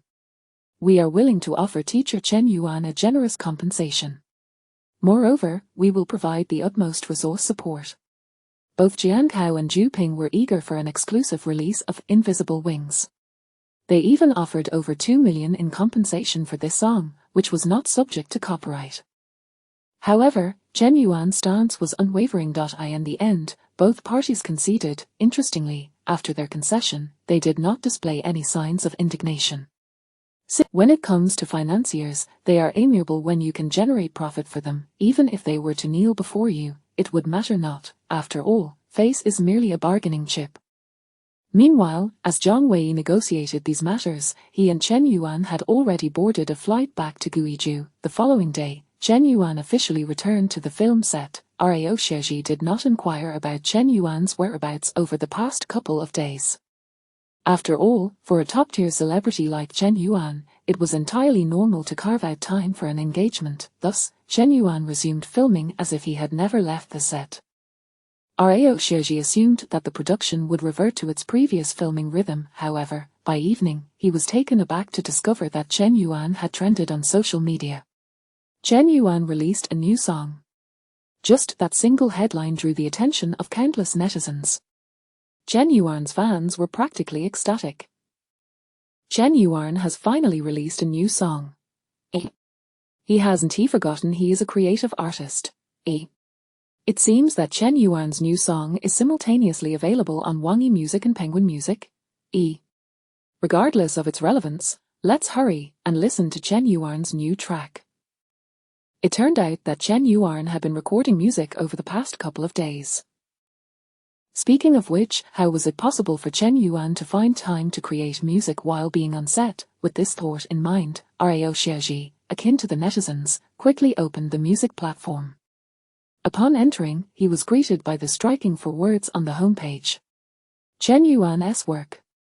Both Wanyi Music and Penguin Music had provided maximum promotional resources. The homepage banner and scrolling text were all dedicated to it. Chen Yuan truly is at the pinnacle of stardom. This level of prestige is approaching that of top-tier idols. Reflecting on this, Rao Xieji clicked on the details page for Invisible Wings and began to play the song. Every time, I stand strong in solitude. Every time, even when deeply hurt, I do not shed tears. Upon hearing the first 2 lines of the song, Rao Xieji was left bewildered. What was this? Why was it a female voice? Rao Xieji suspected a glitch on the platform. He hastily pressed the back button. The voice he had just heard, though clear and pure, was not what he had expected. He had come to listen to Chen Yuan's new song. Returning to the homepage, his gaze fell upon the cover recommendation details. At that moment, he finally discerned a crucial detail. The performer of Invisible Wings was not Zhang Xiaohan. Who was she? Rao Xieji, unfamiliar with the music scene, was not well acquainted with the singers. Did Chen Yuan write a song for another artist? Has he ever written for anyone else? Moreover, even though the lyrics and composition are both by Chen Yuan, will his fans accept it? After all, Chen Yuan is the brand. Contemplating this, Rao Xiaoji clicked into their Invisible Wings details page once more and played the song. I know I have a pair of invisible wings. They carry me to fly. Flying over despair. The lyrics were remarkably straightforward. Yet, they did not convey a sense of superficiality. Additionally, the meaning expressed in the lyrics is quite profound. But within this young girl's voice, I did not perceive any heaviness. The girl did not deliberately elevate her pitch during the chorus. Yet I still felt an inexhaustible force of resilience and strength. As he listened, Rao Xiaoji's eyes brightened. It was akin to stumbling upon a hidden gem in an unassuming eatery. Invisible wings, longer than dreams, longer than skies. Leaving one wish. Letting oneself imagine. As Zhang Xiaohan's voice faded, Rao Xiaoji chose to replay the song. He adored it. He believed he had discerned Chen Yuan's rationale for entrusting this song to Zhang Xiaohan. This young girl indeed suits this song perfectly.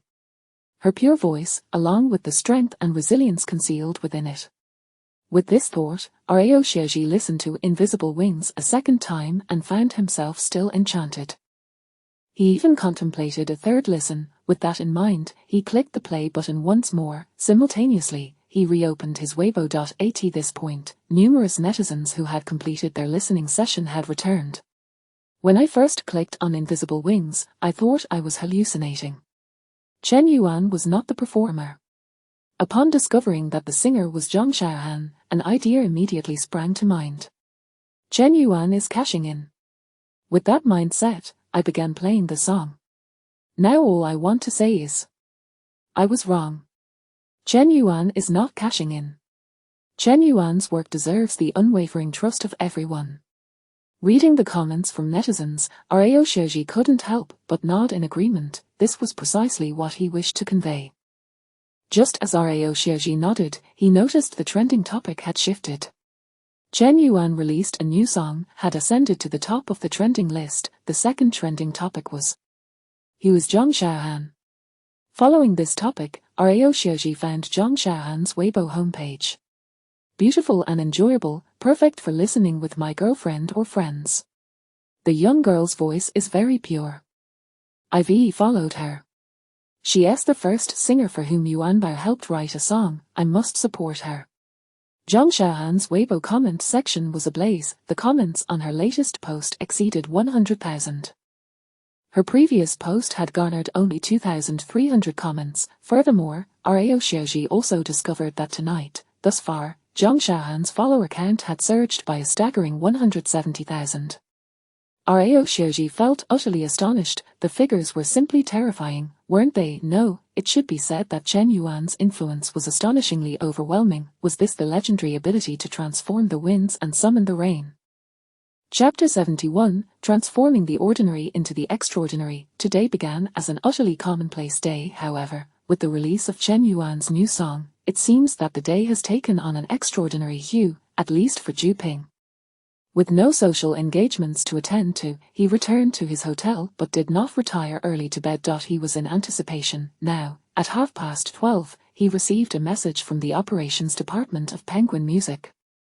As of 12:30, Invisible Wings has amassed a total of 4,237,621 streams. In the past 30 minutes, Penguin Music has recorded a total of 10,316,542 views. New BIP users 234. Membership numbers have increased year on year. Gazing at these precise figures, Zhu Ping remained silent for an extended period. If one were to encapsulate this moment in a single word, it would be explosive. To what extent, one might wonder. At the very least, the data from the past 30 minutes represents the highest performance in the history of Penguin Music. Everyone knows that Chen Yuan is the pinnacle of popularity, the most influential artist of the moment. Yet, prior to this evening, even he himself was unaware of the full extent of his influence. It now appears that, at least in terms of charisma, he is undeniably the foremost figure in the entire entertainment industry. He possesses the power to dictate the traffic levels of a platform. A phenomenon of unparalleled magnitude. He can even be compared to the likes of Zhang and Tan, who dominated the music scene in Hong Kong during the late 80s and 90s. This is quite concerning, Zhu Ping mused aloud, his brow furrowing, his gaze sharpening with intensity. Naturally, investors desire to collaborate with artists of considerable strength. However, they would not wish for a monopoly to emerge, as this could place them in a precarious. Chen Yuan needs to be restrained. Arriving at this conclusion, Zhu Ping picked up his phone and located Zhang Wei's number. I wonder when teacher Chen Yuan might be available. The next time teacher Chen Yuan visits Pengcheng, he must contact me. I shall treat him. After knowing him for so long, I have yet to share a meal with teacher Chen Yuan. This is simply unacceptable. Indeed, Chen Yuan required some moderation, but what relevance did this have for Zhu Ping? For him, maintaining a cordial partnership with Chen Yuan was the optimal solution. This evening, Zhang Xiaohan was also burning the midnight oil. Not only was she awake, but her manager and the vice president of her company were also working late. They were all awaiting the data release for Invisible Wings. By 12:35, they finally grasped the statistics for the first 30 minutes post-launch. We've done it, Xiaohan, we've made it, you're going to be a sensation. The first to succumb to excitement was Zhang Xiaohan's manager, who couldn't contain herself and leaped from her seat, enthusiastically pumping her fists in the air. To say the least, the increase of 1.7 million fans for Zhang Xiaohan within just half an hour was astounding. Not to mention, the name Zhang Xiaohan had practically permeated the entire internet. Overnight fame was simply that straightforward. The vice president, however, maintained a more composed demeanor than the manager. Though equally exhilarated, he remained lucid. From now on, our company's focus will shift to Xiaohan. There is much for us to accomplish. We must engage with mainland television stations to secure as many appearances for Xiaohan as possible, maximizing her exposure. We will expedite the production of the album Aurora. Should the need arise, the company will assist in contacting top producers. In terms of film and television, we should reach out to major companies in the mainland to secure better resources for Xiaohan. True to his position, the vice president was clear in his objectives and thoughts. At this juncture, he paused and turned to Zhang Xiaohan, who still seemed dazed. She felt utterly bewildered, struggling to comprehend the vice president's words.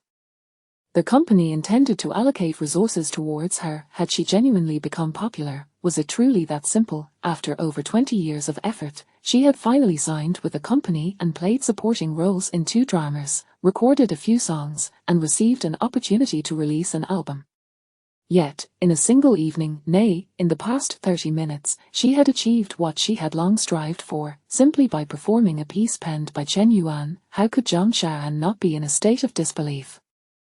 Xiaohan, I've been meaning to ask you, the vice president inquired, how did you come to know Chen Yuan? Is there any chance that you could persuade him to write another song for our company?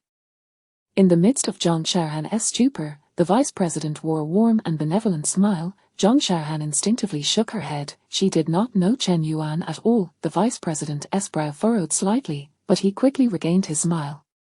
He then remarked, it's all right, I understand that Chen Yuan is certainly very busy. From here on, let us work together harmoniously and strive for mutual advancement. Zhang Xiaohan nodded blankly.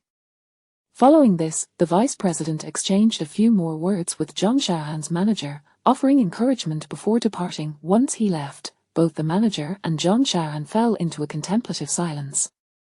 Zhang Xiaohan was unsure of what to say. She had yet to come to terms with the situation. Meanwhile, the manager was deep in thought. After a moment, the manager broke the silence, saying, Xiaohan, remember this. From now on, if anyone asks about your relationship with Chen Yuan, do not respond, just maintain silence and shake your head as you did earlier. Zhang Xiaohan looked at her manager, her eyes filled with confusion, but she refrained from asking why. The manager's gaze was too sincere and resolute. As Zhang Xiaohan's confidant, the manager was fully aware of her circumstances. She did not know Chen Yuan. However, after today, the outside world would undoubtedly believe that Zhang Xiaohan and Chen Yuan were already acquainted. In this scenario, as long as Chen Yuan remained steadfast, he would serve as Zhang Xiaohan's most formidable asset. At this moment, neither Zhang Xiaohan nor her manager realized that the trajectory of Zhang Xiaohan's destiny had begun to shift. In the future, as she rose to stardom, encountering health issues that required treatment abroad, her bank account would not dwindle to zero. Because Chen Yuan had written a song for Zhang Xiaohan. The most exhilarated individuals this evening were, in fact, the various entertainment companies and artists. Chen Yuan actually writes songs for others. Prior to this evening, numerous entertainment companies had approached Chen Yuan for songs, yet all requests had been met with refusal. It was understandable, since his debut, he had yet to release an album, and his total number of songs could be counted on one hand, but now, we must find a way to procure a song from Chen Yuan. If all else fails, we can have someone else write a song and have Chen Yuan lend his name for lyrics and composition. The name Chen Yuan is already a golden ticket. Just how popular is Zhang Xiaohan now? How explosive is Invisible Wings? Every major entertainment company and artist is green with envy. It is foreseeable that, following this night, Zhang Wei will undoubtedly find himself busier than ever.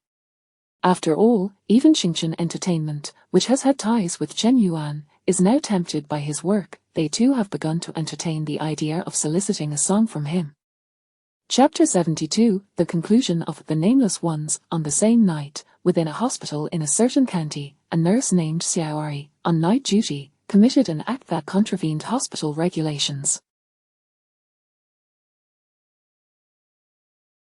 She did not urge Xiaoling to rest. Instead, she urged her to stay up until midnight to listen to Invisible Wings together. Xiaoling, do you think, is it possible? Could this song have been written specifically for you by Chen Yuan? He just came to see you, and Invisible Wings went live right after. The lyrics seem to be encouraging you in a most deliberate manner. At this point, the nurse could not help but shake her head in disbelief. No, this could not be. Chen Yuan had just visited Xiaoling, and then Invisible Wings was released. This was not evidence that the song was written for Xiaoling. Rather, it served as proof that Chen Yuan had composed it long before. However, the nurse refrained from voicing this thought. This absurd hypothesis held significant meaning for Xiaoling. At that moment, Xiaoling, who had remained silent, exhibited a newfound sparkle in her eyes. Her face, marred by burns and typically devoid of expression, now bore a distinct semblance of joy. This stirred a twinge of anxiety and concern within the nurse's heart. If Xiaoling were to uncover the truth, all right, the song has ended, and it is getting late. You should hurry and rest. The nurse attempted to divert the conversation to avoid revealing any further inconsistencies. Yet, as she spoke, she abruptly paused. Having noticed a message from Chen Yuan that she had been particularly keen on, she quickly opened the notification. Invisible Wings is a gift. Though perhaps not timely, I hope it is not too late. This marked the first time Chen Yuan had posted since joining the production of Goodbye X. The tweet instantly garnered the attention of countless fans. I've received it. I've received it. It's not late at all. I truly cherish this gift. Yuan Bao is simply wonderful. He has never forgotten about us and always strives to provide us with the best. Even amidst his busy filming schedule, he still makes time to write songs for us. Chen Yuan's fans unanimously interpreted this tweet as a heartfelt message from him, as he had not tagged anyone.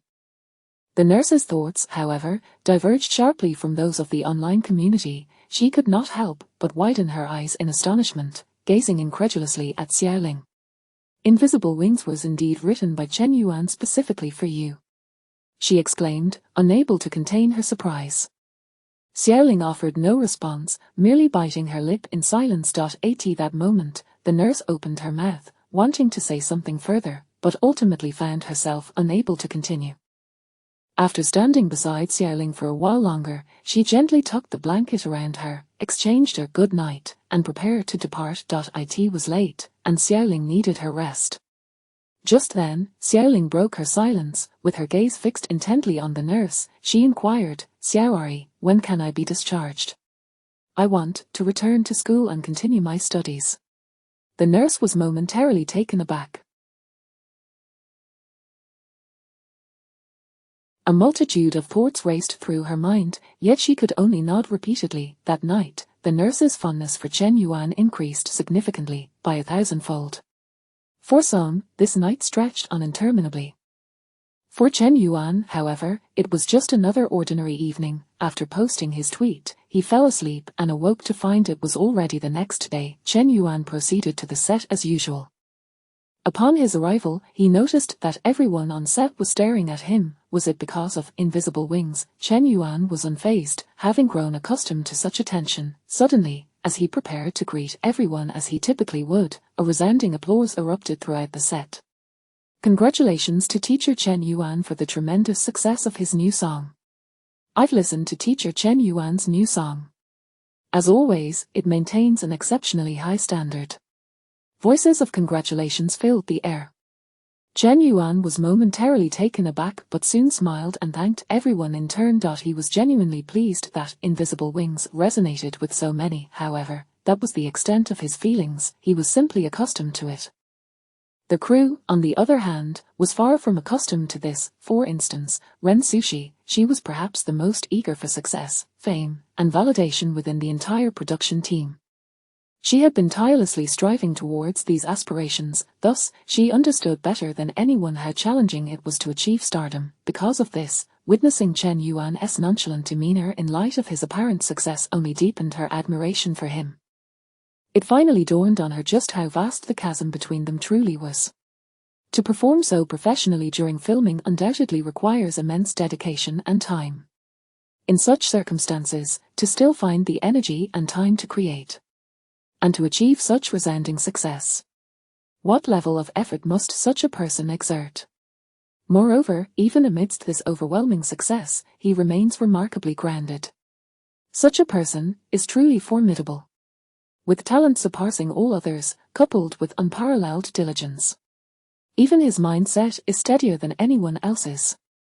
The disparity between him and me, as Ren Sushi pondered this, she could not help but shut her eyes in resignation. Yet, she was not alone in her thoughts. The entire crew shared similar sentiments. Consequently, all members of the production team, including actors, directors, and crew members, became noticeably more diligent. Under these circumstances, the filming of The Nameless Ones progressed at an accelerated pace. Now, half a month later, The Nameless Ones approached Chen Yuan's final scene. After a series of events, Chen Yuan decided to let Pan Binwu and Xiaohang go, allowing them to leave. However, just as he prepared to depart alone, he encountered a security officer. Fortunately, at that moment, Pan Binwu and Xiaohang appeared, diverting the officer's attention. Subsequently, Pan Binwu and Chen Yuan were treated as victims and taken aboard an ambulance. Inside the ambulance was another individual, Chen Jianben, who recognized Pan Binwu. A conflict ensued among the three, drawing the film's two narrative threads together once more. In the climax, Chen Yuan fired a shot, releasing the final bullet. Chen Jianben, who had been searching for a weapon, finally found peace. Overall, The Nameless Ones carried an air of inevitability, reminiscent of the style of director Du Qifeng. In terms of content, it bore similarities to PTU, as both narratives involved the pursuit of a firearm. Of course, The Nameless Ones and PTU are entirely distinct films, each evoking a different atmosphere. The Nameless Ones leans more towards emotional depth, while PTU emphasizes ambience. Click. With the completion of the final segment of filming, the voice of Rao Xiaoji rang out. The Nameless Ones has officially wrapped. Cheers erupted on the set. As the applause resonated, a smile gradually spread across Rao Xiaoji's face, his lips curling higher and higher. He was immensely satisfied with The Nameless Ones. He could not find a single reason to believe it would fail. This left Rao Xiaoji eagerly anticipating the film's release. Chapter 73, The Art of Conversation. Following the conclusion of The Unnamed, Rao Xiaoji, adhering to tradition, hosted a rap party. In stark contrast to the rap party of Goodbye X, tonight's gathering was notably subdued. No one was inebriated, nor did anyone drape an arm around Chen Yuan's shoulders, urging him to drink. Furthermore, there were no drunken outbursts or tears. The entire crew, including Rao Xiaoji, was conspicuously restrained. This was largely due to the fact that Chen Yuan's stature had significantly changed. While filming Goodbye X, Chen Yuan was already a top-tier star, yet he had yet to substantiate his market value. Now, without even mentioning the phenomenal box office success of Goodbye X, nor Chen Yuan's commendable performance within the crew, one must acknowledge that a single song from Chen Yuan catapulted the previously obscure Zhang Shaohan into the limelight. Zhang Shaohan has recently become immensely popular throughout the entire Chinese entertainment industry. It is rumored that Zheng Wuyang has specially crafted a major IP drama for Zhang Shaohan. Simultaneously, her agency has been generating buzz for her upcoming album. She is currently enjoying unparalleled momentum. In Rao Xiaoji's words, Chen Yuan is frightfully talented. He possesses a somewhat magical ability to turn things to gold. A single song can ignite a meteoric rise.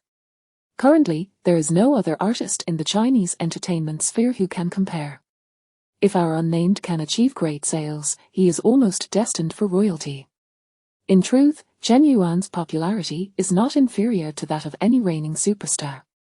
However, his tenure in the entertainment industry is still relatively brief, and he lacks sufficient experience. The reason why superstars are deemed as such is that they have endured the test of time, having emerged resilient from the ruthless tides of the industry. Much like Cristiano Ronaldo and LeBron James, their status as international icons, or even legends, stems not merely from their athletic prowess in individual games but from their consistently stellar performances over the course of a decade or two.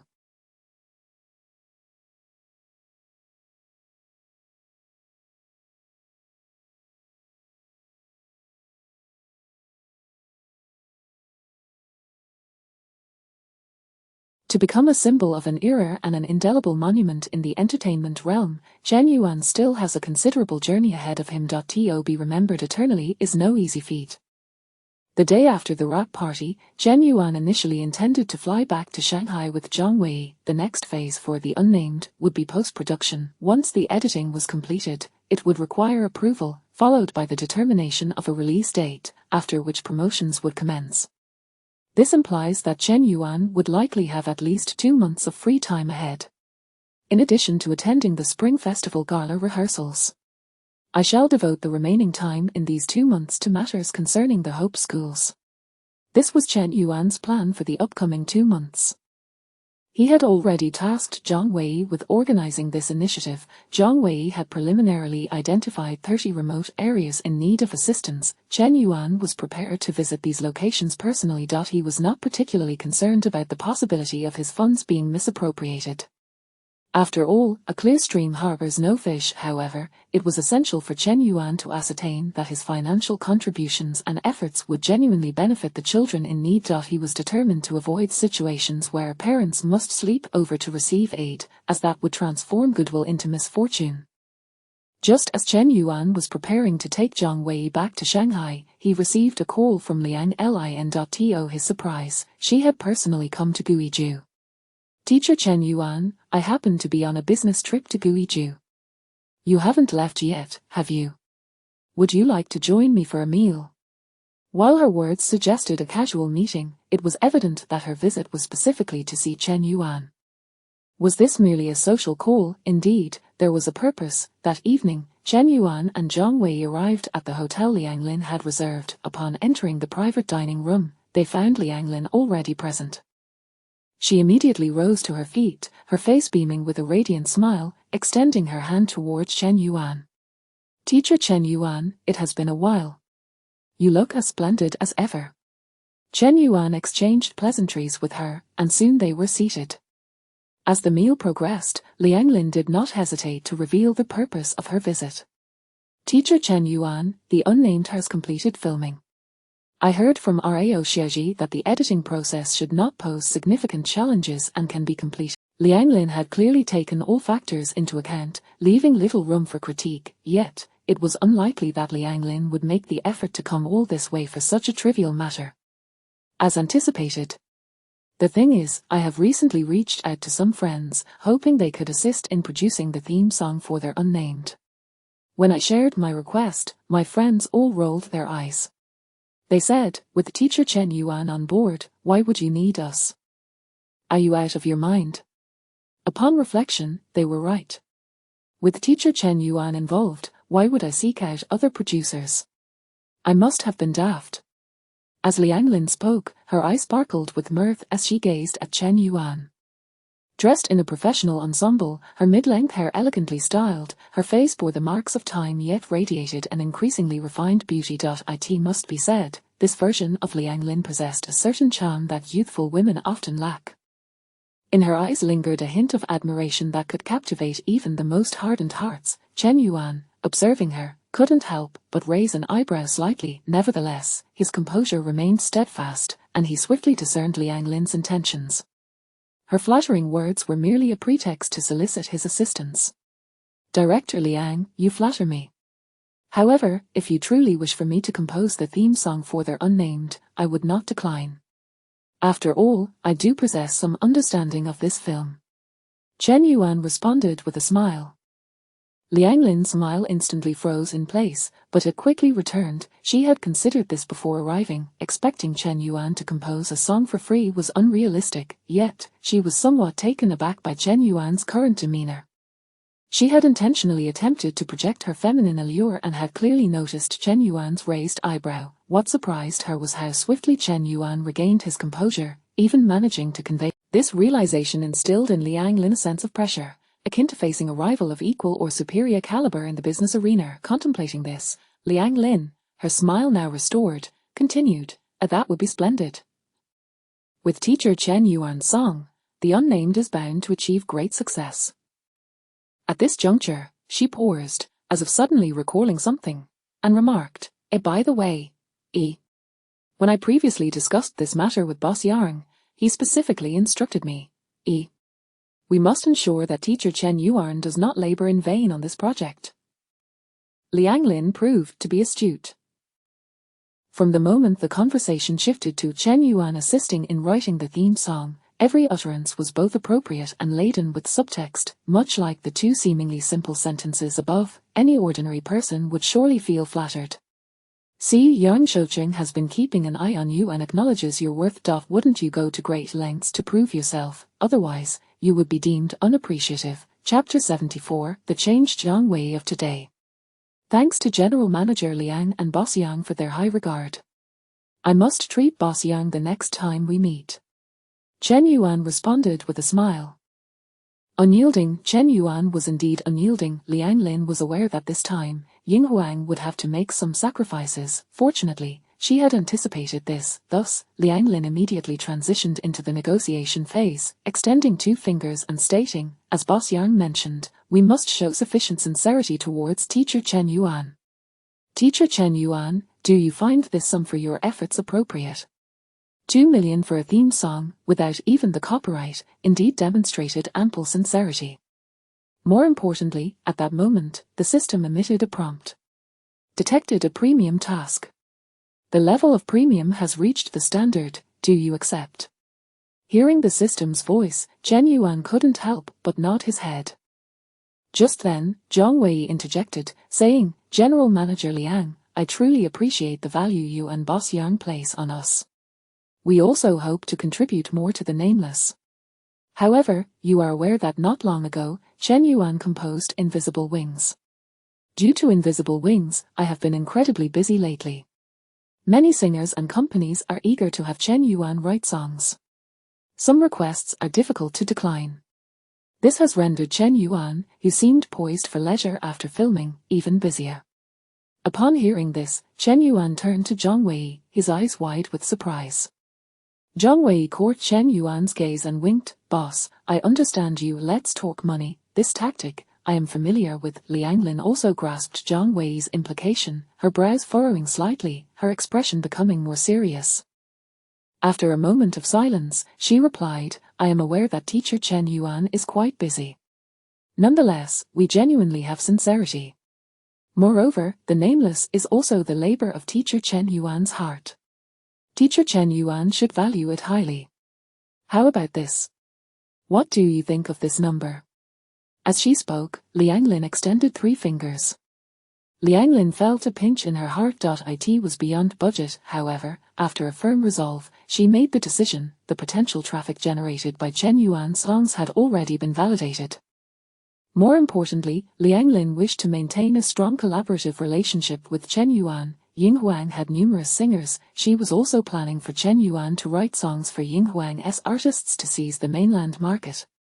This negotiation was essentially a strategic move for Ying Huang. As Liang Lin pondered this, Chen Yuan felt another impulse to nod his head. At that moment, Zhang Wei spoke again, stating, "A General Manager Liang, I must admit, the sincerity from you and Boss Liang is indeed substantial. However, Chen Yuan's upcoming schedule is truly tight.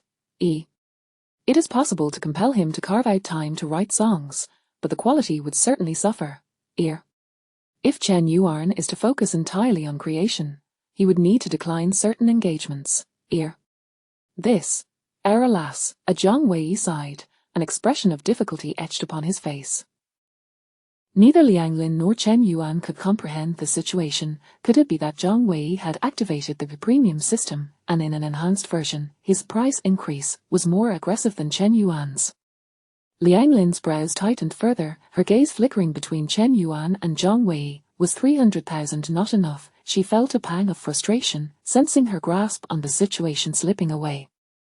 Nonetheless, Liang Lin, who could manage Ying Huang's branch in the capital, indeed possessed a certain fortitude. She took a deep breath and gritted her teeth, declaring, "I can only raise it by half that amount. This is already the utmost limit." At this juncture, Liang Lin ceased to be indirect. Simultaneously, Chen Yuan interjected, "Since General Manager Liang is so sincere, even if I am busy, I will make time." Chen Yuan was genuinely apprehensive. What if Zhang Wei raised the price again? Thus, the negotiations came to a close. The atmosphere had been somewhat unpleasant. After the meal, Liang Lin had no intention of inviting Chen Yuan for a drink elsewhere and hurriedly returned to the hotel. She still needed to report to Yang Shoucheng. As Liang Lin departed, Chen Yuan followed suit and entered Zhang Wei's car. Sitting in the vehicle, after a moment of contemplation, Chen Yuan couldn't suppress the urge to speak to Zhang Wei, saying, "Are Wei, just now?" Zhang Wei appeared somewhat exhilarated, replying, "Boss, I performed quite well just now, didn't I? In fact, I believe we could increase it a bit more. The value of the boss isn't merely in the songs, but in the popularity. If I were to disseminate the news that the boss is available to write songs, not to mention 350,000, even 500,000 would have singers clamoring for it." Such a pity. As he spoke, the excitement on Zhang Wei's face morphed into regret. Chen Yuan opened his mouth, only to find himself at a loss for words. He recalled that every time he had wished to negotiate a price increase, Zhang Wei had always appeared anxious and frantic, fearing to provoke the investors. What had changed with Zhang Wei? Why the drastic shift? Zhang Wei had indeed transformed. Previously, he had feared that Chen Yuan would alienate the investors and jeopardize his future. Now, he believed Chen Yuan deserved more. More importantly, he understood that the money Chen Yuan earned was not for himself. During this period, due to charitable endeavors, Zhang Wei had depleted the liquid funds resting in Chen Yuan's studio. He had no choice but to utilize the bank card Chen Yuan had previously given him. When checking the balance on that card, Zhang Wei was taken aback. It contained a staggering 100 million. Additionally, he recalled a phrase Chen Yuan had uttered. "Use the money in the card first, if it's insufficient, come find me."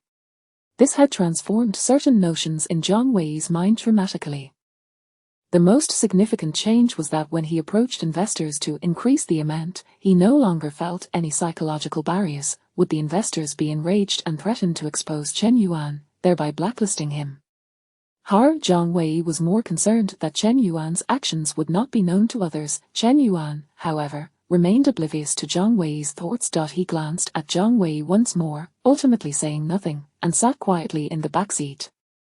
Soon after, Zhang Wei started the car. The two headed towards the hotel. As Chen Yuan's vehicle moved forward, a dilapidated van, its door handles rusted, emerged from a side street, trailing closely behind Chen Yuan's car. The van followed Chen Yuan all the way to outside the hotel before coming to a halt. Inside the van sat two men, both wearing caps pulled low, obscuring half their faces.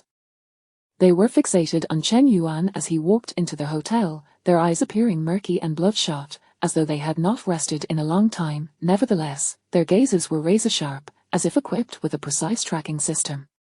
Once they locked onto their target, they would not let it escape. Once Chen Yuan entered the hotel elevator and vanished from their sight, they finally withdrew their gazes. The man in the passenger's seat couldn't help but glance at the driver. The sharpness in his eyes had faded, replaced by profound fatigue and hesitation. After a moment of deliberation, he finally spoke. Zhou Wei, do we continue to follow Chen Yuan? Chapter 75, Even paparazzi have their own beliefs. Guizhou is abundant in mountains and lakes. Even in the night of September, the air remains refreshingly crisp. After hearing his younger brother's inquiry, Zhou Wei, seated in the driver's seat, felt a lingering sense of frustration that he could not shake off. Unable to restrain himself, he removed his glasses and tugged at the unyielding collar of his round-necked shirt. Perhaps no one would have anticipated that Zhou Wei, dubbed their foremost paparazzo in the entertainment industry, was, in fact, a rather earnest individual. He once held a steel rice bowl at a factory. Furthermore, he was an ambitious person with a remarkable capacity for learning. Having studied engineering at a technical school, he later even obtained a bachelor's degree in Chinese language and literature.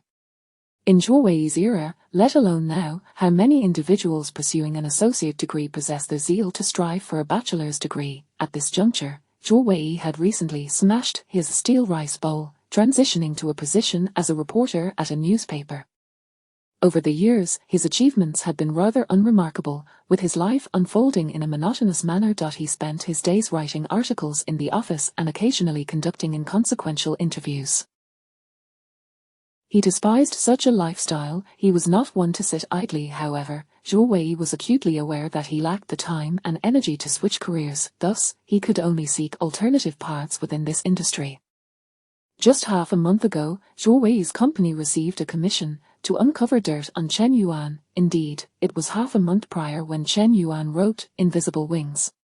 At that time, Zhu Ping had entertained the thought that Chen Yuan stands out too prominently. It shouldn't be. Zhu Ping never intended to target Chen Yuan. Yet, some entertainment companies in the industry, particularly those reliant on traffic, could not remain passive. The resources in the entertainment circle were limited, with Chen Yuan claiming a larger share. Others naturally had to settle for less. They would not relent easily. Upon learning of this news, Zhou Wei eagerly volunteered. What he did not expect was that he would be lying in wait for half a month. Brother Zhou Wei, Chen Yuan's lifestyle is hardly that of an artist. He doesn't frequent nightclubs or date women. Every day, he rises early to go to the set and returns to his hotel after work. A person like this, we can hardly unearth any dirt. At this point, Zhou Wei's younger brother could not help but speak up again, his face a portrait of despair. Heaven knows how arduous their efforts had been over the past half-month. Waking early and toiling late, they dined on large steamed buns, choking as they dared not drink much water, fearing they might miss something. Sleep was a distant dream, often spent lying in the back of a van. He wished to give up. No, he had long wished to give up. Upon hearing his younger brother's words, Zhou Wei too felt a sense of helplessness. This was his first time as a paparazzo. He had not anticipated the difficulty of the task, yet suddenly, Zhou Wei lifted his head. No one in this world is perfect. There is no one without secrets. Chen Yuan is no exception. We will certainly find Chen Yuan's dirt. Zhou Wei's voice resonated with unwavering determination. His rise to becoming their foremost paparazzo in the entertainment industry was indeed no coincidence. With such persistence and resolve, what could he not accomplish? His younger brother, inspired by Zhou Wei's steadfastness, looked up at him with tear-filled eyes, saying, "Brother Zhou Wei, before this, could we find a hotel to take a shower? We haven't bathed in almost a week. I feel like I reek." Zhou Wei opened his mouth, momentarily at a loss for words. That night, Zhou Wei ultimately took his younger brother to a hotel, where they enjoyed a rejuvenating hot shower. It must be said that Zhou Wei was indeed professional. After their refreshing wash, he promptly brought his younger brother back to the hotel where Chen Yuan was staying, refusing to give up, determined to continue his vigil. Having chosen the life of a paparazzo, one must not relent. Reaching the pinnacle of their paparazzi world is still a pinnacle. Heaven does not forsake those who are earnest, and Zhou Wei finally encountered a breakthrough. Chen Yuan had finally left Guizhou. Subsequently, he traveled to the magical city, where he sought out Zhang Xiaodong. When Chen Yuan approached Zhang Xiaodong, Gao Yuan happened to be present as well. Chen Yuan was likely there to record a song, yet, this was not the crux of the matter. What was significant was that when Chen Yuan exited the studio, Zhang Xiaodong seemed preoccupied with other affairs. It was Gao Yuan who accompanied Chen Yuan out. As they parted, her enchanting and affectionate gaze lingered on Chen Yuan. It appeared she exchanged phone numbers with him. Even as Chen Yuan was about to enter his vehicle, Gao Yuan seemed to indicate a desire to embrace him. Witnessing this scene, Zhou Wei could hardly contain his excitement and playfully slapped his younger brother's thigh. He felt he was on the cusp of unveiling Chen Yuan's hypocritical facade. Indeed, after parting ways with Gao Yuan, Chen Yuan returned to his hotel for approximately 2 hours of rest before he dashed out once more. The time had now reached 9:30 in the evening. It was clear what Chen Yuan intended to do next, was it not? Zhou Wei hastily pursued him. To his astonishment, he found himself chasing Chen Yuan all the way to the airport. What is Chen Yuan doing at the airport at this hour? Isn't he supposed to be meeting Gao Yuan for a date? Even I, as an observer, can see Gao Yuan's hints. Chen Yuan can't be blind, can he? With doubts swirling in his mind, Zhou Wei discovered that Chen Yuan had indeed flown away. His destination was a city in the northwest. Brother Zhou Wei, should we continue to follow him? We would have to wait for tomorrow's flight anyway. By then, Chen Yuan could be anywhere. Zhou Wei's younger brother had entirely lost the desire to pursue Chen Yuan any further. At that moment, Zhou Wei's expression darkened ominously. He remained silent for a while before pulling out his phone and locating a specific number. Coincidentally, he had a friend residing in the city Chen Yuan was headed to. He intended to enlist his friend's assistance in keeping an eye on Chen Yuan. Zhou Wei, still undeterred, his younger brother felt utterly despondent. How could this arduous journey possibly stretch on indefinitely? That night, Zhou Wei and his younger brother spent the night at the airport. Thankfully, he had booked a hotel the previous night and taken a shower, otherwise, they would have certainly been expelled by airport security. When dawn broke, Zhou Wei took his younger brother on a flight to the northwest, connected with his friend, and inquired about Chen Yuan's whereabouts. After disembarking, Chen Yuan had rented a car and headed straight to a remote village in a certain county town. What could Chen Yuan possibly want in such a secluded village? Muttering to himself, Zhou Wei's eye sparkled with intrigue. For the first time in over half a month, a smile graced his face. Something unusual was afoot. Without hesitation, Zhou Wei set off in pursuit of Chen Yuan. Thus, Zhou Wei beheld the following scene. In a certain village, Chen Yuan stood before an open space. Before him stood several adults and a large group of children, their faces pale and their clothes adorned with anachronistic patches. After conversing briefly with the adults, Chen Yuan snapped a few photographs. He then climbed into Zhang Wei's vehicle and departed. Zhou Wei's eyes gleamed even brighter. There's no escaping now. Chen Yuan is engaged in charitable work. Har har har. I have finally grasped a handle on Chen Yuan. How could Zhou Wei believe he had captured Chen Yuan's secret when he was performing acts of charity?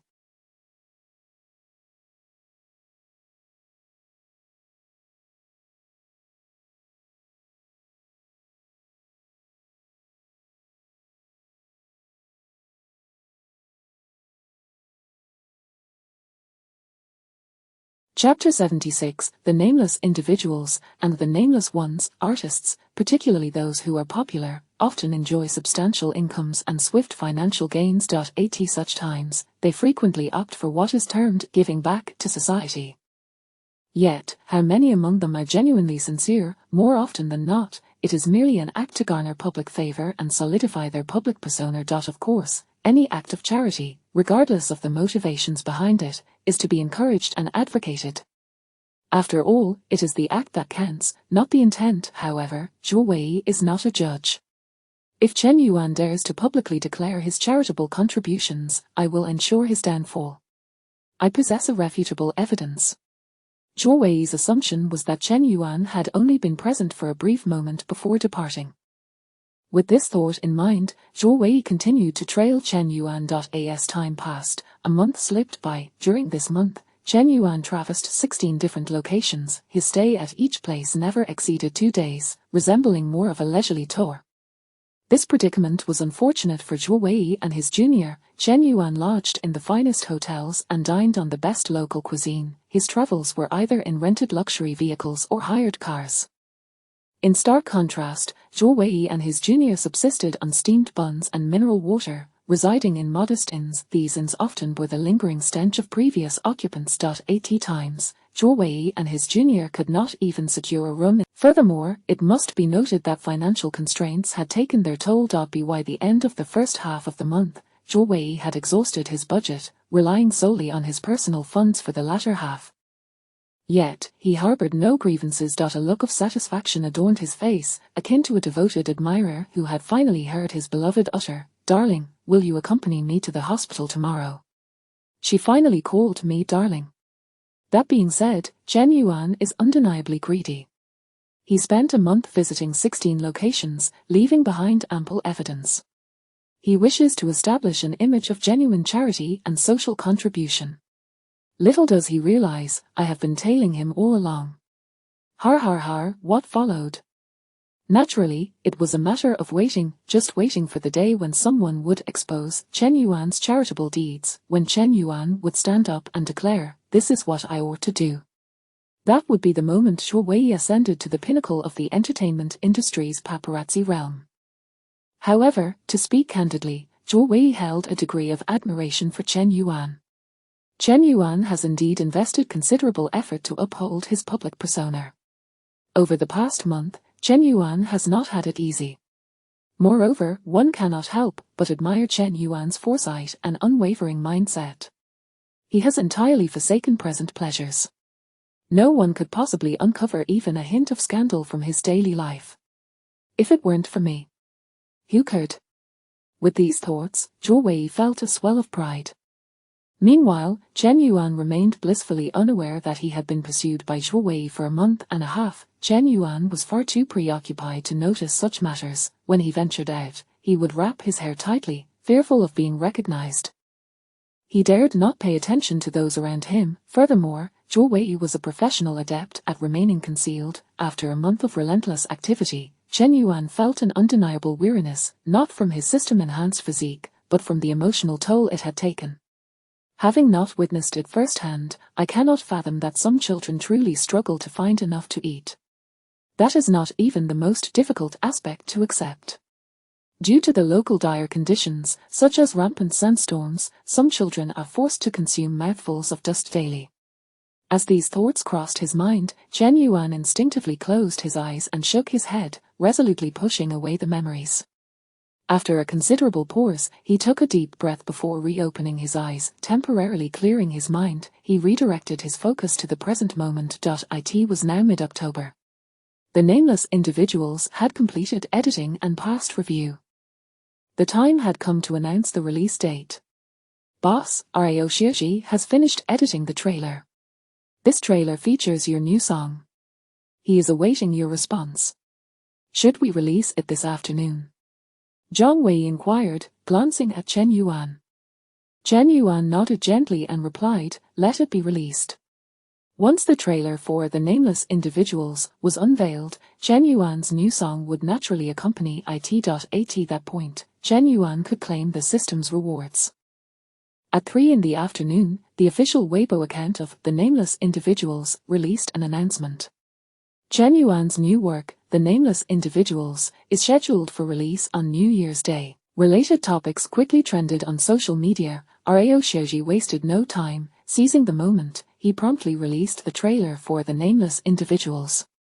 He selected several intriguing clips for the trailer, Chen Yuan and Pan Bin attempting a bank heist, with Chen Yuan solemnly proclaiming, "Step by step, grow stronger, and create brilliance anew." Additionally, the climactic scene of Chen Yuan aiming a gun at Chen Jianbin. The clips were not edited in chronological order, leaving ample suspense. Ryo Shioji performed commendably in this regard. However, the netizens' attention did not linger on the trailer for long. Their focus swiftly shifted to Chen Yuan's melodic voice. "I am but a nameless soul on this journey. I have no news, no one to comment. I strive with all my might to exchange for an ordinary script. Twists and turns, merely to make a living." Indeed. The new song that Chen Yuan composed for The Nameless Individuals was titled The Nameless Ones. This was not originally the theme song for The Nameless Individuals, but Chen Yuan found the two titles quite fitting, and since he had The Nameless Ones readily available, he decided to use it. As the Nameless Ones began to circulate online, "Wow, is this?" Chen Yuan's new song. This song seems to differ from Chen Yuan's previous style. It carries a sense of desolation and melancholy. It evokes the feeling of having experienced the myriad facets of life. That being said, this song truly resonates. Chen Yuan's fans erupted in excitement. Bystanders became increasingly animated. On Earth, the Nameless Ones enjoyed considerable popularity and was widely sung. "I merely wish to tread my own path. Every moment of bending down. The wet footprints left by." Additionally, it is worth mentioning that Mao Buyi's works have a characteristic: the more experiences one has, the more mature one's thoughts become, the more likely one is to appreciate them. Chapter 77, Unwavering Loyalty. In a hotel in the capital city, after completing her day's work, Liang Lin returned to her accommodation, her gaze fixated on her mobile phone. The device was playing the trailer for The Nameless Ones. To be precise, she was not watching the trailer. She was listening to the song The Nameless Person. The Nameless Person, the car is coming, with so many concerns, do not look back. Having once again finished watching the trailer for The Nameless Ones, Liang Lin was still filled with deep reflections. Chen Yuan truly does not seem like an artist in his early 20s. Yet, amidst her musings, Liang Lin did not neglect her work. She began reviewing some data sent by the staff at Yinwang. The trailer for The Nameless Ones has garnered, as of 7 o'clock this evening, a total of 38.94 million views. The official Weibo account of The Nameless Ones has gained an additional 1.32 million followers. After a prolonged silence while absorbing these figures, Liang Lin murmured to herself, the initial investment of 3.5 million was not merely to acquire a song from Chen Yuan. It was more about securing Chen Yuan himself. Much like how Boss Yang promised to pay Chen Yuan 39.8 million in remuneration. In hindsight, it seems Boss Yang's original plan may falter. Perhaps in Chen Yuan's mind, he is the one at a disadvantage, the one who has made concessions. This was primarily due to the immense value Chen Yuan had demonstrated. The promotional effect brought by a single song, The Nameless Person, had already exceeded 20 million, although 39.8 million in remuneration is substantial. Does it truly surpass the value Chen Yuan brings? That night, it was destined that many would find it impossible to sleep. Individuals like Zhu Ping, Jiang Kao, and even Yang Shouqing shared similar thoughts as Liang Lin. On that same night, Chen Yuan found it difficult to sleep as well. He was waiting, anticipating the system's rewards. Ding dong, at midnight, Chen Yuan finally received the system's rewards. Congratulations, host, for completing the microtransaction task. Reward settlement in progress. Moments later, the system completed the settlement. Congratulations, host, for receiving the reward. Mastery of all instruments, professional level. Congratulations, host, for receiving the reward, professional singer level vocal skills. This time, the system's rewards were astonishingly generous. It had been previously mentioned that mastering an instrument typically requires no less than 3 years. Achieving mastery, professional level, necessitates years of relentless practice. As for professional singer-level vocal skills, many may not possess a clear understanding of what it means to be a professional singer. A professional singer is often referred to as a powerhouse vocalist. This is a level that no internet celebrity, regardless of their singing prowess, can rival, and even most famous singers fall short. They have reached a level of technical perfection. Moreover, mastery of all instruments has equipped me with foundational music theory. This has provided me with the basis for composing my own songs. I am also quite familiar with most of the popular songs on Earth. In other words, Chen Yuan, armed with memory and the knowledge he has acquired, is fully capable of attempting to compose the popular songs of Earth. This is undoubtedly advantageous for him. From now on, I shall no longer rely on the system's rewards for my musical endeavors. However, crafting songs from Earth will require considerable thought and effort. As Chen Yuan engaged in these musings, his attention gradually returned to the present moment. For him, the most pressing matter was the upcoming release of The Nameless Ones. In the following period, Chen Yuan maintained a relatively relaxed state. According to the usual promotional procedures, he should have been participating in variety shows, making appearances, and even embarking on roadshows.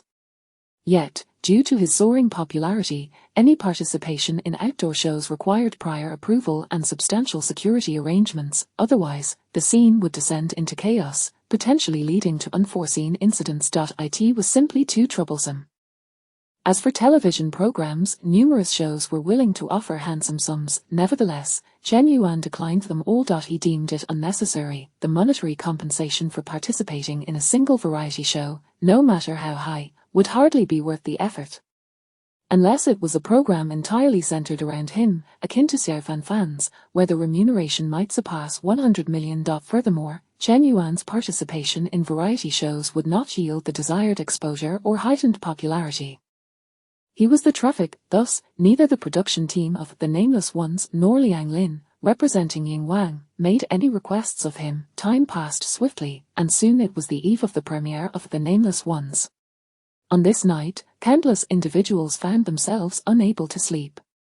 The creators of The Nameless Ones, including Rao Xiaoji, Ren Sushi, and Pan Bin-Wu, were among them. The investors and producers, such as Liang Lin and even Yang Shoucheng, were equally restless.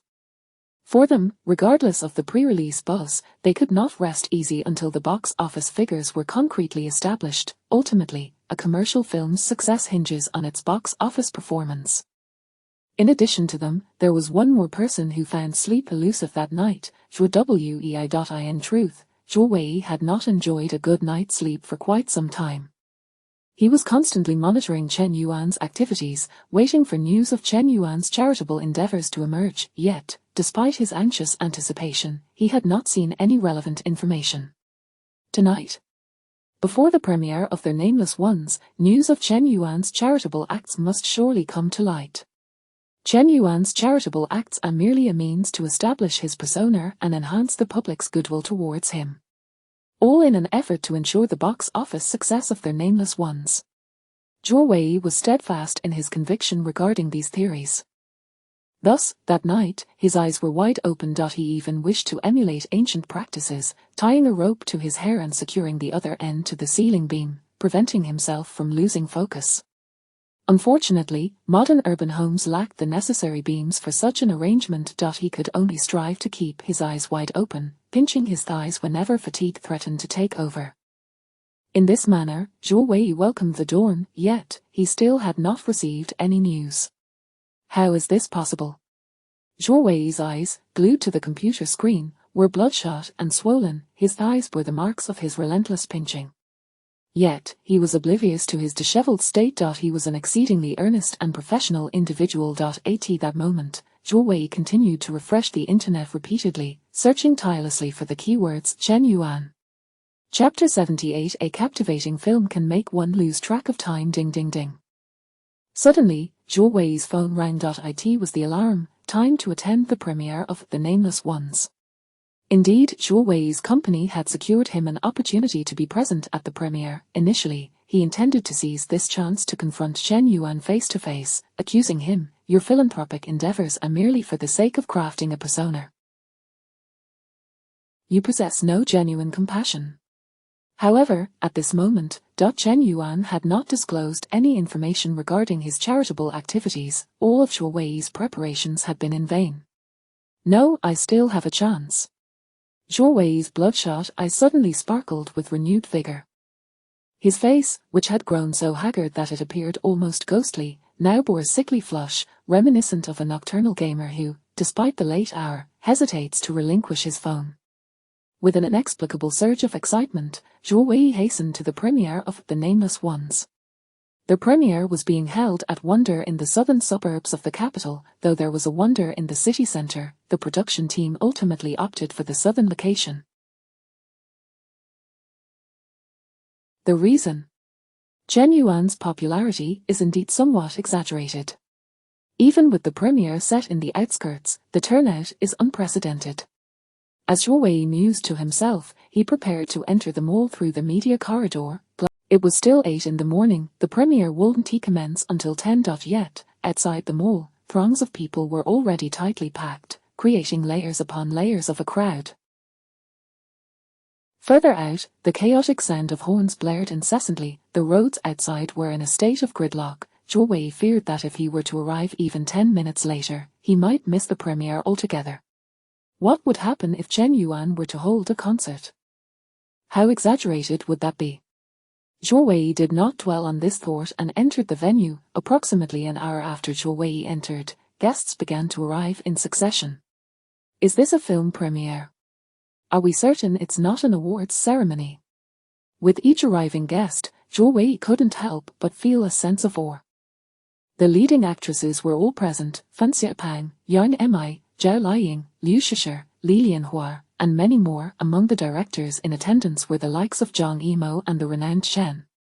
Even Feng Kuzi was there, who was currently preoccupied with preparations for the Spring Festival Gala at a critical juncture. Major entertainment companies had also dispatched representatives. To Zhou Wei's astonishment, numerous singers had graced the event as well. Additionally, Zhu Ping and Jiang Hao had arrived. This was precisely why Zhou Wei had mused that it felt akin to an awards ceremony. The lineup was truly formidable, encompassing a significant portion of the entertainment industry. It filled Zhou Wei with a sense of pressure. To question Chen Yuan in front of so many people, Zhou Wei felt not only the weight of pressure but also a sense of trepidation. Just as he began to waver, the premiere commenced officially. Chen Yuan, accompanied by the cast of The Nameless Ones, arrived on the scene. With the main creators of the film present, the press conference officially began.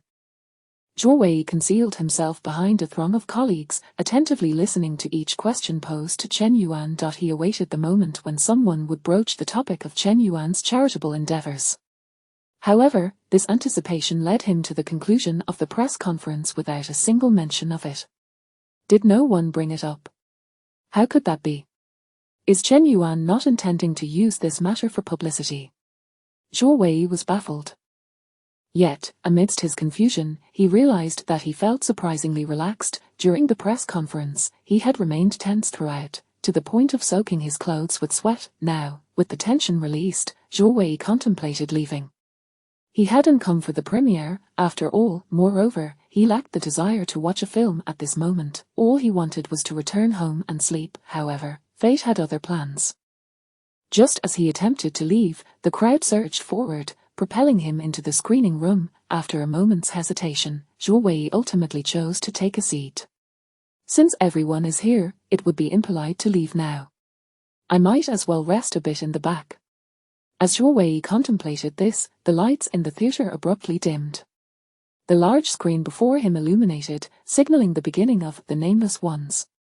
The sudden darkness, combined with his fatigue, lulled Zhou Wei into a drowsy state. He stifled a large yawn, preparing to close his eyes for a moment's respite.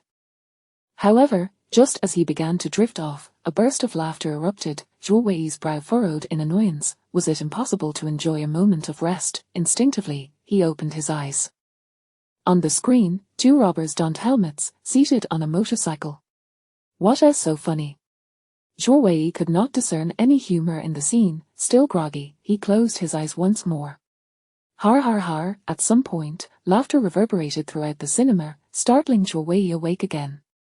Having only just fallen asleep, he felt a swell of irritation and restlessness, his brow knitting tighter. What was going on? Wasn't The Nameless Ones supposed to be a narrative film? Was it truly that amusing? With a sense of grievance, Zhou Wei couldn't help but cast another glance at the screen. At that moment, Chen Yuan and Pan Binwu had infiltrated Ren Sushi's home. Just moments prior, Chen Yuan had threatened Ren Sushi, declaring intentions to silence her, addressing her as bro. Pan Binwu referred to her as a girl. Suddenly, Chen Yuan let out a howl, for Pan Binwu had been pulling out a nail from his leg. Har har har. The audience erupted in laughter once more. Zhou Wei's frown deepened. He still found nothing amusing, yet, this time, he did not avert his gaze. With the atmosphere so lively, any hope of continuing his slumber was dashed. As his attention remained fixed on the screen, the plot of The Nameless Ones unfolded further. Chen Yuan found himself repeatedly outsmarted by Pan Binwu and Ren Sushi, enduring various antics that left him in discomfort, culminating in uproarious laughter from the audience. Zhou Wei remained somber, even muttering to himself, "It can't be that funny, can it?" As he spoke to himself, he failed to notice that his focus on the screen had sharpened. His drowsiness and fatigue were momentarily suppressed, the narrative pressed on. Step by step, grow and strengthen, to create brilliance anew. When Chen Yuan spoke these words with a fierce expression and longing in his eyes, Zhou Wei inadvertently found the corners of his mouth curling upwards. His gaze intensified, and he had entirely forgotten his weariness, even the reason for his presence at the event, his intention to bring down Chen Yuan. His thoughts were solely on the film. He was now consumed by curiosity about how Chen Yuan would ultimately conclude his journey. Did Xiao Hong truly harbor feelings for Pan Binwu? Would Ren Sushi contemplate taking her own life? Would Chen Jianben be able to reclaim the gun? Chapter 79. Why can't I escape the two words Chen Yuan?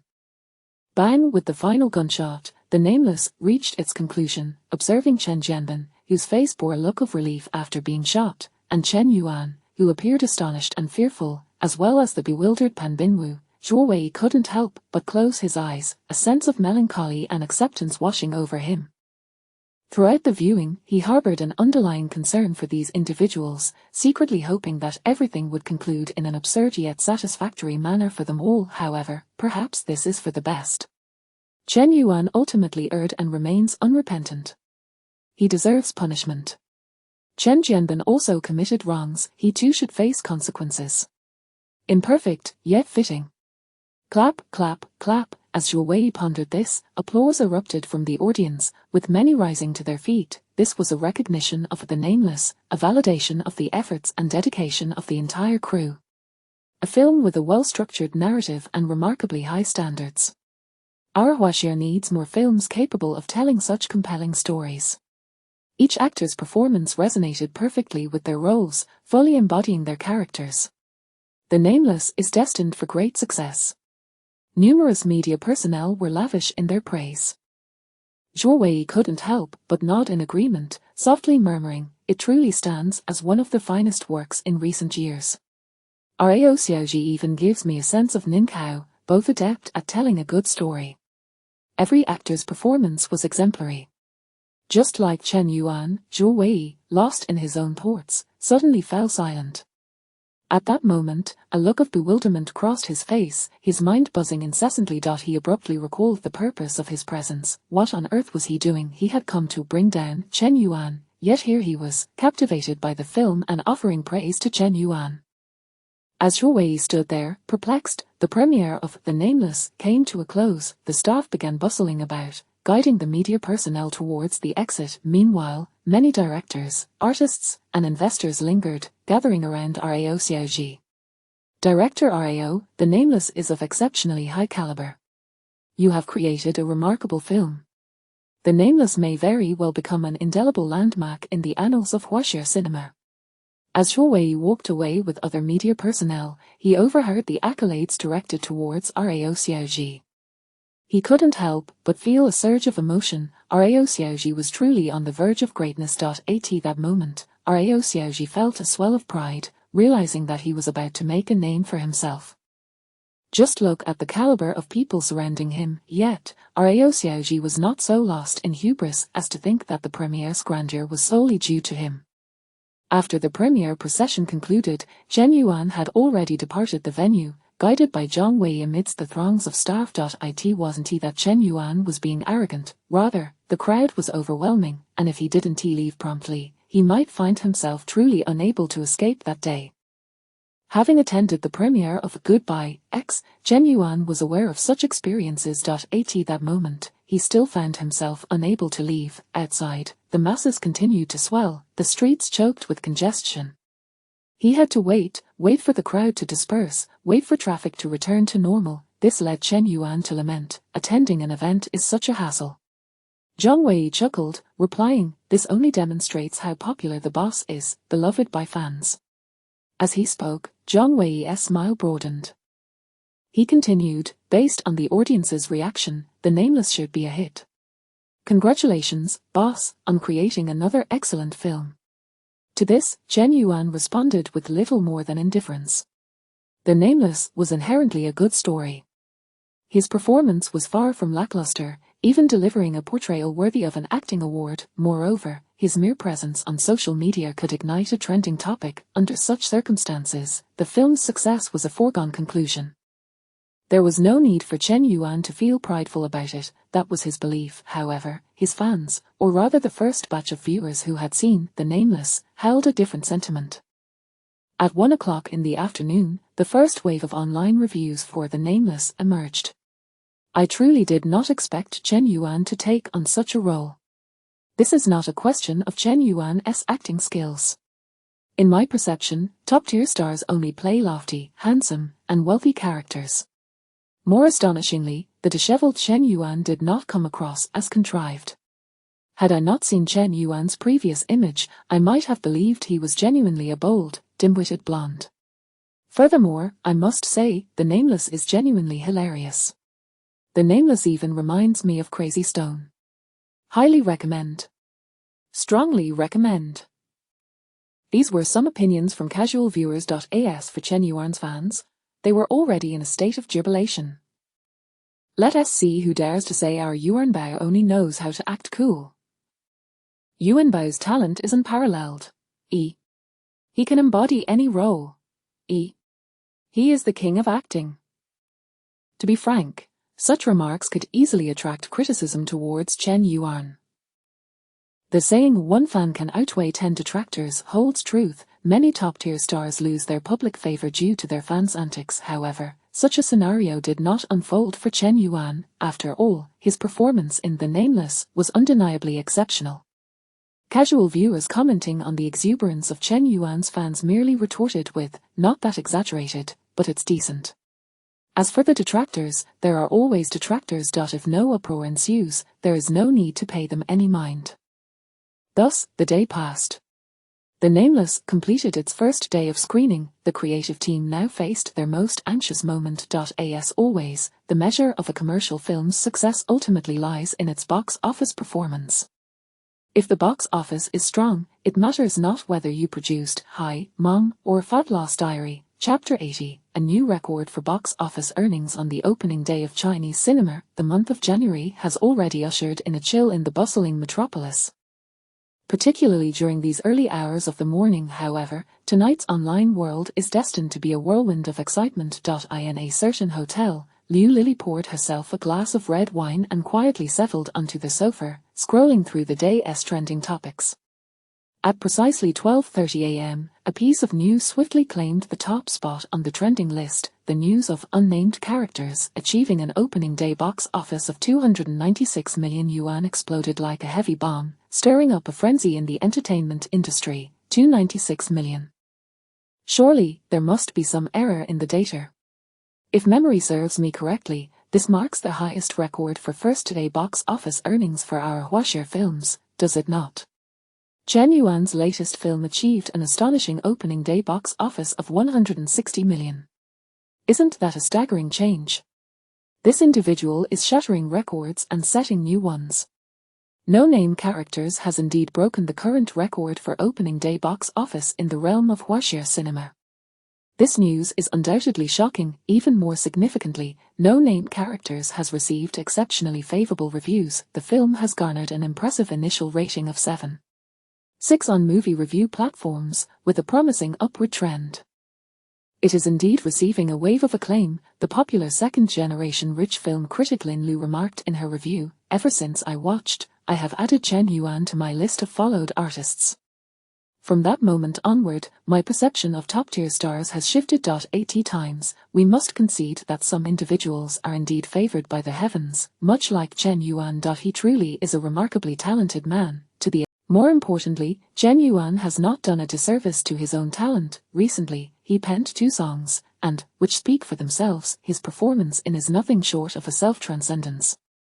By my standards, Chen Yuan's portrayal in was commendable, yet his performance in has reached a level reminiscent of seasoned actors. He appears more composed and adept, exuding a sense of I am aware that I am acting, yet I can make you forget that I am acting. By the way, I actually attended the premiere of, but it is only now that I pen this review.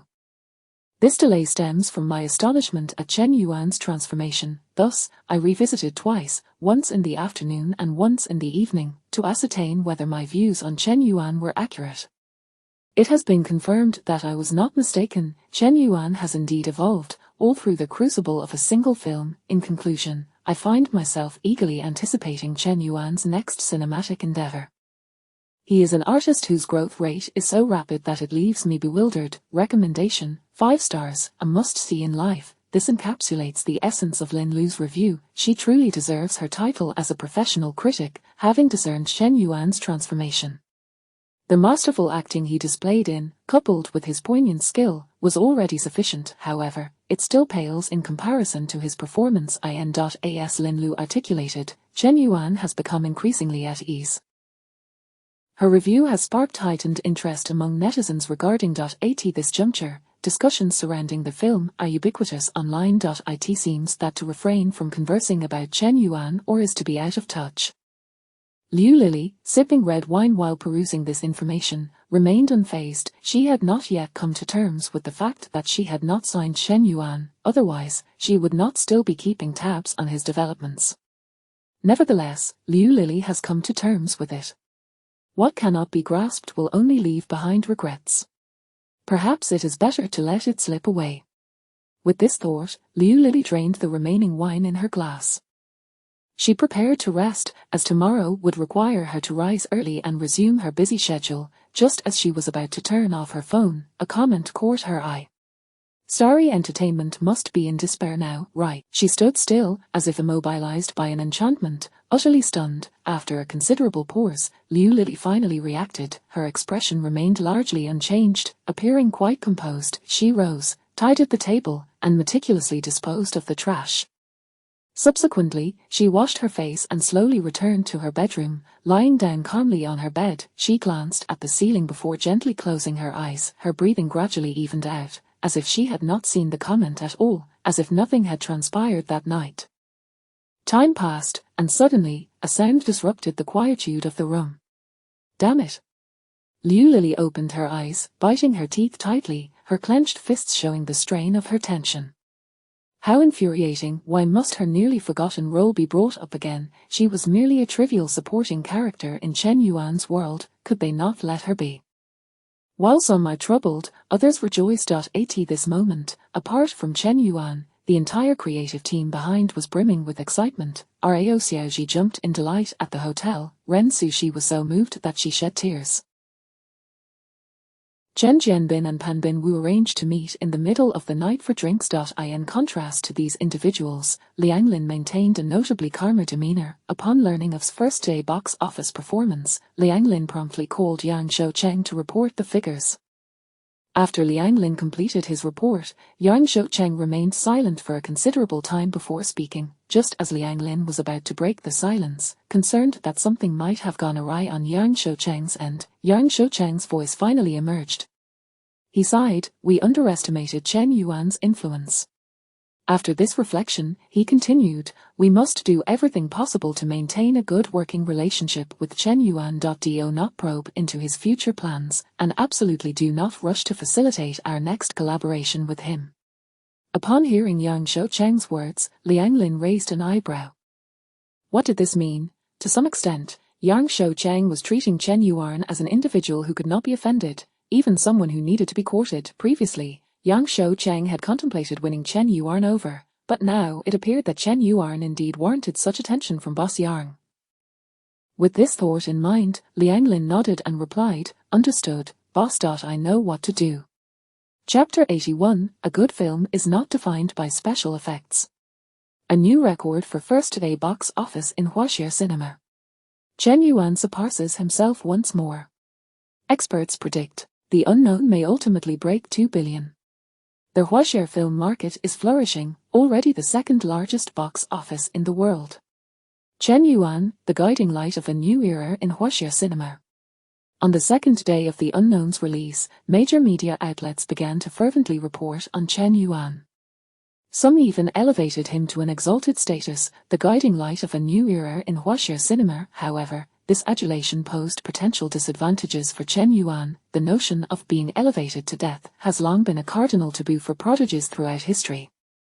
How many so-called geniuses have succumbed to this fate? There is a saying, the higher one is lifted, the more grievously one falls. Jiang Wei noted this precarious situation, yet he refrained from addressing it directly with Chen Yuan. The boss is not merely a name without substance. His acting skills are undeniably solid, a fact evident. Perhaps it is due to Chen Yuan's string of successes, with no defeats to speak of, that Jiang Wei has become somewhat blind to reality. Nonetheless, Jiang Wei's perspective is not entirely unfounded.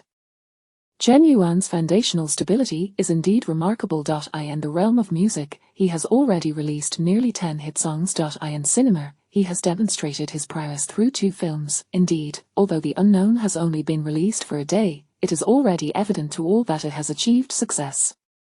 And the facts corroborate this. In the subsequent 2 days, The Unknown's box office performance continued to soar. The box office earnings for The Nameless Ones on the following day amounted to 360 million.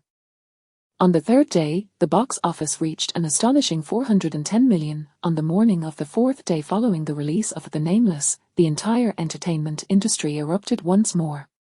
The total box office for 3 days surpassed 1 billion. The fastest film in Chinese cinema history to break 1 billion.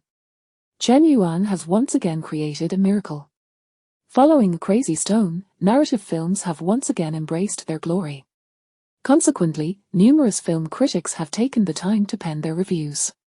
One such critique states, in recent years, as the Chinese film market ascends to become the second largest box office in the world, a peculiar phenomenon has emerged. It appears that audiences are increasingly inclined to flock to theaters for so-called blockbuster films.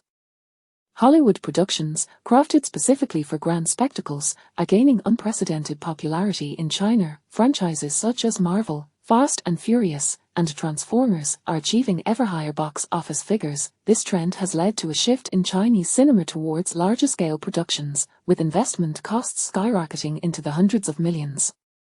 However, the emergence of Chen Yuan, particularly with films like Goodbye X and The Nameless, reveals an alternative truth. A film does not necessarily need grand spectacles. What audiences yearn for is a well-rounded, compelling narrative.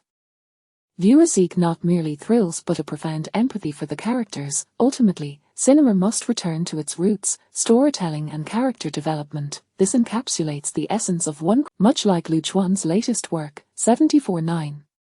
Regardless of how sensational the promotion may be, or how much is said about the film's prolonged approval process, if it is subpar, it is simply subpar.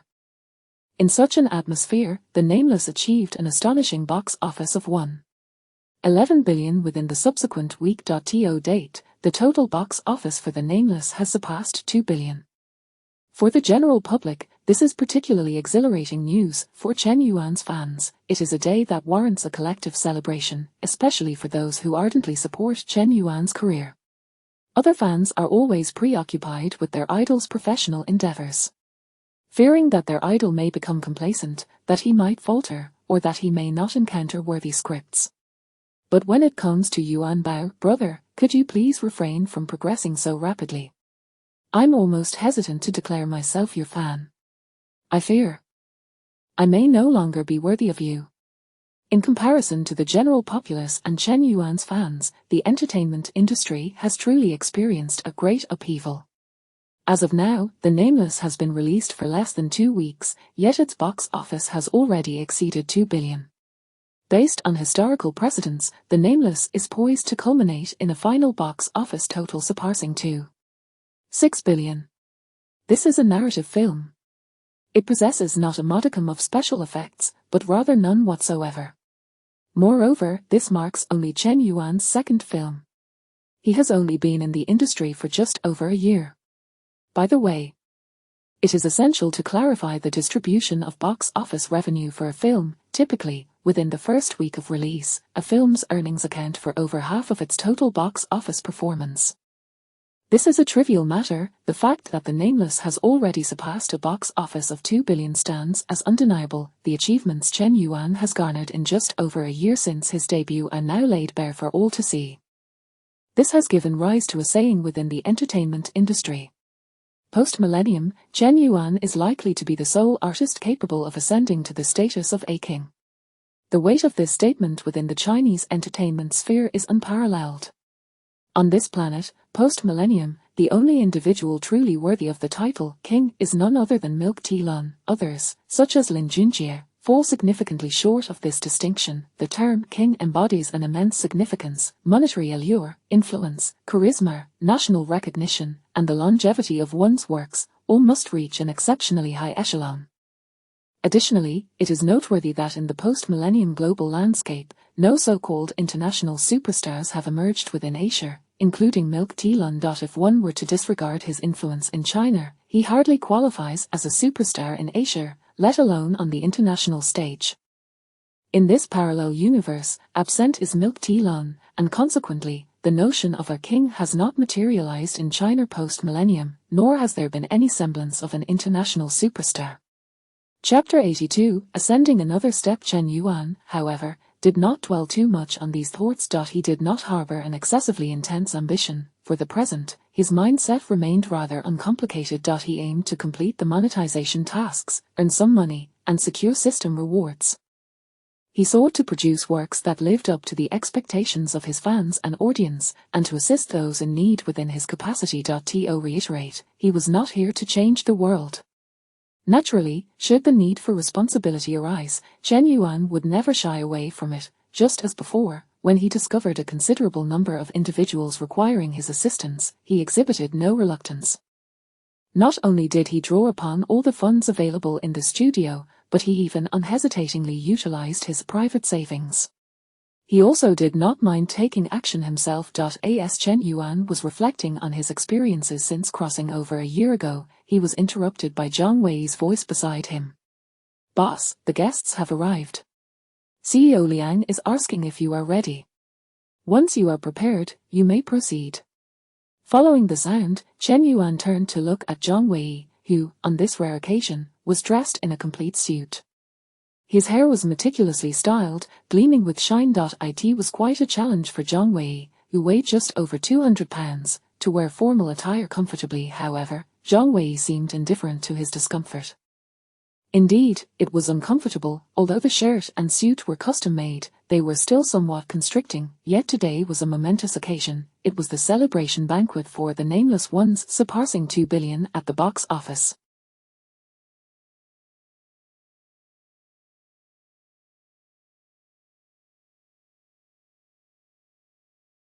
For this reason, the esteemed King of England had specially invited numerous luminaries from the entertainment industry and had arranged an ice-breaking ceremony. At this moment, everyone was awaiting Chen Yuan's arrival. "Let us go." Chen Yuan withdrew his gaze from Zhang Wei's almost bursting shirt buttons, nodded lightly, and strode towards the banquet hall. Clap, clap, clap. As Chen Yuan made his entrance, the venue erupted in enthusiastic applause. "Congratulations. Congratulations on the success of their Nameless Ones. Teacher Chen Yuan will surely achieve even greater heights." As the applause resounded, a chorus of congratulatory voices followed suit. Chen Yuan returned the smiles and nods of the guests present. Soon, he found himself on the stage of the banquet hall, with Liang Lin standing to his right and Yang Shouqing to his left, alongside the main creators of The Nameless Ones. The array of attendees below was somewhat extravagant, not at all comparable to the celebration banquet for Goodbye X. At that previous event, Chen Yuan had only encountered Han Sanping, who stood directly in front of him, applauding and smiling in his direction. Flanking Han Sanping were the vice presidents of the three major entertainment companies, notably, even Xingchen Entertainment, with whom Chen Yuan had previously had conflicts, Center Representative, Vice President Wang Qian. Representatives from the three major entertainment companies were flanked by Zhu Ping from Penguin Music and Jian Kao from Wanyi Music. This group of individuals occupied the forefront, forming the first echelon of guests. Behind them were several executives from other entertainment companies and relatively well-known investors in the industry, constituting the second echelon of guests. Further behind were directors like Zhang Yimou and others from Huaxia. As for the popular stars, they could only be classified as part of the fourth echelon of guests. Gazing at the attendees, Chen Yuan could not help but feel a sense of awe. If the premiere of The Nameless Ones had drawn half of the entertainment industry, then now, it seemed as though the entire industry had gathered here. Chen Yuan was not so arrogant as to believe that the presence of these individuals was solely due to him. If it weren't for Yang Shoucheng's personal attendance today, more than half of these people would likely not have come, he mused, glancing at the bespectacled and gentle Yang Shoucheng by his side. Despite being at the pinnacle of popularity, Chen Yuan acknowledged the significant gap between himself and Yang Shoucheng. After all, Chen Yuan was merely an individual, while Yang Shoucheng represented a corporation. Chen Yuan remained self-aware regarding this distinction. However, what the future held was uncertain. On Earth, a colossal entity like Huari had, at certain times, relied on Feng Quozi. One might even say that without Feng Quozi during that period, Huari would have faltered. Chen Yuan had opportunities to become a singular force akin to a corporation. Just as he contemplated this, Yang Shoucheng's voice broke through his thoughts. "Let us begin, Chen Yuan." Chen Yuan smiled and nodded at Yang Shoucheng.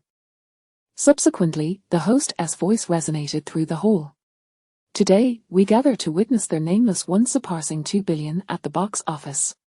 Now, may I invite teacher Chen Yuan and boss Yang Shoucheng to raise the hammers in their hands." As the host's words concluded, Chen Yuan and Yang Shoucheng simultaneously lifted small hammers. Bang! A crisp sound echoed as their hammers struck the ice block before them. Clap, clap, clap. The venue erupted in fervent applause. Thus, the ice-breaking ceremony for the Nameless Ones achieving 2 billion was complete. Following this, it was time for the banquet, and the atmosphere grew increasingly lively.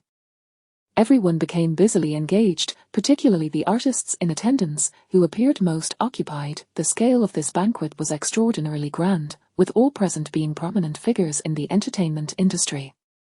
Only a fool would squander such an opportunity. Any artist with aspirations would seize the moment to take action. At this juncture, Chen Yuan found himself somewhat apart from the other artists.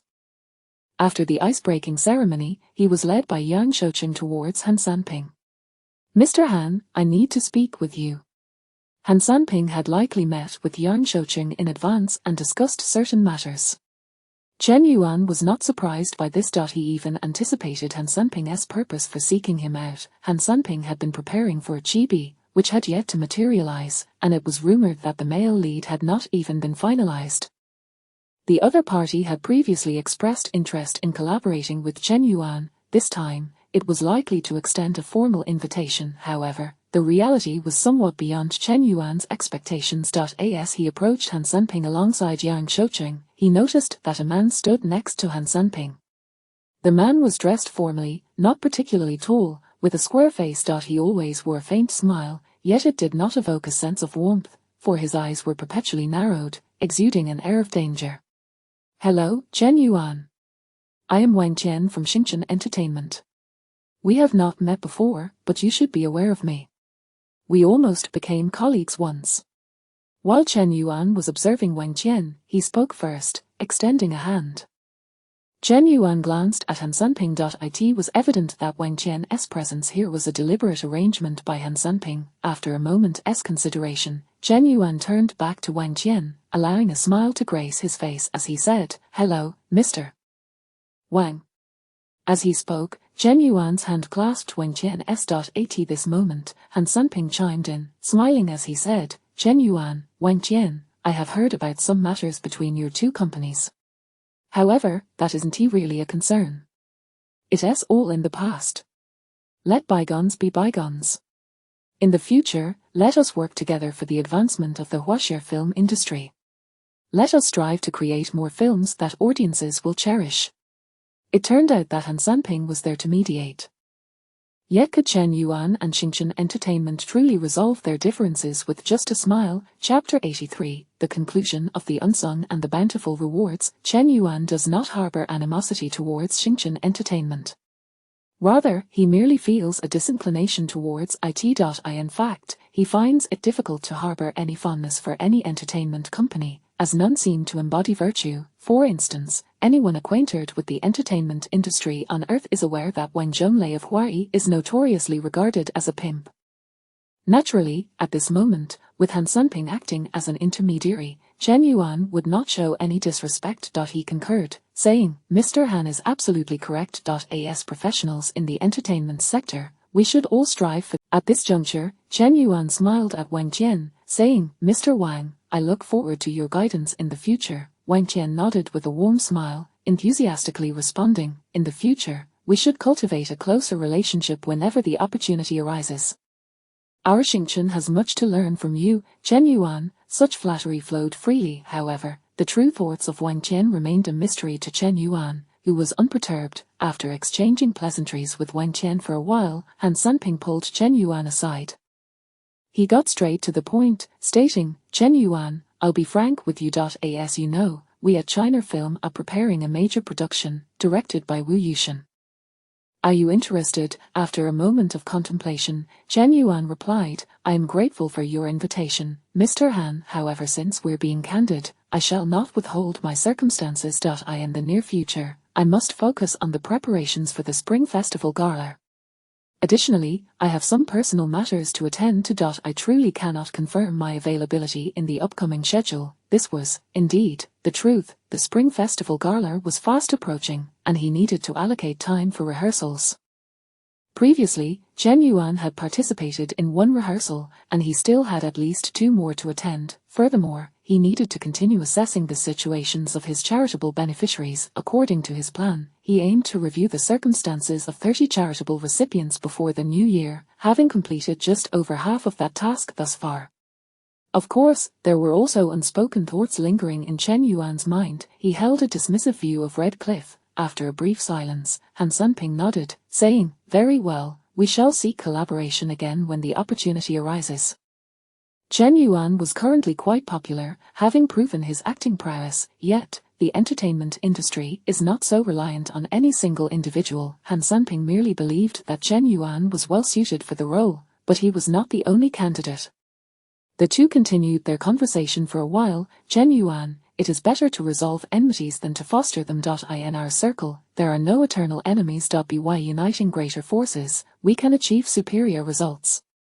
In the end, Han Sanping left Chen Yuan with these words. It is worth noting that Han Sanping genuinely wished well for Chen Yuan. He personally invited Wang Qian, hoping to facilitate reconciliation between the two parties.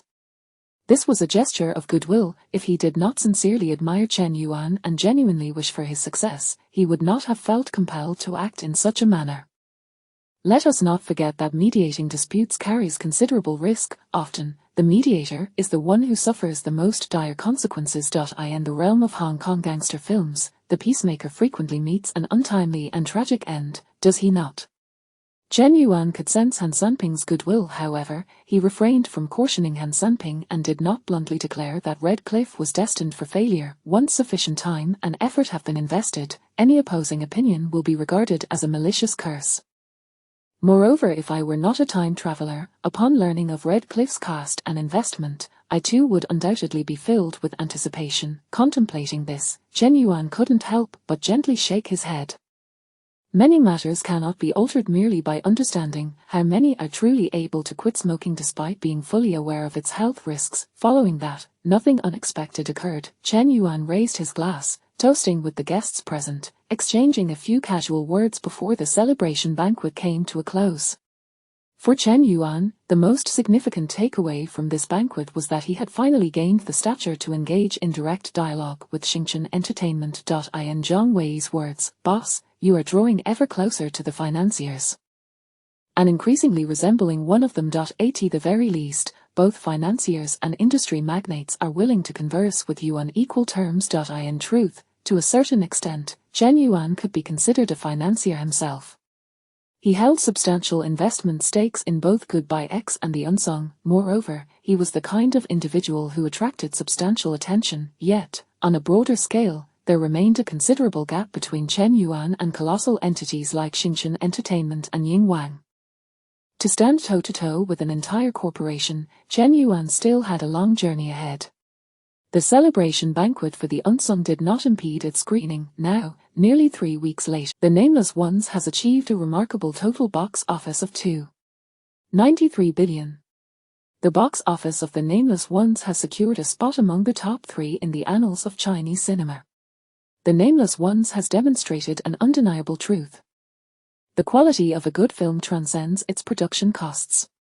The triumph of The Nameless Ones has sparked a sensation both within and beyond the industry. Enthusiastic cinephiles are exclaiming, "The spring of Chinese cinema has returned." They perceive the emergence of The Nameless Ones as a harbinger of renewed vitality for Chinese filmmaking. It echoes the fervor ignited when The Wandering Earth graced the screens, with audiences proclaiming, "Chinese science fiction has finally risen." Yet, who could have anticipated that following The Wandering Earth, we would witness Shanghai Fortress and 74-9 Bureau? A thorough examination of the history of Chinese cinema reveals that there have consistently been exceptional works being produced, however, in comparison to the illustrious cultural heritage spanning 5,000 years and the vast population of one. Naturally, few possess the clarity to recognize this reality at present, particularly within the entertainment industry. According to incomplete statistics, in the months since the release of The Nameless Ones, an influx of capital has surged into the entertainment realm. More than 100 new films have been greenlit. This phenomenon is both promising and concerning. The positive aspect lies in the influx of investors, providing a myriad of directors and actors with the opportunity to deliver superior works. The downside, however, is that such circumstances often lead to productions driven by a singular objective, profit accumulation. This, too, has become a distinctive characteristic of Chinese cinema. No one can impede this trend. Chen Yuan is certainly no exception. That said, Chen Yuan finds little inclination to concern himself with such matters at present. On the evening following the conclusion of The Nameless Ones, he received a notification from the system. Ding dong. Congratulations, host, you have completed the task of spending money. Reward settlement in progress. Shortly thereafter, the system finalized the reward settlement. Congratulations, host, you have received the reward. Constitution 1. Congratulations, host, you have received the reward, salary crit 2. Congratulations, host, you have received the reward, 1 chance for a lottery draw in the mall. Chapter 84, the most lively Spring Festival gala in recent years. As the system's voice resonated, Chen Yuan felt a warm current surge into his body. This warmth rapidly permeated his entire being within a remarkably brief span. Moments later, however, this soothing flow abruptly vanished. With its disappearance, Chen Yuan sensed an inexplicable strength coursing through him. He felt that if he exerted himself to the utmost, he could effortlessly leap over a 2-meter-high wall. A full-force punch from him could likely obliterate a sandbag. After meticulously attuning himself to the changes within his body, Chen Yuan couldn't help but murmur in contemplation. My body has yet to transcend the limits of humanity. However, all my bodily functions have reached the pinnacle of human capability. Moreover, in terms of self-repairing abilities, I have surpassed human thresholds. To provide a somewhat inadequate analogy, if Chen Yuan were to dash into the middle of the road, even if he were struck by a vehicle traveling at 100 kilometers per hour, he would only be propelled a mere 10 or so meters. After rolling a few times on the ground, he would be able to rise to his feet. His internal organs would sustain no injury severe enough to necessitate a hospital stay for recuperation. If I were to receive another reward for physical enhancement, I would truly transcend the limits of humanity. It was somewhat regrettable. Nevertheless, Chen Yuan did not dwell on it. His attention gradually shifted to the other 2 rewards. A double bonus on his remuneration meant that Chen Yuan had garnered an additional income of 79.6 million. This sum was certainly substantial. However, the absence of an investment return boost left something to be desired. When calculated, Chen Yuan's total earnings from nameless individuals were significantly lower than those from Goodbye X. The remuneration for the role amounts to 3,980, complemented by a substantial bonus of 7,960, culminating in a total of 119.2 million. The total box office revenue of Unnameable amounts to 293 billion. Under normal circumstances, investors typically receive approximately 30% of the box office revenue, amounting to around 879 million. Chen Yuan holds a 30% stake in the investment of The Nameless. His box office earnings amount to approximately 263.7 million. Calculating this, Chen Yuan's total earnings from The Nameless amount to 382 $9 million. After arriving at this figure, Chen Yuan quickly shifted his attention to the final reward he had received, a shopping mall lottery opportunity. This is indeed a valuable prize. Thus far, Chen Yuan has been granted 2 chances to participate in the shopping mall lottery. Given the varying levels of difficulty in obtaining these opportunities, he believes that there is a good chance of winning something worthwhile. It's better to wait until I have 3 lottery chances before drawing all at once. Chen Yuan feels that having 3 chances would significantly increase the likelihood of winning something exceptional. The day after receiving the system rewards, Chen Yuan immediately became busy again. Before the Spring Festival Gala, he was originally scheduled to attend only 2 rehearsals. However, he ended up participating in 3 rehearsals for the event.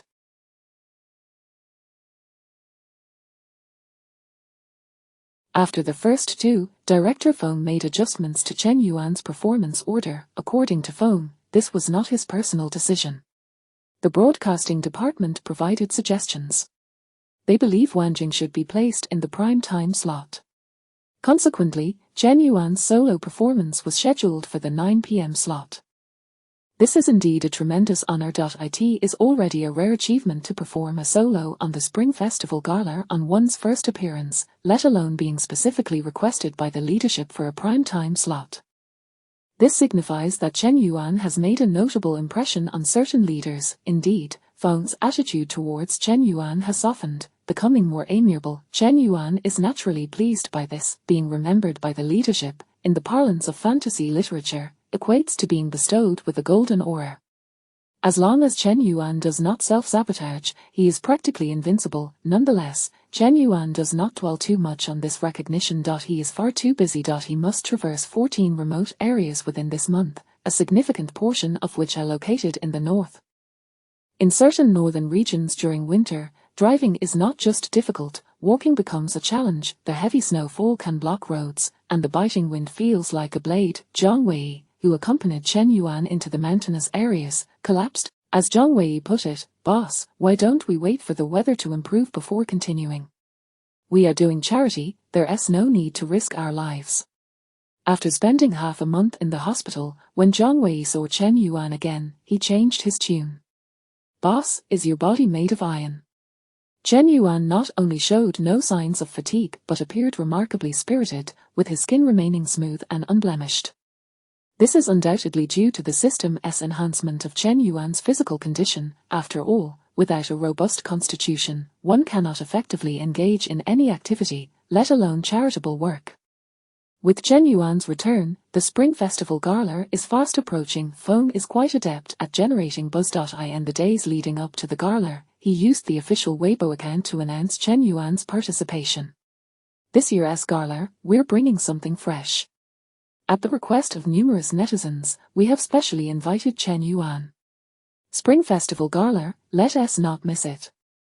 Undoubtedly, this announcement garnered immense attention from countless netizens. Chen Yuan.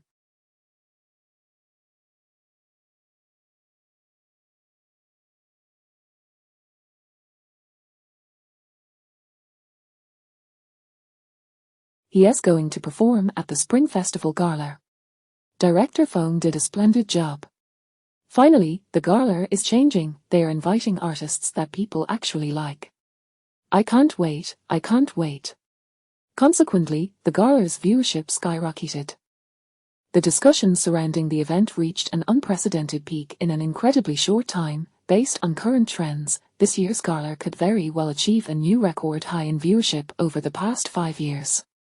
It is worth noting that in recent years, and even looking forward, the viewership ratings of the Spring Festival Gala can never be compared to those of the 1980s and 1990s. Back then, entertainment options were exceedingly limited, and even televisions were a rare commodity. Radio programs were scarce as well. On New Year's Eve, who wouldn't tune into the gala? This is also why the older generation in Huaxia harbors an ingrained anticipation for the Spring Festival Gala. It represents their youth and, in many ways, their lives. As the attention on the gala surged, some interesting occurrences began to unfold among the populace. Xunyan is a junior in college. He watched the Spring Festival Gala when he was younger. Thus, as he grew up, he lost interest in it. However, Every New Year's Eve, his grandfather would turn on CCTV.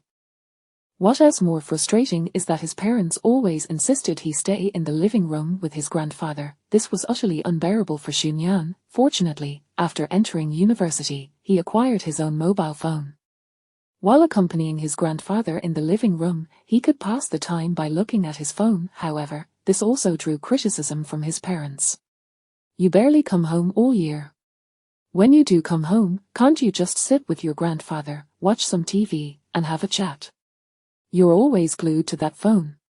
You really don't understand, do you?" Xunyan took this lightly, even finding his parents annoying.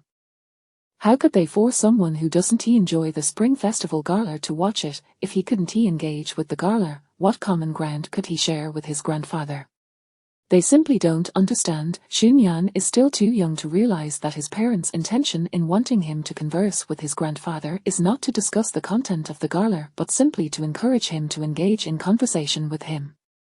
Chapter 85, A Slightly Different Chen Yuan. For Xunyan, this year's New Year's Eve bore little distinction from those of yore. His parents had purchased couplets and firecrackers well in advance. After the New Year's Eve dinner, they, as usual, admonished in a tone Xunyan found particularly irksome, "Ainyan, don't run off later. Stay and watch some television with Grandpa. Tomorrow is soon enough for playing outside." Xunyan had grown weary of these words and had long ceased to believe them. As per tradition, in the days that followed, Xunyan would have scant personal freedom. However, this time, he refrained from voicing his objections. In fact, he even willingly sat alongside his grandfather in front of the sofa. Xunyan's parents were momentarily speechless, exchanging bewildered glances. What has come over Ainyan? He's not clamoring to go out and join his classmates. Look. Ainyan isn't even playing on his phone, he's fixated on the television. Indeed, Dad even said that if he didn't want to watch the Spring Festival Gala, he could change the channel. Yet he insisted on watching it. "Dear, do you think Ainyan's brain has malfunctioned? Should we contemplate getting him a little trumpet to practice?" "Oh, come on, is that how you speak of our child? He has grown up and is capable of thinking for himself, isn't he that acceptable?" As Xunyan's parents busied themselves clearing the dinner table, they observed his behavior with puzzled expressions. They truly could not comprehend Xunyan anymore. The truth, however, was not so convoluted. Xunyan was awaiting the appearance of Chen Yuan. Initially, he harbored a distaste for Chen Yuan. In the realm of music, Xunyan deemed Chen Yuan to be excessively cliché, lacking the essence of youth. In terms of film, Goodbye X was among his most detested genres, teenage romance. More significantly, the girl Xunyan fancied was an ardent admirer of Chen Yuan, constantly exclaiming. It was not until the release of The Nameless that Xunyan's perspective began to shift. He had a discerning taste in films, having nearly watched every entry in the top 250 of film rating websites during his 3 years. This had led him to scoff at the majority of domestic productions, yet, he maintained that while there were exquisite films in China, they were regrettably few. Even through Xunyan's critical lens, The Nameless, despite its flaws, undoubtedly qualified as an exceptional work. Chen Yuan's performance. While watching The Nameless, I completely forgot that Chen Yuan was Chen Yuan. He truly possesses remarkable acting skills. This was Xunyan's appraisal of Chen Yuan after viewing The Nameless. Gradually, Xunyan began to shed his biases against Chen Yuan. He watched Goodbye X and found himself repeatedly listening to Chen Yuan's music. Chen Yuan's songs are quite captivating. They possess a timeless quality that resonates even after a considerable duration. Xunyan's perception of Chen Yuan underwent a profound transformation. In this process, he realized that he had inadvertently bridged the gap with the girl he admired. In her words, "I feel we have a lot to talk about, and you seem like a wonderful person." Thus, Xunyan not only acknowledged Chen Yuan's prowess but also regarded him as a symbol of fortune. Under these circumstances, whether motivated by his recognition of Chen Yuan or the desire to cultivate more topics with the girl he liked, Xunyan naturally remained glued to the television. As Xunyan pondered this, another segment of the Spring Festival Gala reached its conclusion. The clock was nearing 9 o'clock. According to a program list sourced from the internet, Chen Yuan was next to take the stage. Xunyan instinctively turned to his grandfather. He opened his mouth but ultimately remained silent. He had intended to recommend Chen Yuan to his grandfather, hoping he would come to appreciate him as well. Yet, he feared that if his grandfather were indifferent towards Chen Yuan, he had no desire to quarrel with his grandfather on this festive occasion. Just then, the voices of hosts Dongqing and Sa Binging resonated from the television. "Little Sa, did you know? In the past year, an extraordinary young man has emerged in our entertainment circle. He has made remarkable achievements in both music and film." As Dongqing's words faded, Sa Binging quickly chimed in, "Oh. Is there someone who impresses you so much, Sister Dongqing?" Dongqing flashed her signature gentle smile and replied, "What a statement. By the way, care to guess who this person is?" Indeed. The hosts of the Spring Festival Gala were currently undergoing a transition between generations. Veterans like Dongqing and Zhu Jun had not yet completely exited the stage, while new talents such as Sa Binging and Nigmat were gradually stepping into the limelight. Xunyan, however, paid little heed to this. His anticipation grew impatient as he felt Dongqing and Sa Binging were taking an eternity. Could they not simply bring Chen Yuan out? He had not considered that in a few years he would no longer see Dongqing on television. At that moment, Dongqing and Sa Binging completed their transition. Both turned towards the camera, stating in unison, "Now, let us hand the stage over to Chen Yuan." With that, the stage lights dimmed. Xunyan found himself captivated. Chen Yuan was about to appear. Then, the lights illuminated brightly. A magnificent scene materialized on the large screen behind the CCTV stage. A resplendent red sun was slowly rising behind a cliff, amidst floating clouds. Simultaneously, the voice of a little girl echoed. "The red sun rises in the east, its great path is filled with rosy light. How fortunate am I to be born in your embrace, carrying a lineage of flowing blood." At this moment, the visuals behind the stage transformed. The camera focused on one of the 7 wonders of the world, the Great Wall of China. The scene then shifted to the Forbidden City. Xunyan felt a sense of awe wash over him. The little girl's voice, tender yet powerful, imbued the visuals with a grandiose aura, a testament to the pride ingrained in the hearts of the Chinese people. However, a question lingered in Xunyan's mind. Where was Chen Yuan? Wasn't he this segment supposed to feature him solo? Sharing joy, sharing fortune, upright stands the spine, our nation knows no bounds through love, a faith that endures for a millennium. At last, Chen Yuan's voice resonated. To the heavens, only a corner of the sun and moon is penned. As the song commenced, Chen Yuan entered from the side of the stage. The moment Xunyan laid eyes on him, he found himself momentarily stunned. He scarcely recognized Chen Yuan. In Xunyan's mind, Chen Yuan was synonymous with fashion, the focal point of any gathering. Yet today, he appeared markedly different. Clad in a neatly tailored Zhongshan suit, his hair was styled in a mature fashion, the bangs slicked back, gleaming with a polished sheen. Yet Chen Yuan emanated no hint of being oily or pretentious. Instead, he exuded the vigor inherent to youth. At that moment, Chen Yuan strode toward the center of the stage. His steps were steady, unassuming, and devoid of arrogance. Yet, there was an inexplicable aura of power, an inviolable presence that commanded respect. It was as if he was backed by legions, with an unyielding resolve that instilled confidence against any challenge.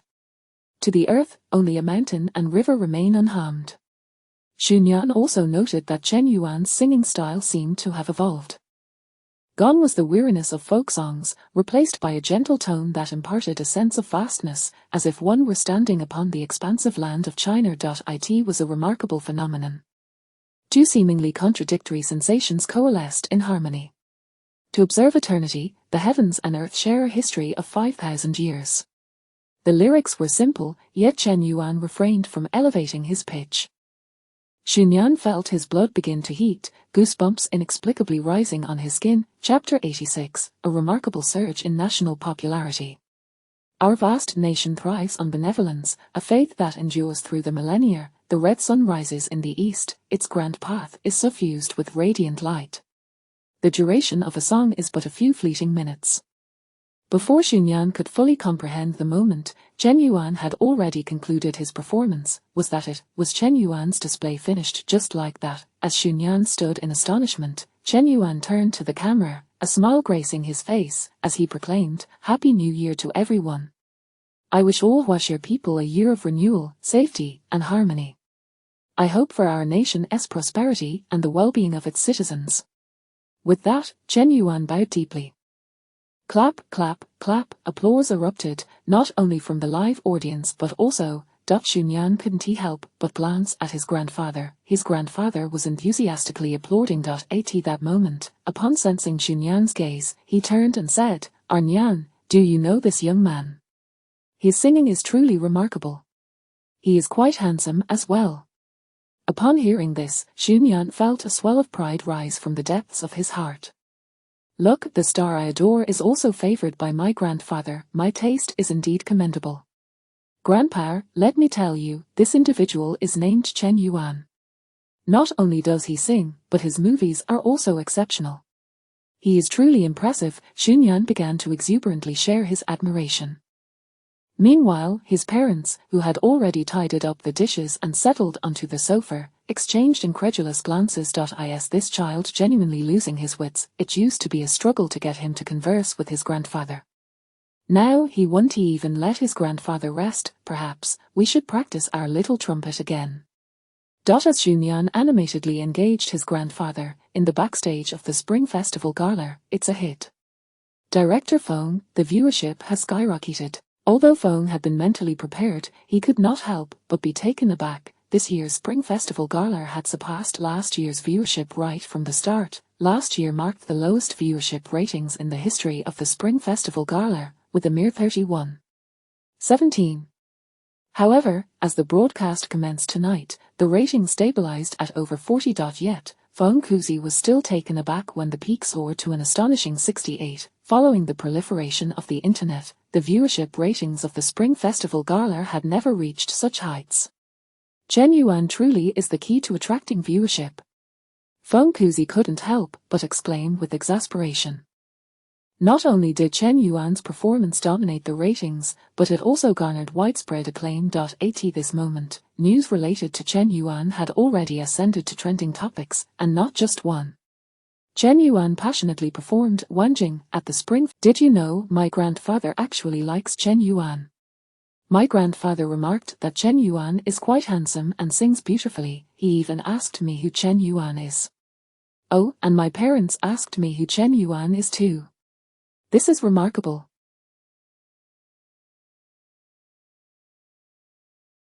Undoubtedly, Chen Yuan is among the top-tier celebrities. However, his national recognition is not particularly high compared to established stars like Liu Qianwang. He is not even in the same league. Chen Yuan's popularity is primarily reflected among the younger generation.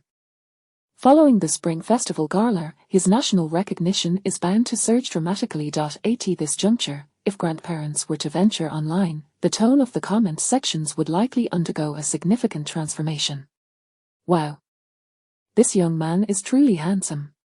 Is he married? Who is his partner? He shouldn't be so focused on his career that he neglects his family." Such might be the sentiment expressed. Perhaps, if Chen Yuan were to break into the television industry, when his dramas air, it is likely that grandparents would compete with their grandchildren for the remote control, exclaiming, "What do you know? This young man's shows are truly captivating." As Feng Kuzi pondered this, he turned to glance at Chen Yuan, who was currently surrounded by a throng of admirers. Among them were tonight's guests, but predominantly the staff of the Spring Festival Gala. This was, after all, quite normal. Following this evening, it was highly probable that Chen Yuan would have little further interaction with most of the program's team. They needed to seize the moment to request autographs and take photographs. "However, Chen Yuan, I really like you. Could you give me a kiss?" Were the staff being overly dramatic, displaying excessive enthusiasm? The gala wasn't even over yet. Moreover, how could a male staff member audaciously ask Chen Yuan for a kiss? Feng Kuzi couldn't help but shut his eyes, feeling a mix of anger, helplessness, and fatigue. Having led this team for so long, how could he not have sensed the peculiarities within? That said, Chen Yuan's performance at the Spring Festival Gala offered more than just an increase in national recognition. He had altered the perceptions of many regarding him. As the person in charge of the Spring Festival Gala from the Broadcasting Authority, Director Zhang was present on site. His presence served as a stabilizing force. Should any unforeseen incidents arise, he possessed the authority to make immediate decisions. At this moment, Director Zhang was nodding in approval. However, his thoughts were elsewhere. His gaze had already transcended the stage before him, drifting toward a direction obscured by the broadcasting studio. Many may not realize that numerous influential figures enjoy watching films and listening to music. They hold a keen interest in the entertainment industry. Director Zhang had deliberately scheduled Wanjing for prime time, which naturally attracted considerable attention. While he did not feel particularly anxious about this decision, he found himself unable to refrain from contemplating related matters. Would there be satisfaction? As midnight passed, Director Zhang had not received any significant news, which allowed him to breathe a sigh of relief. No news meant his decision had been vindicated. In other words, it seems everyone must have enjoyed Wanjing and appreciated Chen Yuan's performance. Director Zhang mused silently to himself. No one was privy to Director Zhang's thoughts, nor would outsiders ever know. This matter had not stirred any waves in any circles. However, anyone with a modicum of awareness could discern the significance underlying this situation. Chapter 87, Zhang Wei on the brink of corruption. The following day, news regarding Chen Yuan completely dominated the trending searches. The online community was inundated with praise for Chen Yuan's performance during the Spring Festival Gala, with numerous influencers offering commendatory reviews. One particular commentary noted, "The accomplishments Chen Yuan has achieved in his artistic career require no elaboration. The box office success and critical acclaim of Goodbye X and Unnamed are evident for all to see. While not every song he has released thus far can be deemed a classic, they are all immensely popular, resonating with audiences to an extraordinary degree." Recently, I believe everyone shares the same sentiment. Whenever one visits karaoke with friends, it is inevitable that a few of Chen Yuan's songs will be requested. However, amidst the accolades he has garnered and the frenzy he has incited, there exists another facet that may not have caught the attention of many. Some time ago, while filming Unnamed, Chen Yuan penned a song titled Invisible Wings. This song became quite the sensation, yet many may have overlooked a noteworthy detail. Due to the emergence of this song, to my knowledge, over 100 mutual aid societies have sprouted across our nation, using Invisible Wings as their anthem to inspire their lives. This embodies what I often articulate: music holds profound significance. Furthermore, I have also observed that Invisible Wings is entirely free of charge. This compels me to ponder a question: what was Chen Yuan's original intention when he composed Invisible Wings?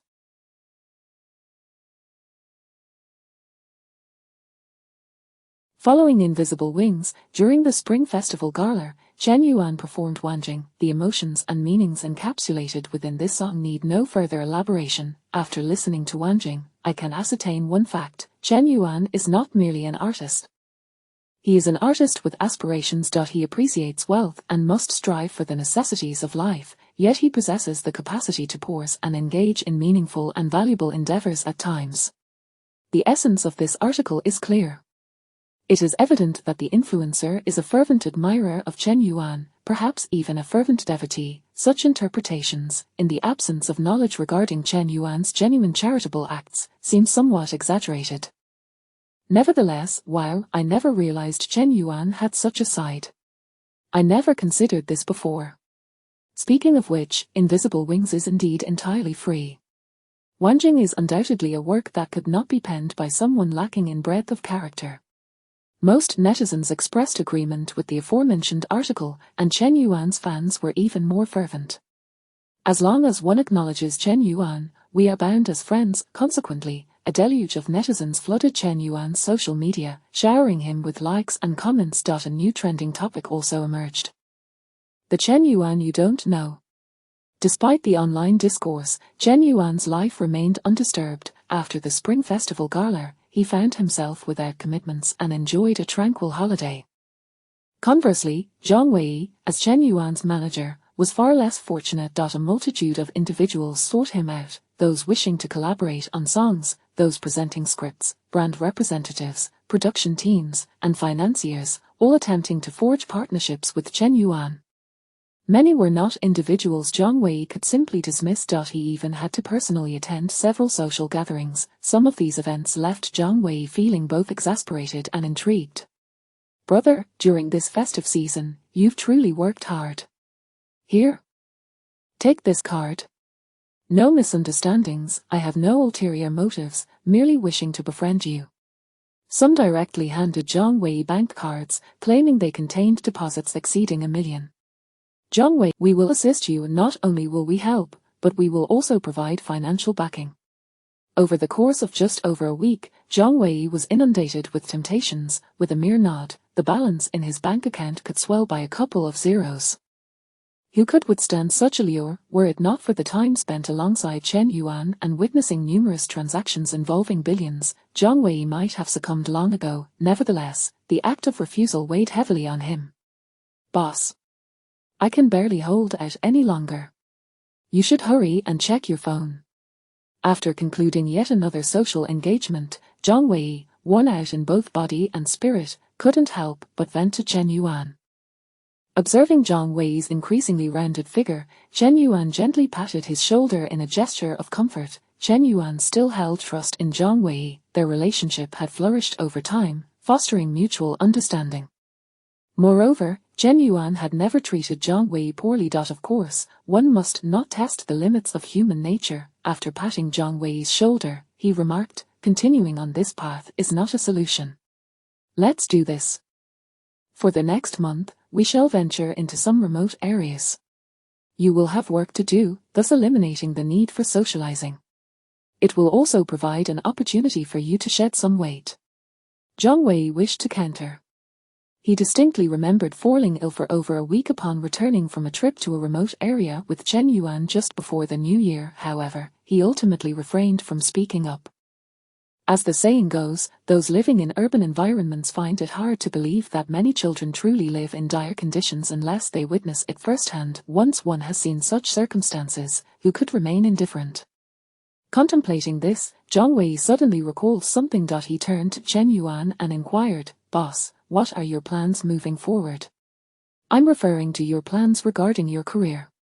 After a moment's reflection, Chen Yuan gently shook his head and replied, I haven't come across any particularly promising scripts lately.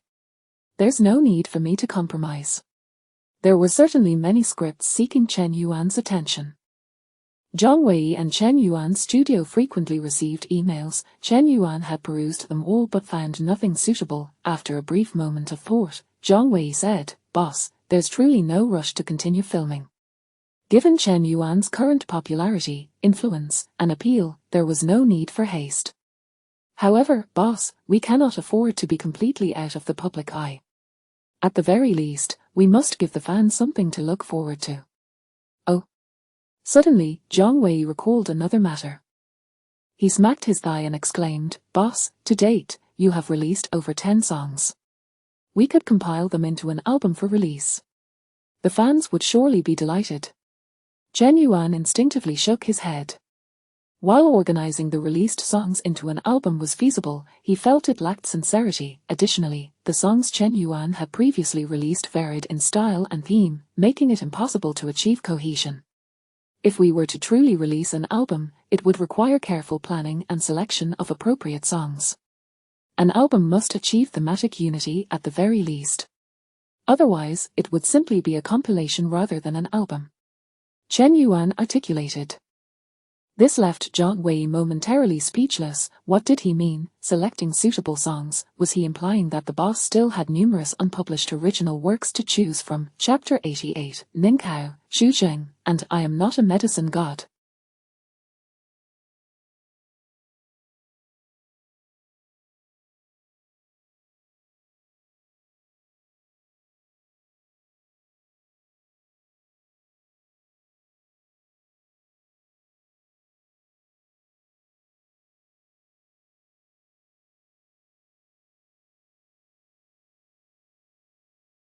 Up until now, Chen Yuan had nearly exhausted the songs awarded by the system. However, he had acquired the ability to create independently. In other words, Chen Yuan had developed the capability to transport songs he was familiar with from Earth without the aid of the system. Thus, if he were to release an album, he was now fully capable of doing so. Of course, this would require time. Zhang Wei was unaware of Chen Yuan's situation, but he soon accepted the possibility that Chen Yuan might possess a wealth of unpublished original songs.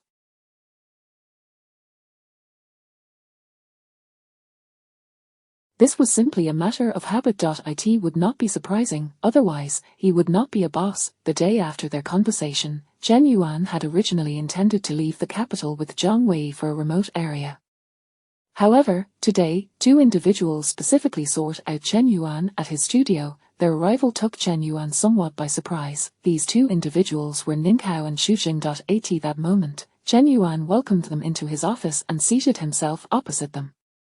Xu Jing, sporting a prominent bald head, appeared rather simple and honest, yet, in truth, he was quite shrewd, perhaps even overly so. His entanglement with Wang Baobao was not a matter of right or wrong. Legally, Xu Jing had committed no offense, albeit he lacked a certain awareness of social niceties. The true disdain Xu Jing faced within the industry stemmed from his decision to sell the copyright of Jiangmar to Douyin, which was a breach of protocol. Following that, he had effectively alienated certain investors. The dismal outcome of Reverse Life may have been influenced by its original intent, but whether there were other factors at play remained unknown to Chen Yuan.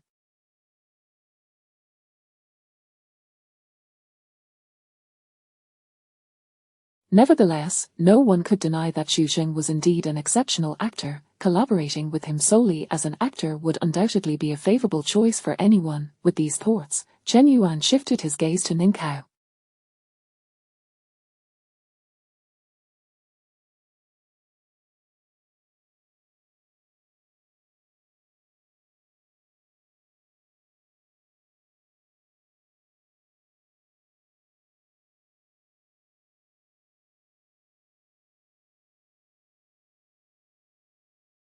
Ninghao, wearing a pair of glasses, exuded an air of cultured sophistication. In recent years, perhaps due to a flourishing career, he had gained a bit of weight, giving him a somewhat endearing appearance.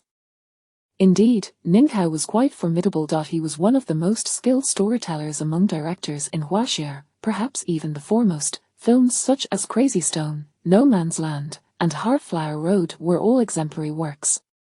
However, this gentleman had a rather unfortunate tendency. As he continued to direct, he often lost interest in storytelling. Reflecting on Ninghao, Chen Yuan could not help but recall Chen Xiqing. Among the mid-generation directors, these two were considered benchmarks in commercial filmmaking. Ninghao possessed the ability to tell a compelling story, while Chen Xiqing focused solely on pleasing the audience, often foregoing personal expression. One might argue that Chen Xiqing's films lacked substance, yet it was undeniable that they possessed visual appeal. It is crucial to clarify that the aforementioned evaluations are not derogatory. Directors who incessantly emphasize self-expression and assert that the issue lies not with my film but with the audience's taste are the ones that truly evoke disdain.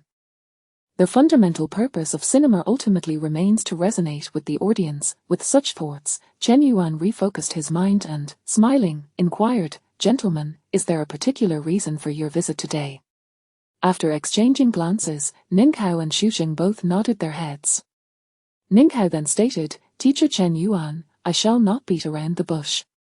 Recently, my Bad Monkey Film Company has been preparing a film centered on realistic themes. Xu Jing and I have deliberated extensively regarding a significant role.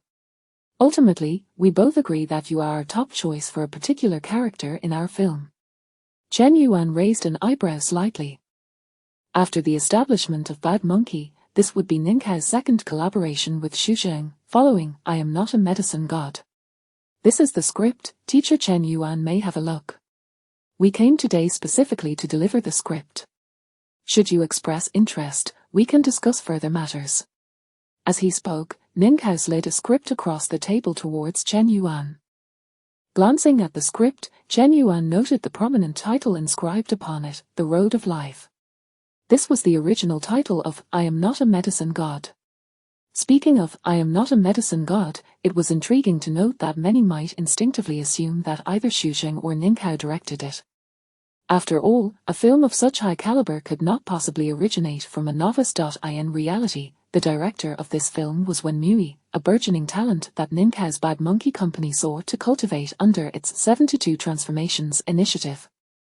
Of course, during the film's production, Ninghao and Xu Jing had undoubtedly contributed significantly. They both served as co-producers of I Am Not a Medicine God. It was due to their involvement that the film's quality was assured. With this in mind, Chen Yuan smiled at the two and remarked, "Very well, I shall find time to peruse the script." Chen Yuan refrained from immediately declaring his intention to participate in the film, despite his genuine interest and reluctance to let the opportunity slip away.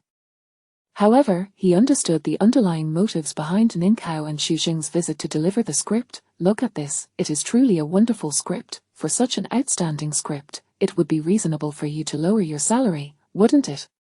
If Xu Jing and Ninkao could promise that all box office proceeds would be donated, Chen Yuan might even forego his remuneration, yet, it was evident that Ninkao and Xu Jing would not acquiesce to such terms. Thus, it would be a matter of negotiation. Subsequently, Chen Yuan engaged in casual conversation with Ninkao and Xu Jing for a while before escorting them out of the studio. Upon returning to his office, Zhang Wei glanced at the script before turning to Chen Yuan and stating, "I just heard Ninkao and Xu Jing express their high hopes for this film. They also mentioned they would serve as producers. It seems this film should be promising." He then instructed Zhang Wei to take hold of the script. Following that, Chen Yuan proceeded with their original plan, taking Zhang Wei to a remote mountainous area. "I Am Not a Medicine God" was still in the preparatory stages, so there was no need for haste. Additionally, the terms of collaboration had yet to be discussed. After departing from Chen Yuan's studio, Ninkao and Xu Jing settled into their vehicle. Xu Jing was the first to shatter the silence, saying, "Chen Yuan is rather difficult to manage." As he spoke, his expression turned somber, and his brow furrowed tightly. Ninkao solemnly nodded in agreement, remarking, "He may appear youthful, but he possesses a profound depth. Despite my earnest recommendation of the script just now, he did not even glance at it. It is evident that he is unlikely to lower his salary for the sake of the script." Upon hearing this, Xu Jing's brow furrowed even more tightly. After a moment's contemplation, he continued, "I heard that Yingwang offered him 39.8 million in remuneration, along with 30% of the investment." After a considerable interval, he finally responded, slowly shaking his head. He stated, "Regardless of whether we acknowledge it, among the younger generation, there are few actors capable of portraying Lu Shui convincingly." Chen Yuan proved. Xu Jing opened his mouth, unsure of what to say, and ultimately chose to remain silent. Sometimes, shrewdness may falter in the face of absolute strength. Chapter 89, The Unreliable Chen Yuan. On the third day after Chen Yuan departed from the capital with Zhang Wei, Ninkao called. "Has Teacher Chen read the script? What do you think of it? It is truly an excellent script." 2 days later, Ninkao called again, exhibiting a determination that suggested he would not relent until he achieved his goal. When Chen Yuan finally conceded and Zhang Wei began negotiating the contract, "Teacher Chen, we are genuinely sincere. 31.2 million is already." In the following days, Zhang Wei received calls from Ninkao daily. Since their last conversation, Zhang Wei, who had become even more aggressive in raising the offer than Chen Yuan himself, was beginning to waver. "Boss, Ninkao is far too persistent," he could not help but exclaim to Chen Yuan. Chen Yuan was momentarily taken aback. Was Ninkao truly so unlike a renowned director? Yet, upon reflection, Chen Yuan considered that perhaps this was indeed the essence of Ninkao.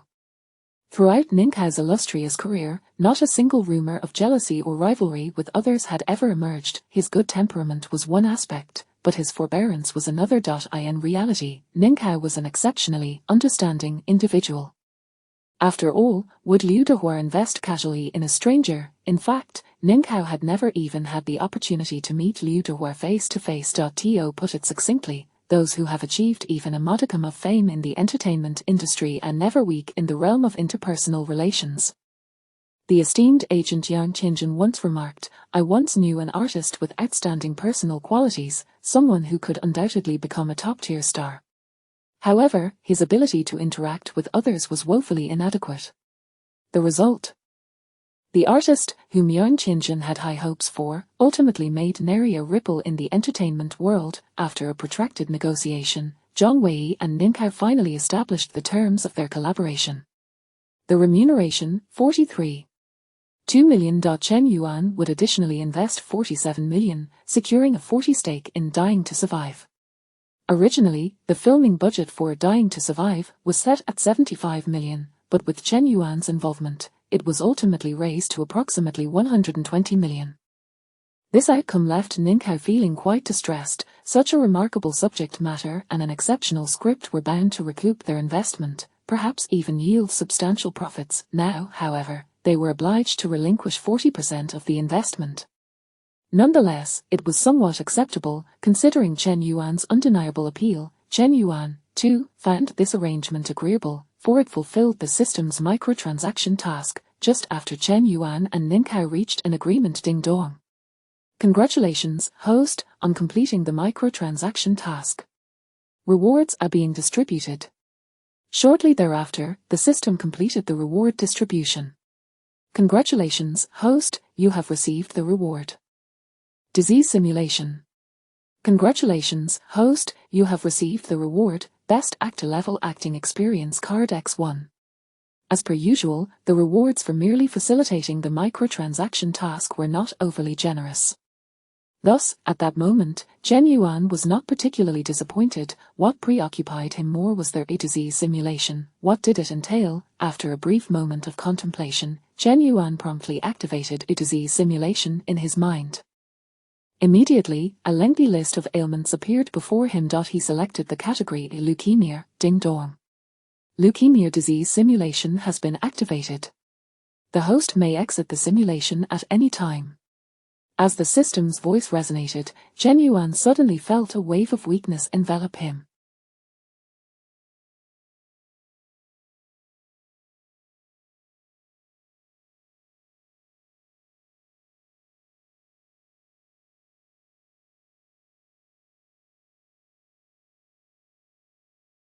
Gradually, he sensed an overwhelming lethargy, as if he could barely muster the strength to remain upright, only wishing to lie down. At that moment, Chen Yuan was oblivious to the fact that his complexion was steadily paling. His body temperature began to rise, and his vital signs were rapidly declining. Cough, cough. Suddenly, Chen Yuan was seized by a fit of coughing. After several rasps, he was shocked to find blood coughed up. Almost simultaneously, he felt a heaviness in his chest, which made even breathing seem laborious. At that moment, he attempted to retrieve a tissue to wipe away the blood at the corner of his mouth, only to discover that even the simple act, his body felt as though it were being crushed by a heavy weight, as if he were sinking into a quagmire. Hiss, hiss. Just as Chen Yuan was in distress, he found himself gasping uncontrollably. The mere act of lifting his hand felt akin to scaling 80 flights of stairs, leaving him breathless. Even struggling to inhale, his chest felt as if it were being compressed to the brink of explosion. Consequently, Chen Yuan's mood became increasingly agitated. It was akin to enduring sleepless nights, perpetually unable to find rest, his heart racing, restless, yearning to tear something apart. Immediately, he could not help but breathe heavily. After a considerable duration, his emotions gradually stabilized. Indeed, health is the paramount concern in life. Having lived 2 lives, Chen Yuan had never encountered a serious illness, thus never experiencing the torment of grave afflictions. This time, due to the system, he finally understood why some individuals, upon falling ill, might entertain thoughts of ending their lives. The pain was unbearable, excruciating, and distressing. Each second felt like an eternity. What resilience of spirit and fortitude would it require to endure until the end? Even the mere act of persevering through such anguish was nothing short of miraculous. Contemplating this, Chen Yuan gazed ahead. At that moment, he found himself in a remote mountainous region. The environment was harsh, ice and snow lay scattered everywhere, yet not a single household possessed underfloor heating, not even an electric blanket could be found. The children's hands, feet, and faces remained perpetually frostbitten, exhibiting a dark red hue. They were in dire need of assistance. Indeed, the people in these remote areas require help. He then turned to the distance and called out to Zhang Wei. Zhang Wei jogged over, upon learning that Chen Yuan was once again prepared to allocate a substantial sum for charitable purposes. Zhang Wei was at a loss for words. Thus far, the studio's accounts had dwindled to the bare minimum required for daily operations. The expenses for charity had already been drawn from Chen Yuan's private funds. Boss, is he truly leaving nothing for himself? In the blink of an eye, a month had passed. During this month, Ninkau had been working alongside Xu Jing and Wen Mui to prepare for the filming of Dying to Survive. In about a week, they were expected to complete the preparations. However, why hasn't Chen Yuan communicated at all during this time? Xu Jing couldn't help but furrow his brow as he spoke. Ning Hao's expression darkened as well, replying, I did reach out to Chen Yuan's age. Why did Chen Yuan suddenly release a new song? Xu Jing was feeling quite discontent. He held I Am Not a Medicine God in high regard. Previously, he had filmed the Lost on Journey series, achieving commendable success. Yet, one wonders if it is a common phenomenon for comedians to reach a point where they no longer wish to perform comedy. Stephen Chow exhibited such signs while directing A Chinese Odyssey. Similarly, Shen Teng, during the filming of The Last Race, ended up driving a car off a cliff. I Am Not a Medicine God is a pivotal film for Xu Jing, marking his attempt to broaden his acting range and alter the audience's perception of him. He did not want to jeopardize it, therefore, Chen Yuan's continued absence from the set irked him. In truth, Xu Jing had been displeased with Chen Yuan from the very beginning. Chen Yuan demanded too much. In order to bring Chen Yuan into the production team, Xu Jing even relinquished a portion of his investment. What can I do? At that moment, Ning Hao picked up on Xu Jing's earlier question. Xu Jing opened his mouth, yet found himself at a loss for words. Indeed, what could he do? Xu Jing was currently basking in fame, yet he could not outshine Chen Yuan. The decision for both him and Ning Hao to seek out Chen Yuan stemmed from their mutual understanding that Xu Jing alone could not carry the box office of I Am Not a Medicine God. After all, it was Xu Jing's transformative work.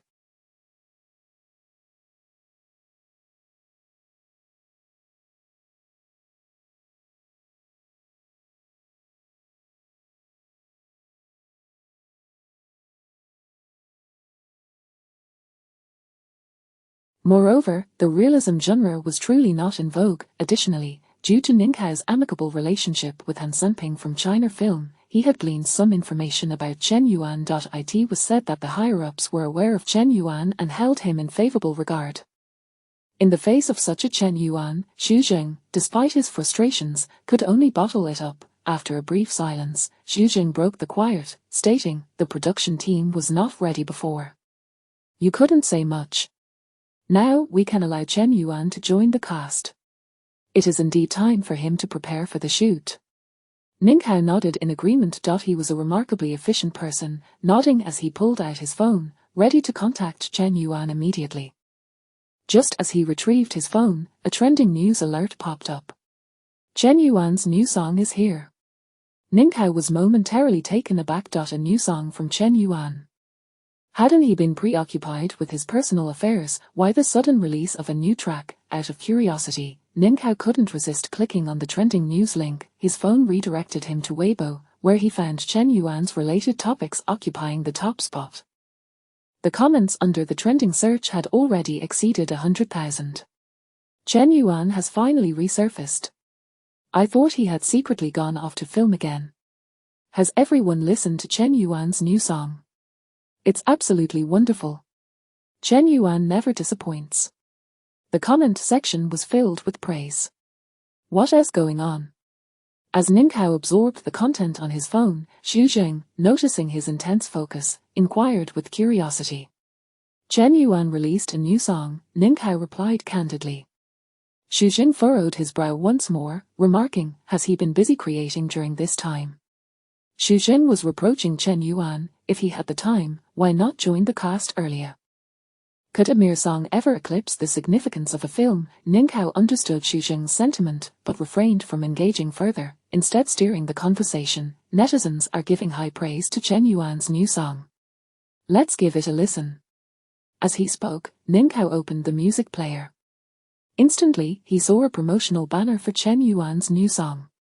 Chen Yuan's work, I Believe So Strongly, makes its grand debut. The homepage featured a rather rudimentary poster, displaying only those words, with a character poster of Chen Yuan behind. It looked hastily assembled. Ning Hao did not dwell on this, promptly opening I Believe So Strongly. As the introduction of the song began, it resonated with a weightiness not found in Chen Yuan's previous works. It bore a certain grandeur reminiscent of symphonic music, majestic and imposing. The prelude concluded, leading into Chen Yuan's vocals. The crow has left the forest, the entire sky feels disheartened, the roses bloom in silence. Chen Yuan's voice had gained a newfound gravitas. This was a grand song, one that seemed destined for performance on a truly grand stage. Ninkau found himself nodding gently in appreciation. Then came the lyrics. The only thing that can be destroyed in the story is the scenery. No one can shatter our dreams. The shooting star beside the moon streaks across the sky. Whom should I explain my wishes to? Was that rap? Ninkau was taken aback. The art of rap had been around for quite some time. Far from being a novel concept, however, whether in China or globally, rap rarely received the respect it deserved. Its very inception was often to diss. Relying on last-minute efforts, why do everything at the last minute? It seemed devoid of substance, yet merely lacking in substance. If one were to understand foreign languages and delve into the familiar English rap, they would find it rife with inappropriate content and negative energy. Ninkau was well aware of this, which is why he did not favor rap. Thus, he was utterly astonished at this moment. Yet, why does it feel like Chen Yuan's rap is entirely different from others? I don't sense any aggression. There's no hint of vulgarity. Instead, a subtle sense of positivity is being stirred within me. Is this truly rap? Is this how rap has evolved today? Ninkau, lacking knowledge of rap, found himself puzzled. You are the one who has waited for me, giving me unwavering confidence. My hands play the dawn. Turns out love is so enchanting. Just as Ninkau pondered these thoughts, I believe so strongly concluded its playback. At that moment, Xu Sheng spoke up, saying, "This song fits quite well with I Am Not a Medicine God. Is this a promotional song specifically composed for our film by Chen Yuan?" Ninkau suddenly realized, hastily checking Chen Yuan's Weibo. There was no new post from Chen Yuan, neither had his studio issued any announcements. It seems not, Ninkau ultimately concluded. Xu Sheng's face also bore a look of confusion, stating, then why did Chen Yuan suddenly release such a song? Not only Xu Sheng and Ninkau were baffled. Zhu Ping from Penguin Music and Jian Hao from NetEase Music were equally perplexed. Earlier that morning, the two had received an unexpected call from Zhang Wei. He mentioned that Chen Yuan would be releasing a new song, and it would be free. Both were immediately puzzled. It's neither a debut anniversary. It's not a birthday. There are no fan events. Today is not a particularly special holiday. It doesn't seem to be for any promotional purpose either. Why did Chen Yuan suddenly decide to release a new song? After listening to I Believe so strongly, their confusion only deepened. The quality of the song was so high that it could easily serve as a lead track on an album. How could a song of such caliber be released without any reason? Chapter 91, Change Happens in an Instant. A work by Chen Yuan. The significance of these 4 words is self-evident. I Believe so much boasts high quality and an exceptionally positive outlook. Whether it be Zhu Ping or Jian Hao, both are confident that they can leverage this to access ample resources and reap considerable benefits, yet, Chen Yuan released it without any forewarning, seemingly aimlessly. In truth, Chen Yuan did not contemplate much during this period. Aside from visiting remote areas, he also frequented numerous hospitals, encountering many patients suffering from grave illnesses. Upon returning to the capital and preparing to join the cast of I Am Not a Medicine God, an idea suddenly struck him. Perhaps he could do a bit more, for instance, akin to how he had Zhang Xiaohuan compose Invisible Wings. Thus, Chen Yuan created I Believe so much. By the way, this time, Chen Yuan did not venture to the bustling metropolis to seek out Zhang Xiaodong. He still recalled his previous visit to Zhang Xiaodong's studio for recording, where he encountered Gao Yuan. She had been exceedingly enthusiastic. Chen Yuan refrained from speculating about her intentions, however. It was best to avoid such situations if possible. This rendered the recording of the new song somewhat problematic. Nevertheless, this issue was easily resolved. Chen Yuan instructed Zhang Wei to find a ready-made recording studio and purchase it. Consequently, Chen Yuan would no longer need to trouble others in the future. Furthermore, this recording studio can also be accessible to musicians. Let the charges be set at the minimum standard. Chen Yuan understood that his usage of the studio would not be extensive, so he decided to open it to the public. It could also provide assistance to other musicians. Speaking of which, the music industry has indeed become increasingly challenging. Most musicians struggle to make ends meet. Even some once renowned musicians find themselves in the same predicament. For instance, certain singers from Bad Voices who even made it into the top 8 post-competition find that apart from the occasional offline performances, they must rely on live streaming to sustain themselves.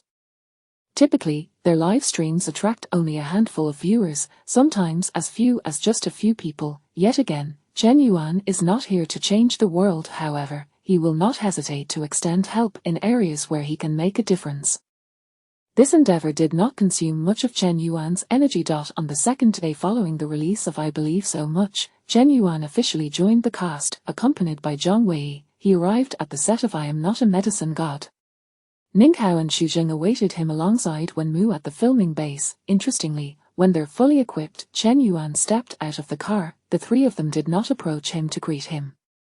Instead, they gazed towards Chen Yuan's van, seemingly waiting for something. It was not until Chen Yuan approached them and waved a greeting that they finally reacted. Xu Jing among the trio looked at Chen Yuan and directly inquired, "Hello, is there something concerning Teacher Chen Yuan that makes it inconvenient for you to come down?" It turned out they had not recognized him. Only after Chen Yuan removed his cap, sunglasses, and mask did he smile and say to them, "I am Chen Yuan." Upon fully revealing his face, the three were taken aback, as if witnessing a sow climbing a 20-meter-high tree. Chen Yuan had changed drastically. Today, he wore a pair of jeans and a simple round neck shirt. Both were loose-fitting. No, the round neck shirt and jeans were not loose-fitting per se, they merely appeared that way on Chen Yuan because he had lost weight. Xu Jing and Ninghao, who had seen Chen Yuan before, felt he had lost at least 20 pounds. Chen Yuan's cheeks had sunk in, causing his eyes to appear exaggeratedly large. Overall, his facial features seemed to have been chiseled out with an axe. To put it plainly, Chen Yuan had become gaunt. After a prolonged silence, Ninghao spoke first, saying, "Teacher Chen Yuan, shall we head inside?" Chen Yuan smiled and nodded. Subsequently, the four of them walked towards the filming base together. Zhang Wei did not follow, as he needed to park first. Shortly thereafter, they arrived at a particular office within the I Am Not a Medicine God filming studio. Once seated, a composed Ninghao turned to Chen Yuan and remarked, "Teacher Chen Yuan, in the past month, how much weight have you lost?" As a top-tier celebrity, Chen Yuan is invariably accompanied by a multitude of individuals, including nutritionists, specialized body management coaches, and massage therapists, among others. It must be noted that ordinary individuals should never attempt to emulate the weight loss or fitness methods of celebrities. A single ordinary nutritional supplement for them may cost as much as a month's salary for an average person. They have access to professionals who assist them in the most scientific manner. Of course, Chen Yuan does not necessarily require these aids. His body has undergone systematic enhancement. The cessation of weight loss was primarily to avoid being too astonishingly gaunt. Even so, Chen Yuan's remarks left Ninghao and the other two in stunned silence once again. After a moment of quiet, Ninghao couldn't help but glance at Xu Jing. Not long ago, Xu Jing had been lamenting that Chen Yuan's late arrival to the cast would hinder his weight loss efforts, potentially severely delaying the filming schedule. And now, Chen Yuan had achieved an unexpectedly remarkable weight loss. He had even made a special trip to the hospital to observe leukemia patients. Was this unprofessional? Did this indicate a lack of commitment to the film? At this moment, Xu Jing did not lift his head. He recalled the words he had previously uttered. However, he pondered even deeper than Ninghao. While losing weight and observing characters for the film, Chen Yuan even found time for creation. The work he produced has garnered immense popularity. It even caused a sensation. How many things can this guy accomplish simultaneously? And yet, no matter how many tasks he undertakes at once, he succeeds. Xu Jing is, in fact, a polymath. He can portray roles exceptionally well, write commendable scripts, direct films proficiently, and even voice act. Moreover, he excels in all these fields, achieving considerable success. Nonetheless, at this moment, Xu Jing could not help but admire Chen Yuan. Chen Yuan might not possess a wider skill set than he, but he has certainly achieved greater accomplishments. For Xu Jing, what mattered more was that Chen Yuan had not lost his hair. He believed Chen Yuan was neither a genius nor a polymath, but rather a prodigy. This revelation struck Xu Jing profoundly. As for Wenmu, he sat beside Ninghao, maintaining a gentle smile, scarcely uttering a word. It may sound somewhat disheartening to Wenmu, but in this office, he certainly did not possess the qualifications to lead the conversation or dominate the topic. Chapter 92. Many have changed, yet some remain steadfast. After a brief silence, Ning Hao spoke again. He gazed earnestly at Chen Yuan and sincerely remarked, "Teacher Chen Yuan, you have worked hard." Chen Yuan smiled faintly and replied, "It's nothing, it is what I ought to do." This left Ning Hao in silence once more. For actors, losing weight for a film, deliberately immersing themselves in the authentic life of their characters, enduring injuries to the point of fractures, all these are simply part of the job.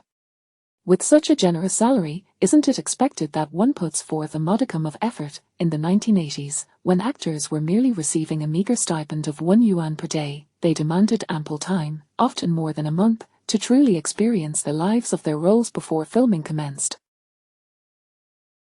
Yet, times have changed. In recent years, there have been numerous instances of actors wailing in despair over injuries that could heal without medical intervention, as if their very lives were at stake. Some have documented their weight loss journeys and have subsequently reaped box office successes in the billions. Moreover, one such actor's film garnered multiple nominations at film festivals. Contemplating this, Ning Hao nodded at Chen Yuan.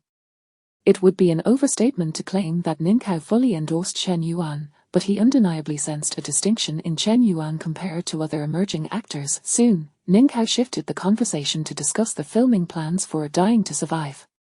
Such matters typically do not require discussion with the actors, yet Ning Hao's willingness to broach the subject in Chen Yuan's presence signified a degree of acknowledgement. After approximately an hour of dialogue, Ning Hao felt he had conveyed most of what he intended and was ready to conclude the conversation. At that moment, he suddenly recalled a query and looked at Chen Yuan, saying, "Teacher Chen Yuan, I just had a thought. Your transformation is significant. It could serve as a compelling promotional angle. What if, until filming concludes, Teacher Chen Yuan should refrain from appearing in public?" Upon articulating this, Ning Hao immediately shook his head. This suggestion seemed rather thoughtless. How could the pinnacle of stardom, Chen Yuan, possibly vanish from the public eye for an extended period? Wouldn't that jeopardize his career? Yet, to Ning Hao's surprise, Chen Yuan nodded in agreement, stating, "No problem." Momentarily at a loss for words, Ning Hao wondered how Chen Yuan could acquiesce so readily. Subsequently, Chen Yuan engaged in conversation with a few others, and thus, their dialogue came to an end. He did not stay to join Ning Hao and the others for dinner, as he needed to maintain his current regimen and avoid indulging in unwholesome food. Naturally, Ning Hao and the others understood this. After bidding Chen Yuan farewell, Ning Hao couldn't help but express his thoughts, stating, "Teacher Chen Yuan, your self-discipline is rather astonishing. To be honest, I feel quite fortunate. I'm glad I chose the path of directing." As he spoke, Ning Hao glanced at Xu Zheng. Xu Zheng understood Ning Hao's sentiment. After a moment of contemplation, he replied, "I must admit, I had previously misjudged Chen Yuan." Upon hearing Xu Zheng's admission, a smile spread across Ning Hao's face. It was no small feat for Xu Zheng to utter such words. A proud individual, he had achieved considerable success. It was unlikely he would easily concede a mistake. Ning Hao gently patted Xu Zheng on the shoulder. Then he turned his attention to Wen Mui as well. After a brief moment of reflection, Ning Hao simply stated, "Let us strive together to create a remarkable film with Dying to Survive." With Wen Mui, there was no need for extensive instructions. If he possessed even a modicum of awareness, he would know how to approach Chen Yuan in the forthcoming filming. The following day, Chen Yuan officially joined the film crew. As per tradition, Ning Hao organized a script discussion meeting. After concluding the script review, a modest opening ceremony for Dying to Survive was held. No media were invited, and the film did not issue a public announcement regarding the commencement. Consequently, few outside the industry were aware that Chen Yuan had begun filming a new movie. Chen Yuan, however, found this quite agreeable. During the production of The Unknown, his daily life had been somewhat influenced by fans. He had to navigate the set with extreme caution, concealing his whereabouts. Even during filming, he had encountered several instances where fans disrupted the process. This time, Chen Yuan was afforded the opportunity to focus his thoughts solely on the shoot. However, the reality was far from serene. Chen Yuan had already attracted the attention of someone, an old acquaintance, Zhou Wei. Recently, Zhou Wei had risen to prominence in the entertainment industry, becoming a figure that many feared that he had even begun to be referred to as their #1 paparazzo in the industry. During this period, he had exposed two major scandals, the infidelity of Bai Xian and the romantic involvement of Chen Jianbin and Jian Qinqin. Notably, Chen Jianbin was the actor who had collaborated with Chen Yuan on The Unknown.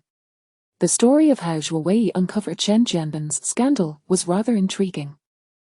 Initially, Zhou Wei had focused his efforts on Chen Yuan. However, after waiting in vain for Chen Yuan to engage in some charitable publicity, Zhou Wei contemplated abandoning his pursuit of Chen Yuan. Unexpectedly, fortune smiled upon him. Following the unexpected revelations, Zhou Wei gained considerable notoriety, restoring his confidence in his paparazzo endeavors. It turned out that not all celebrity scandals were as elusive as Chen Yuan's.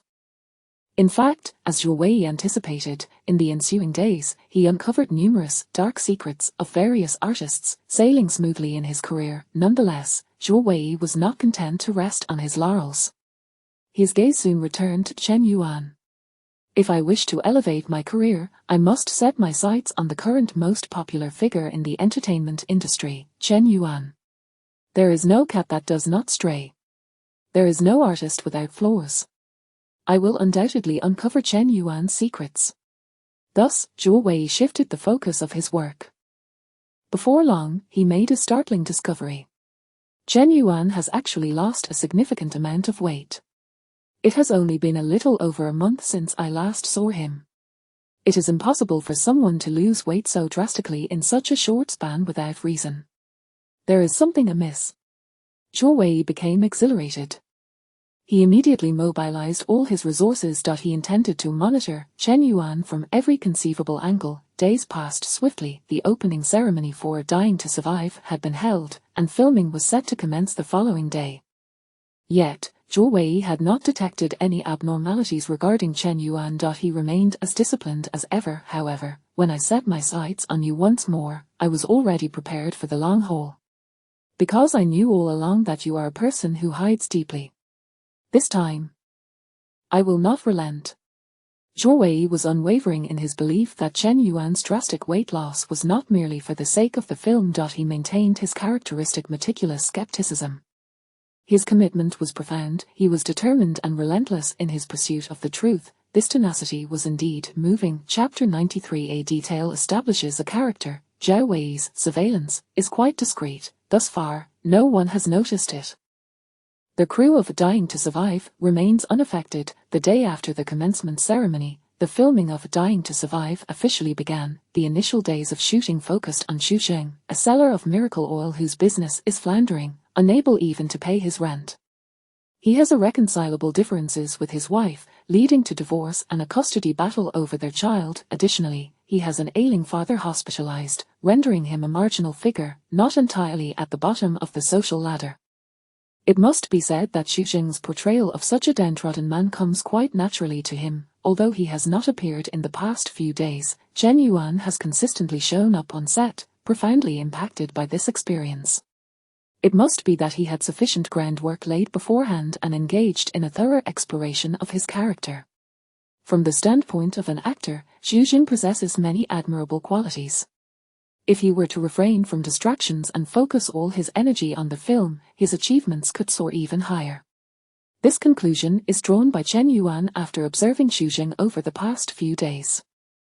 Indeed, how many actors of the middle generation possess Xu Sheng's malleability? For instance, Huang Bo, who, in earlier years, displayed a unique charm in portraying marginal characters. However, as his popularity surged, that distinctive essence of the small man gradually faded. Then there's Shen Teng, who, while commendable, is overly infused with comedic flair. Regardless of the genre he tackles, a comedic tint inevitably permeates his performances. Transitioning for actors and directors alike presents a formidable challenge. As Chen Yuan ponders this, he hears the voice of Wen Mui beside him. Teacher Chen Yuan, are you ready? Chen Yuan snaps back to reality, smiling and nodding at Wen Mui, replying, Director, I am prepared.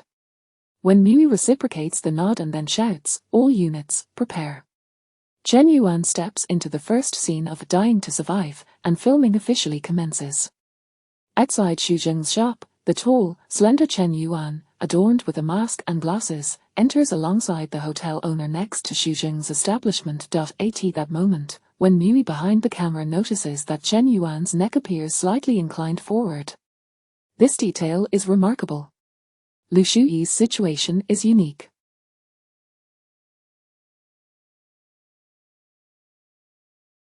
He must rely on others. His inner insecurity causes him to constantly bow his head.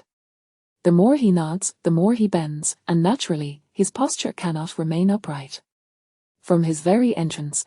Meanwhile, the filming continues. Chen Yuan's purpose for being there is clear: to procure medicine. The exorbitant prices lead him to seek Xu Zheng's assistance in smuggling. Xu Zheng is evidently reluctant, pulling the hotel owner outside and leaving Chen Yuan alone in the shop.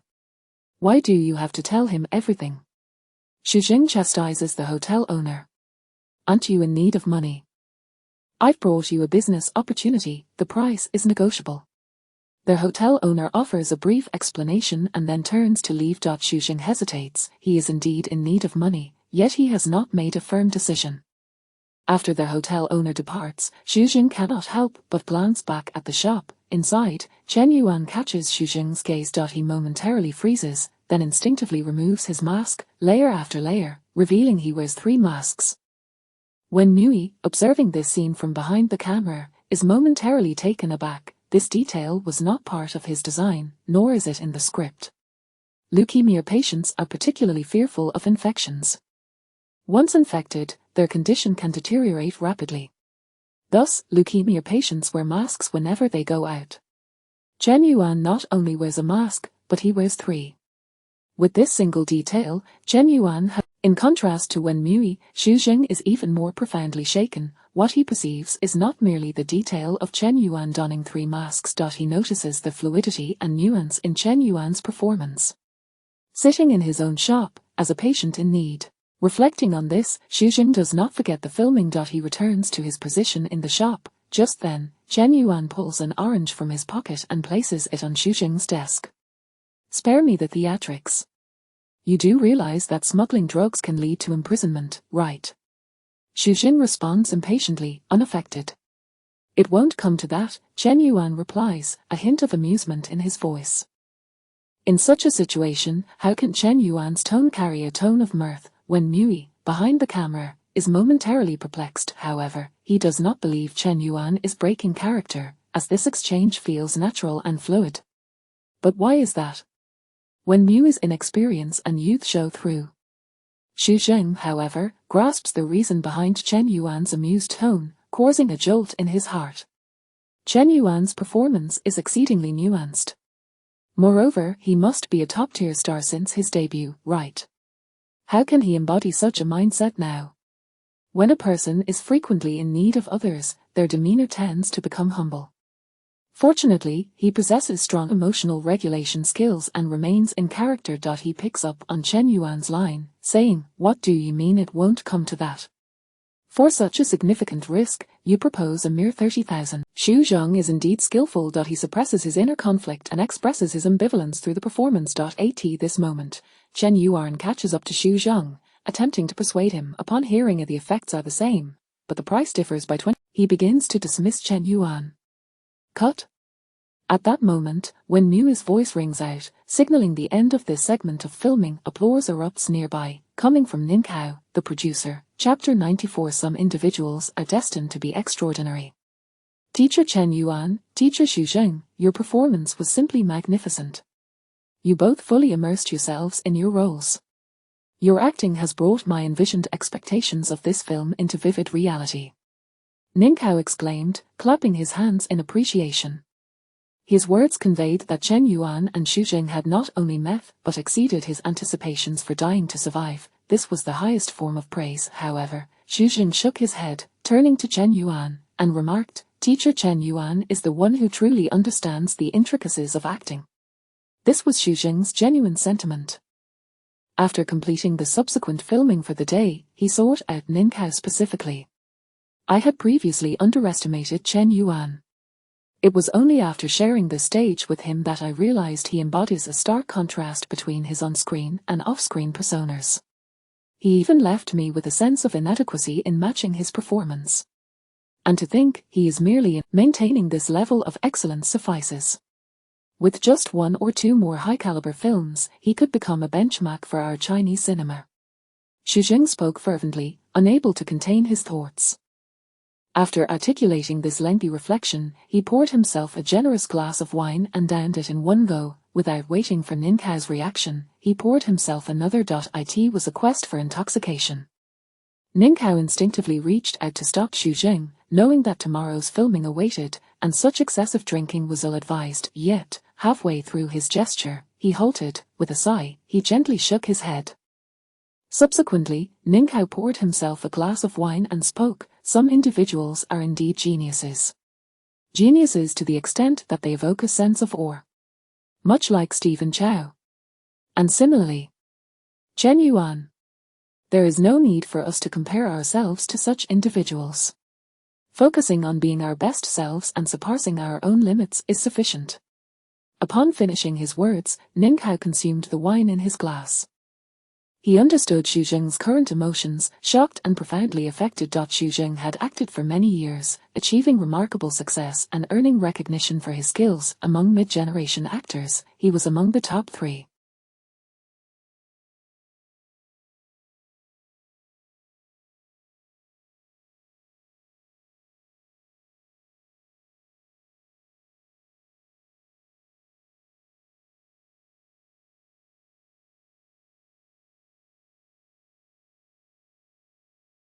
Yet, he found himself overshadowed by a young man in his 20s, not through intimidation, but in the very realm where Xu Jing took pride. Could Xu Jing not feel disheartened? That evening, Xu Jing drank to excess, falling asleep in Ning Cao's hotel room.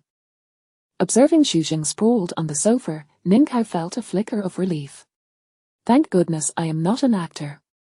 And thank goodness Chen Yuan is not a director.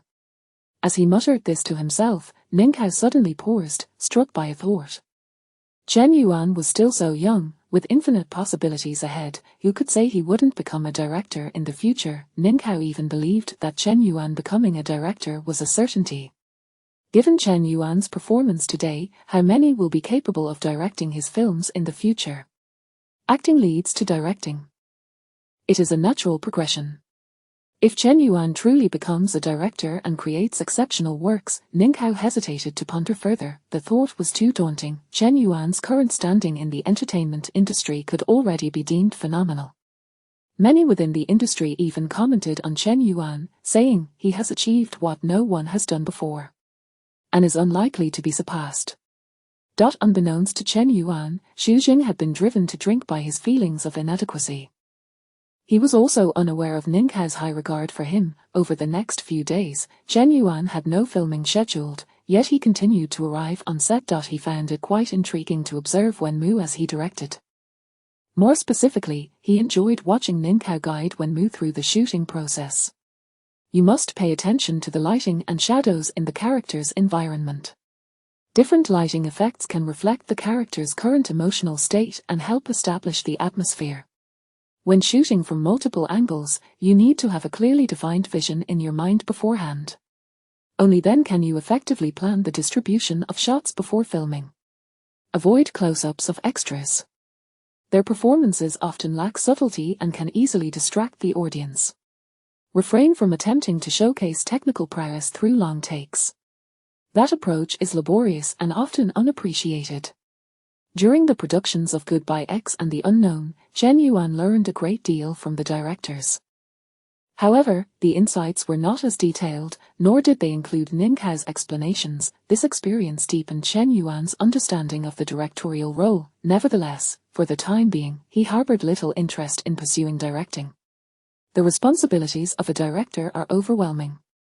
If one encounters a team lacking in synergy, it would be utterly frustrating. Lighting, cinematography, production. Xu Jing acquiesced to Chen Yuan's request and ventured to Arsan's territory. Subsequently, Xu Jing leveraged Chen Yuan's connections to establish a lucrative drug-selling business, leading to substantial profits. Consequently, Chen Yuan gained access to affordable medication and even earned some extra money.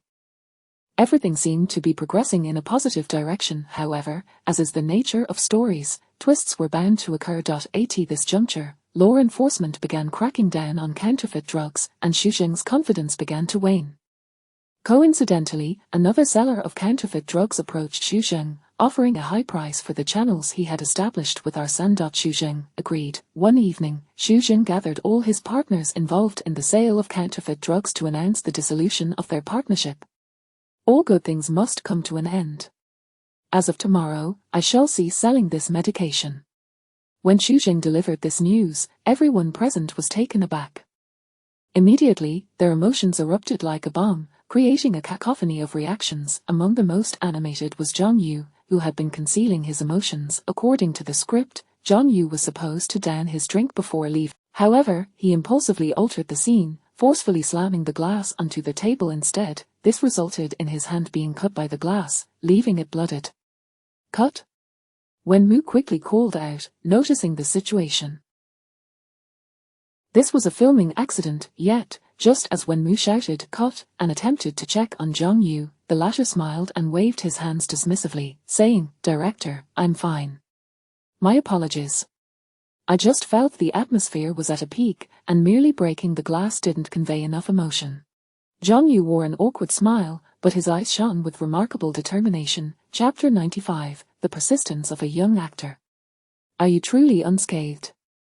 After confirming once more with Zhang, at this moment, however, Zhang Yu did not depart. He merely performed a simple bandaging and stood aside. The shooting continued. After Huang Mao left, the dancer and the priest followed suit, leaving only Chen Yuan and Xu Jing behind. Have you perhaps overindulged? Chen Yuan attempted to rationalize Xu Jing's state, his face adorned with the same ingratiating smile as always. Upon receiving a negative response from Xu Jing, the smile on his face transformed in an instant into an expression of disappointment and anguish, yet, Chen Yuan suppressed these emotions, as if compressing a spring to its utmost, unwilling to release it.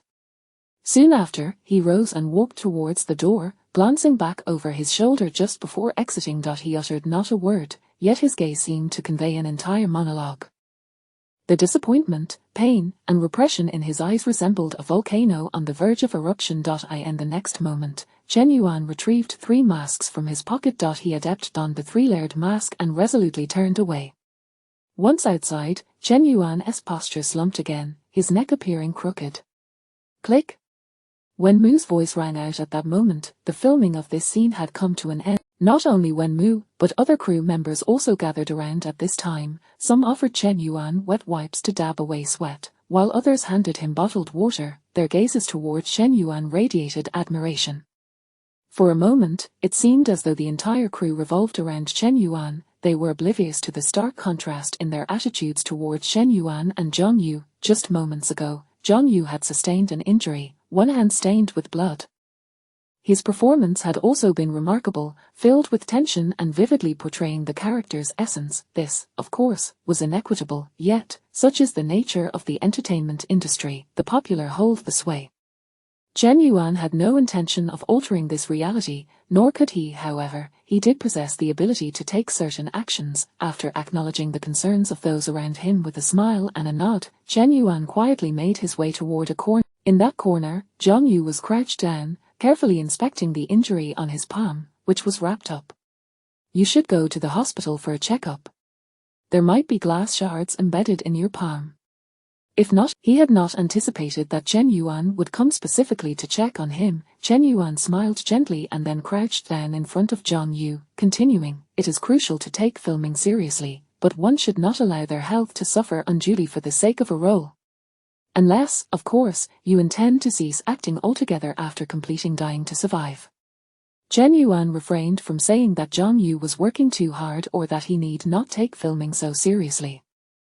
There is indeed a certain attitude that should accompany the craft of acting. It is commendable for an actor to be more dedicated, more earnest, and more fervent for a single shot. It is also commendable for actors to seek to stand out. Listening to Chen Yuan's words, Zhang Yu felt even more puzzled. The fact that Chen Yuan had taken the time to check on him was already surprising. He had expected Chen Yuan to chastise him for his fervor or perhaps look upon him with pity. After all, those in higher positions often regard those beneath them with condescension. Yet Chen Yuan did not do so. His gaze was clear, his smile warm, and his tone relaxed, as if conversing with a good friend. In a little while, I will have my agent take you to the hospital. As for the upcoming filming, it seems you might be out of the scene for today. Then it is settled. As he spoke, Chen Yuan lightly patted Zhang Yu's shoulder before standing up and turning to leave. Shortly after, Zhang Yu noticed Chen Yuan's agent rushing over. They were indeed going to take him to the hospital. Zhang Yu felt somewhat bewildered. He had